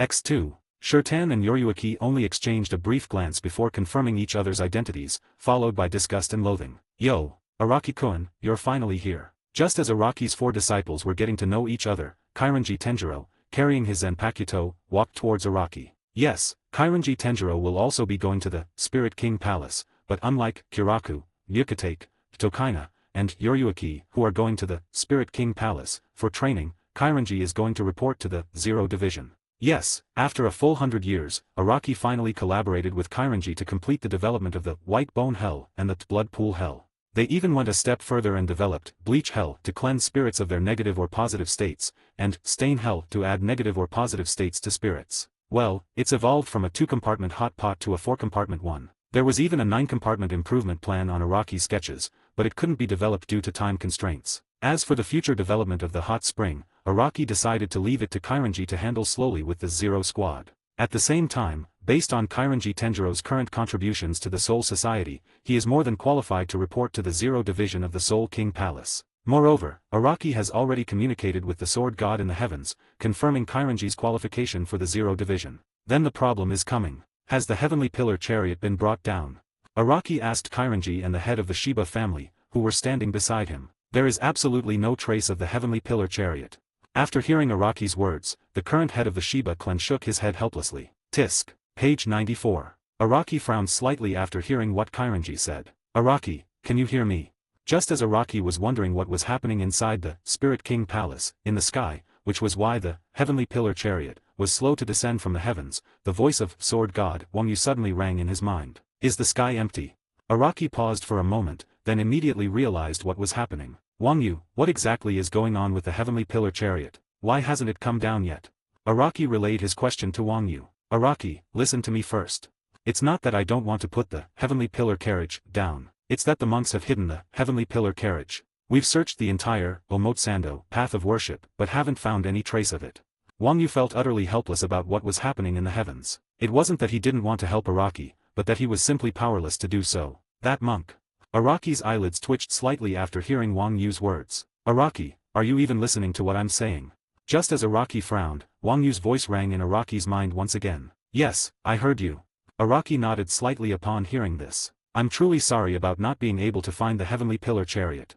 So now that the Heavenly Pillar Chariot has disappeared, Araki, you have no choice but to find a way to bring Kairanji and the others to the Spirit King Palace on your own. Wang Yu first expressed her apologies to Araki, and then spoke softly. Okay, I know. Araki simply smiled upon hearing this. Shiba-sama, do you Shibadera still have any cannonballs left? After learning that the Heavenly Pillar Carriage had been hidden by the monks and that they would have to find their own way to climb up to the Spirit King's palace step by step, Araki immediately made a decision. Forehead. Captain Araki, as you probably know, our Shiba family's cannons haven't been used for fighting for many years. Even our ancestral gunpowder making skills are now being used to make smoke. After hearing Araki's words, the current head of Shiba spoke with some difficulty. Just tell me if you have it or not. Araki's attitude was very firm. If it's just one shot, Shiba's headmaster fell into deep thought upon hearing this. After thinking for a while, he looked at Araki and said, I can take all the gunpowder from all the smoke in the warehouse. Counting the gunpowder I just made, it should be barely enough for one shot. But if it's any more, I really don't have any more. Immediately afterwards, Shiba asked Araki, by the way, Captain Araki, please forgive my bluntness, but I wonder why you're asking me about Shiba cannon shells? I think the Soul Society shouldn't have any use for such weapons of mass destruction anymore. After saying that, the current head of the Shiba family looked at Araki with a serious expression, and to be honest, he had a bad feeling. Is there even a question? Of course, we'll bring the Spirit King Palace down from the sky. Upon hearing this, Araki gave a faint smile to the head of the Shiba family in front of him. What? As Araki finished speaking, everyone in the Shiba family, including the head of the family, was stunned. Hehe, knock the Spirit King Palace down from the sky. Teacher, you must be joking, right? Yoriyuki and Kiraku gave an awkward laugh, then asked, has the teacher ever joked? Yukate's expression was serious, and his eyes were filled with worry. Huh, they knocked the Spirit King's palace down from the sky. Shirtan was stunned after hearing Araki's words. No, he hasn't turned evil yet. How come his teacher turned evil before him? Wait, if he turns evil, Araki-sensei can stop him. But what if Araki-sensei really turns evil one day? Will they really be able to stop Araki-sensei from going berserk? Forehead. Thinking of this, Shirtan couldn't help but shudder. Haha, Araki always likes to joke around. The monk from the Spirit King Palace looked at the barren trees on the ground and gave an awkward smile, but the cold sweat constantly pouring down his forehead proved just how terrified he was. Araki has already started loading the gunpowder. Wang Yu, standing next to the monk, couldn't help but offer a reminder. I bet he wouldn't dare aim at the Spirit King's palace. The monk stroked his thick beard and decided to take one last gamble and become an elegant gambler. It's already aimed. In response, Wang Yu had to contradict him. Oh, Araki is already preparing to fire the cannons. Then, Wang Yu added to the monk. Damn, this kid's actually serious. Quick, make him stop. At this moment, the monk finally panicked. Upon hearing this, Wang Yu shrugged helplessly, looking like she couldn't help him. Chapter 91 Yucatake, the time has come, I will release Mimi Haki. Boom. With a roar, the Heavenly Pillar carriage arrived steadily at the entrance road of the Spirit King Palace. Click. As the gates of the Heavenly Pillar carriage opened, Raraki, Kairanji, Yoriyuki, Kiraku, Yucatake, Tokaina, and Yoriyuki's sidekick, Soifan, all arrived at the Omotsando of the Rei Palace. Welcome. As the group emerged from the Heavenly Pillar carriage, they were greeted by a monk blowing a small trumpet and sword god Wang Yu, who was already waving the Zero Squad flagpole. Yes, at the very end. The monk urgently used the Heavenly Pillar to stop Araki, and then found the Heavenly Pillar carriage that he had hidden, and threw it to the ground. After confirming that the Heavenly Pillar carriage had been thrown down by the monk, Araki abandoned his plan to use the Shiba cannon to shoot the Spirit King Palace down from the sky. As Araki extinguished the torch, the Shiba family, who had been standing trembling and afraid to utter a sound intimidation of Araki, finally breathed a sigh of relief. The Shiba family almost became the most evil family among the 5 great noble families. Is this the Spirit King's palace? The spiritual particles in the atmosphere are so dense. Some weaker members would probably have trouble even breathing in such an environment.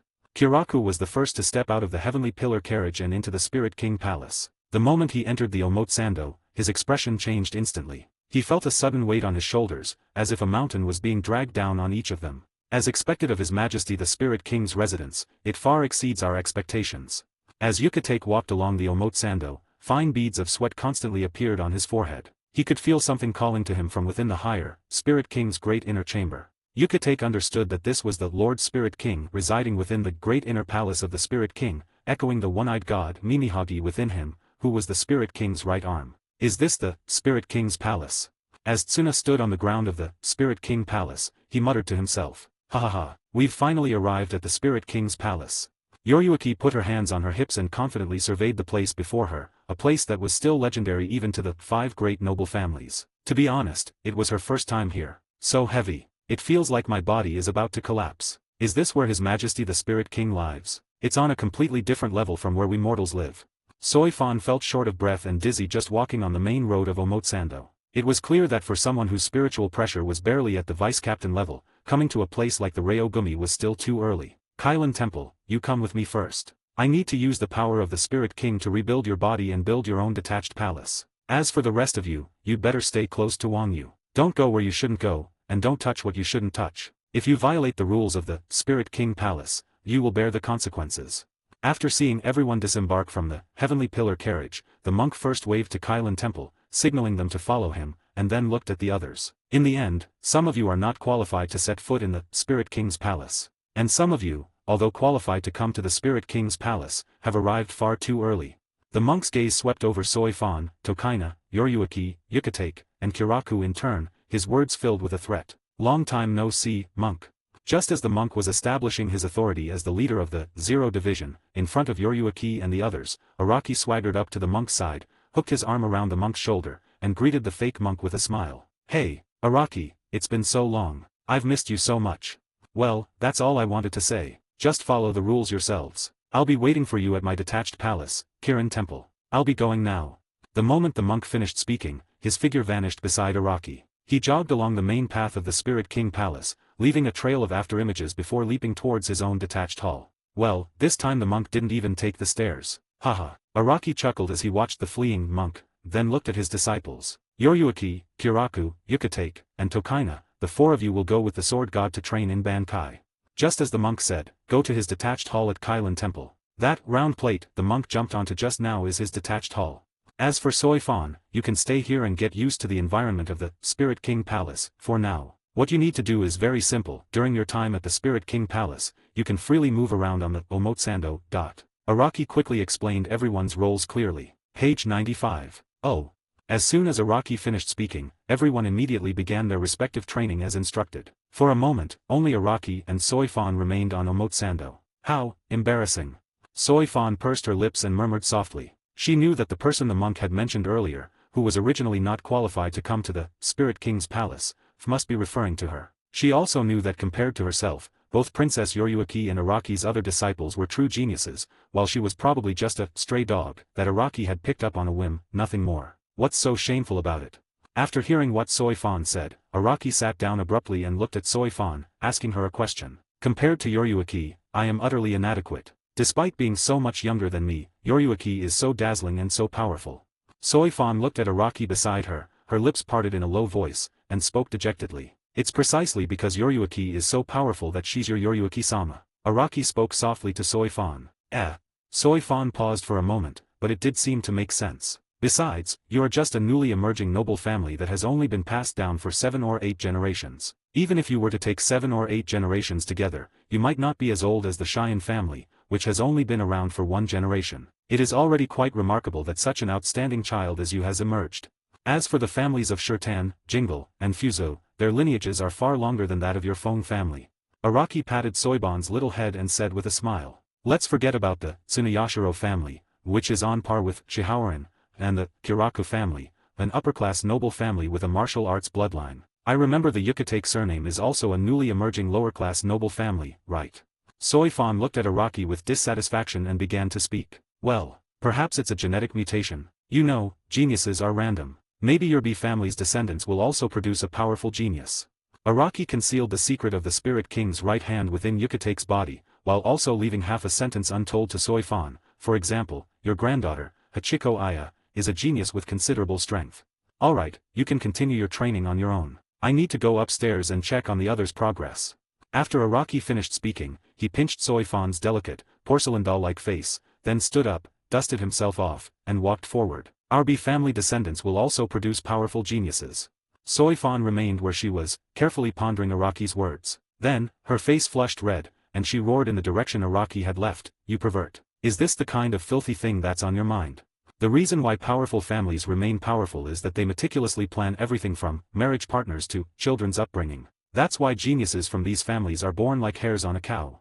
Araki didn't even turn his head when he heard this. He just waved to Soifan behind him and left Soifan with a message. The reason why powerful families remain powerful is because of their choices, from marriage partners to children.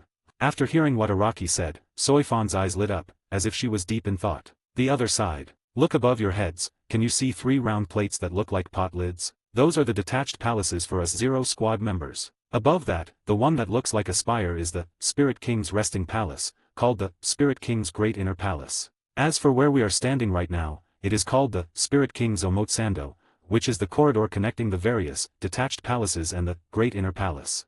Sword God Nimaya Uritsu continued to explain the structure of the Spirit King Palace to Yoriyuki, Kiraku, Yukitake, and Tokaina behind him. 3 members of Squad 0 have left the palace. Could it be that besides the bearded monk and you, there are other members in Squad 0? Kiraku, Yukitake, and Tokaina noticed the number of Lydian in the sky. Having previously seen Monk and Wang Yu, they immediately became curious about the other 0 squad member. Oh, didn't Araki tell you? Wang Yu looked at Jing Lu and the others behind her with some surprise. Tell us what?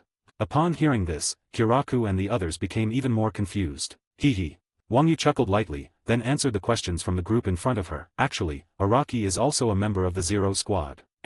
Upon hearing this, Kiraku and the others immediately showed expressions of shock. Araki-sensei, isn't he the captain of the 11th division of the Godai 13?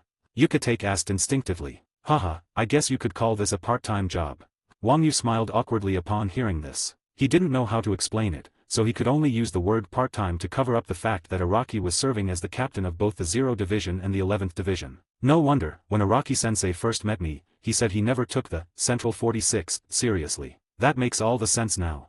At this moment, Shirtan also showed a look of realization. The Central 46th chamber could not control the royal agents of the 0 squad. He. I know Araki-sensei's true identity, you know. Araki-sensei told me that. As expected, I am the senior sister. At that moment, Yoriyuki Shiharan put his hands on his hips and smiled smugly. Yes, she knew Araki's true identity, but it wasn't Araki who told her, it was Kairanji Tenjiro who revealed it to her. Tisk. Ha. After hearing what Yoriyuki Shiharan said, Kiraku and Tokaina both rolled their eyes in disdain. Only Yukitake gave Yoriyuki a thumbs up and exclaimed loudly, as expected of Yoriyuki-senpai. She's truly exceptional. She's an absolute role model for us all. Ha. You understand me best, Yukitake. Yoriyuki, who was not even half the age of Yukitake, burst into laughter upon hearing this, and at the same time, lifted Yukitake up and patted him on the shoulder in a pretentious manner. Senior sister is right. To this, Yukitake simply echoed Yoriyuki's words. While the group was chatting, they arrived at the luxurious club next to the palace of Knife God Wang Yu. Then what happens next? Do your utmost to communicate with your respective swords before me, the creator of these Zanpakuto. I will be watching you all until you achieve your respective Bankai. Wang Yu looked at the 4 people in front of her and spoke loudly. Ask a question. Before Wang Yu could finish speaking, Yoriyuki reached out her hand to him first. Just ask. Wang Yu nodded to Yi. What if we don't find out the name of the Zanpakuto's Bankai? Yoriyuki asked the question that was on everyone's mind. You failed the trial and didn't even learn the name of your Zanpakuto's Bankai, and you still have the nerve to ask me what to do. Upon hearing this, Wang Yu showed a very displeased expression. What if? Yoriyuki looked at Wang Yu awkwardly. She really didn't have much confidence in herself. After all, she believed more in her Taijutsu and Kido than in her Zanpakuto. Nothing unexpected. Wang Yu looked at everyone with a serious expression, his eyes flashing with a fierce light. If I discover that you truly cannot successfully communicate with your Zanpakuto and obtain their true names, Bankai names, I will. As Wang Yu spoke, she drew her Zanpakuto from her waist. Good on. In response, both Kiraku and Yukitake and Tokaina took a step back, watching Wang Yu nervously. Only Yoriyuki stood still, because her instincts did not detect any killing intent from Wang Yu. I will then tell you the names of your Zanpakuto's Bankai. Just as everyone was in a panic, Wang Yu released his Zanpakuto. The sword transformed into a ritual and flew into the sky, exploding into a dazzling array of colors in the next second. What? For a moment, everyone was stunned. What's going on? Everyone looked at Wang Yu with confusion and asked. That sword is called Color, and it's considered my failed attempt. Because it has absolutely no offensive power, I can't give it to the Shinigami of the 13th division, so it can only stay in my hands as a tool for celebrations. Oh, if you want it, I'll give it to you. By the way, because that knife is completely unsharpened, it can't even be used as a regular knife, but it can be used as a mosquito swatter. Because the color knife is just too dull, so I've decided to forge an incredibly sharp knife. Don't you think my suggestion is brilliant? Upon hearing this, Wang Yu addressed the 4 people in front of her. No. Who asked you about that knife from earlier? What we want to know is, why do you know the names of our Zanpakuto's Bankai? After hearing Wang Yu's words, everyone waved their hands and then continued to ask Wang Yu questions. Oh, so what you wanted to ask me was something so unimportant. Honestly, you should have said so earlier. Upon hearing this, Wang Yu showed a displeased expression. No, that matter is clearly the most important one. Kiraku and the others felt utterly exhausted looking at Wang Yu. They were too tired to even bother commenting on the thought process of this self-proclaimed sword god, the creator of all the Zanpakuto in the Godai 13. Page 96. The monk told me the names of your Bankai. As for how he knew, go ask him yourselves. But I remember him mentioning that the moment your Zanpakuto fell into your hands, the monk already knew the full name of that sword. Wang Yu stroked her chin and explained unhappily. All right, let's begin training. Before anyone could think further, Wang Yu immediately gave the order to begin training. Is there even a need for training? Shirtan's eye twitched slightly. So what was the point of them training here? Couldn't they just tell them the name of each person's Bankai? Sure, don't make a sound. Your training has already begun. Wang Yu sat on the ground, fiddling with a candle in his hand. He lit the candle with one hand and held a small fan in the other, fanning himself toward Shirtan and the others. The trial has begun. A look of confusion flashed across Shirtan's face. What? Didn't you notice a faint fragrance in the air? Wang Yu smiled gently when she saw the confusion in Shirtan's eyes. What? Upon hearing this, Shirtan was slightly taken aback. The moment Wang Yu's words reached his ears, his keen nose indeed detected a strange smell. Not good. Shirtan felt a sense of unease. He wanted to say something, but the moment he turned around, he found that Kiraku, Yukitake, and Yoryuki had already collapsed to the ground and fallen into a deep sleep. Grass. Shirtan cursed angrily and fell to the ground with a thud. Well then, everyone, sweet dreams. Wang Yu looked at the unconscious crowd and gave a faint smile. Here it is. When Tan opened his eyes, he found that everything around him had changed. His world was incredibly dark, and there were howling winds from time to time, catching shadows and rumors. Shirtan's pupils contracted slightly, then his expression calmed down, and he spoke coldly. Oh, you found out, you useless master. As Shirtan finished speaking, voices came from all directions toward him, turning around and playing tricks.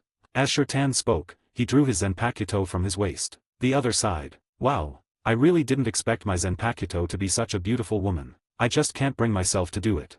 Kirako looked at the voluptuous older woman in front of him and showed a troubled expression. He admitted that he couldn't bring himself to do it. Then let's die here together. The beautiful woman, dressed in a kimono and wearing an eye patch over her right eye, spoke while tightly embracing Kiraku's chest. The next second, the scene behind them changed, and Kiraku was surprised to find himself and the beautiful woman in front of him suddenly immersed in a vast ocean. You and I will die together here, and then you will be reborn from the ashes. Afterwards, please remember my name firmly in your heart. My name is Tian Kwanggu Hei.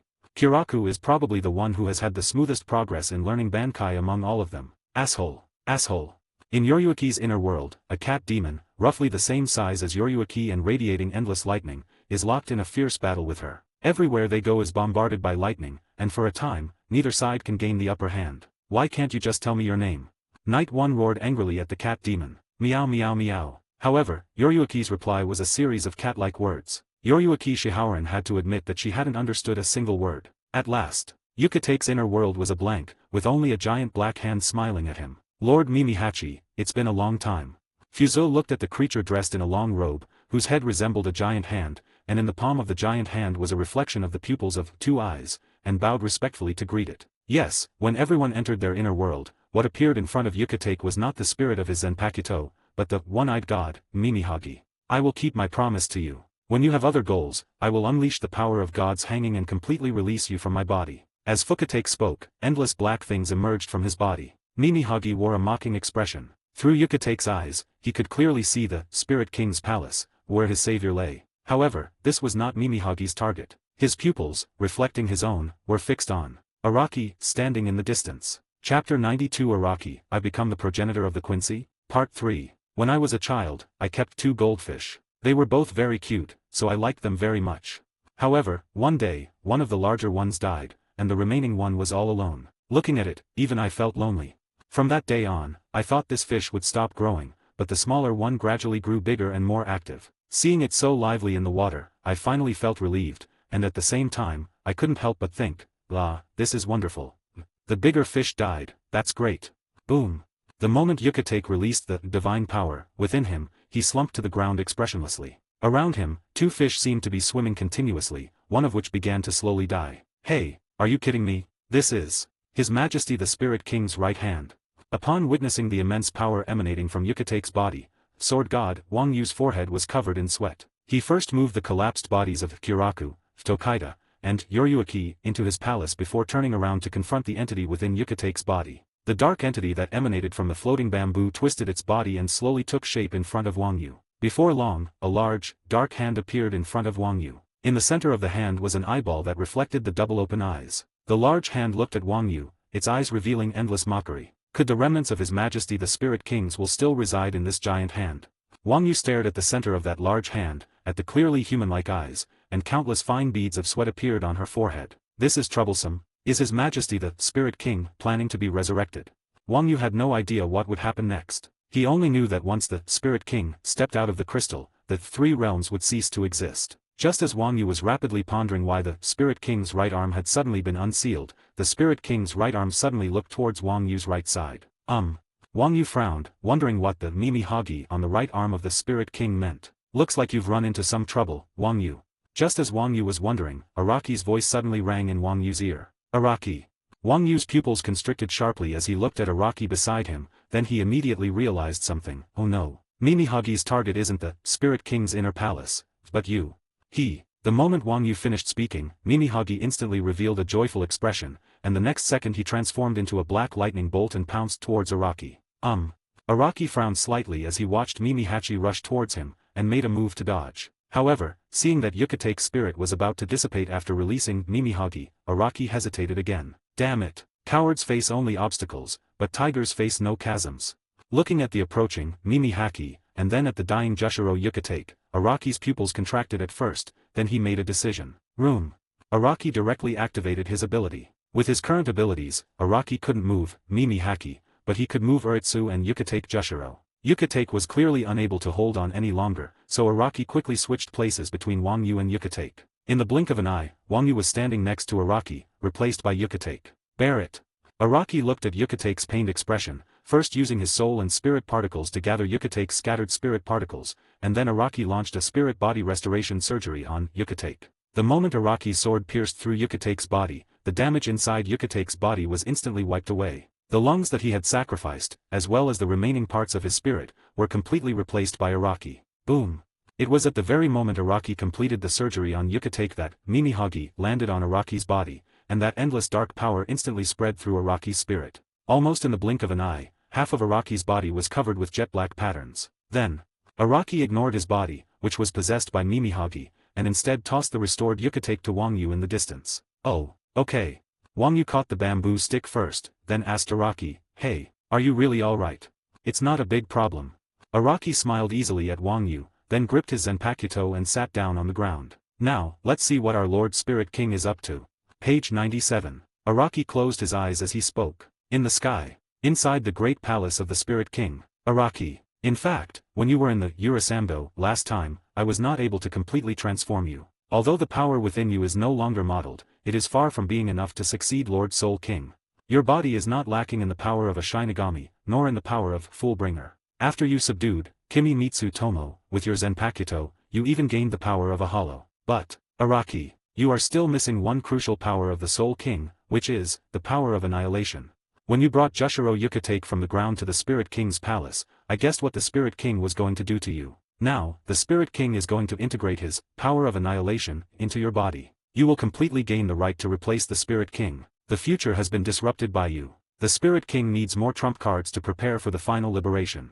The monk sat inside the Spirit King's inner chamber, looking at the Spirit King sealed in crystal, and murmured to himself, wait a minute.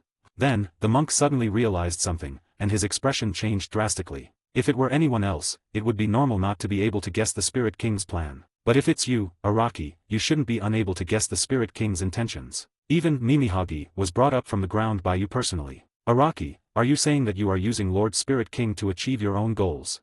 No, I have to go down and check. Thinking this, the monk decided to run down to Wang Yu's detached palace to see what was going on. Boom. Just as the monk was thinking this, a huge tremor erupted from the ground, and the terrifying power made the entire Spirit King's great inner palace tremble 3 times. This is bad. The situation is very bad. Even the Spirit King's imperial palace is no longer safe. Cold sweat poured down the monk's forehead. He first circled the Spirit King 2 or 3 times inside the palace before finally making his decision. Yes, let's go hide in the real world first.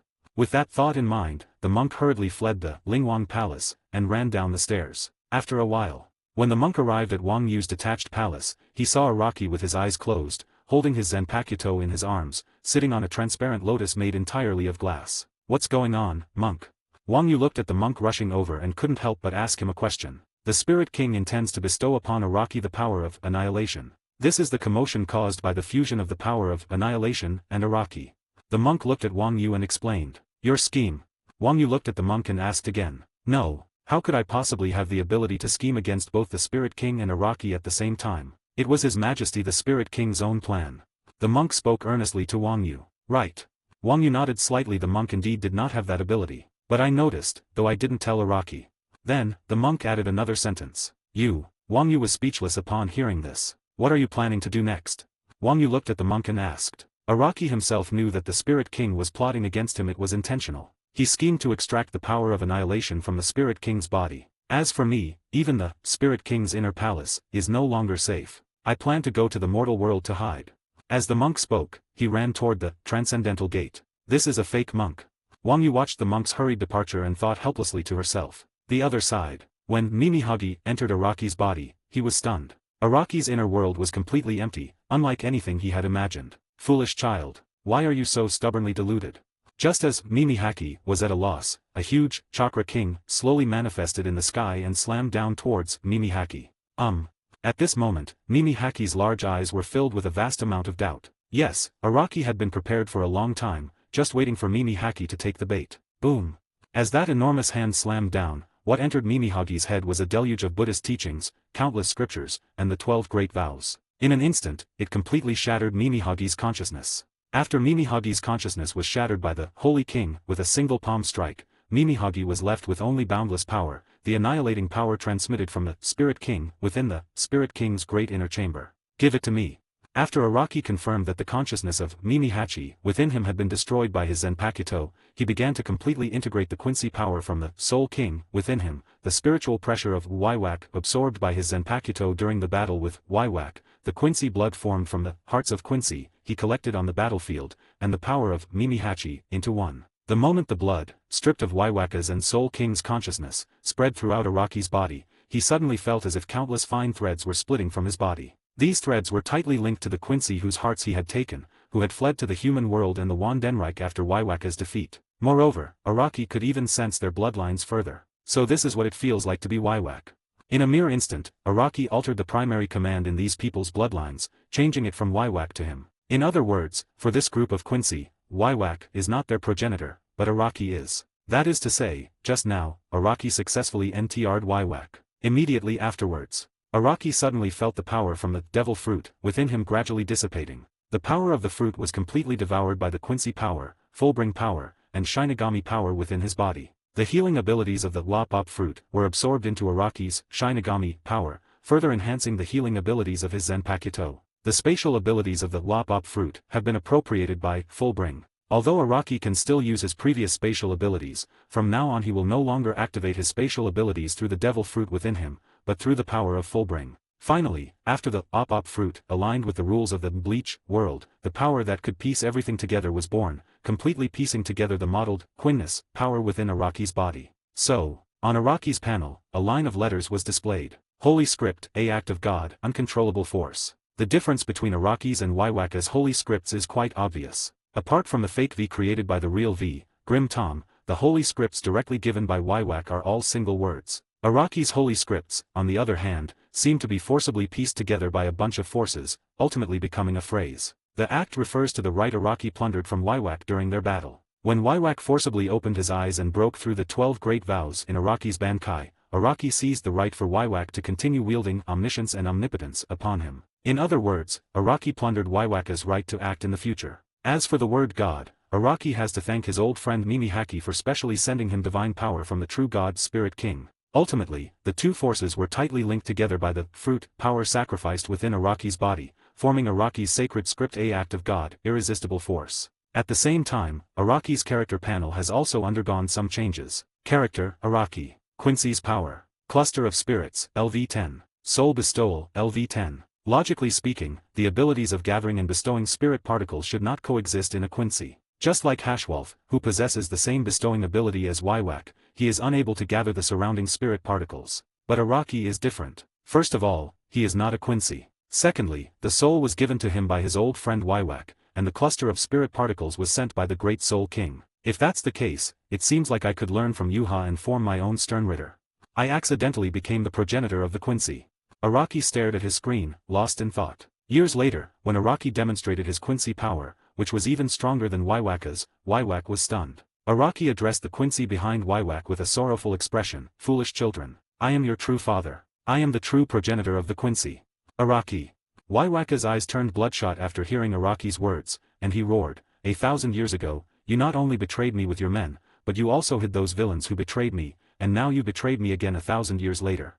Not only that, you've also been raising a whole bunch of Vasto Lord-class hollows specifically to target us Quincy. You know perfectly well who you're raising these beings, who are practically poison to us, to deal with. Now you're even trying to steal my identity. Can't you raise your own children? Why are you trying to steal my son? And what exactly did you do to my father? Why can I feel his power within you?" Waiwak was completely bewildered, with questions surging through his mind, and he kept asking Araki questions. "Yoha, don't be impatient. I am your father, and I have always regarded you as my own son. I have prepared 3 paths for you, the Soul King, the Clown, and the Karma that maintains the 3 realms. And I will become the only king of the 3 realms, the human world / Hueco Mundo / Soul Society, the Shinigami, the Quincy, and the Hollows." When Araki saw Waiwaka's defenses crumble, he smiled faintly. He not only returned to Waiwak what Waiwak had said to him 1,000 years ago, but also thoughtfully prepared 3 paths for Waiwak, even though these 3 paths were essentially the same. 16,000 words in the 3rd update, continuing to set the stage for Waiwaka's breakthrough. Also, please vote. Chapter 93 Toki Nada, I want to be the head of the Tsuna Yayoi family. Chapter 93. Half an hour. Puff. Yukitake didn't know how long he had been unconscious. He only felt as if he had turned into a carp that can't swim, and was drowning in the water, until someone gently patted his shoulder and softly called his name. Only then did he remember who he was. He struggled and struggled until he finally floated to the shore. The moment he reached the shore, he regained consciousness and opened his eyes in the palace of the sword god Wangyu. As soon as he opened his eyes, Yukitake seemed to want to say something, but as soon as he opened his mouth, a mouthful of blood gushed upwards from his mouth and nose. "Lord Wangyu, this fellow has woken up." The moment Yukitake regained consciousness, the beautiful young women who had been guarding and caring for him immediately began to shout loudly towards the depths of the palace, calling out their master's name. Several beautiful young girls, each holding a hot towel, water, and rice porridge, approached Yukitake and wiped the blood off his face. They also fed him some of the special clear soup and rice porridge made by Kairanji Temple. Araki-sensei. After drinking the clear soup and rice porridge, Yukitake immediately felt a warm current flow into his stomach, which then spread throughout his body. He felt much lighter from his tired body, and then he softly called out the name of his teacher, Araki. Page 98. I'm going to find Araki-sensei. As he spoke, Yukitake sat up from his sickbed, looking as if he was about to go find Araki. Yukitake, you're a patient now, you can't go anywhere else except here. The beautiful young women saw Yukitake get up and immediately stepped forward to stop him, pressing him back onto the bed. I'm going to find Araki-sensei.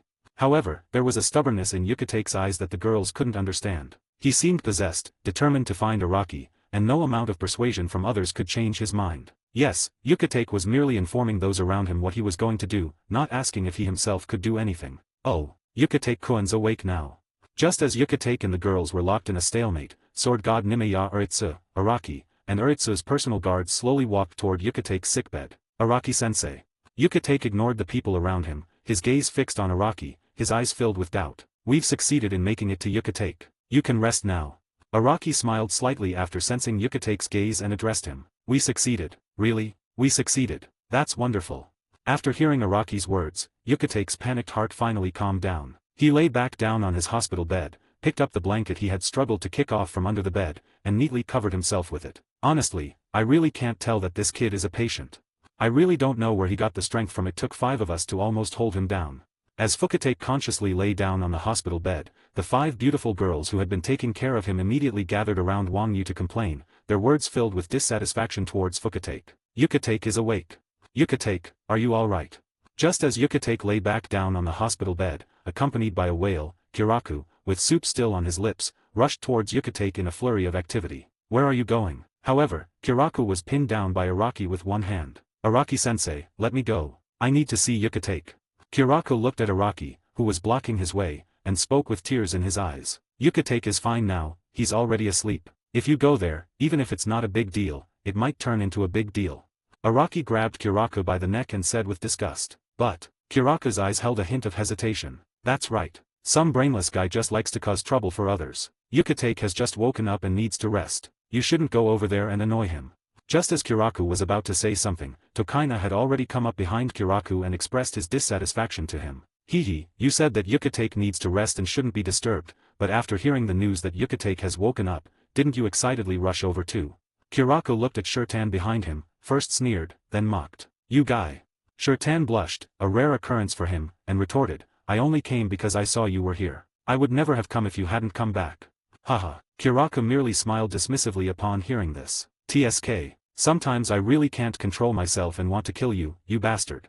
Shirtan's face was gloomy. He was toying with the Zanpakuto in his hand, contemplating whether to use his first Bankai on that bastard Kiraku, to let him feel the pain of his body being corroded by the wind, his spiritual pressure being eroded by the shadow, and finally dissipating into nothingness from this world. Don't worry, everyone. I'm fine.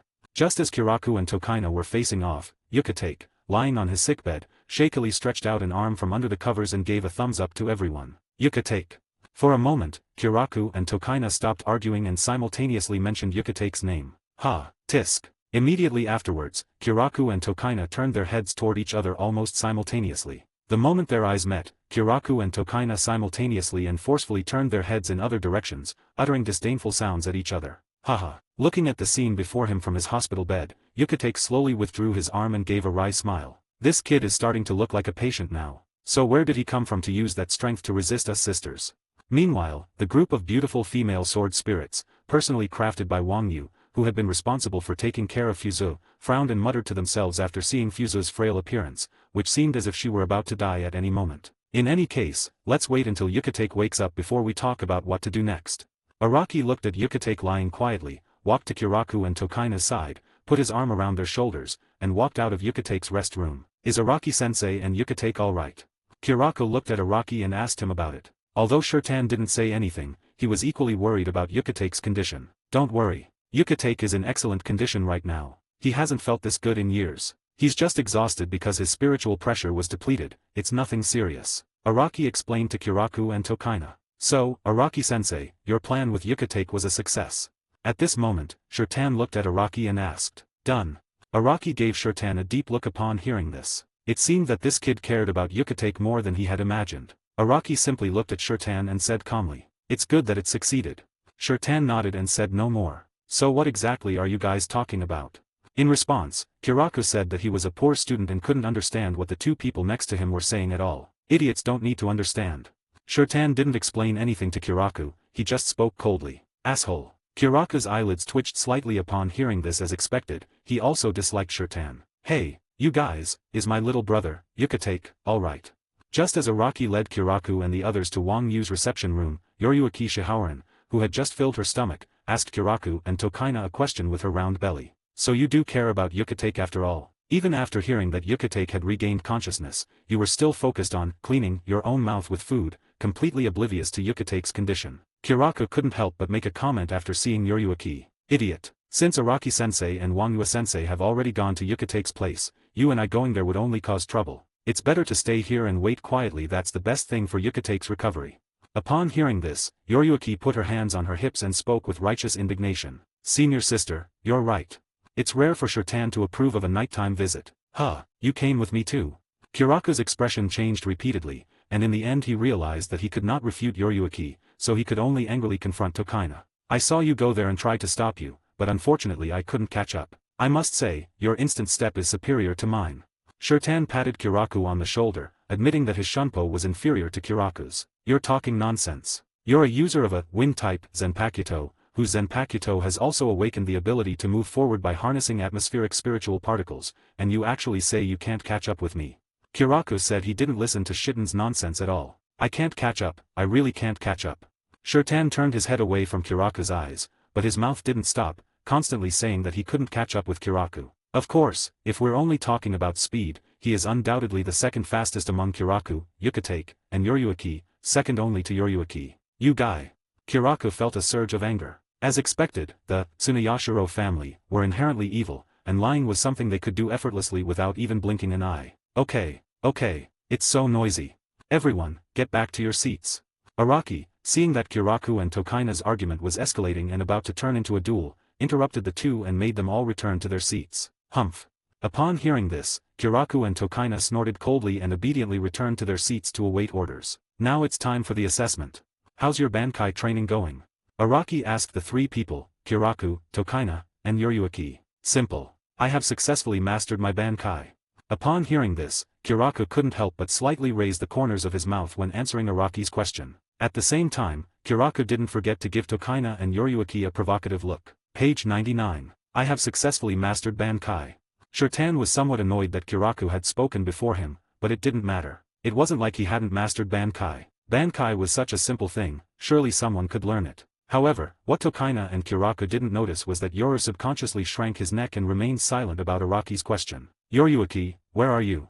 Unfortunately, even though Yoryuki had done everything in her power to minimize her presence, Araki still found her. Hug, hug, hug, this is so annoying. I was so close, so very close, to defeating that cat demon and finding out the name of my Zenpakuto. After hearing Araki's words, Yoryuki first shouted a few times in despair, then stretched out two of her fingers and squeezed out a small gap at the tip, gesturing the distance between her and her Bankai. If you really can't learn it, you can ask Wang Yu. Seeing this, Araki reminded Yoryuki of something. I can learn it. Yoryuki interrupted Araki directly. As the senior sister, she absolutely could not be weaker than her junior brother. Do as you please. My latest deadline for you is 1 month. If any of you cannot learn Bankai on your own within 1 month, I will have Wang Yu tell you the names of your Bankai directly. And after 1 month, you will begin the second trial. Araki ignored the incredibly strong Yoryuki and gave her a full month to recover. The second trial. Kiraku and Tokaina were clearly more curious about the second trial that Araki had mentioned. You don't think that mastering Bankai means you've passed the test, do you? My requirement for you is that from the day you graduate from my tutelage, you can directly go to the Godai 13 to take over as captains. With your current strength, do you really think you are capable enough to lead a squad? Araki looked at Kiraku and Tokaina, who were puzzled, and asked them a question in return. It doesn't seem like leading a squad isn't such a bad idea after all, does it? After listening to Araki's words, Kiraku muttered to himself. To be honest, Kiraku is currently very confident in himself. So, Araki-sensei, what are our actual graduation requirements?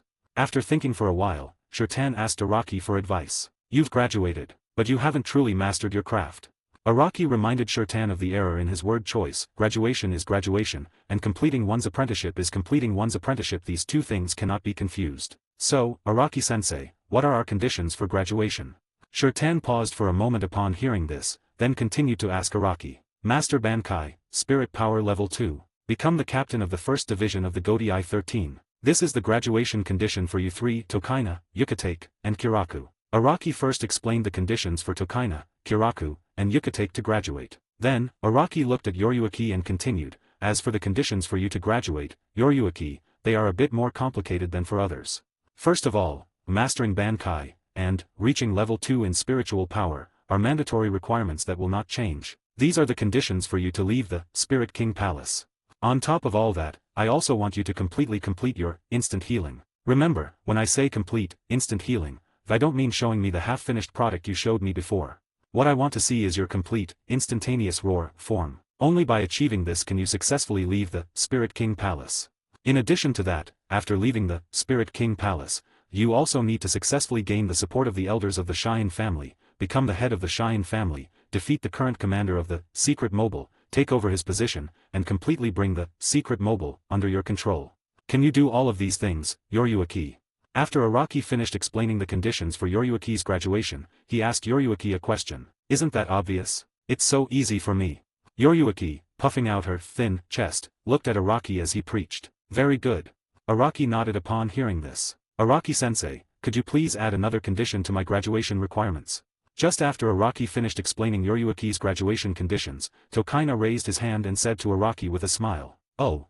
Araki could tell from Shirtan's sinister smile that the other man was up to no good again. Since one of the conditions for Yoryuki's graduation is that she must successfully become the head of the Shihaoran family, I hope you can also add a condition to mine that I can only graduate after I successfully become the head of the Tsuneo family. Shirtan looked at Araki and revealed his ambition. Oh. Araki narrowed his eyes slightly upon hearing this. Shirtan, are you really sure? You know, although one of the conditions I gave Yoryuki for graduation was that she successfully become the head of the Shihaoran family, in reality, Yoryuki would face almost no resistance if she wanted to become the head. As long as she has enough strength and is mentally mature, then she can. But Tokaina, you are different. If you want to become the head of the Tsuneo family, there are countless obstacles in front of you. If you are not careful, you may end up being crushed to pieces. Araki looked at Shirtan and asked. After all, Yoryuki was the rightful heir to the Shihaoran family headship, but Tokaina was different. Tokaina was just a child from a branch family of the Tsuneyashiro family, and there were countless others ahead of her in line to inherit the family, not to mention the 5 elders and the like. I know, but I believe I can. Otherwise, wouldn't all the effort you put into teaching me the dual-wielding style have been wasted? As Shirtan spoke, a fox-like smile appeared on his face. Ha ha ha, good. Then I'll add another condition for your graduation. Tokaina will become the head of the Tsuneyo family. Araki smiled upon hearing this, knowing that Shirtan had finally understood the painstaking efforts his master had made over the years. At this moment, only Chunshue was still completely bewildered. He only has one sword, yet he practices dual-wielding. Is that so?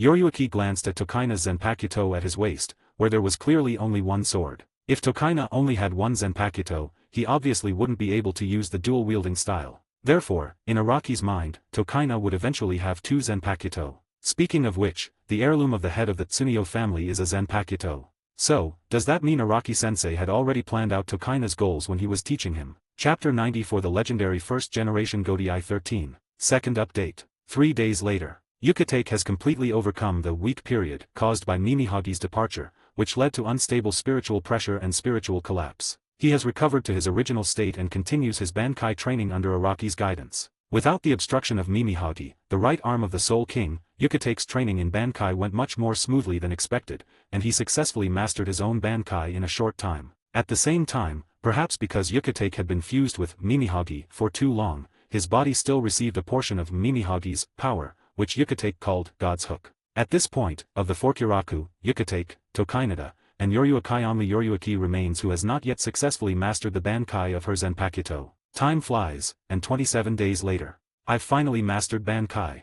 On the last day of the 1-month period Araki gave Yoryuki to learn Bankai, Yoryuki finally succeeded in completing her Bankai. She put away her Zenpakuto, which was unleashing endless lightning, and wiped the sweat from her forehead. An excited expression appeared on her small face. To be honest, the training for Bankai was even more difficult than Yoryuki had imagined. A month. Araki looked at Yoryuki, who had finally mastered Bankai, and nodded slightly. 1 month was the deadline Araki gave his disciples. After all, it took him a month to learn Bankai. His disciples couldn't possibly learn Bankai any slower than him. After Yoryuki successfully mastered Bankai, Araki summoned Kiraku and the others back together. Araki-sensei, isn't it time for the next training session? During the month that Kiraku trained at the Spirit King Palace, he became increasingly mature, mainly because he was taught by Araki and others many times, and naturally he became more sensible. Next, I will lead you through practical combat training. You will hone your skills and strive to increase your spiritual pressure between life and death. Araki looked at Kiraku, Yukitake, Tokaina, and Yoryuki, and spoke calmly. Combat training. Could it be that we're facing Araki-sensei as our opponent? When Kiraku heard Araki's words, his eyes narrowed slightly, revealing a dangerous glint. He seemed to be calculating whether he, Yukitake, Tokaina, and Yoryuki would have any chance of winning against Araki. Oh, you seem quite confident. Araki looked at Kiraku's narrowed eyes and asked calmly. Haha, haven't we already mastered the Bankai of our Zenpakuto? It's inevitable that we'll get a little cocky. Kiraku was quite frank and directly told Araki about his problems. Having this mindset is good. But if you go too far, it won't be good. With your current strength and those incredibly weak Bankai techniques, you wouldn't even be able to hurt me, let alone defeat me. Come on, I'm not your opponent. I'll show you your real opponent. After Araki finished speaking, he turned around and walked forward. Araki-sensei, where are you taking us?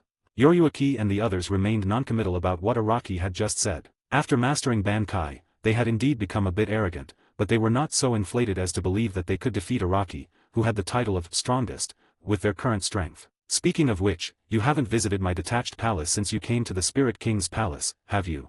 Page 100. Upon hearing this, Araki turned around and looked at Yoryuki and the other 3, asking them a question. Araki-sensei, could it be that you mean? Upon hearing this, Yoryuki and the other 3 were all shocked by Araki's words. After exchanging glances, they asked Araki, are you going to take us to your detached palace? What? Don't you want to go? Araki did not answer the crowd's questions, but instead asked them with a smile. I want to go. Of course I want to go. Yoryuki and the other 3 nodded repeatedly. How could they not want to go to Araki's detached palace? They had long been curious about Araki's detached palace. After all, it was the only one they had never been to. Detached palace of the Zero Division members. Then come with me.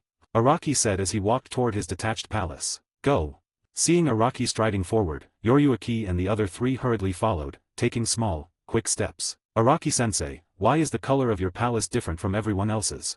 Araki-sensei, why is there a constant booming sound coming from above your pavilion? Araki-sensei, why did you keep preventing us from going to your ancestral hall before this? Araki surrounded Yoryuki, Kiraku, Yukitake, and Tokaina, the 4 members of the group, who kept asking Araki questions. Stop.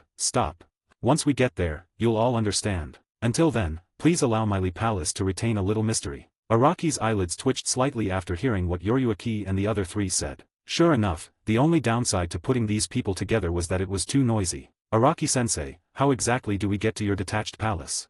Shurnada, who had been silently following behind Araki, frowned slightly when he discovered that there were no intersecting staircases between Araki's detached hall and the main approach. He had a bad feeling, but even so, he still looked at Araki honestly and asked. Crack. Araki simply looked at his own detached palace in the sky and snapped his fingers. With a slight thought from Araki, the detached palace began to rumble, and then one after another, translucent glass steps, shimmering with endless brilliance, appeared out of thin air, tightly connecting Araki's detached palace with the outer path of the Spirit King Palace. Let's go. As Araki spoke, he led the way up the glazed steps in front of him, and then walked step by step toward the sky. The 4 people behind Araki, Yoryuki, Kiraku, Yukitake, and Tokaina, stunned by the breathtaking scene before them, then quickly followed Araki. They walked step by step down the transparent, glass staircase suspended in midair towards Araki's detached hall. These steps suspended in midair are incredibly high. If any of us were to fall from here, we'd probably be smashed to pieces.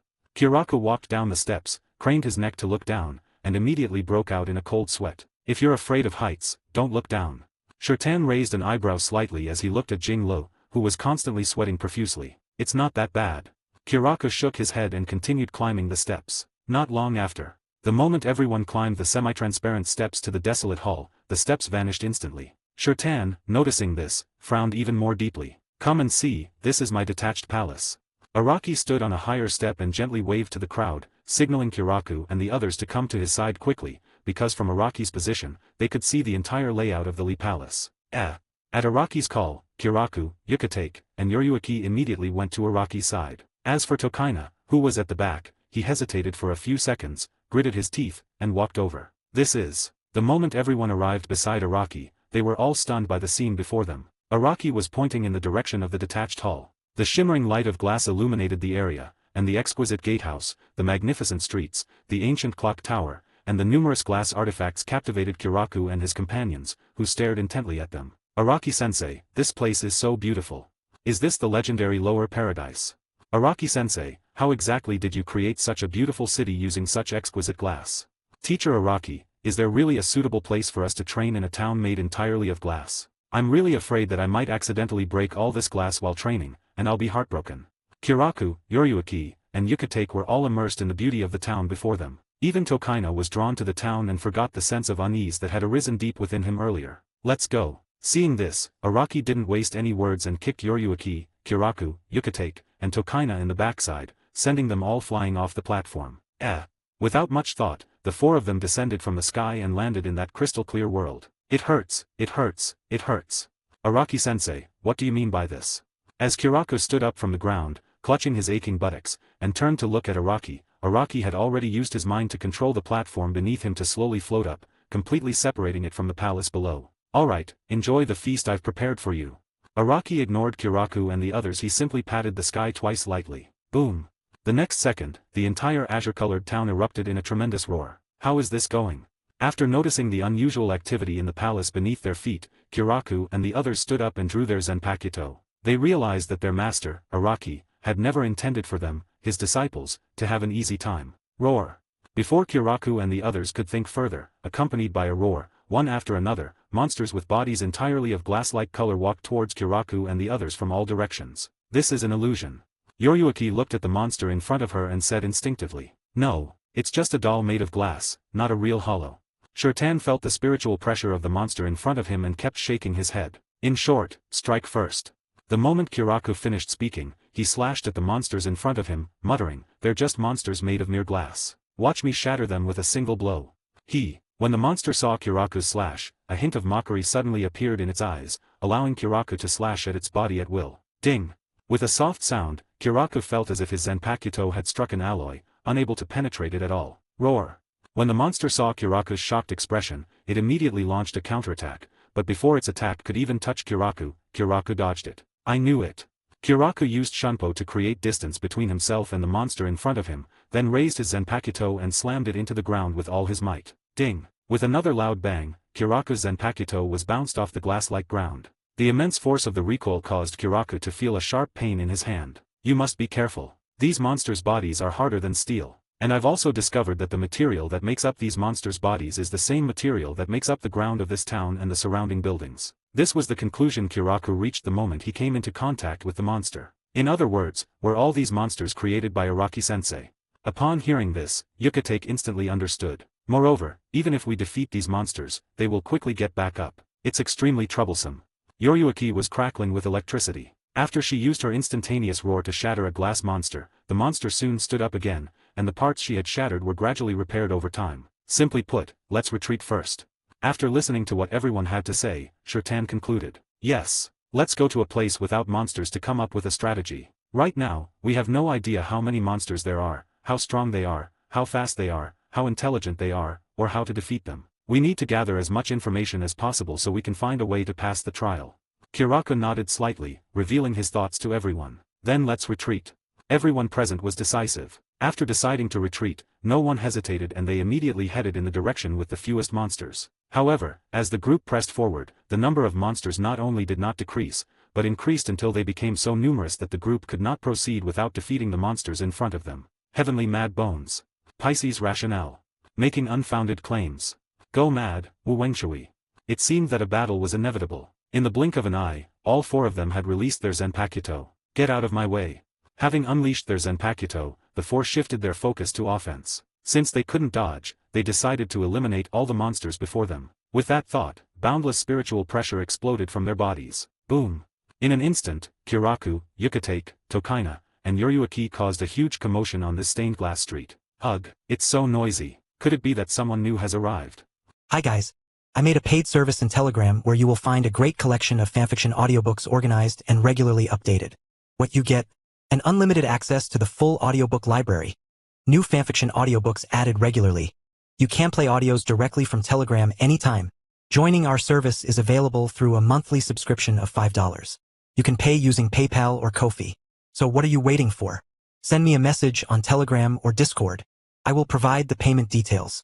After the payment is confirmed, you will receive access to the private Telegram channel containing all audiobooks. If you enjoy fanfiction and prefer listening instead of reading, this library is made for you. Message me anytime to join.